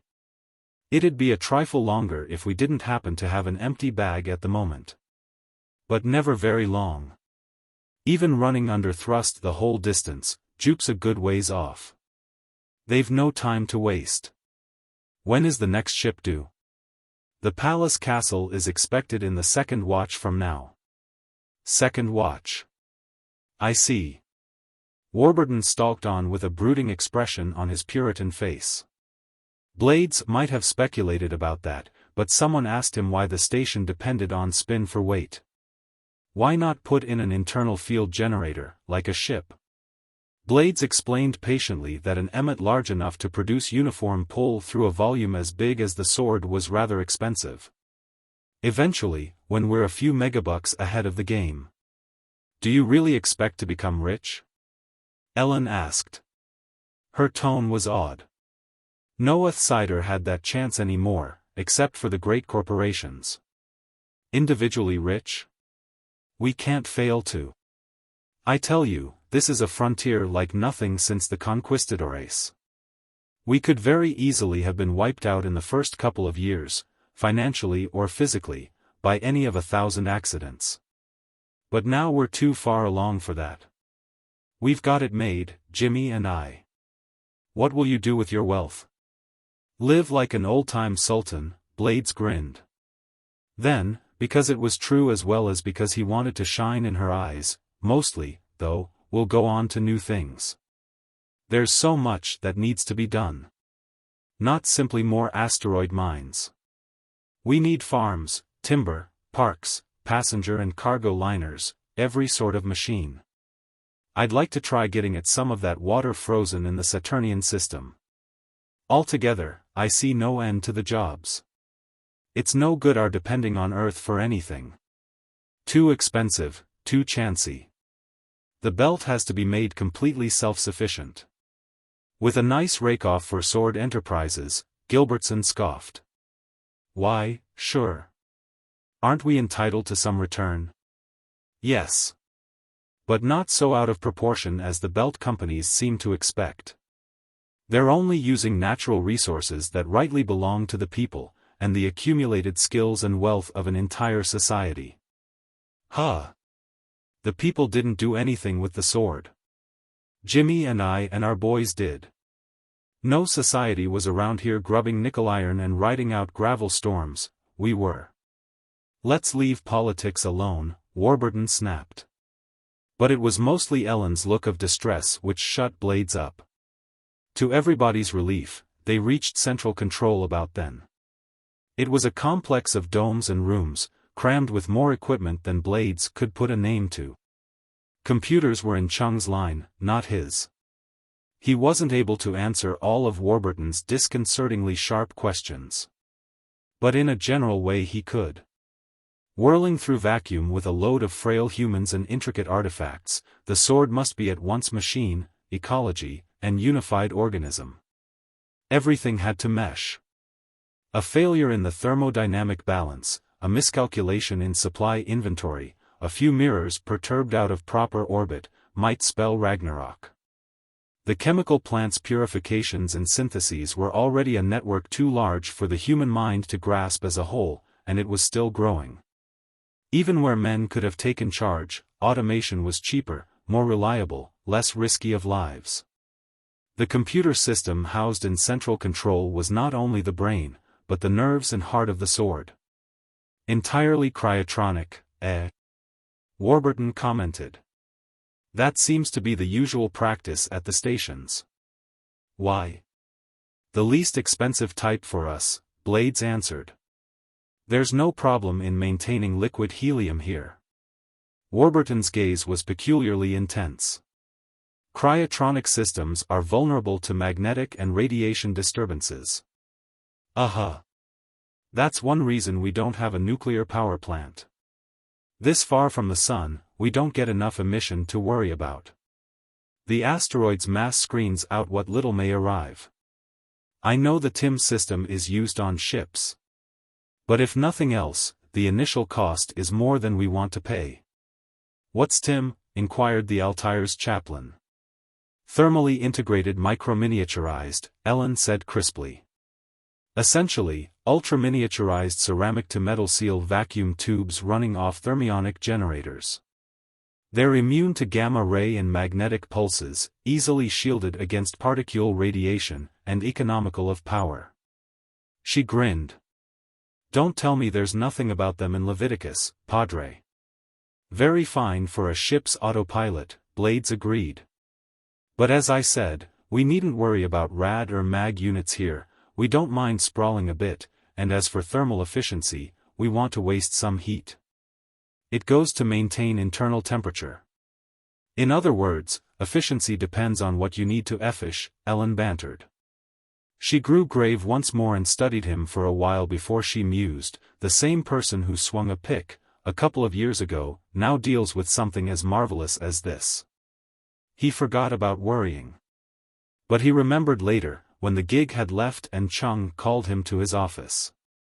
Avis came too, by request. As she entered, she asked why. You were visiting your folks Earthside last year, Chung said. Nobody else in the station has been back as recently as that. What can I tell you? I'm not sure. Background, perhaps. The feel of the place. We don't really know, out in the belt, what's going on there. The Beamcast news is hardly a trickle.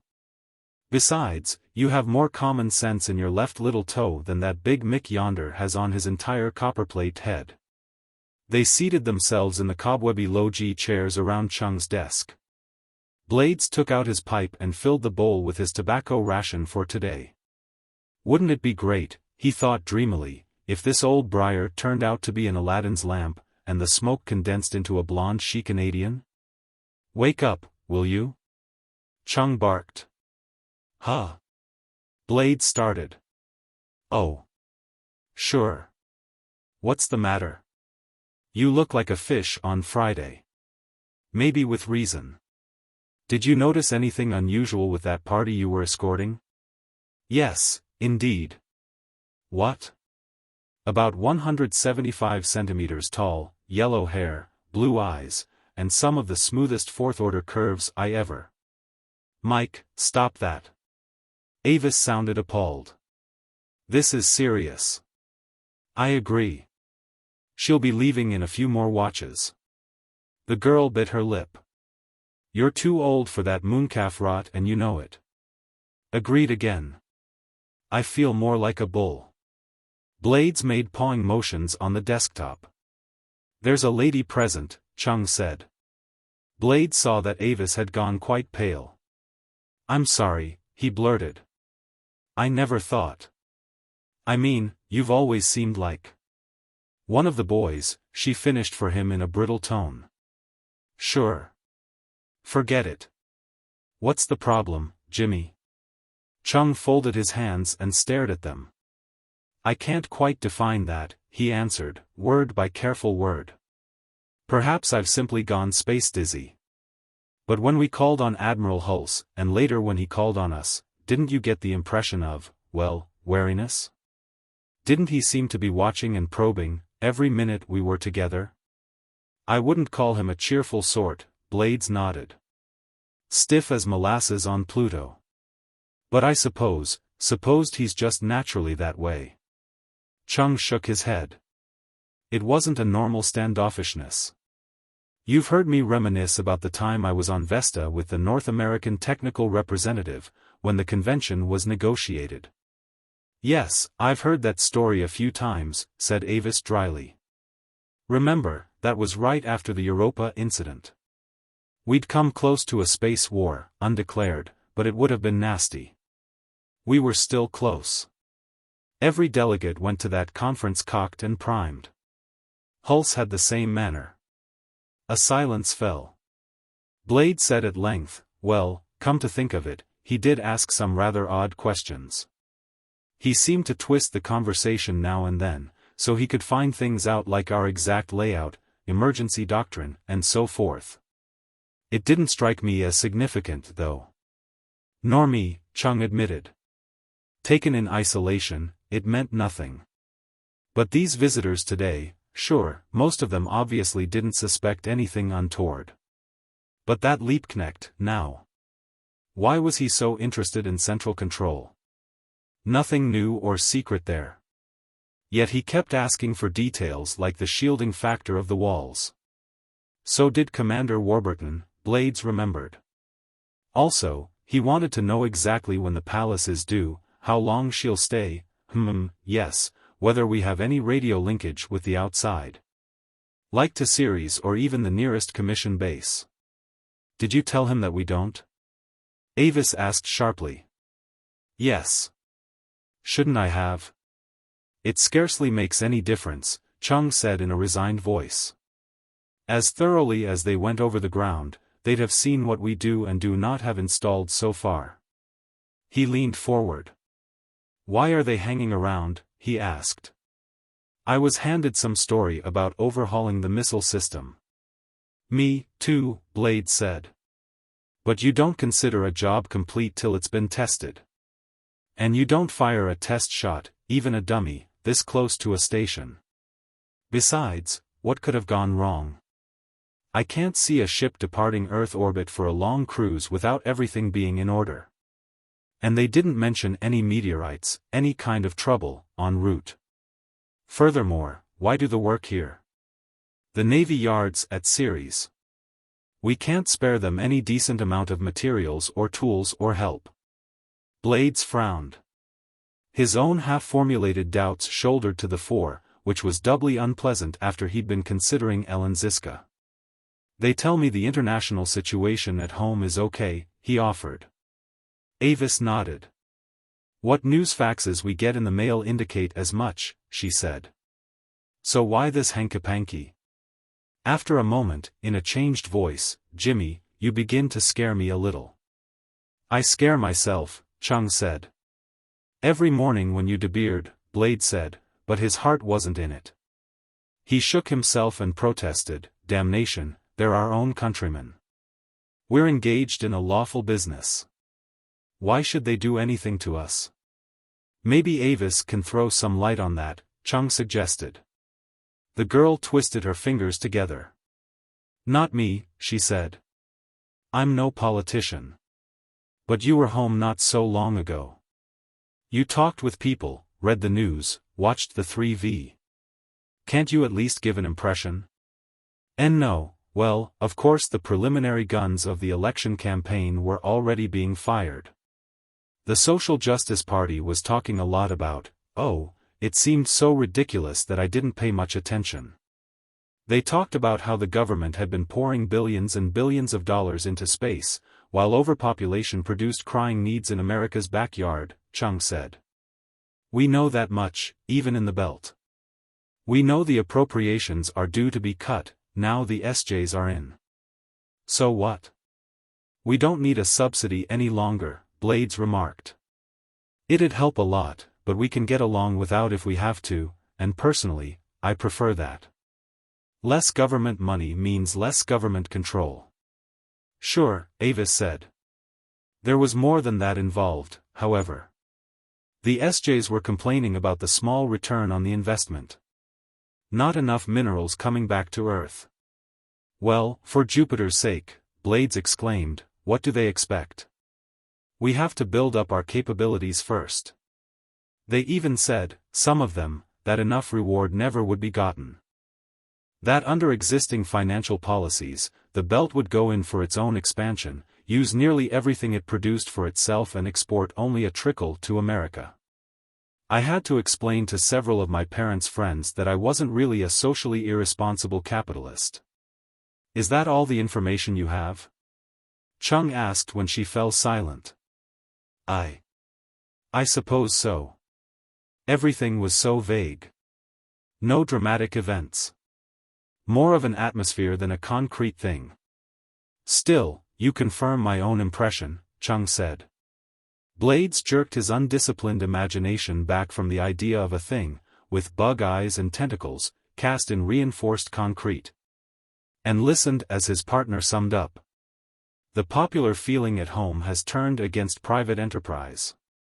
You can hardly call a corporate monster like Systemic Developments a private enterprise. The new president and Congress share that mood. We can expect to see it manifested in changed laws and regulations. But what has this got to do with a battleship parked a couple of 100 kilometers from us? If the government doesn't want the asteroids to develop much further, Blades bit hard on his pipe stem.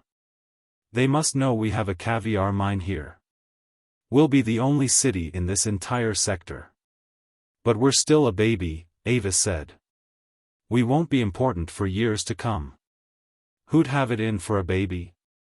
Besides, we're Americans, too, Chung said. If that were a foreign ship, the story might be different. Wait a minute. Could they be thinking of establishing a new base here? The convention wouldn't allow, said Blades. Treaties can always be renegotiated, or even denounced. But first you have to investigate quietly, find out if it's worth your while. Hoo-ha, what lovely money that'd mean. And lovely bureaucrats crawling out of every file cabinet, Chung said grimly. No, thank you. We'll fight any such attempt to the last lawyer. We've got a good basis, too, in our charter.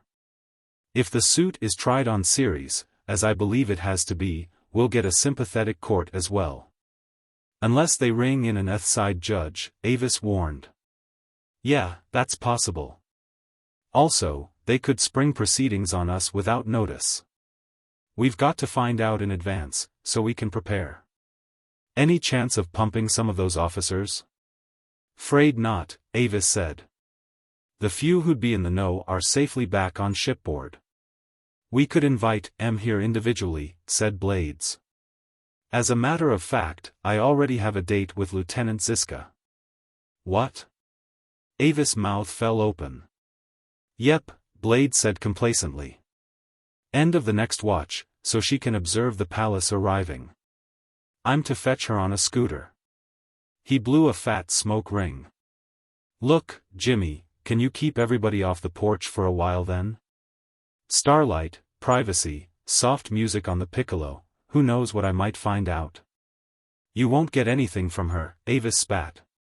No secrets or anything.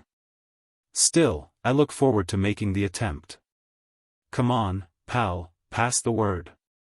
I'll do as much for you sometime. Times like that never seem to come for me, Chung groaned. Oh, let him play around with his suicide blonde, Avis said furiously. We others have work to do. I'll tell you what, Jimmy. Let's not eat in the mess tonight. I'll draw our rations and fix us something special in your cabin. A scooter was not exactly the ideal steed for a knight to convey his lady. It amounted to little more than 3 saddles and a locker, set atop an accumulator-powered gyrogravitic engine, sufficient to lift you off an asteroid and run at low acceleration. There were no navigating instruments. You locked the autopilot's radar gravitic sensors onto your target object and it took you there, avoiding any bits of debris which might pass near. But you must watch the distance indicator and press the deceleration switch in time. If the pilot was turned off, free maneuver became possible, but that was a dangerous thing to try before you were almost on top of your destination. Stereoscopic vision fails beyond 6 or 7 meters, and the human organism isn't equipped to gauge cosmic momenta. Nevertheless, Ellen was enchanted. This is like a dream, her voice murmured in Blade's earplug. The whole universe, on every side of us. I could almost reach out and pluck those stars. You must have trained in powered spacesuits at the academy, he said for lack of a more poetic rejoinder. Yes, but that's not the same.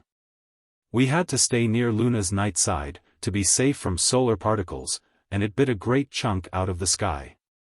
And then everything was so regulated, disciplined, we did what we were ordered to do, and that was that. Here I feel free. You can't imagine how free. Hastily, do you use this machine often? Well, yes, we have about 20 scooters at the station. They're the most convenient way of flitting with a load, out to the mirrors to change accumulators, for instance. Or across to one of the companion rocks where we're digging some ores that the sword doesn't have. That kind of work. Blades would frankly rather have had her behind him on a motor skimmer, hanging on as they careened through a springtime countryside. He was glad when they reached the main forward air lock and debarked. He was still gladder when the suits were off. Lieutenant Ziska in dress uniform was stunning, but Ellen in civvies, a fluffy low-cut blouse and close-fitting slacks, was a hydrogen blast. He wanted to roll over and pant, but settled for saying, "Welcome back," and holding her hand rather longer than necessary. With a shy smile, she gave him a package. "I drew this before leaving," she said. "I thought, well, your life is so austere." "A demi of Sandman," he said reverently. "I won't tell you you shouldn't have, but I will tell you you're a sweet girl." "No, really." She flushed. "After we've put you to so much trouble." "Let's go crack this," he said. "The palace has called in, but she won't be visible for a while yet." They made their way to the veranda, picking up a couple of glasses en route. Bless his envious heart, Jimmy had warned the other boys off as requested. "I hope Avis cooks him a cordon bleu dinner," Blades thought. Nice kid, Avis, if she'd quit trying to, mother me. He forgot about her, with Ellen to seat by the rail. The Milky Way turned her hair frosty and glowed in her eyes. Blades poured the port with much ceremony and raised his glass. "Here's to your frequent return," he said. Her pleasure dwindled a bit. "I don't know if I should drink to that. We aren't likely to be back, ever." "Drink anyway." Gling, glang, Gloria. The rims tinkled together. "After all," said Blades, "this isn't the whole universe. We'll both be getting around. See you on Luna?" "Maybe." He wondered if he was pushing matters too hard. She didn't look at ease. "Oh, well," he said, "if nothing else, this has been a grand break in the monotony for us. I don't wish the Navy ill, but if trouble had to develop, I'm thankful it developed here." "Yes. How's the repair work progressing?" "Slowly, I hope." "I don't know. You should have some idea, being in QM. No supplies have been drawn." Blade stiffened. "What's the matter?" Ellen sounded alarmed. "Huh. A fine conspirator I make, if she can see my emotions on me in neon capitals." "Nothing. Nothing. It just seemed a little strange, you know. Not taking any replacement units. I understand the work is only a matter of making certain adjustments. Then they should have finished a lot quicker, shouldn't they?" "Please," she said unhappily. "Let's not talk about it. I mean, there are such things as security regulations." Blades gave up on that tack. But Chung's idea might be worth probing a little. "Sure," he said. "I'm sorry, I didn't mean to pry." He took another sip as he hunted for suitable words. A beautiful girl, a golden wine, and vice versa, why couldn't he simply relax and enjoy himself? Did he have to go fretting about what was probably a perfectly harmless conundrum? Yes. However, recreation might still combine with business. "Permit me to daydream," he said, leaning close to her. "The Navy's going to establish a new base here, and the Altair will be assigned to it." "Daydream indeed." She laughed, relieved to get back to a mere flirtation. "Ever hear about the Convention of Vesta? Treaties can be renegotiated," Blades plagiarized. "What do we need an extra base for? Especially since the government plans to spend such large sums on social welfare. They certainly don't want to start an arms race besides." Blades nodded. Jimmy's notion did seem pretty thin, he thought with a slight chill, and now I guess it's completely whiffed. Mostly to keep the conversation going, he shrugged and said, "My partner, and me, too, aside from the privilege of your company, wouldn't have wanted it anyhow. Not that we're unpatriotic, but there are plenty of other potential bases, and we'd rather keep government agencies out of here." "Can you, these days?" "Pretty much. We're under a new type of charter, as a private partnership. The first such charter in the belt, as far as I know, though there'll be more in the future. The Bank of Ceres financed us. We haven't taken a nickel of federal money." "Is that possible?" "Just barely. I'm no economist, but I can see how it works. money represents goods and labor. Hitherto those have been in mighty short supply out here. Government subsidies made up the difference, enabling us to buy from Earth.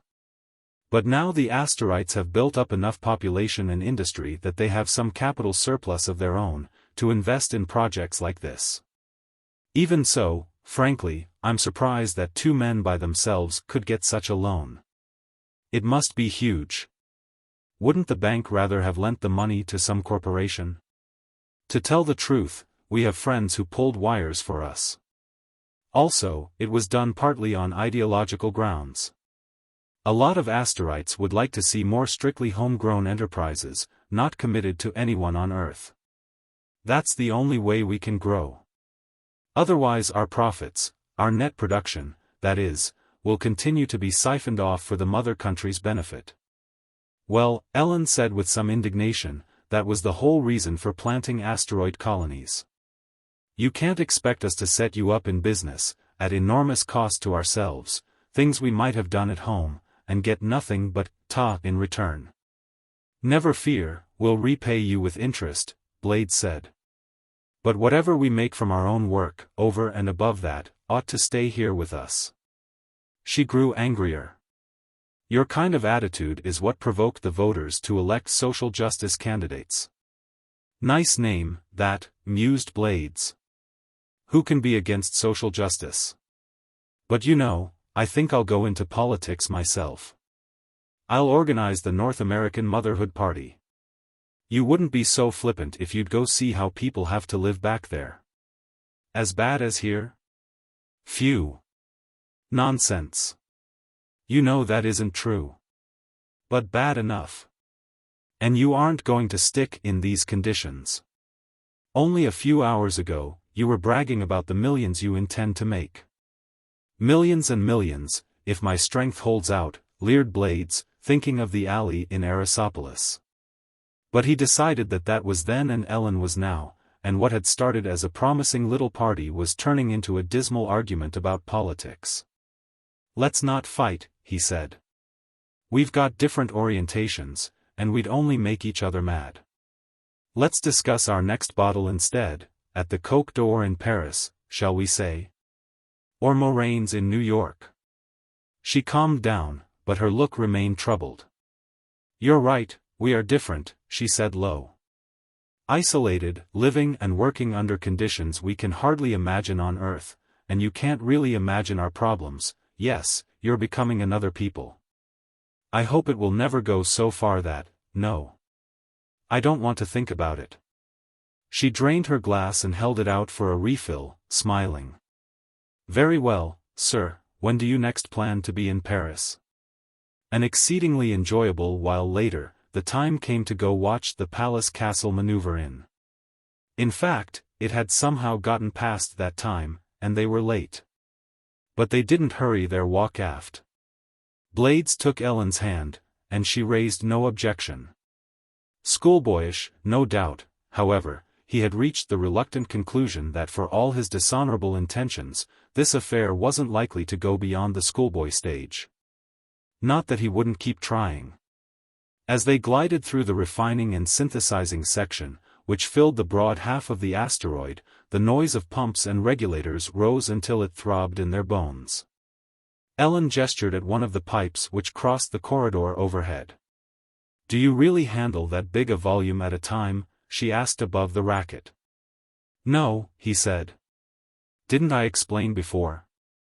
The pipe's thick because it's so heavily armored. I'm glad you don't use that dreadful word, cladded. But why the armor? High pressure. Partly. Also, there's an inertrans lining. Jupiter gas is hellishly reactive at room temperature. The metallic complexes especially, but think what a witch's brew the stuff is in every respect. Once it's been refined, of course, we have less trouble. That particular pipe is carrying it raw. They left the noise behind and passed on to the approach control dome at the receptor end. The 2 men on duty glanced up and immediately went back to their instruments. Radio voices were staccato in the air. Blades led Ellen to an observation port. She drew a sharp breath. Outside, the broken ground fell away to space and the stars. The ovoid that was the ship hung against them, lit by the hidden sun, a giant even at her distance but dwarfed by the balloon she towed. As that bubble tried ponderously to rotate, rainbow gleams ran across it, hiding and then revealing the constellations. Here, on the asteroid's axis, there was no weight, and one moved with underwater smoothness, as if disembodied. "Oh, a fairy tale," Ellen sighed. For sparks flashed out of the boat blisters along the ship's hull. "Scoop ships," Blades told her. "They haul the cargo in, being so much more maneuverable. Actually, though, the mother vessel is going to park her load in orbit, while those boys bring in another one. See, there it comes into sight. We still haven't got the capacity to keep up with our deliveries." "How many are there?" "Scoop ships, that is." 20, but you don't need more than 4 for this job. They've got terrific power. Have to, if they're to dive from orbit down into the Jovian atmosphere, ram themselves full of gas, and come back. There they go." The palace castle was wrestling the great sphere she had hauled from Jupiter into a stable path computed by central control.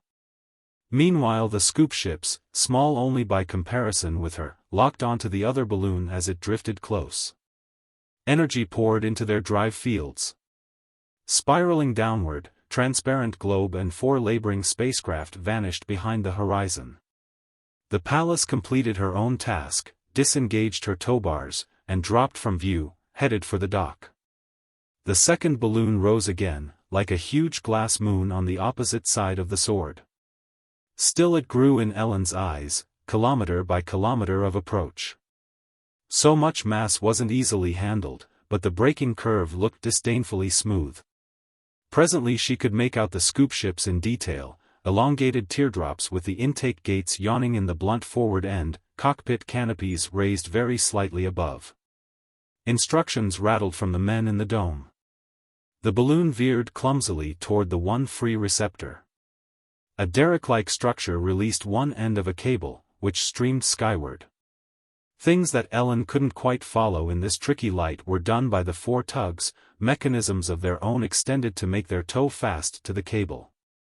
They did not cast loose at once, but continued to drag a little, easing the impact of centrifugal force. Nonetheless a slight shudder went through the dome as slack was taken up.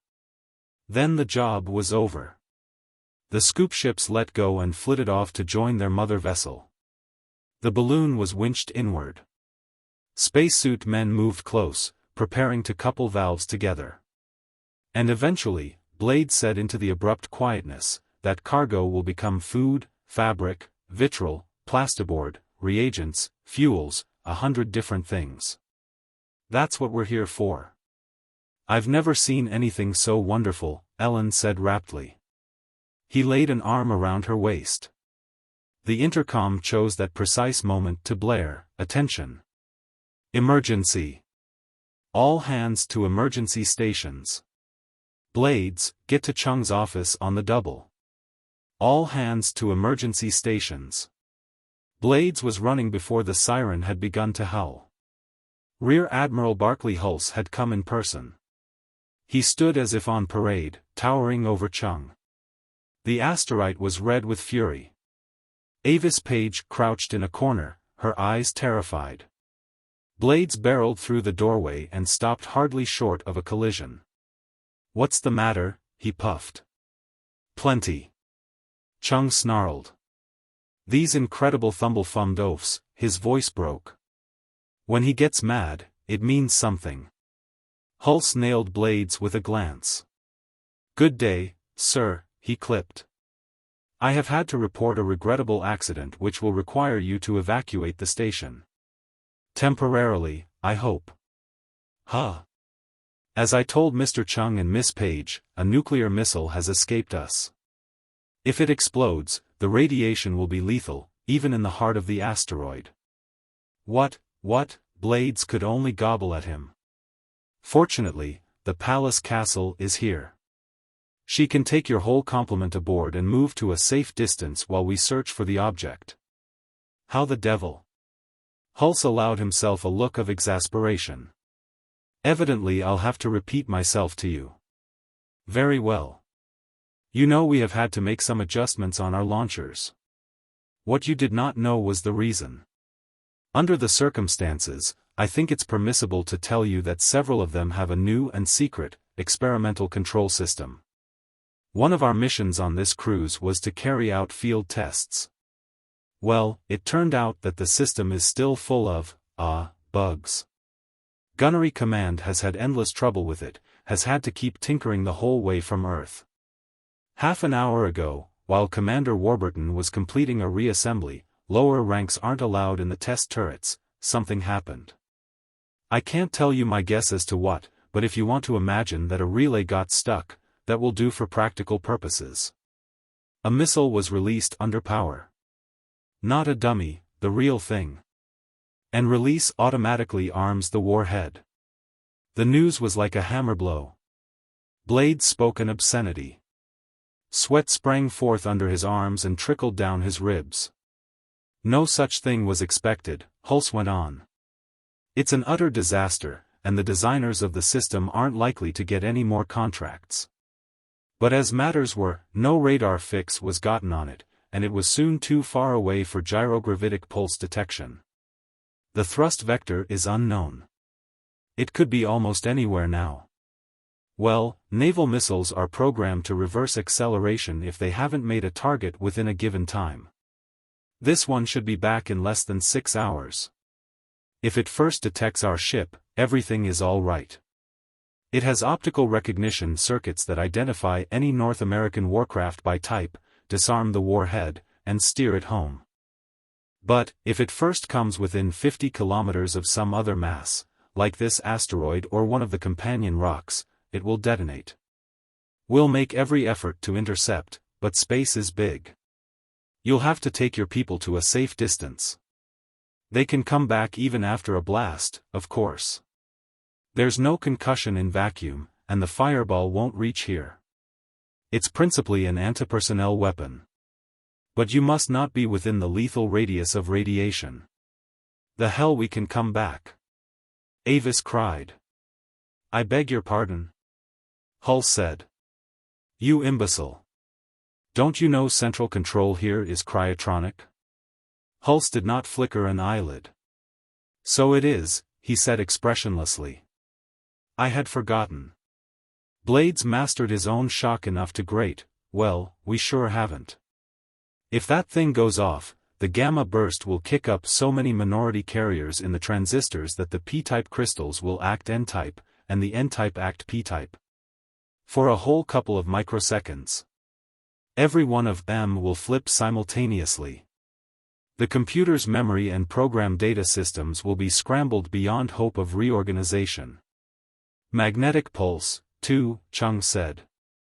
The fireball plasma will be full of inhomogeneities moving at several % of light speed. Their electromagnetic output, hitting our magnetic core units, will turn them from super to ordinary conduction. Same effect, total computer amnesia. We haven't got enough shielding against it. Your TIM systems can take that kind of a beating. Ours can't. Very regrettable, Hulse said.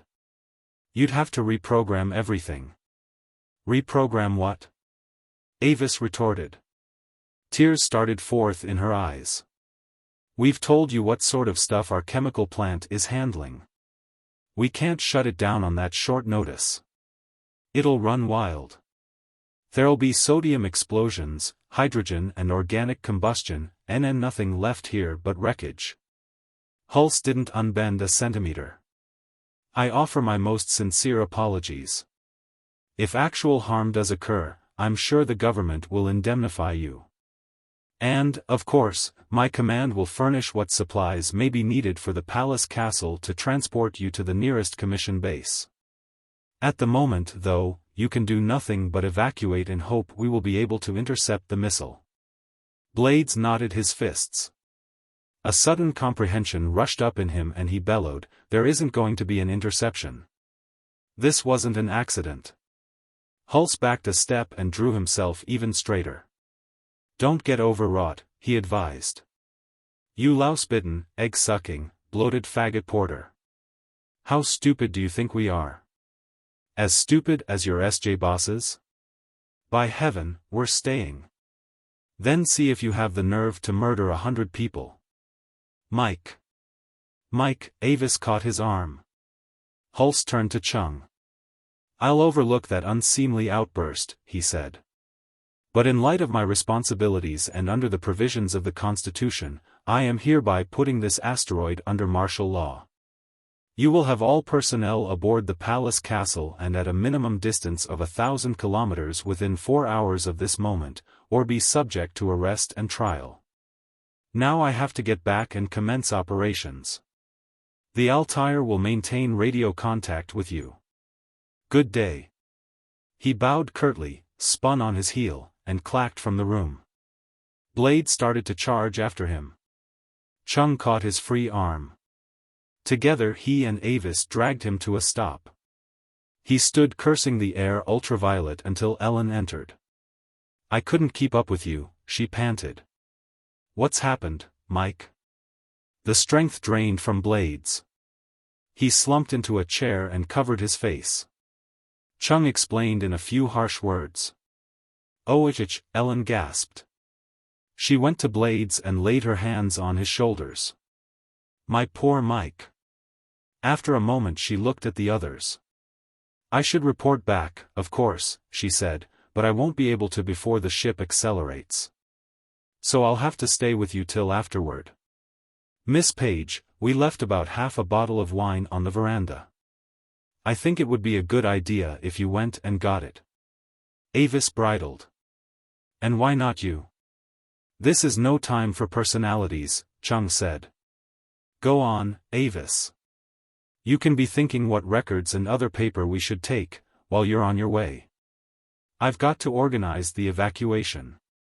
As for Miss Ziska, well, Mike needs somebody to pull him out of his dive. Her. Avis wailed, and fled. Chung sat down and flipped his intercom to phone central. Get me Captain Janiszewski aboard the Palace, he ordered.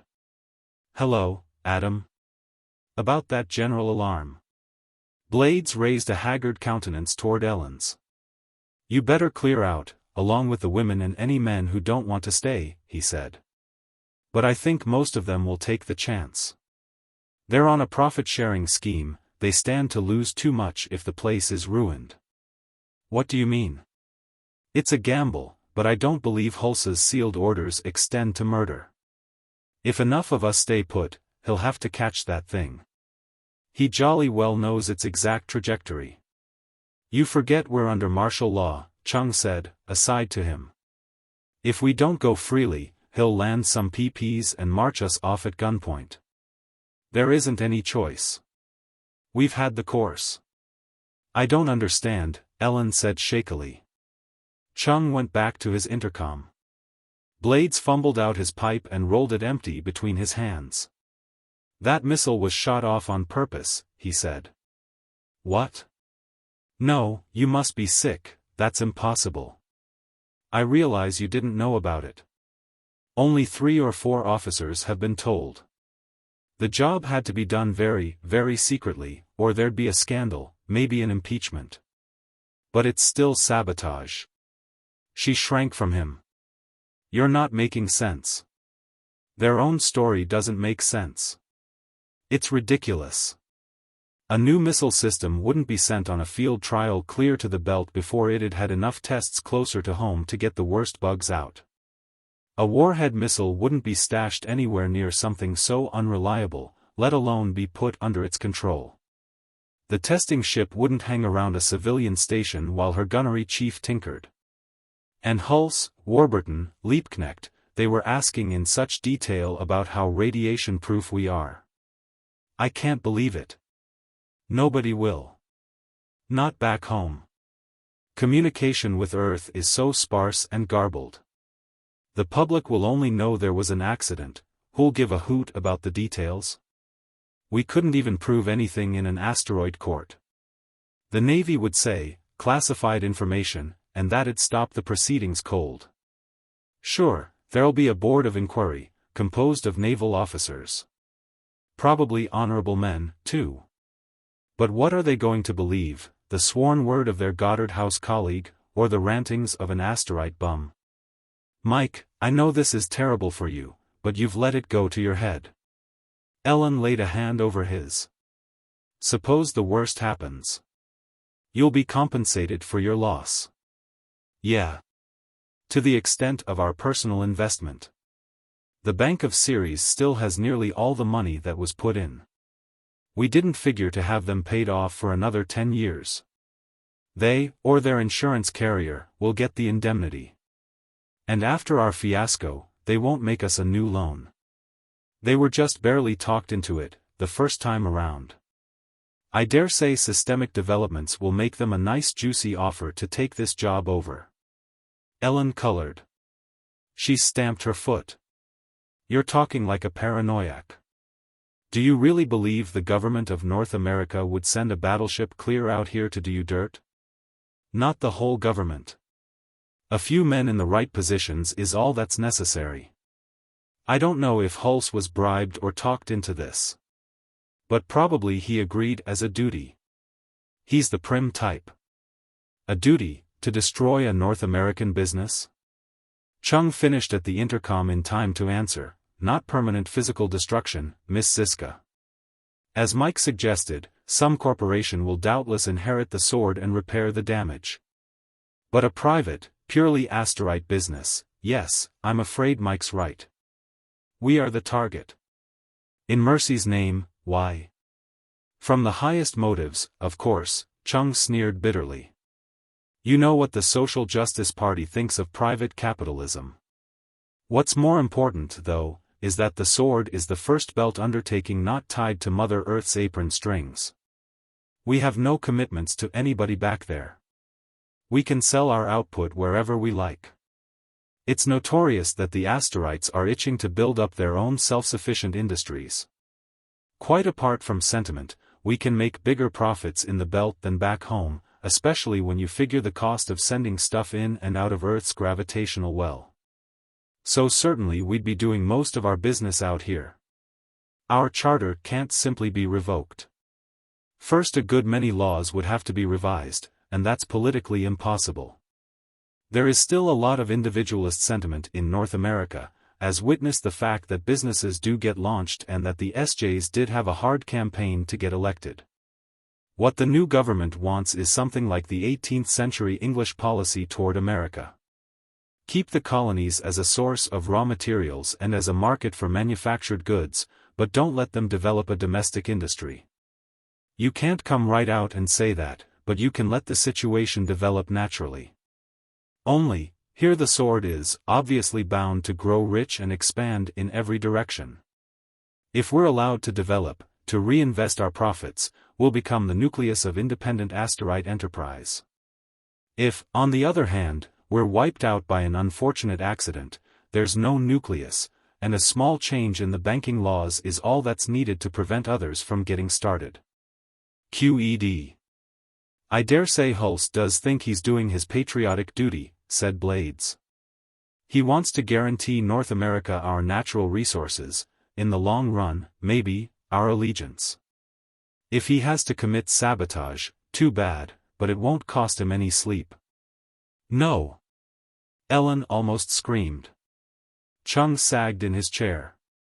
We're very neatly trapped, he said like an old man. I don't see any way out. Think you can get to work now, Mike? You can assign group leaders for the evacuation. Blades jumped erect. I can fight, he growled. With what? Can openers? You mean you're going to lie down and let them break us? Avis came back. She thrust the bottle into Blade's hands as he paced the room. Here you are, she said in a distant voice. He held it out toward Ellen. Have some, he invited. Not with you, you subversive. Avis brightened noticeably, took the bottle and raised it. Then here's to victory, she said, drank, and passed it to Blades. He started to gulp, but the wine was too noble, and he found himself savoring its course down his throat. Why, he thought vaguely, do people always speak with scorn about Dutch courage? The Dutch have real guts. They fought themselves free of Spain and free of the ocean itself.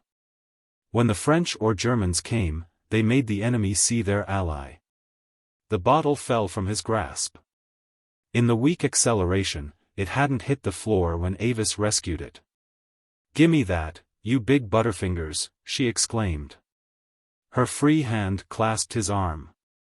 "Whatever happens, Mike," she said to him, "we're not quitting." Still Blades stared beyond her.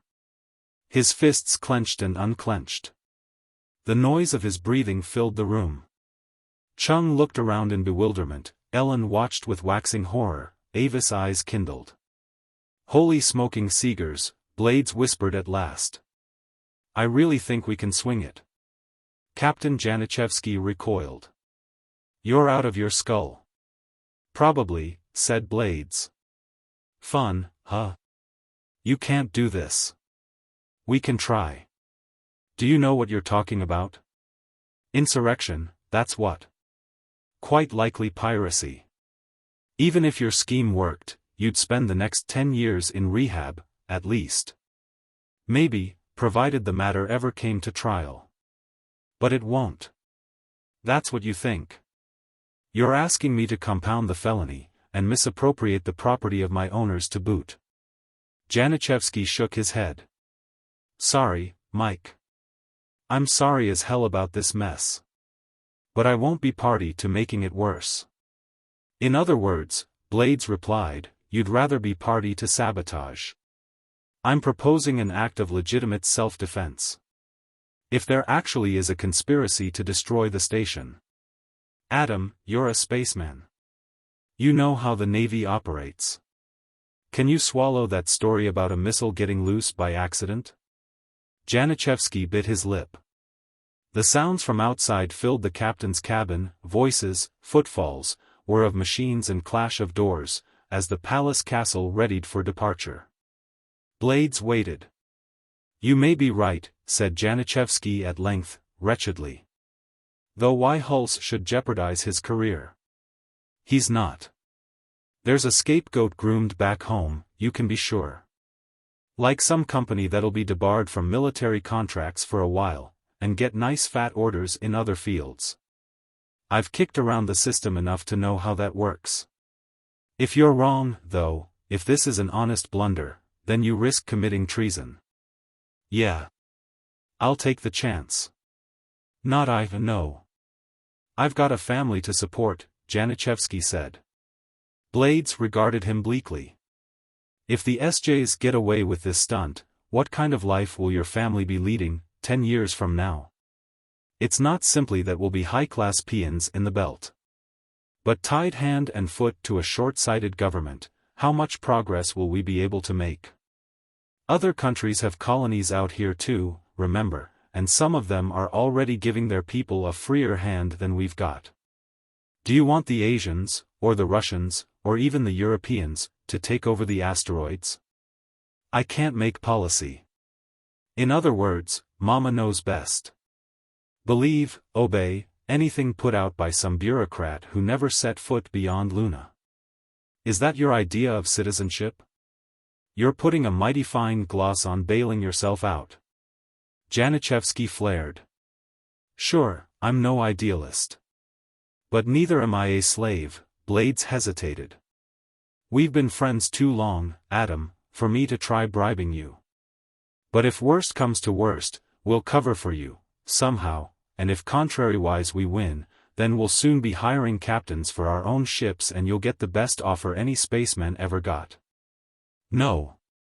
Scram. I've work to do." Blades braced himself. "I didn't want to say this. But I've already informed a number of my men. They're as mad as I am. They're waiting in the terminal. A monkey wrench or a laser torch makes a pretty fair weapon. We can take over by force. That'll leave you legally in the clear. But with so many witnesses around, you'll have to prefer charges against us later on." Janiszewski began to sweat. "We'll be sent up," said Blades. "But it will still have been worth it. Is it really that important to you?" "Yes. I admit I'm no crusader. But this is a matter of principle. Janiszewski stared at the big red-haired man for a long while. Suddenly he stiffened. Okay. On that account, and no other, I'll go along with you. Blades wobbled on his feet, near collapse with relief. Good man, he croaked. But I will not have any of my officers or crew involved. Blades rallied and answered briskly, you needn't. Just issue orders that my boys are to have access to the scoop ships. They can install the equipment, jockey the boats over to the full balloons, and even couple them on. Janiszewski's fears had vanished once he made his decision, but now a certain doubt registered. That's a pretty skilled job. These are pretty skilled men. It isn't much of a maneuver, not like making a Jovian sky dive.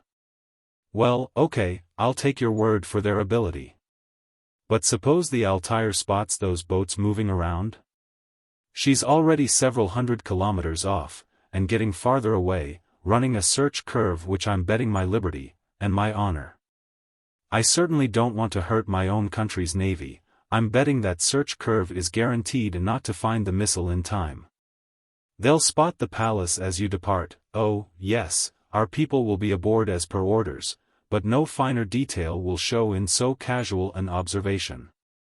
Again, I'll take your word. What else can I do to help? Nothing you weren't doing before. Leave the piratics to us. I'd better get back. Blades extended his hand. I haven't got the words to thank you, Adam. Janiszewski accepted the shake. No reason for thanks. You dragooned me. A grin crossed his face. I must confess though, I'm not sorry you did. Blades left. He found his gang in the terminal, 24 engineers and rockjacks clumped tautly together. What's the word? Carlos O'Donoghue shouted. Clear track, Blade said. Go right aboard. Good. Fine. I always wanted to do something vicious and destructive, O'Donoghue laughed. The idea is to prevent destruction, Blades reminded him, and proceeded toward the office. Avis met him in corridor 4. Her freckled countenance was distorted by a scowl. Hey, Mike, wait a minute, she said, low and hurriedly. Have you seen Laziska? The lieutenant? Why, no. I left her with you, remember, hoping you could calm her down. She was incandescent mad. Called us a pack of bandits but then she started crying. Seemed to break down completely. I took her to your cabin and went back to help Jimmy. Only, when I checked there a minute ago, she was gone. What? Where? How should I know? But that she-devil's capable of anything to wreck our chances. You're not being fair to her. She's got an oath to keep. All right, said Avis sweetly. Far be it from me to prevent her fulfilling her obligations. Afterward she may even write you an occasional letter. I'm sure that'll brighten your rehab cell no end. What can she do? Blades argued, with an uneasy sense of whistling in the dark. She can't get off the asteroid without a scooter, and I've already got Sam's gang working on all the scooters. Is there no other possibility? The Radio Shack? With a man on duty there. That's out. Blades patted the girl's arm. Okay, I'll get back to work. But I'll be so glad when this is over, Mike. Looking into the desperate brown eyes, Blades felt a sudden impulse to kiss their owner. But no, there was too much else to do. Later, perhaps. He cocked a thumb upward. Carry on. Too bad about Ellen, he thought as he continued toward his office. What an awful waste, to make a permanent enemy of someone with her kind of looks. And personality, come off that stick, you clabberhead. She's probably the Marine type anyway. In her shoes, though, what would I do? Not much, they'd pinch my feet. But, damnation, Avis is right. She's not safe to have running around loose. The Radio Shack? Sparks is not one of the few who've been told the whole story and co-opted into the plan. She could. Blades cursed, whirled, and ran. His way was clear. Most of the men were still in their dorms, preparing to leave. He traveled in huge low-gravity leaps. The radio shack rose out of the surface near the veranda. Blades tried the door. It didn't budge. A chill went through him. He backed across the corridor and charged. The door was only plastiboard. He hit with a thud and a grunt, and rebounded with a numbed shoulder. But it looked so easy for the cops on 3V. No time to figure out the delicate art of forcible entry. He hurled himself against the panel, again and again, heedless of the pain that struck in flesh and bone. When the door finally, splinteringly gave way, he stumbled clear across the room beyond, fetched up against an instrument console, recovered his balance, and gaped. The operator lay on the floor, swearing in a steady monotone. He had been efficiently bound with his own blouse and trousers, which revealed his predilection for maroon shorts with zebra stripes. There was a lump on the back of his head, and a hammer lay close by. Ellen must have stolen the tool and come in here with the thing behind her back. The operator would have had no reason to suspect her. She had not left the sender's chair, not even while the door was under attack. Only a carrier beam connected the sword with the Altair. She continued doggedly to fumble with dials and switches, trying to modulate it and raise the ship. Praises be, you haven't had advanced training in radio, Blades choked. That's a long-range set, pretty special system, he weaved toward her. Come along, now. She spat an unladylike refusal. Theoretically, Blades should have enjoyed the tussle that followed. But he was in poor shape at the outset. And he was a good deal worse off by the time he got her pinioned. Okay, he wheezed. Will you come quietly? She didn't deign to answer, unless you counted her butting him in the nose. He had to yell for help to frog march her aboard ship. Palace Castle calling NASS Altair. Come in, Altair. The great ovoid swung clear in space, among a million cold stars. The asteroid had dwindled out of sight. A radio beam flickered across emptiness. Within the hull, the crew and 100 refugees sat jammed together. The air was thick with their breath and sweat and waiting. Blades and Chung, seated by the transmitter, felt another kind of thickness, the pull of the internal field. Earth-normal weight dragged down every movement. The enclosed cabin began to feel suffocatingly small. We'd get used to it again pretty quickly, Blades thought. Our bodies would, that is. But our own selves, tied down to Earth forever, no. The vision screen jumped to life. NASS Altair acknowledging Palace Castle, said the uniformed figure within. Okay, Charlie, go outside and don't let anybody else enter, Chung told his own operator. The spaceman gave him a quizzical glance, but obeyed. I wish to report that evacuation of the sword is now complete, Chung said formally. Very good, sir, the Navy face replied. I'll inform my superiors. Wait, don't break off yet. We have to talk with your captain. Sir? I'll switch you over to. None of your damn chains of command, Blades interrupted. Get me Rear Admiral Hulse direct, toot sweet, or I'll eat out whatever fraction of you he leaves unchewed. This is an emergency. I've got to warn him of an immediate danger only he can deal with. The other stared, first at Chung's obvious exhaustion, then at the black eye and assorted bruises, scratches, and bites that adorned Blades' visage. I'll put the message through channel red at once, sir. The screen blanked. Well, here we go, Chung said. I wonder how the food in rehab is these days. Want me to do the talking? Blades asked. Chung wasn't built for times as hectic as the last few hours, and was worn to a nubbin. He himself felt immensely keyed up. He'd always liked a good fight. Sure. Chung pulled a crumpled cigarette from his pocket and began to fill the cabin with smoke. You have a larger stock of rudeness than I. Presently the screen showed Hulse, rigid at his post on the bridge. Good day, gentlemen, he said. What's the trouble?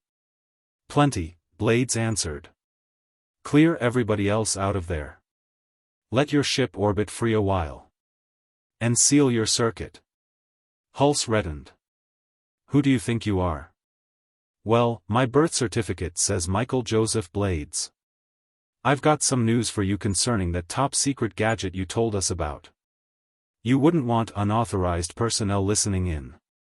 Hulse leaned forward till he seemed about to fall through the screen. What's this about a hazard? Fact. The Altair is in distinct danger of getting blown to bits. Have you gone crazy? Get me the captain of the palace. Very small bits. Hulse compressed his lips.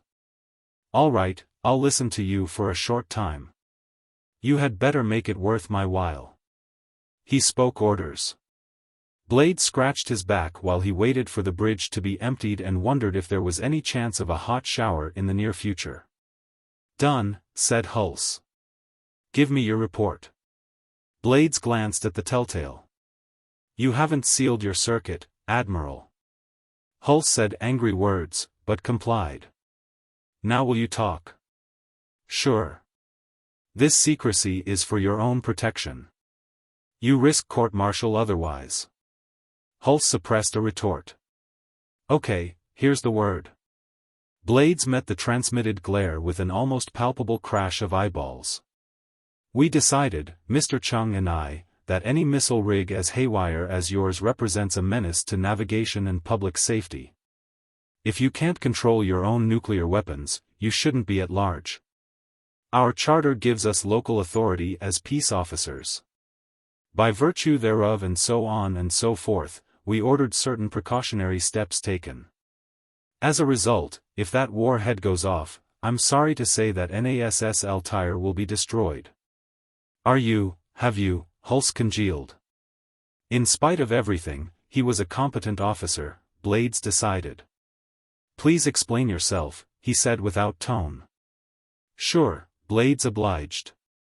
The station hasn't got any armament, but trust the human race to jury-rig that. We commandeered the scoop ships belonging to this vessel and loaded them with Jovian gas at maximum pressure. If your missile detonates, they'll dive on you. Something like amusement tinged Hulse's shocked expression. Do you seriously consider that a weapon? I seriously do. Let me explain. The ships are orbiting free right now, scattered through quite a large volume of space. Nobody's aboard them. What is aboard each one, though, is an autopilot taken from a scooter, hooked into the drive controls. Each pilot has its sensors locked onto your ship. You can't maneuver fast enough to shake off radar beams and mass detectors. You're the target object, and there's nothing to tell those idiot computers to decelerate as they approach you. Of course, no approach is being made yet. A switch has been put in every scooter circuit, and left open. Only the meteorite evasion units are operative right now.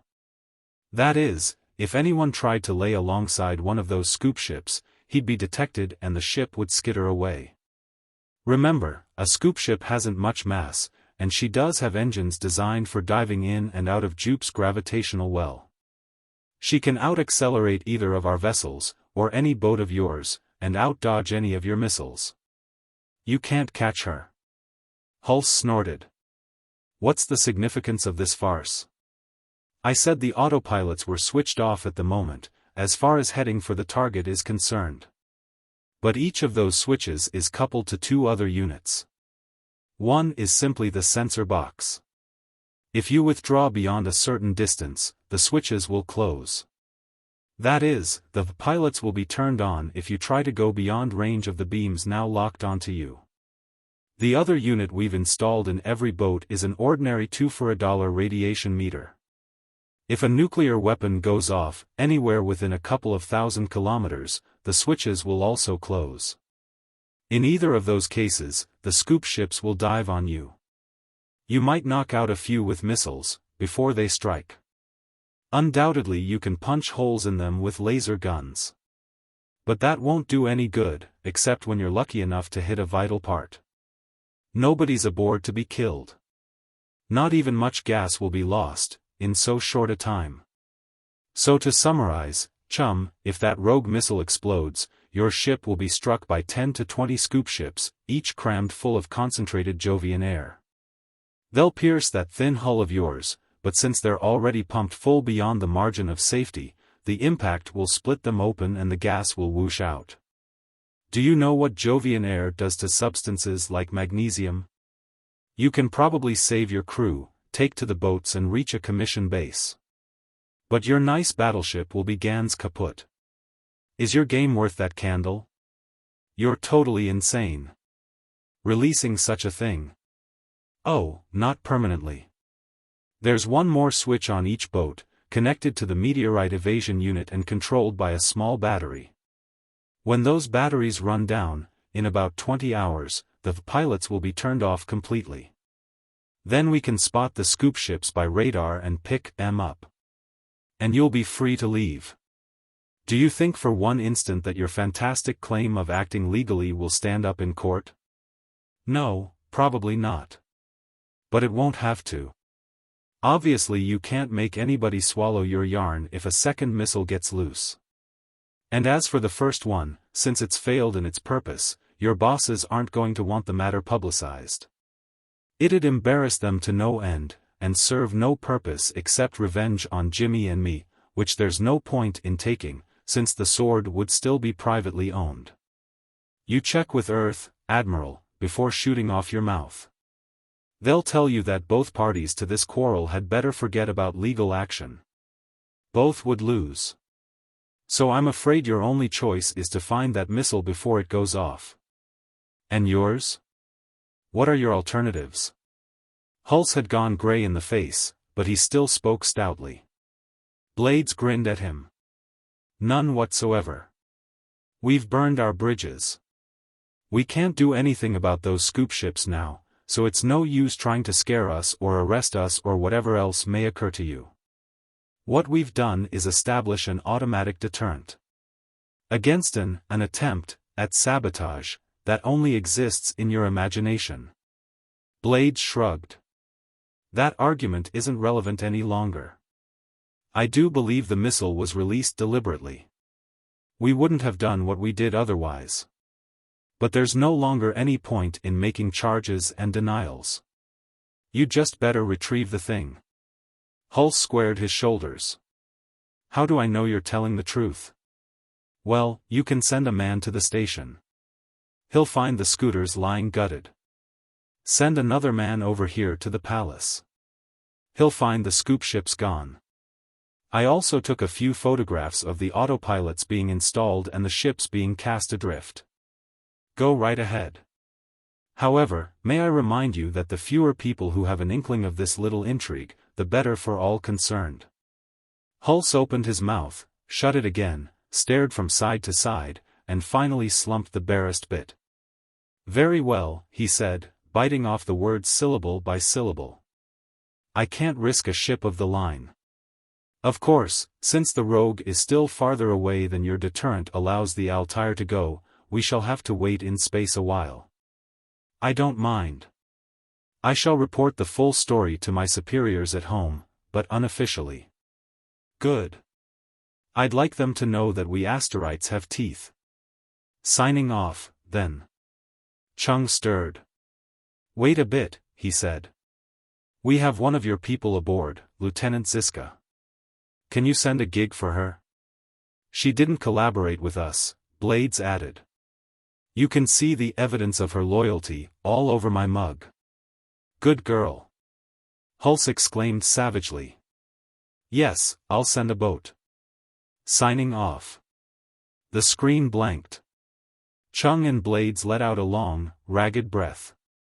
They sat a while trembling before Chung muttered, that skunk as good as admitted everything. Sure, said Blades, but we won't have any more trouble from him. Chung stubbed out his cigarette. Poise was returning to both men. There could be other attempts, though, in the next few years. He scowled. I think we should arm the station. A couple of laser guns, if nothing else. We can say it's for protection in case of war. But it'll make our own government handle us more carefully, too. Well, you can approach the commission about it. Blades yawned and stretched, trying to loosen his muscles.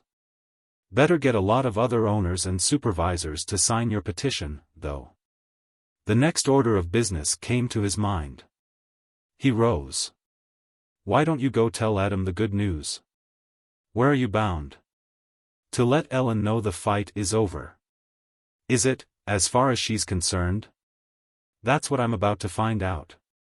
Hope I won't need an armored escort. Blades went from the cubicle, past the watchful radio man, and down the deserted passageway beyond. The cabin given her lay at the end, locked from outside. The key hung magnetically on the bulkhead. Blades unlocked the door and tapped it with his knuckles. Who's there? She called. Me, he said. May I come in? If you must, she said freezingly. He opened the door and stepped through. The overhead light shimmered off her hair and limned her figure with shadows. His heart bumped. You can come out now, he faltered. Everything's okay.